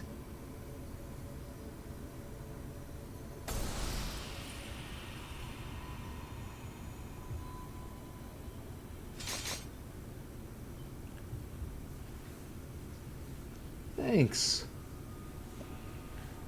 Finally, you watching, Melinda?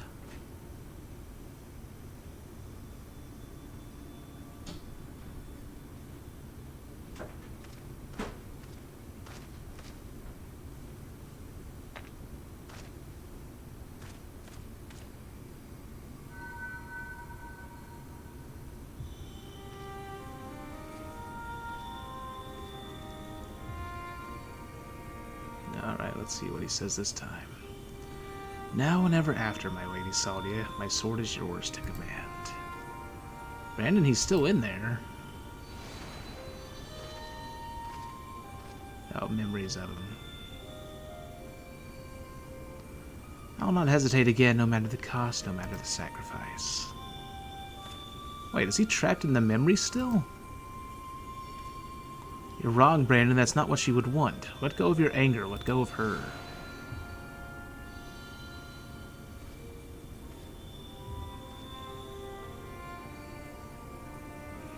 But that would make me lesser in your eyes, wouldn't it? To shoulder a burden that need not be mine. No, I will not forsake compassion and love. I will not dishonor your memory. Oh, my Lady Saldia.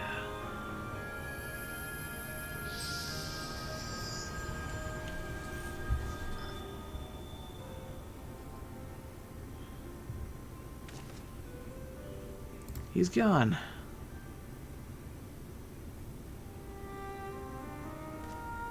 Now, what are you to do these treasures, then?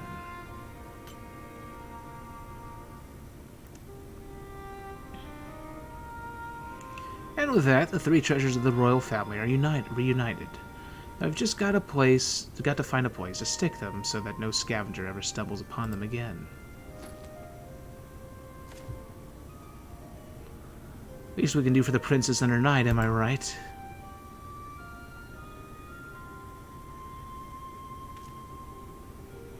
Maybe Sul will have some ideas. Let's head back to Plaini.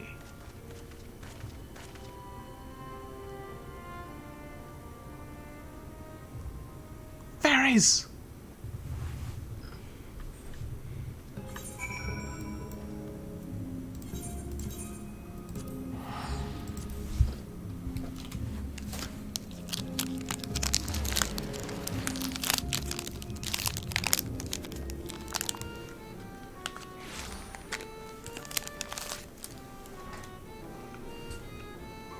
I needed that.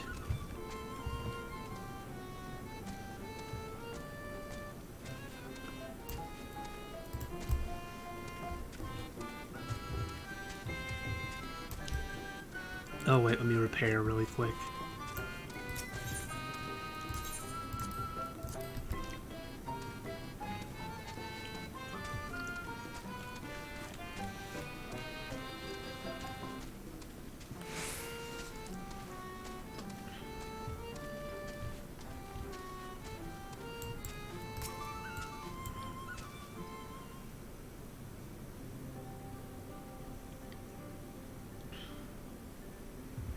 It is done. Brennan has been laid to rest. You saw us when we arrived. Do you really have to ask? No, I suppose not. Oh, my dear friend, I pray you have found peace. And what of you, grandson? Has the turmoil in your heart subsided at last? I suppose so, though to be honest, it felt like I made peace with him before we even fought. Because you finally saw him for what he was and accepted that truth into your heart. The battle was but an afterthought. Huh, easy for you to say. You didn't have to cross blades with the bloke. By the way, I've brought you some gifts.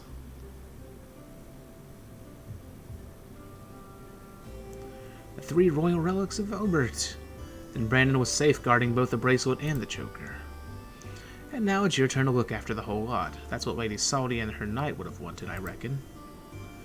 Yes, of course, that their souls may sleep soundly forevermore, and we shall enshrine these relics for all eternity. Oh, that's settled. I suppose we should be on our way. There's a detour I'll have to take, but afterwards I'd like to speak with you back at the usual spot in the Crystarium. Be well, Soul-Ol. Soul-Ol. Something. I think that one has a bright life ahead of him. You can find the strength to overcome such terrible tragedy, but he did. As have you, on no few occasions, I'm sure.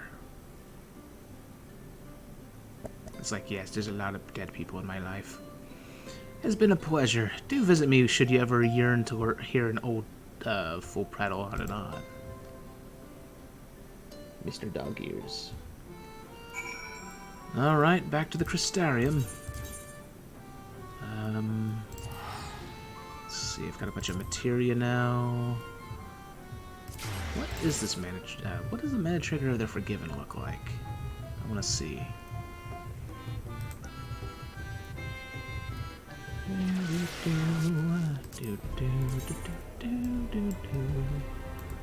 That actually looks pretty sweet for a gunblade.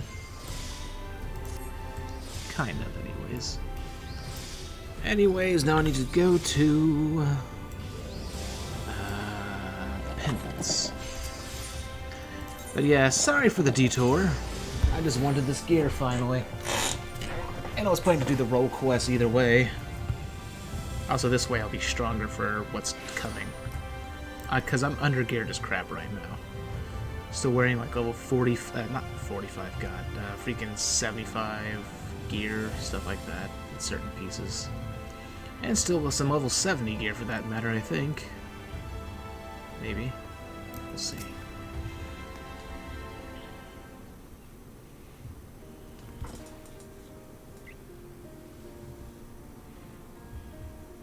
Well met, Sinner. Glad to see you made it back safe and sound.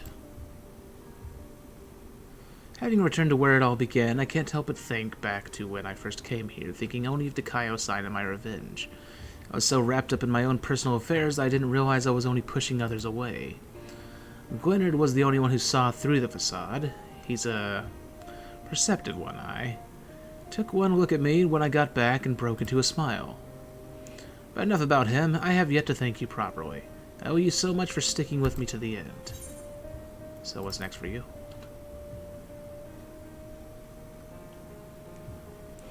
Good question. Can't say I feel at home here or in Rida or anywhere else, so I might spend some time on the road. May not be as skilled a fighter as you, but I reckon I'm better than most, and there's always someone in need of a reliable sword hand. And a reliable yaoi hand. Melinda would want me to use my talents for a noble purpose, and helping folks in need fits the bill. Hells, isn't that what Brandon and his comrades wound up doing in the end? So let's not call it a goodbye. Let's just say until the next hunt.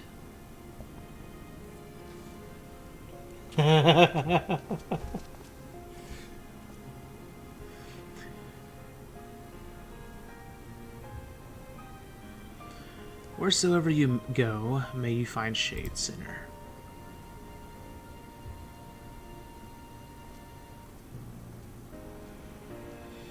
Is he throwing shade at me?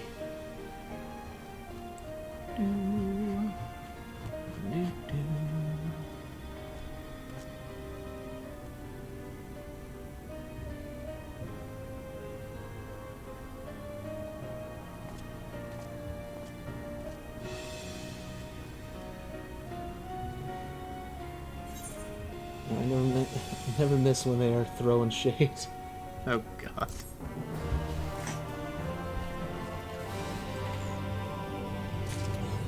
I mean, all you have to do is put one above somebody and then boom! Shade. It's like a tree almost. Tree trunk fingers. Oh boy. What am I doing?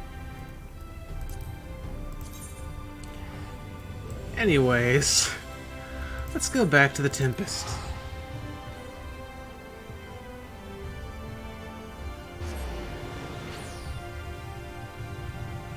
And get this new Dark Knight armor.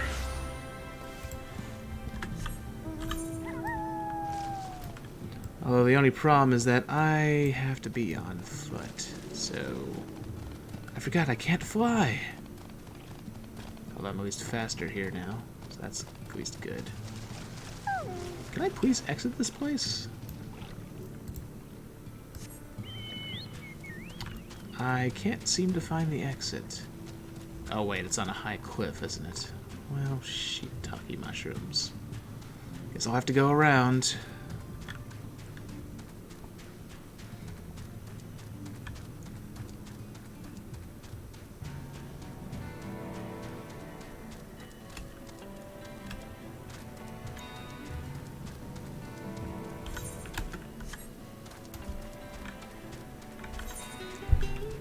Let's see. Yep, still wearing 70 legs. 77, 77, 75, 77, 77, 79, 70. Oh yeah, so I definitely needed this upgrade. I mean, it's not by much, but it's still an improvement.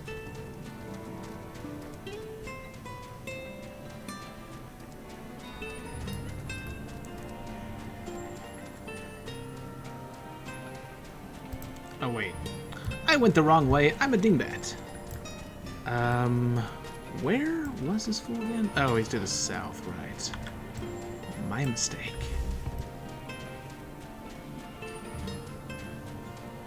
I blame the yaoi hands. They distracted me. They sent me in the wrong direction.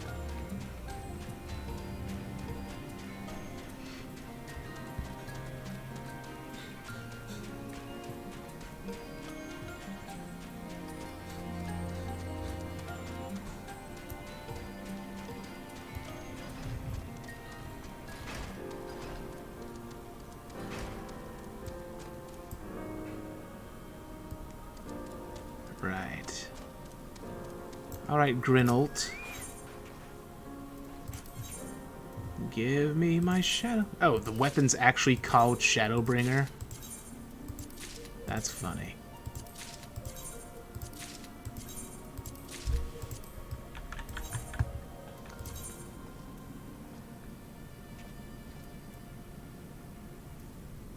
Yeah, screw it, I may as well. And now I officially look like Batman. No, no, no, no, no, no, no.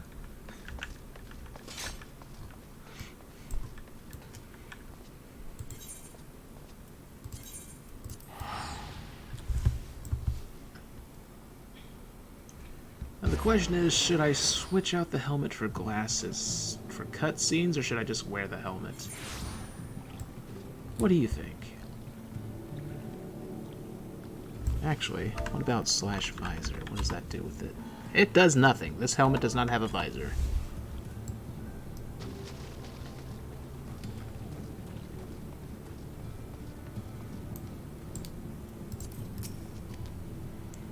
What is that you have there? Secret's lamp. This profusion of brightly colored coral-like branches is most definitely not a kettle. See, I want to see your face, because I can keep using it as a reference for this drawing. Okay. Hold on a moment, then. See, the sacred lamp, then the Finless One has kept his promise. And people tell me of the many deeds you've performed in the name of aiding the Cups. And now you come to me, bearing the light we had almost surrendered hope of ever seeing. We can doubt your purity no longer. Your arrival was the will of the ancients. Yes, the time for fear has passed. We shall take the lamp and unveil its austere illumination upon the walls of the forgotten. Gather there with your companions, and we shall speak again once our prayers have been offered. Well, crap, I guess this cutscene's gonna have to be done with the helmet, unfortunately.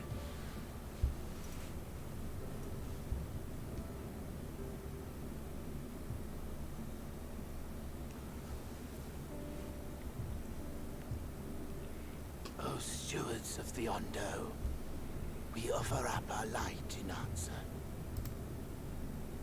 That's not the voice I was expecting. That crystal you showed the artisan. Was it... Did it belong to one of my friends? Yep. I thought you were always watching.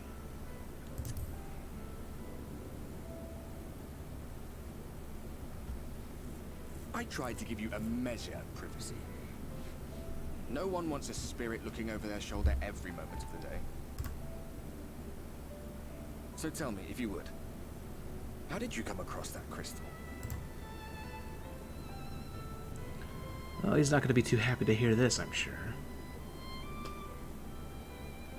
I was right then.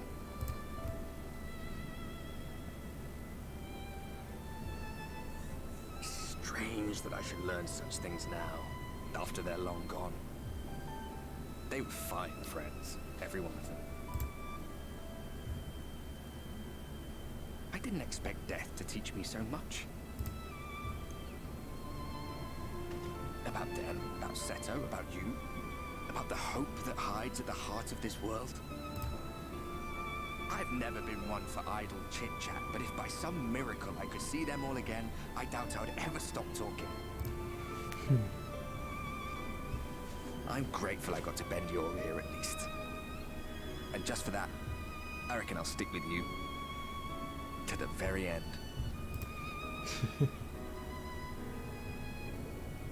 Oh, I see. You chose that too. Apologies, we were a little late to the gathering. Darkness. Justice. Seems we succeeded in gaining their trust. The delay wasn't exactly welcome, but at least our many hands made light work. And they seemed especially impressed with your contribution.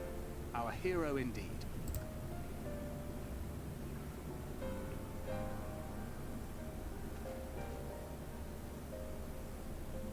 Y'shtola was telling us those structures may date back to the age of the Ascians.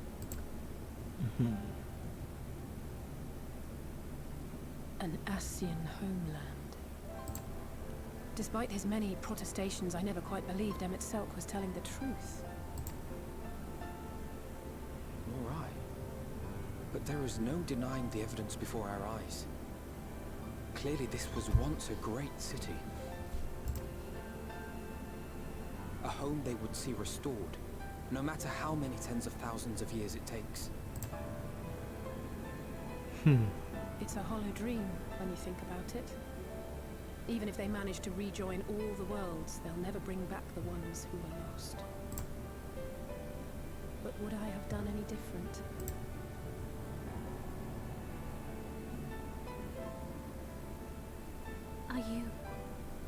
How are you feeling? I feel totally fine. Oh, no, that's not good.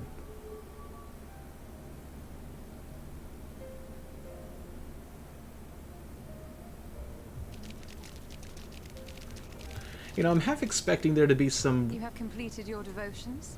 I'm half expecting there to be some instance where I turn into a Sin Eater and they have to fight me until something's done to stop it. Yes. To the honored ancients have we offered up our prayers and our gratitude. You too have our thanks.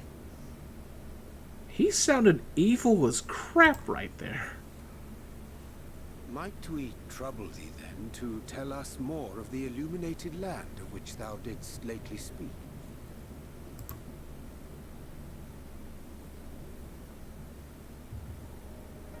To the west of here lies a great trench. Some days ago, a light appeared in that endless darkness. Curious, we ventured closer and discovered in the depths an entire city. Oh.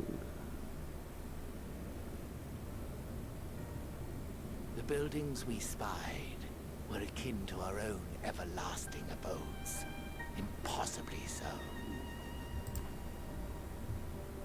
We understood at once the ancients had risen. There could be no doubt. Taken with terror, we retreated to the cups, and I decreed that none should enter the trench until such time as we received a sign.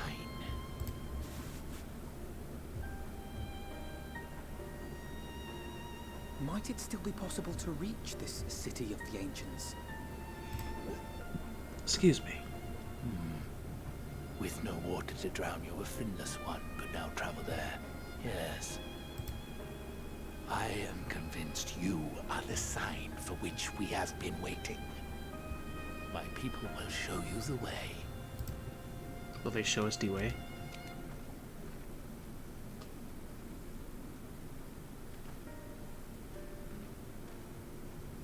Shall we?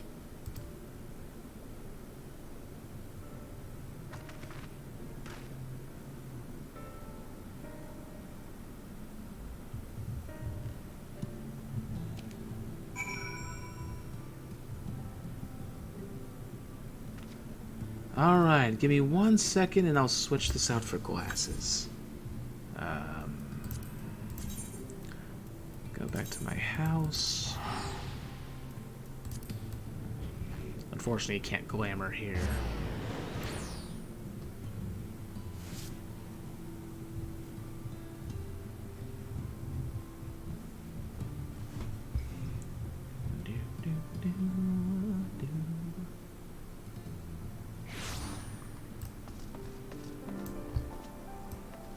God, and people said that the freaking sword I've been using was thick. This thing is based on the Dragon Slayer, I think that's what it's called, from Berserk. Basically, Guts' blade. As you can tell. Okay, I'm gonna have to strip for a second so I don't accidentally glamour the other thing. I'm not sure what to do about the weapon. Oh, this is what I'll do. Okay, so go. That's not gonna work. There we go.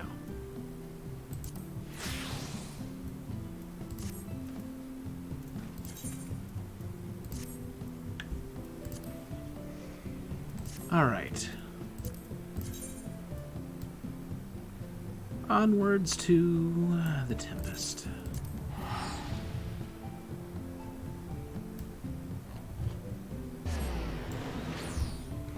It's strange how you go from super heavy armor to a trench coat, and somehow that's stronger. Well, a trench coat with some body armor in the chest part.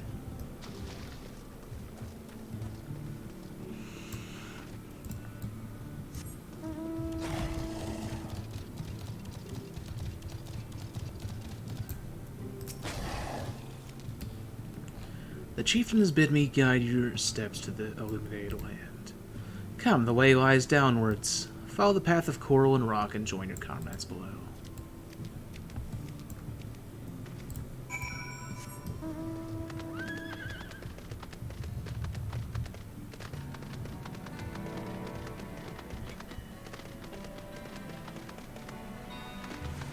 Lahi!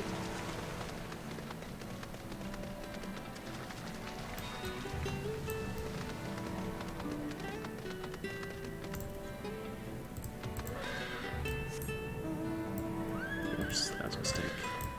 Alright, let's see what they got to say. Meeting the Ondo was fascinating. They live just like us in some ways, but act completely different in others. The way they think, the way they play. I'll have to come back here and learn more about their culture. Will the dome last that long, I wonder? Emmett Selk hath made himself difficult to reach, yet every step we take bringeth us nearer to a stronghold. Let us not linger, lest the Exarchs suffer for our late arrival. You have everything you need. If that artisan fellow is as skilled as they say, then you may wish to avail yourself of his services ere we press on. I'm already wearing his armor, so... If Emmett Selk is in that trench, then we'll have to assume he's not swimming in salt water. I wouldn't want to suddenly find ourselves at the edge of Bismarck's bubble with no air to breathe. We're on our way at last. It seems far darker down here. I'll not started a few shadows. We are moving as a group, yes. Really. What's he gonna say? The time I've spent helping the Ondo, I've been introduced to quite a few of the locals' varieties of sea life. Although sea monsters may have the more apt term, probably best to avoid them if we can. Are gathered, yes? Then I shall describe the path you must take. Enter the cavern beyond and follow the wall down and down and down. Once at the bottom, find a passage to the northwest. Then continue west and west and west. The way is not simple. Keep your friends within shouting distance and do not stray into the deep. Just before the journey's end, you will find the Caliban Gap and the barrier we placed at its mouth. This obstacle will fade should you raise a hand towards it. We have made it so. It was a succinct explanation. We thank you for your guidance. Right, deeper into the depths we go.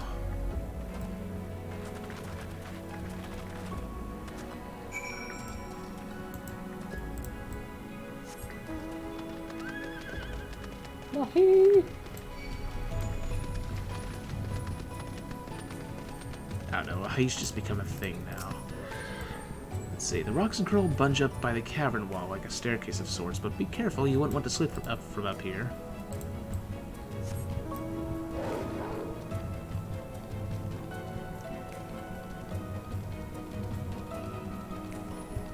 Getting so close.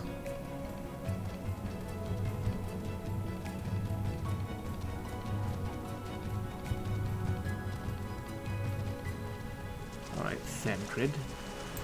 What do you have to say? I'd wager these bursts of water could carry you clear to the top again. Not that I'm eager to try it. Well, that's unfortunate. Go in, Applius. You're not welcome here. We don't take kindly to your kind. You're supposed to be extinct, you Nautilus.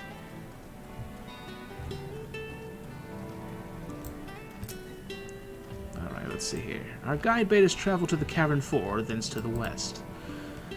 Yet 'twould seem that these twisting tunnels defy such simple instruction. Rather than rely on direction alone, I suggest we scout with care and relay the path ahead to those who come from behind. Or who come behind. Okay. Wait, so then where's the others? Oh, you've got to be kidding me. Well, gotta go back up, I guess. I think? At least that's the way the map looks.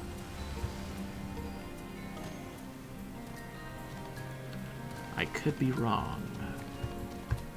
I wouldn't be surprised if I'm wrong, honestly. I mean, it's me. I'm probably wrong all the time.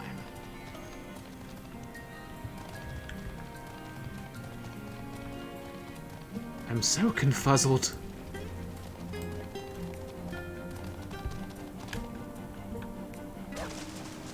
I don't know, I guess just move forward. Oh, it's further below. I'm dumb. Never mind. Just me assuming things. Y'shtola hath forged ahead. Shall we continue our own advance? Yep.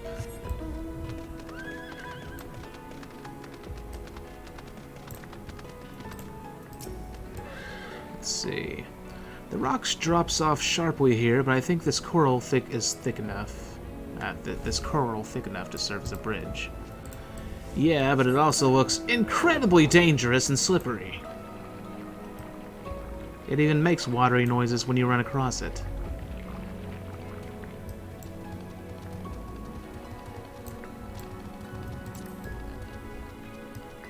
Not so fond of that.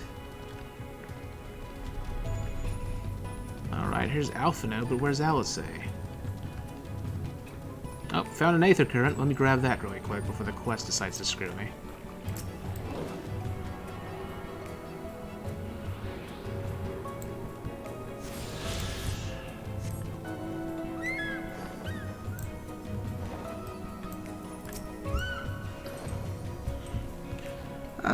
You have a choice of two routes from here. You can either take the long way to the south along the rocks, or skip along this coral branch as Alice has done. I, for one, shall be following my sister's example. Ahem.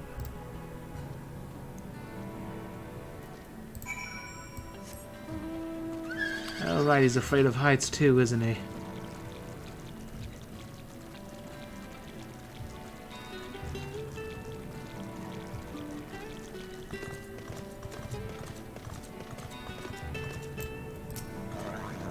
Let's see. Phew, not to it. Alice has already gone on ahead. We should catch up to her.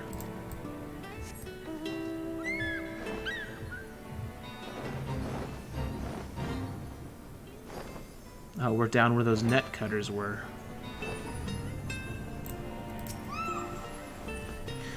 There you are. Come on, I think I found the tunnel we were looking for. Check something. Alright, there's no subquests at the moment. Good. Let's keep it that way, shall we? Now watch, by the time we get down here, there's going to be another city to deal with. Somehow, magically. Even though it doesn't show so on the map.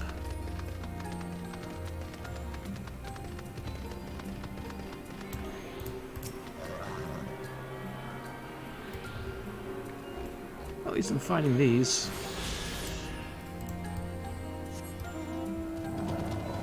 I like how the new Dark Knight gloves have claws. That's pretty cool.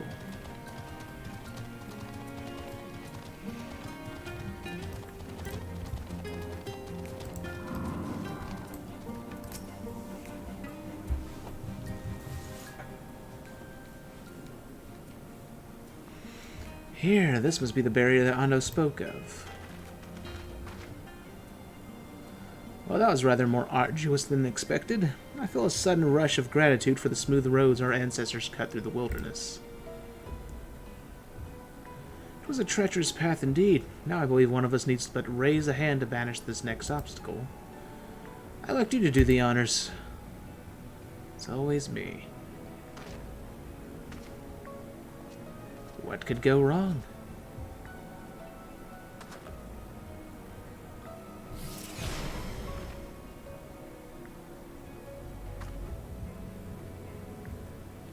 Gone, just like that. I suppose we should head in.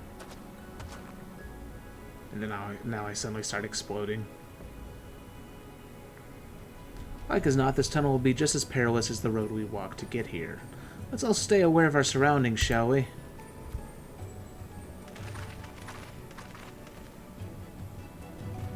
Oh boy. Oh boy.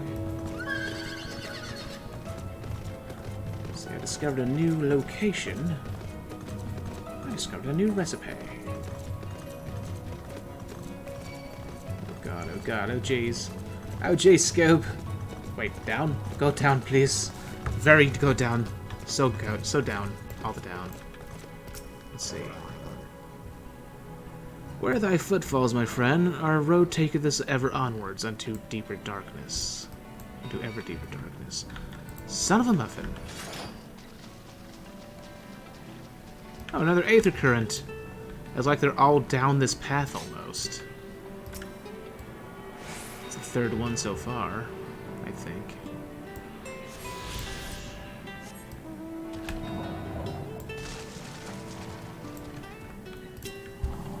Four if you count the one I found before. Watch your footing here. I wouldn't envy the climb back up if you fell. But how am I supposed to get down normally then? This looks like the path, right? Oh, maybe not. Let me go this way then.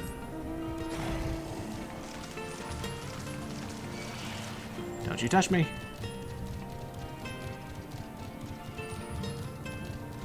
Let's see, roll raggy. Just eat some Scooby snacks. Scooby snacks!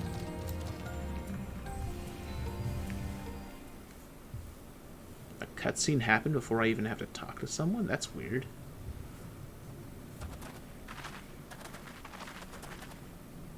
By the gods.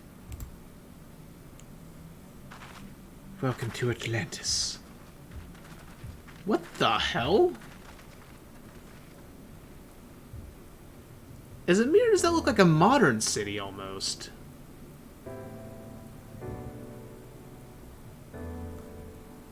It straight up reminds me of the world that never was from Kingdom Hearts. When the Ondo spoke of a city, I did not think they meant an actual city.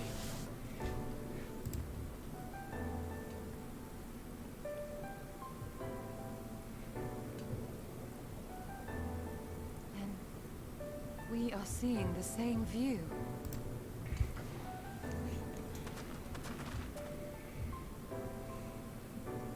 The remnants in the Ondo settlement were solid material structures. But these... everything here pulses with ether. 'Tis an enchantment on a monumental scale. Huh.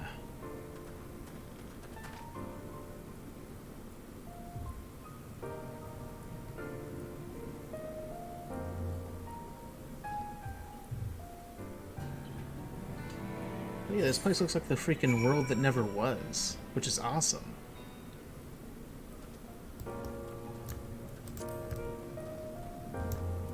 Let's see. When the chieftain spoke of light shining from the abyss, this is not at all what I imagined. Why would Emmett Selk do this? Emmett Selk holds the XIV captive somewhere within that vast city. Yet even if we must search every alleyway, we will find them.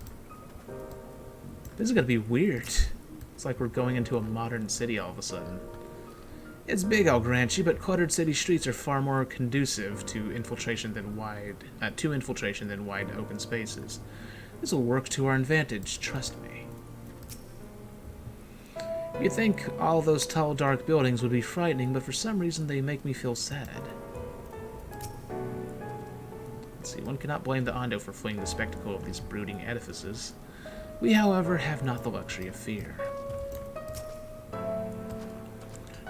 Did you note the style of the architecture? 'Tis the same used for the remnants at the cups and the murals painted towers. Look closely. Emmett Selk has not simply reclaimed these ruins. He has layered the semblance of an entire city upon them. Gods, the magnitude of his artifice is staggering. Though it pains me to admit, we did not fully understand the feats of which an old-world Ascian is capable.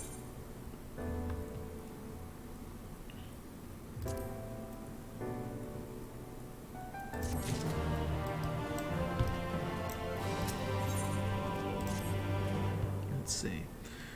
It's intimidating, yes, but we have start somewhere. We have start somewhere? Why don't we have a closer look at that tower to the southeast? We might be able to reach it from the edge of the trench. This place looks freaking awesome.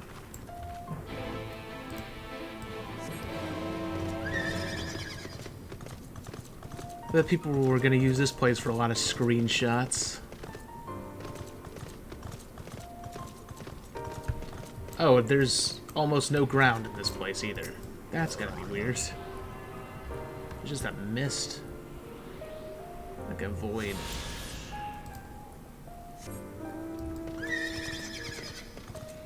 But yeah, this is probably the coolest looking area I've seen in the game so far. Hope they make more stuff like this. God, imagine if you could have a housing area in this place. That would be awesome.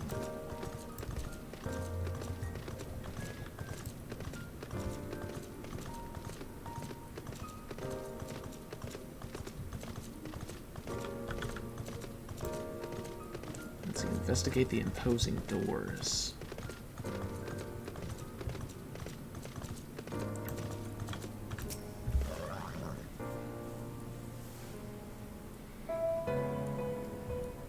I'd get my apartment there so fast. They better make housing furniture in this style. And maybe even a housing, like an outside look for a house. Look at the size of those doors. Now I know how pixies must feel.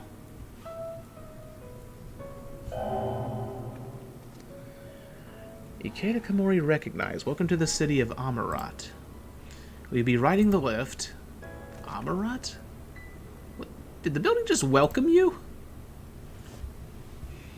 Mayhap it is not so passing strange. Did Emmett Selk not invite Ikeda to visit his abode? 'Tis plain thy coming was expected.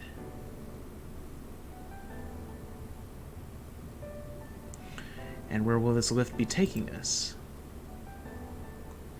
The lift services every level of Akura Heights, but is presently configured to convey passengers directly to the ground floor.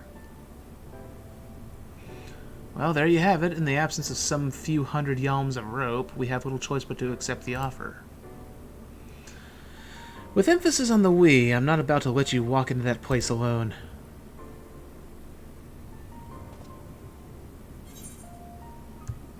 Alright.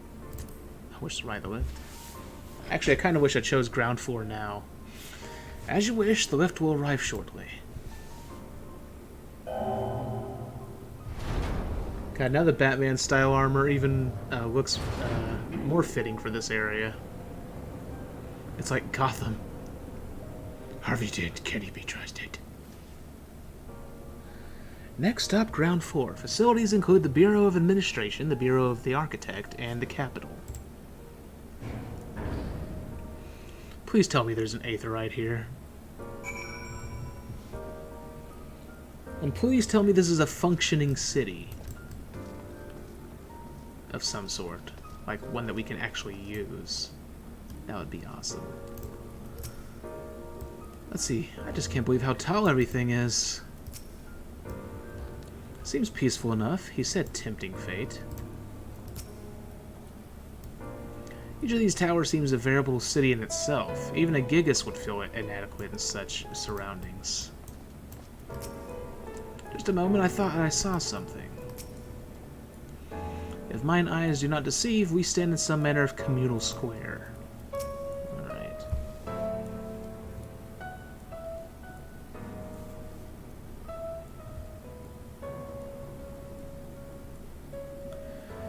It's only at this distance that you start to realize just how big the buildings truly are. What did that voice call this city? Amarat? Or Amaro? Amarot? Look, over there. Oh god, it's Organization 13. Is that a person? Ah, no, my mistake. That's a giant.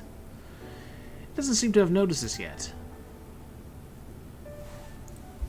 Giant or no, a resident of this place may have much and more to tell us. I say we make the first move. Alpha, no, you can't just, better not get himself killed. Okay, that's creepy.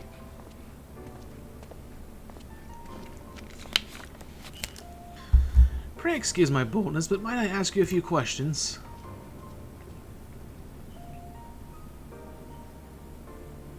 Hello? Oh, what adorable costumes. Are you children on an excursion? This district has much to teach you. Oh god, it's like the Twilight area in Twilight Princess. How odd, that sounded like no language I've ever heard, and yet I understood every word.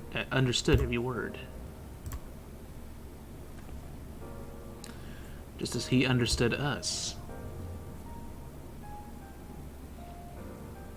Ahem, and which district is this exactly? You must be lost, poor things. You stand in the Polylarite district, wherein lies the institutions most vital to the management of our star.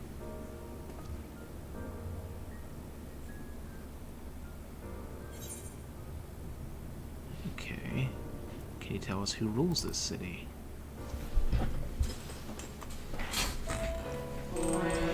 Who rules? What a curious question. Mayhap you refer to our supervising body, the Convocation of 14. Wait, Convocation of 14, Organization 13. God dang it. So Emmett Selk isn't the leader here. Emmett Selk is a member of the Convocation. Were you hoping to witness its deeds firsthand?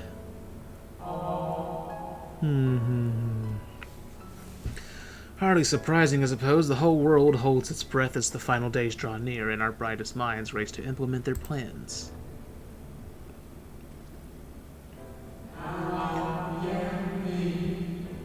Thus you must understand that gaining an audience at this time will be next to impossible. You should hurry home now, before your families begin to worry. Do you need me to walk you back? We're not freaking children, man. Well, technically I guess he is, but still. No thank you, we will be fine.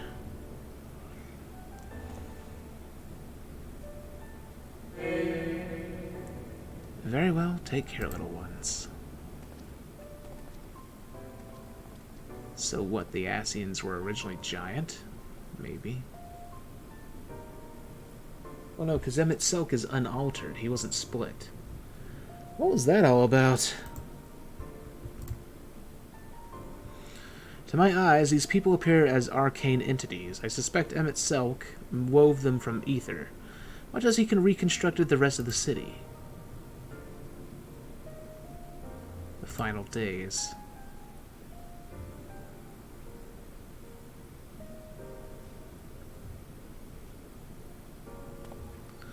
Such words well befit the oblivion described to us by our Ascian foe.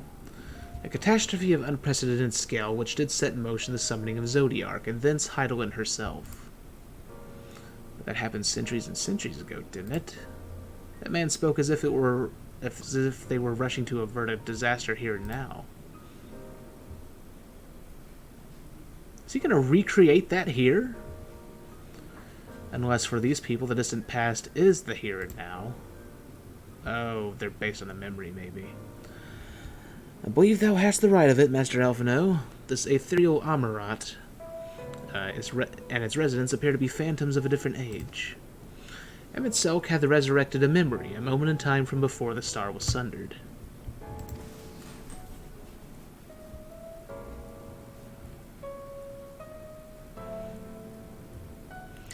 So we find ourselves in a long-destroyed city inhabited by the long-departed.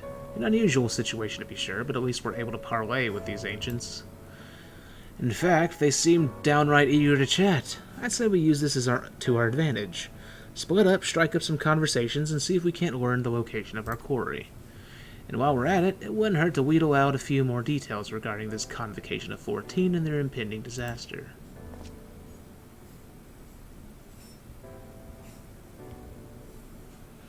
To mingling, then. Let's meet back here when our jaws start aching.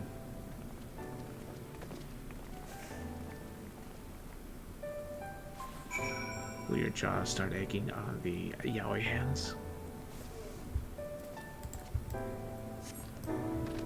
Let's see, we got some phantoms here.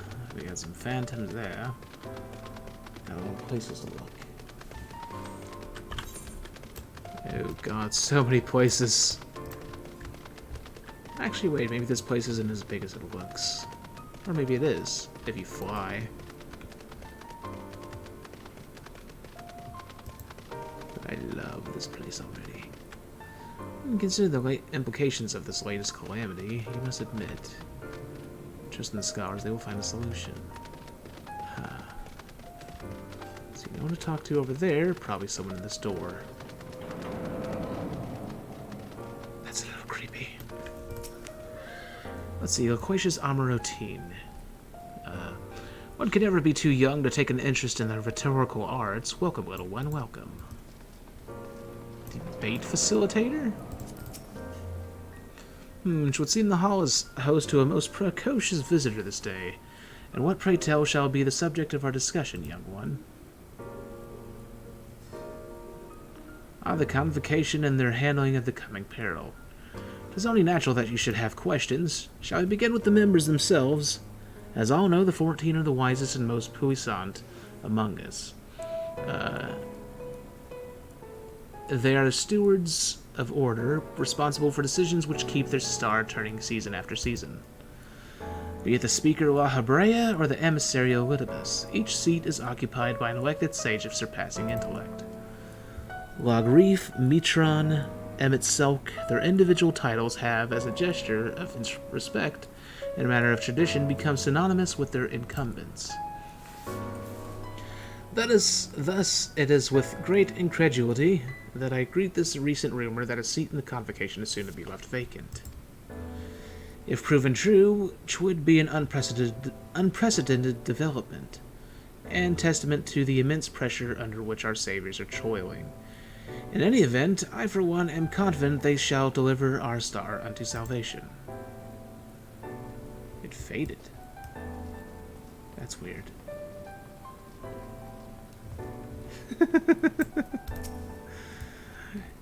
Yes, I know. How may I help you, little one? Do you wish to peruse the transcripts of the great debates, or would you like to reserve a room for a discussion?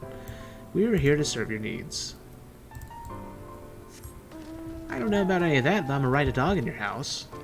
Have fun.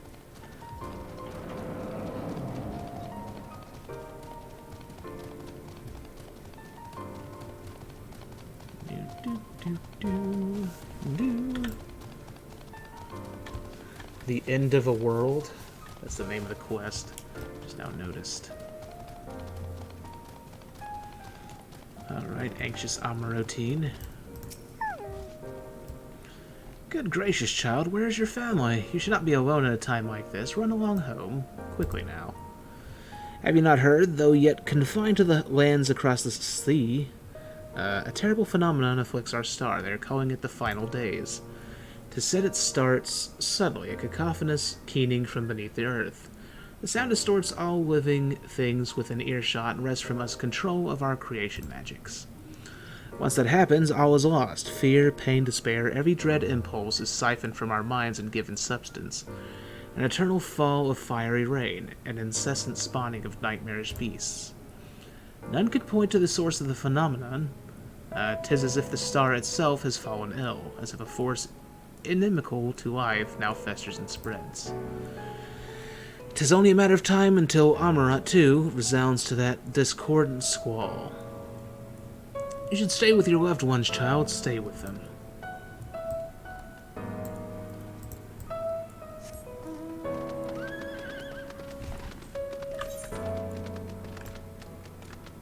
Oh, that one's tiny. I guess that one's actually its child.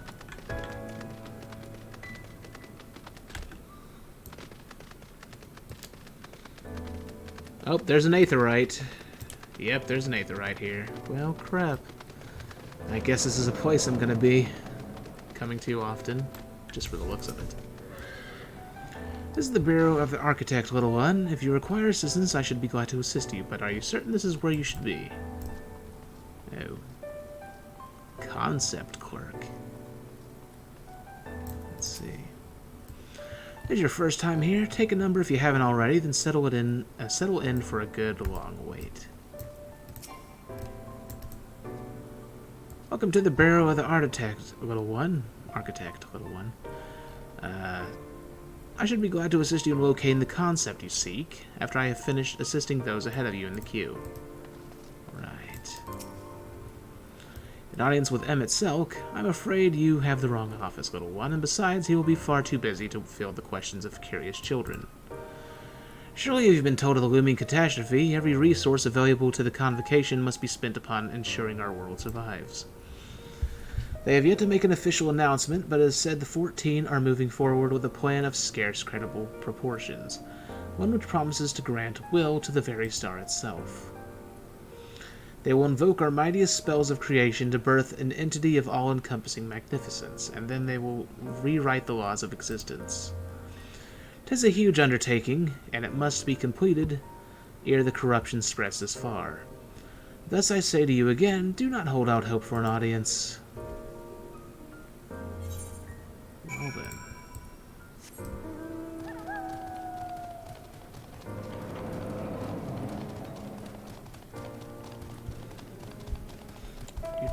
Do.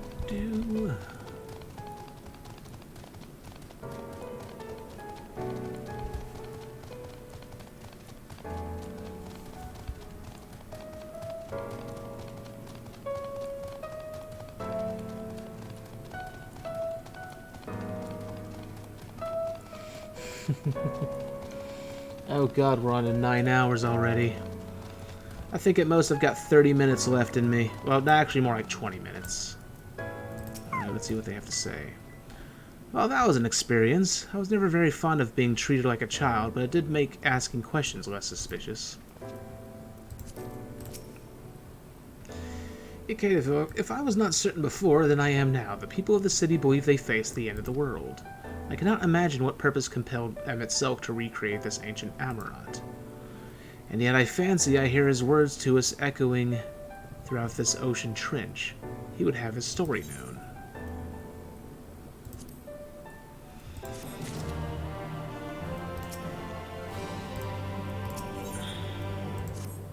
Oh, getting Aether Current. We can compare notes once the others return. Hopefully then our next move will become clear. Oh wait, that means it's going to be one of the final quests. Or the final quest. A greater purpose. Yeah, this was a long stream. Partly because of the role quests I did. It would seem our conversations were much alike. A looming disaster, creation magic's running rampant, and this convocation's efforts to bring salvation out of chaos. I suppose there was talk of little else in the time when these events came to pass. Urianger, if I may, what are your thoughts on the ancient's art of creation? A fascinating discipline indeed. What the mind can conceive may be rendered in reality. All that's required is a clear concept upon which to focus one's will. 'Tis not dissimilar to the primal rites taught by the Asians, wherein ritual ceremony breatheth life into figments of myth and legend. Oh, that explains a lot. I see, we arrived at the same conclusion then. The people who lived in the age before the Sundering were blessed with vast reserves of mana. No matter how draining these creation magics must be, it seems they paid the cost with not more than a fraction of the ether which coursed through their own bodies. If we were to attempt the same, such spells would soon deplete our energies, and then seek to draw the balance from elsewhere, from a hoard of crystals mayhap, or from the very land itself. Thus, when this art of creation was placed into our hands, it became in effect a means for destruction. An interesting matter which no doubt bears further study, but despite all these revelations, I worry we are no closer to finding Emmett Selk. Has anyone learned aught which might lead us to his location? Not directly, mayhap, but from what we've heard, it seems the Convocation of 14 is sequestered in the nearby Capitol building.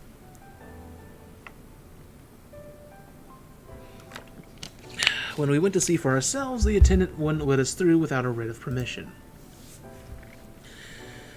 So we tried our luck at the Bureau of the Administrator, where we thought these permissions might be issued.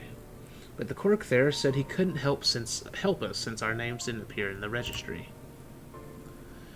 And that was where we gave up. I wonder, though, could you be eligible for one of these writs? The voice in the lift seemed to know who you were. It might be that your name is registered at the bureaus as well. Worth a look, I'd say. Meanwhile, I'll head back to the capital and search for a less official point of entry, just in case. Pray allow me to accompany thee on thy reconnaissance. An arcane perspective may prove needful.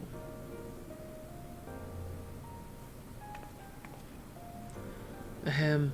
I think I'd like to speak with more of these ancients. Maybe they know something that could help cure Ikeda's condition. Would you mind coming with me?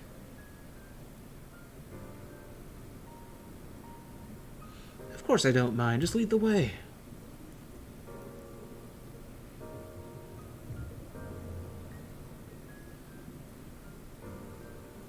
Then Ishtola and I will be busy, busy ourselves with further exploration. There is surely more intelligence to be had. And so we part ways once more. This time, however, let us reconvene in the front of the capital.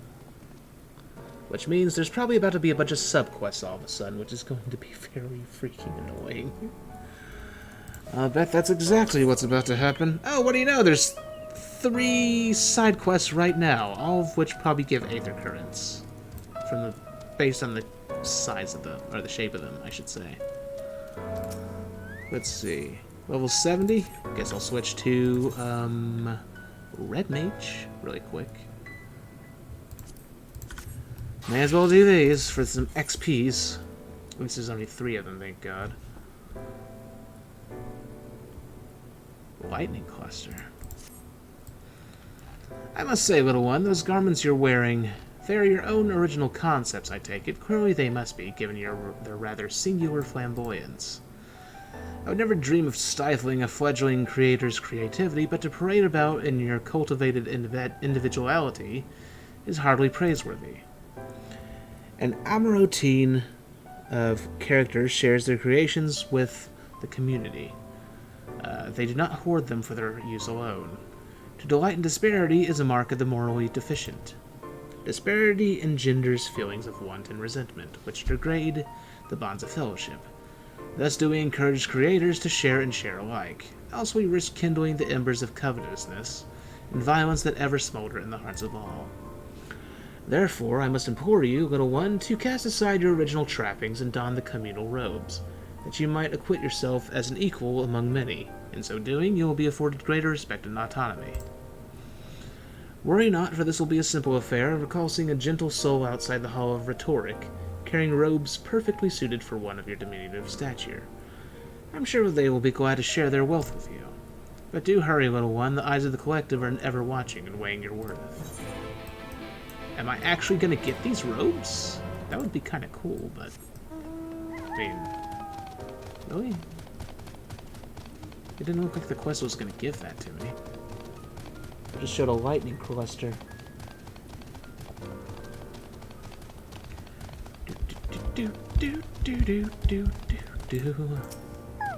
Let's see.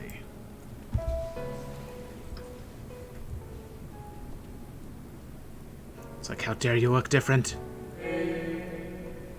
Oh ho, aren't we looking rather smart this day? What can I do for you, little one?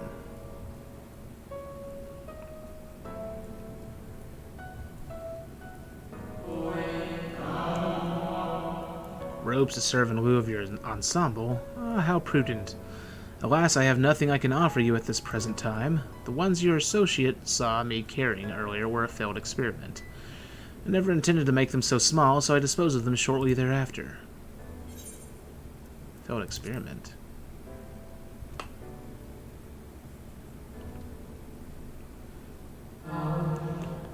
By your bemused expression, I gather you find it odd that your elders can fail in so simple an application of creation magics.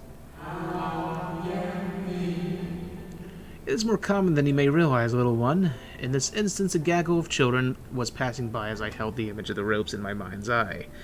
Simply by becoming aware of their presence was the form influenced and the final product changed. All things considered, it could have been worse. Just the other day I was attempting to conceive a white-haired lion, when all of a sudden this exquisite eagle alighted on the nearby railing, giving me quite the shock and dramatically altering my initial concept. Is that how chimeras were created? Yes, indeed, it was a most unexpected development, but not an altogether unwelcome one. Great strides are often born from unexpected impetuses. But even inspiration has its limits. For all the wonders we have wrought, I do wonder if there will come a time when we have fully explored the potential of our powers, when there is truly nothing left unmade and only iteration and imitation and stagnation remain. Sounds like today these days. But such esoteric matters need not concern you, little one. For now, I would encourage you to embrace your creativity and work your magics without fear of failure. Nevertheless, it would still be in your best interest to don the appropriate robes to avoid excess scrutiny. Why don't you go to the Bureau of the Architect and request the appropriate concepts so that you can fashion one yourself? Is this actually going to work? It's going to be really weird if that's the case. I'll grab this quest while I'm at it.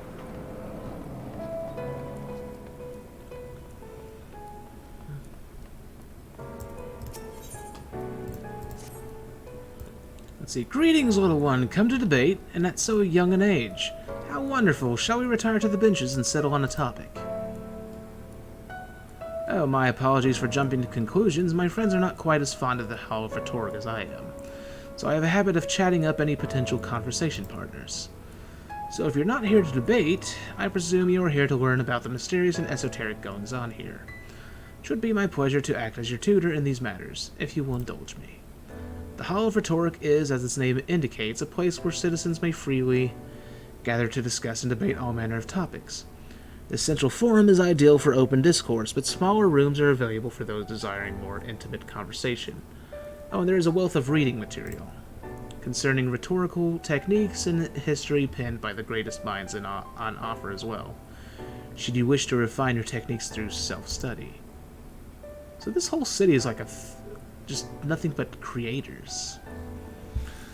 To my mind, however, rhetoric is a living, breathing thing that is best experienced in the moment of conception and execution. Perhaps a demonstration would best serve to further your education. I saw a contemporary of mine engage in a lively debate earlier, just outside of the hall. Go and see if they are still there, and issue to them my personal invitation to a friendly battle of wits. You've got to be kidding me. Like, I actually remember hearing a concept like this. There's people who want to do this whole thing where there's a standardized income where everyone makes a certain amount of money, like, by default. That way everyone is free to be home, and then what people do for quote-unquote jobs would be to just create things and then sell them or share them. And on like a free market and stuff. I remember reading about this somewhere. I don't remember where.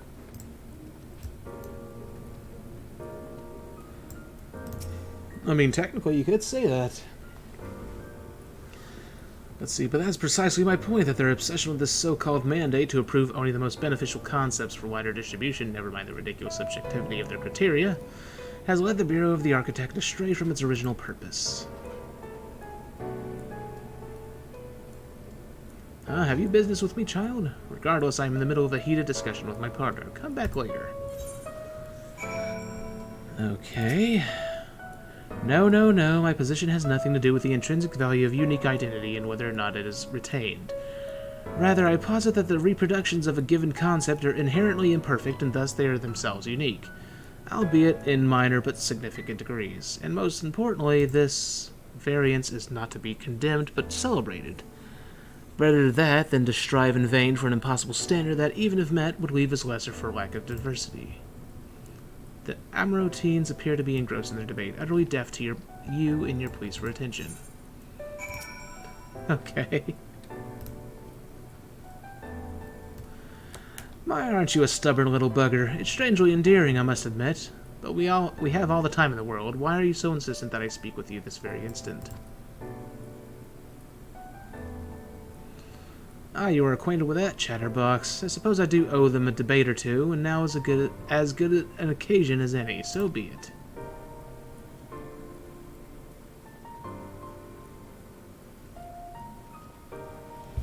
Let's see. Maybe the Communist Manifesto by Karl Marx. No, I never read that. See, also I was reminded of the many that classic Greek societies, especially in reference to philosophy groups. Those instead of that. Oh, right.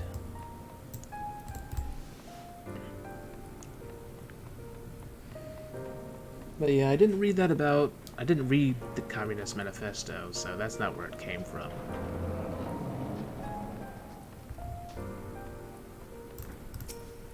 Let's see here. So you're to be an observer? No, that will not do. You must be an active participant. You must engage in the discourse. Only by doing will you learn and grow, little one. Oh boy. I see you found my friend. Thank you, little one. Then without further ado, let us commence the promised debate. This is gonna be weird.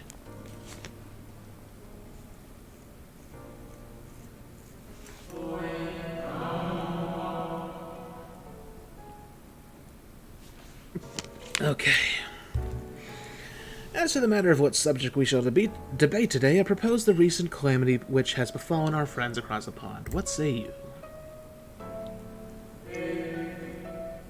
The singular point of contention is, of course, whether or not Amarat should intervene on their behalf.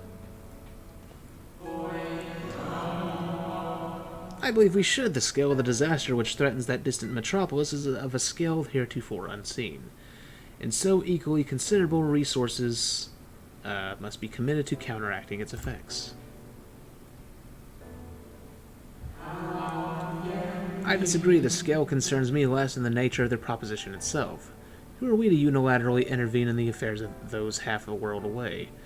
Are we to be saviors of one and all? Such arrogance may well lead to our own downfall. Oh, this sounds familiar.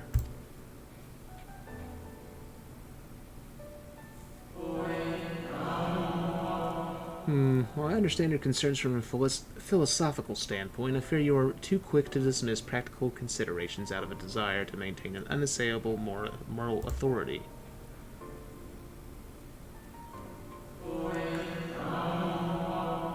But let us, you and I, hold here for the present and offer the floor to our young student. You've heard our opening salvos in this debate concerning the fate of our neighbors across the sea. What is your opinion on the matter? To ignore the plight of those one might conceivably save is not wisdom, it is indolence. We cannot save everyone, sometimes it is all we can do to save ourselves.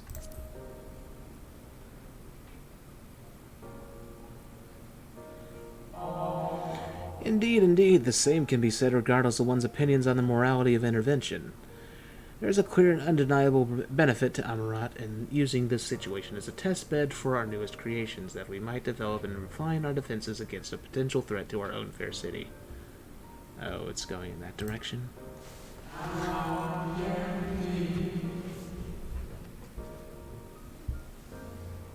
Okay, let's see here. How readily you cede the moral high ground. Wasn't that a young friend's point that we have an ethical obligation to aid those in need? Yet not only do you instead elect to focus on the benefit to Amarat alone, but you also deprive our distant neighbors of the agency to determine their own fate. You misunderstand me. What benefits Amarat benefits all creation. I firmly believe, for the knowledge and wisdom we stand to gain from intervention can then be shared with others, empowering everyone to be more effectively surmount similar trials in the future. So they're just gonna sit there debating. Master debating.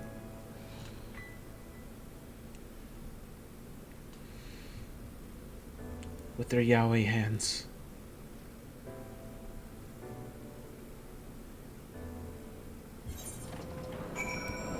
Alright, that's finally over. I must say it has been far too long since I engaged in such a refreshing exchange of ideas.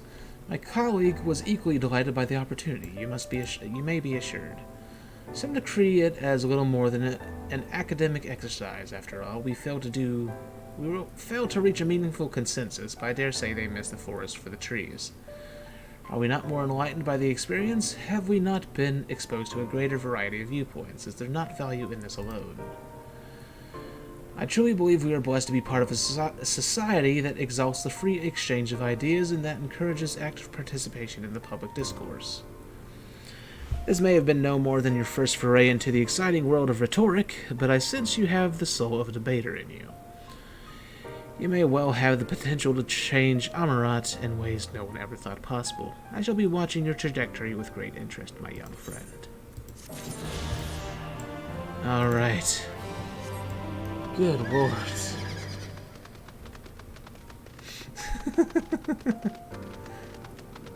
I did nothing wrong.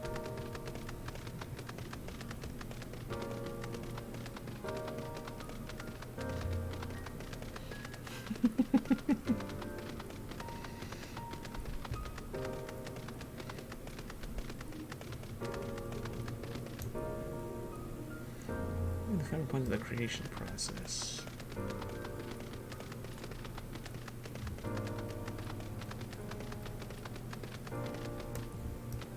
What? Was I not pronouncing rhetoric right?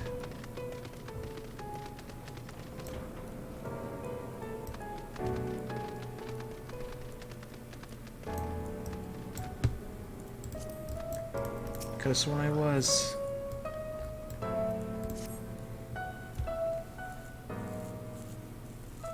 That's the way I've always heard it pronounced. Rhetoric. Let's see. Greetings and welcome to the Bureau of the Architect. Are you in need of assistance? It would be my pleasure to answer any questions you might have. To your left is the counter where you may submit registrations for new creations. To your right, you will find the counter where you may requisition concepts on file.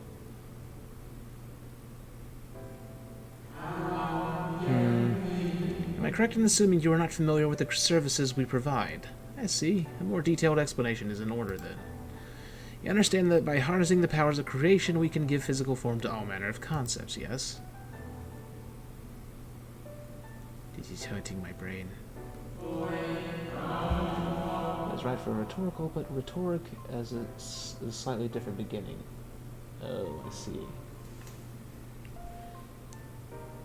Rhetoric? Or rhetoric? Let's see. Picture a bouquet of fresh, fragrant flowers, all the colors of a rainbow. Now picture those self-same flowers formed of a delicate crystal and possibly fragile and radiating hues beyond the visual spectrum. Every day our people push the boundaries of imagination to conceive new and striking designs like these. But there are limits to what a single individual can shape with their abilities alone. Those who harbor greater ambitions may offer their concepts to others here that they might, with the strength of many, accomplish what one cannot.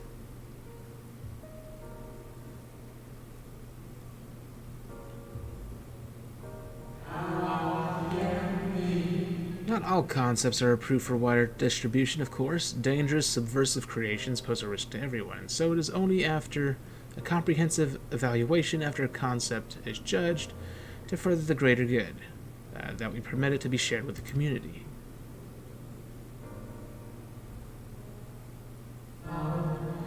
Do you understand, little one? Since you are here, I think you might benefit from conversing with some of the others currently availing themselves of our services. Why don't you go and speak with some of the citizens waiting for their registrations to be processed?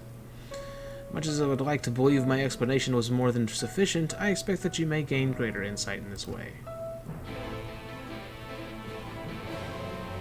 Rhetoric. Rhetoric? Rhetoric? Rhetoric? Oh, rhetoric. Right. Now that I've heard.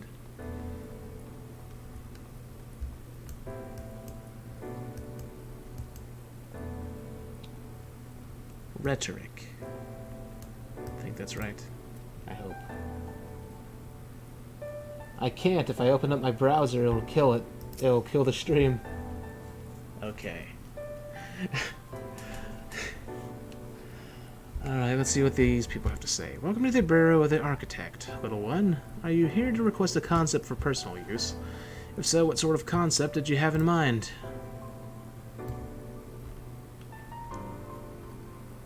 Ah, communal robes. That will take but a moment to prepare, but before I fill your request, I should caution you. Pardon me for asking, but your creative potential is, relatively low, is it not? We are trained to assess these things, and I fear that you do not possess the ability to express this concept in physical form. It's almost as though you have completely lack it, though that can't possibly be. But regardless of the reason, you needn't worry. We have special tools that may be used to address this very eventuality. I will furnish you with an Cynthric robe you can use to restrain one of the misbegotten cubus that congregate in the plaza north of Academia Anider, or Anider. Academia. Let's see. You will need to weaken your quarry before you can reliably bind them. But once you have, you can repurpose their energies to create your own robes. Okay. Okay, well, at least I did it somehow.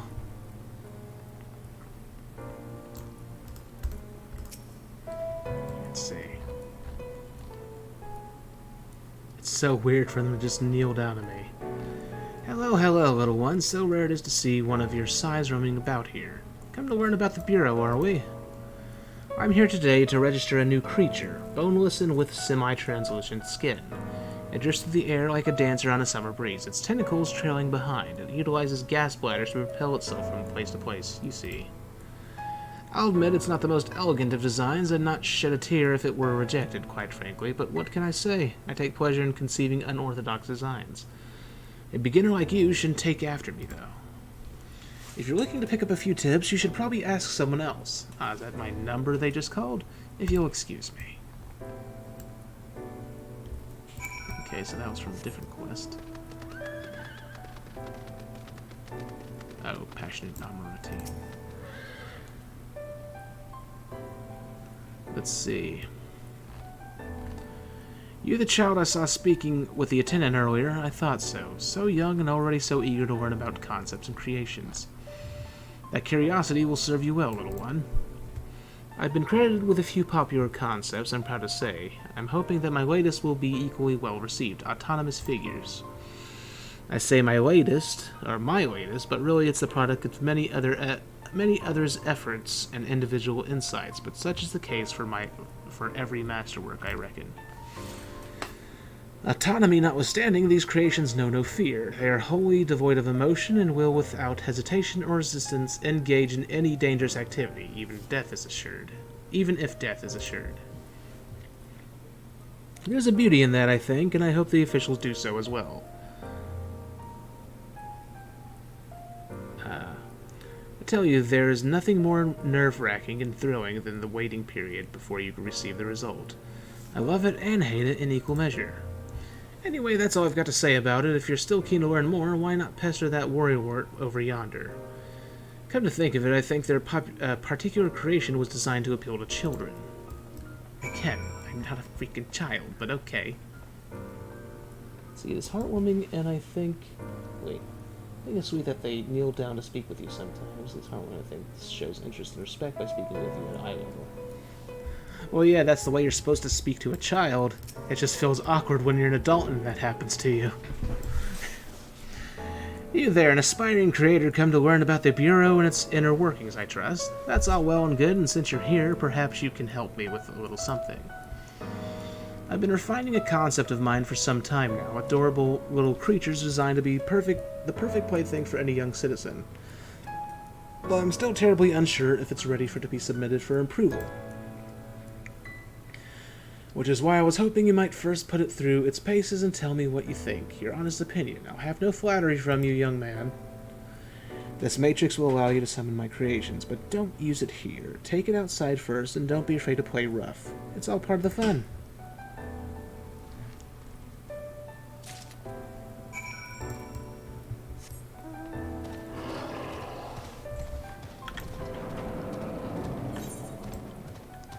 Let's see, responsible creation.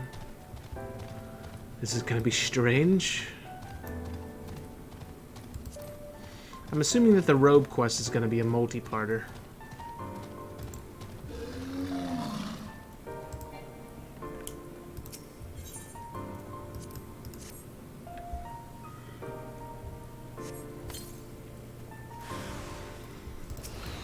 Oh god, why?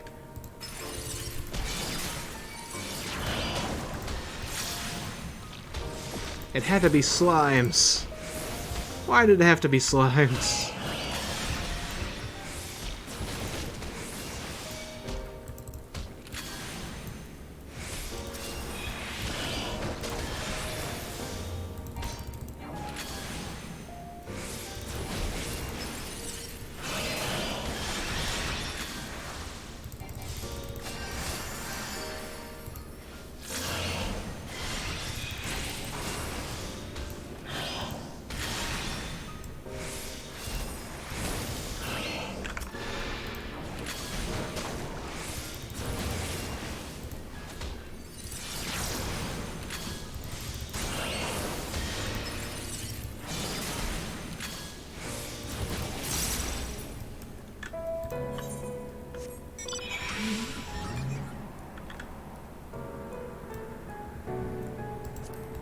We need to use that aetherite soon. Which, I was planning to end this, but I'm going to end it after I finish these side quests. Then I'll continue the main story in the next stream. Just because, I really need to finish the daily roulettes from yesterday before the reset within the next 2 hours. How'd you find my lovelies? Were they as delightful and engaging as I hoped? Tell me everything, spare no details. They tried to kill me. I say, they spouted nonsensical phrases and attacked you like mad beasts. How distressing and not at all like what I intended. My sincerest apologies to you, little one, for the unpleasant experience. Still, from these experiences do we grow stronger and wiser. I look forward to the day when you will try your hand at creation too. Wait, did those things... Oh, they did talk. Let's see. Friend, play with friend. Oh, down I go. Bye-bye. Such fun. Such fun. That was weird. So those slimes actually talked.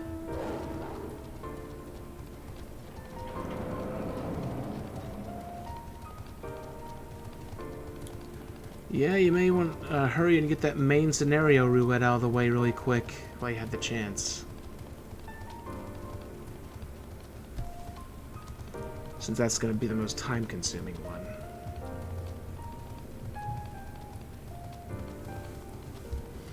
I'll just grab this aetherite really quick.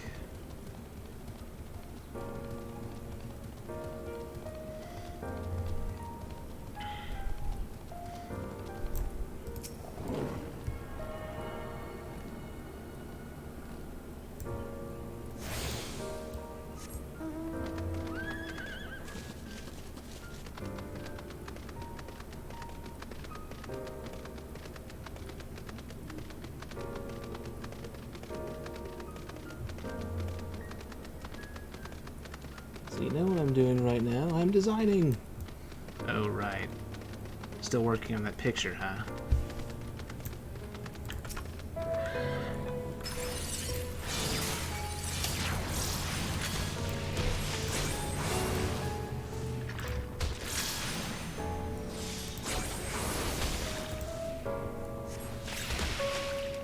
Oh, not weak enough. There we go. Now it's weak enough. If it would stop killing me, please. Please. Please have mercy. Thank you. Still not weak enough? What the hell? How much weaker does this bloody thing need to be? There we go. Jesus.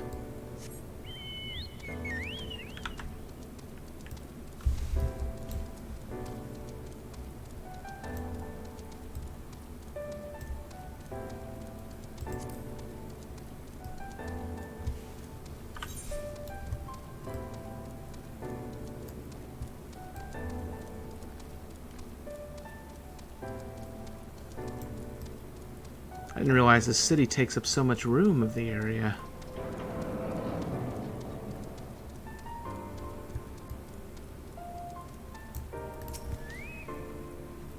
Let's see. Welcome back, little one. Did you succeed in binding the Cubus? Let's see. As one might expect, the creature is rather less than pleased to have been bound and shoved in your pack.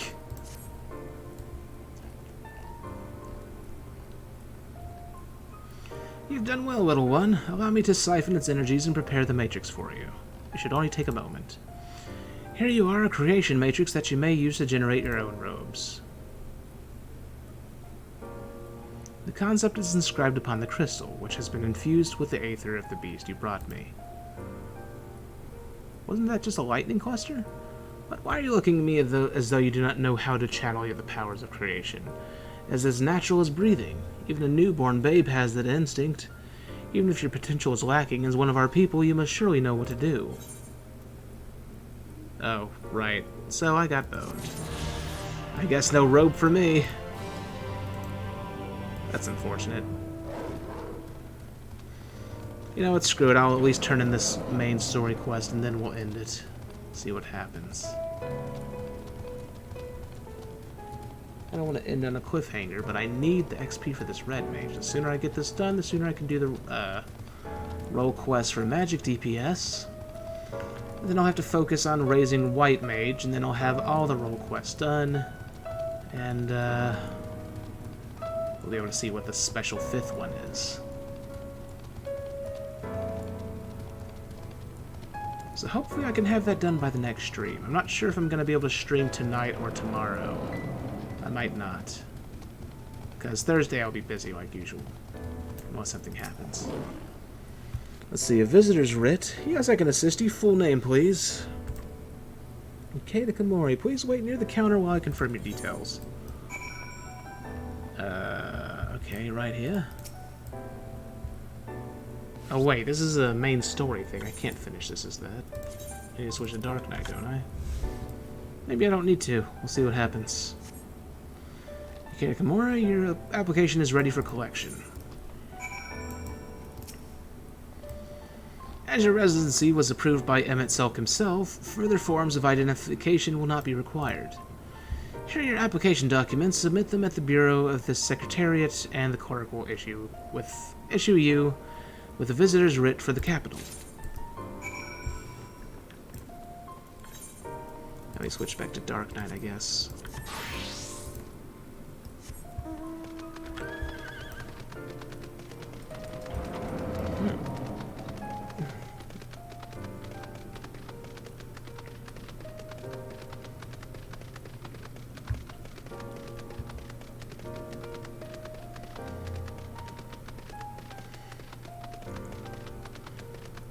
So much talking, man.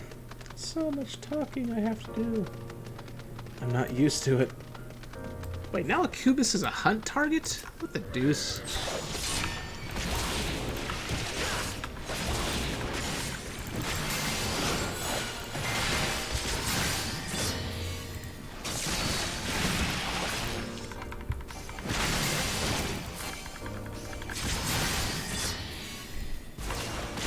I wonder what the glow on this weapon's gonna look like whenever it's upgraded.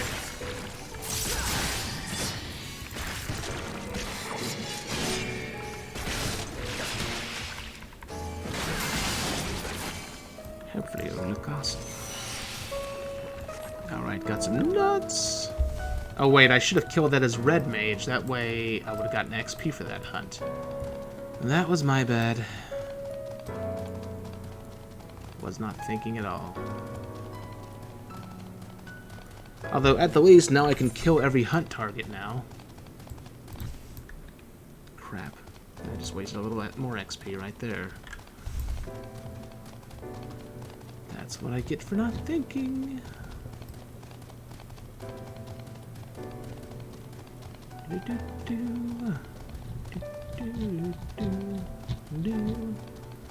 Why are there monsters here?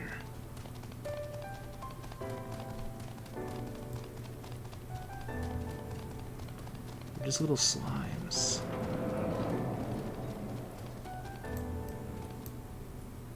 Oh, this doesn't look ominous at all.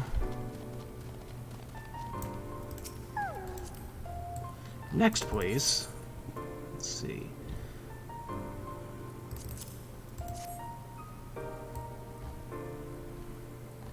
Visiting the capital, are we? Please take a seat. Your name will be called once your application has been processed. This is so weird.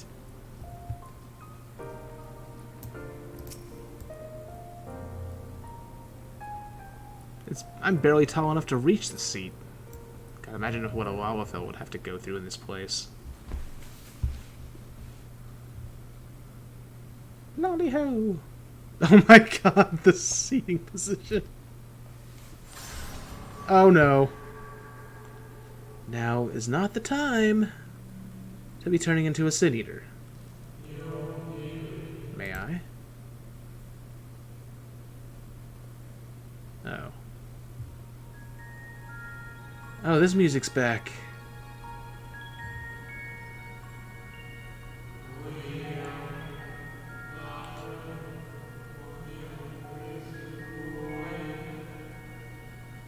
You, I think, are from a time beyond ours. Have you followed in the wake of Emmett Selk? He knows? Nay, there is no cause for alarm. I am simply a shade, here and not here. I know only that my name is Hythlodaeus, and that the city is a recreation, a phantom moment plucked from the well of history.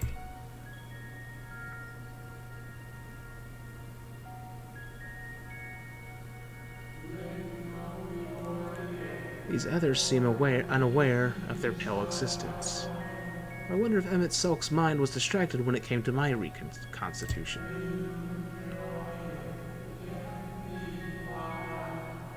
A stray thought would have been enough. Hythlodaeus will realize the truth, for example. We were close friends once, you see.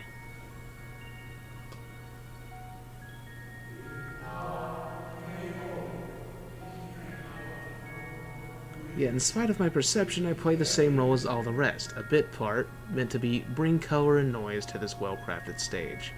Too much scrutiny, and we shall burst like the fragile bubbles we are.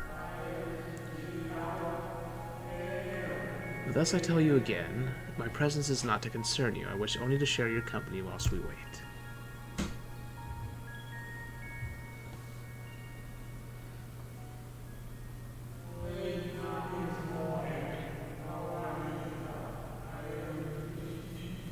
If you've come this far, then you know of the catastrophe which awaits us on our morrow.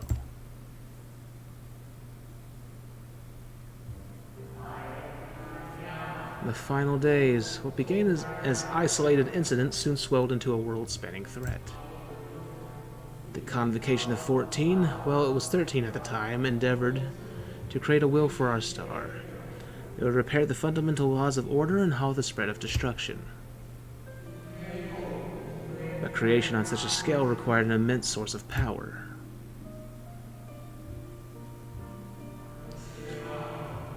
Of those of us who still live, nearly half offered up their lives in the name of salvation. Oh, they were using actual sacrifices. And from their sacrifice, Zodiark was born. Just as we had hoped, he reached forth and halted the march of oblivion. Oh, I hit the wrong button.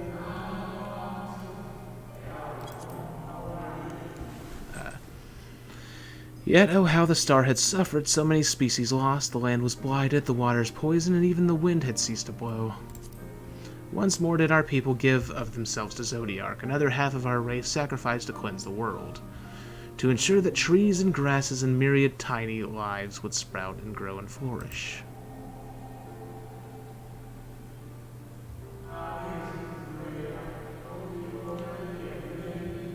The cycle of life had begun anew, and we reconsidered the means by which we might protect it.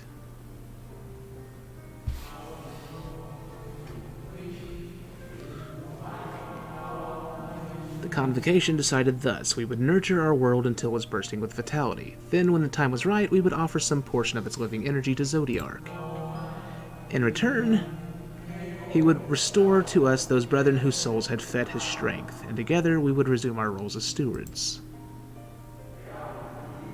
There were, however, those who disagreed with this plan. They argued that enough had been sacrificed to Zodiark and that this new world should belong to the lives newly born.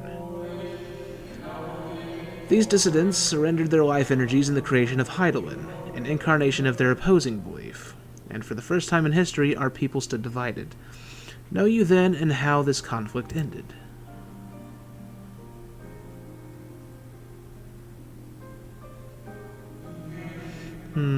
I thought you might.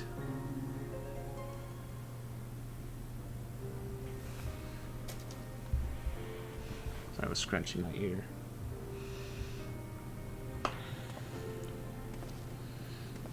Now, why is he so tiny compared to them, though? Emet-Selch has ever been a champion for the will of Zodiark. The original plan may have been set back by millennia, but he will not have abandoned his course. He will pay the price for our return by whatever means is necessary. And even though he may carry himself with a certain glib ease, Emet-Selch is not a man to bear his burdens lightly. In fact, I imagine they have only grown heavier with every passing century.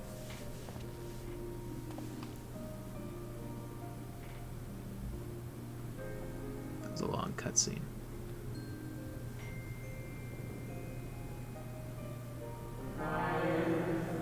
"'Tis truly a terrible weight he has chosen to carry."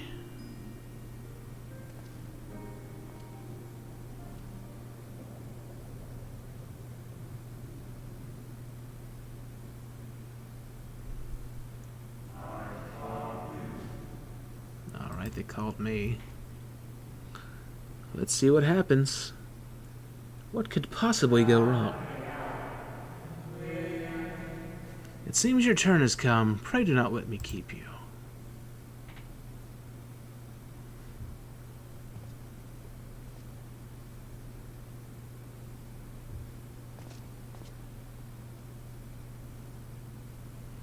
I feel so small. Ah, there was one last thing. You walk with another at your side, yes? Probably talking about Ardbert, I should say.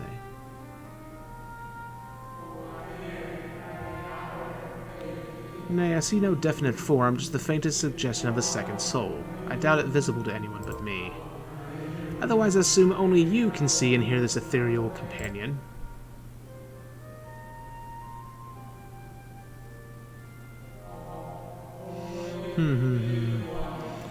Your connection is hardly a coincidence. In our time, the two of you were one. The color of your souls tells the tale. Oh, so all the warriors of light are all fragments of an Ascian. A hue that distinctive cannot be mistaken, no matter how thin the soul is spread. Ha! It's just the kind of fate I might expect for one such as he. Surely Emet-Selch has recognized the hint of him in you. Oh god, am I gonna get another name?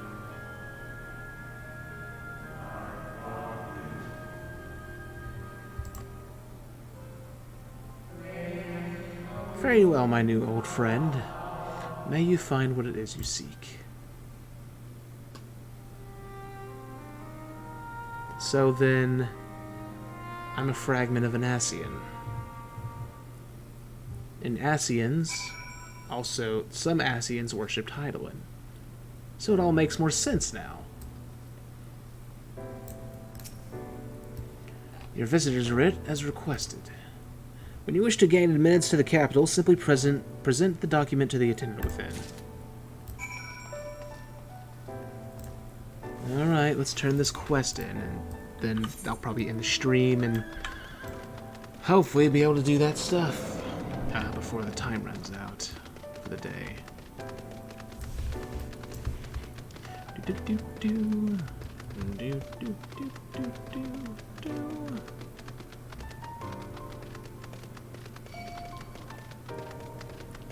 I really wish my ear would stop itching. Oh god, I've almost gone for 10 hours. This is the longest stream of this game so far. People may as well use it as a podcast or something if they listen to it.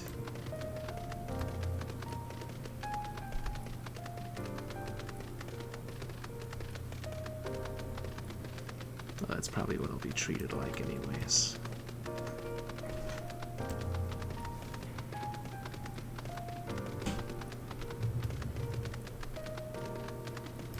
Alright, let's see what these guys have to say.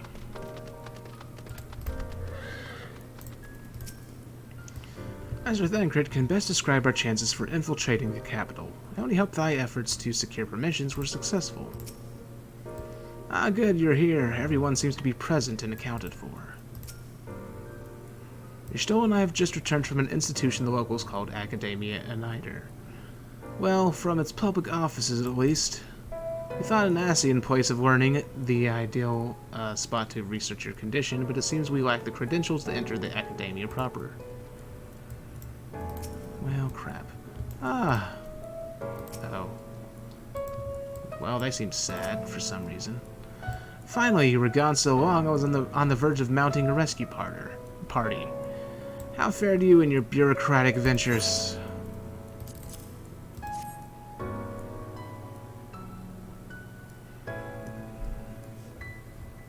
Now our stream turns into a slightly ASMR podcast. Slightly ASMR until we get to the LA hands. And it's like, why is this a thing? I see my instincts were correct. And a good thing, too. Urianger and I weighed our chances of breaking into the capital, and an official entrance is by far the more attractive option. The capital boasteth not a single armed sentry, which would seem that in their time they did not deem it needful to post guards. The windows and doors, however, appear heavily warded. Though mightily did we strive with strength mundane and magical, we failed to budge them even a fraction of one elm. Mayhap which was simply the case that Emmett Selk's recreation does not extend to their usual function.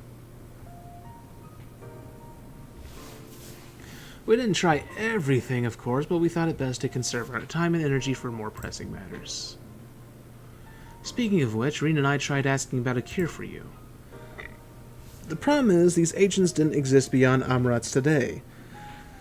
They will happily tell you their own tales, but whenever we attempted to explain our situation, the conversation quickly became muddled.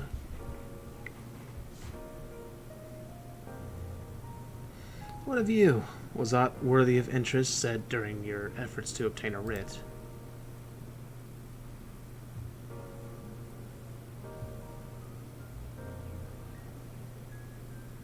A great sacrifice of life in exchange for their brethren's resurrection.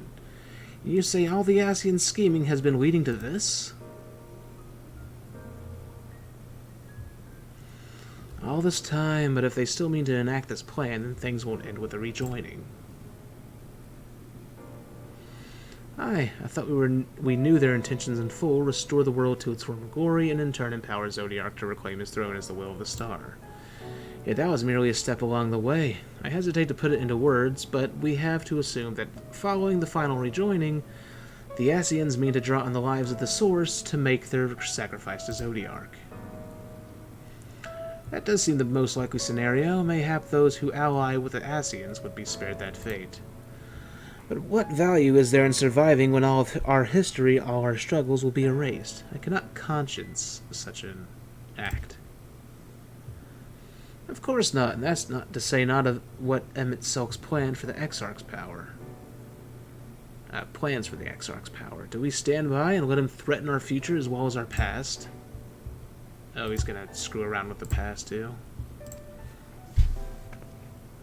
Let's see. We need to find him, and when we do, make your mark. Change the course of history in a way that's felt by those who came before, and those who came after, by everyone you've ever met.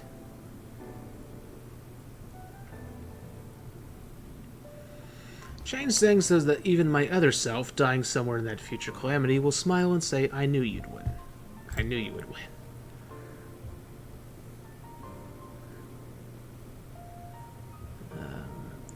Is fighting Emmett Selk the only way?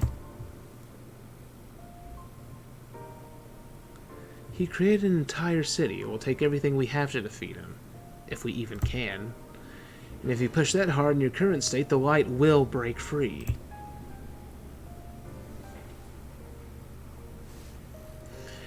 The decision to press on lies with you, just as it lies with each and every one of us.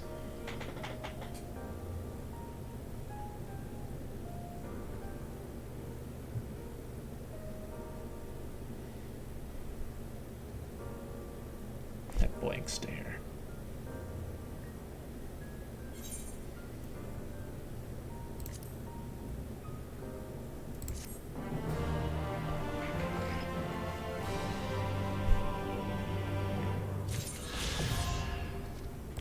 Wait, whoa, whoa, whoa, whoa, whoa, whoa. I got all the currents? Are you kidding me? I didn't think I did.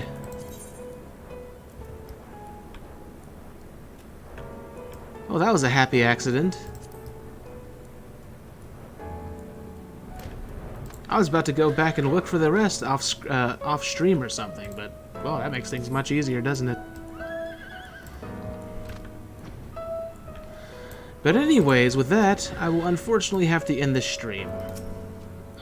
Hold on a second, let me talk to these fools real quick. I'm not gonna click the quest, though. Reen appears to be brooding over her choices, her faintly trembling hands betraying her mounting trepidation. Thancred stares quietly into the distance. He seems calm and assured, his easy stance born of confidence rather than false bravado. Urianger glances your way, his expression hesitant. You can see the struggle as he agonizes over the words he wishes to say. Y'shtola meets your gaze with a strained smile. You seem to recall her wearing the selfsame expression when speaking with Whis and Runar.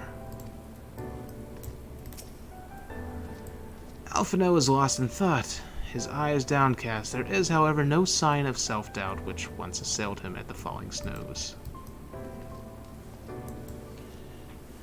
Anyways, with that, I'm going to end this stream here, and then, depending on what happens, either later this afternoon, or Thursday night, possibly, I might stream. If not, then I'll stream Friday, definitely. And then we'll finally finish the story, I hope. So yeah, thanks for watching, and I'll see you in the next stream.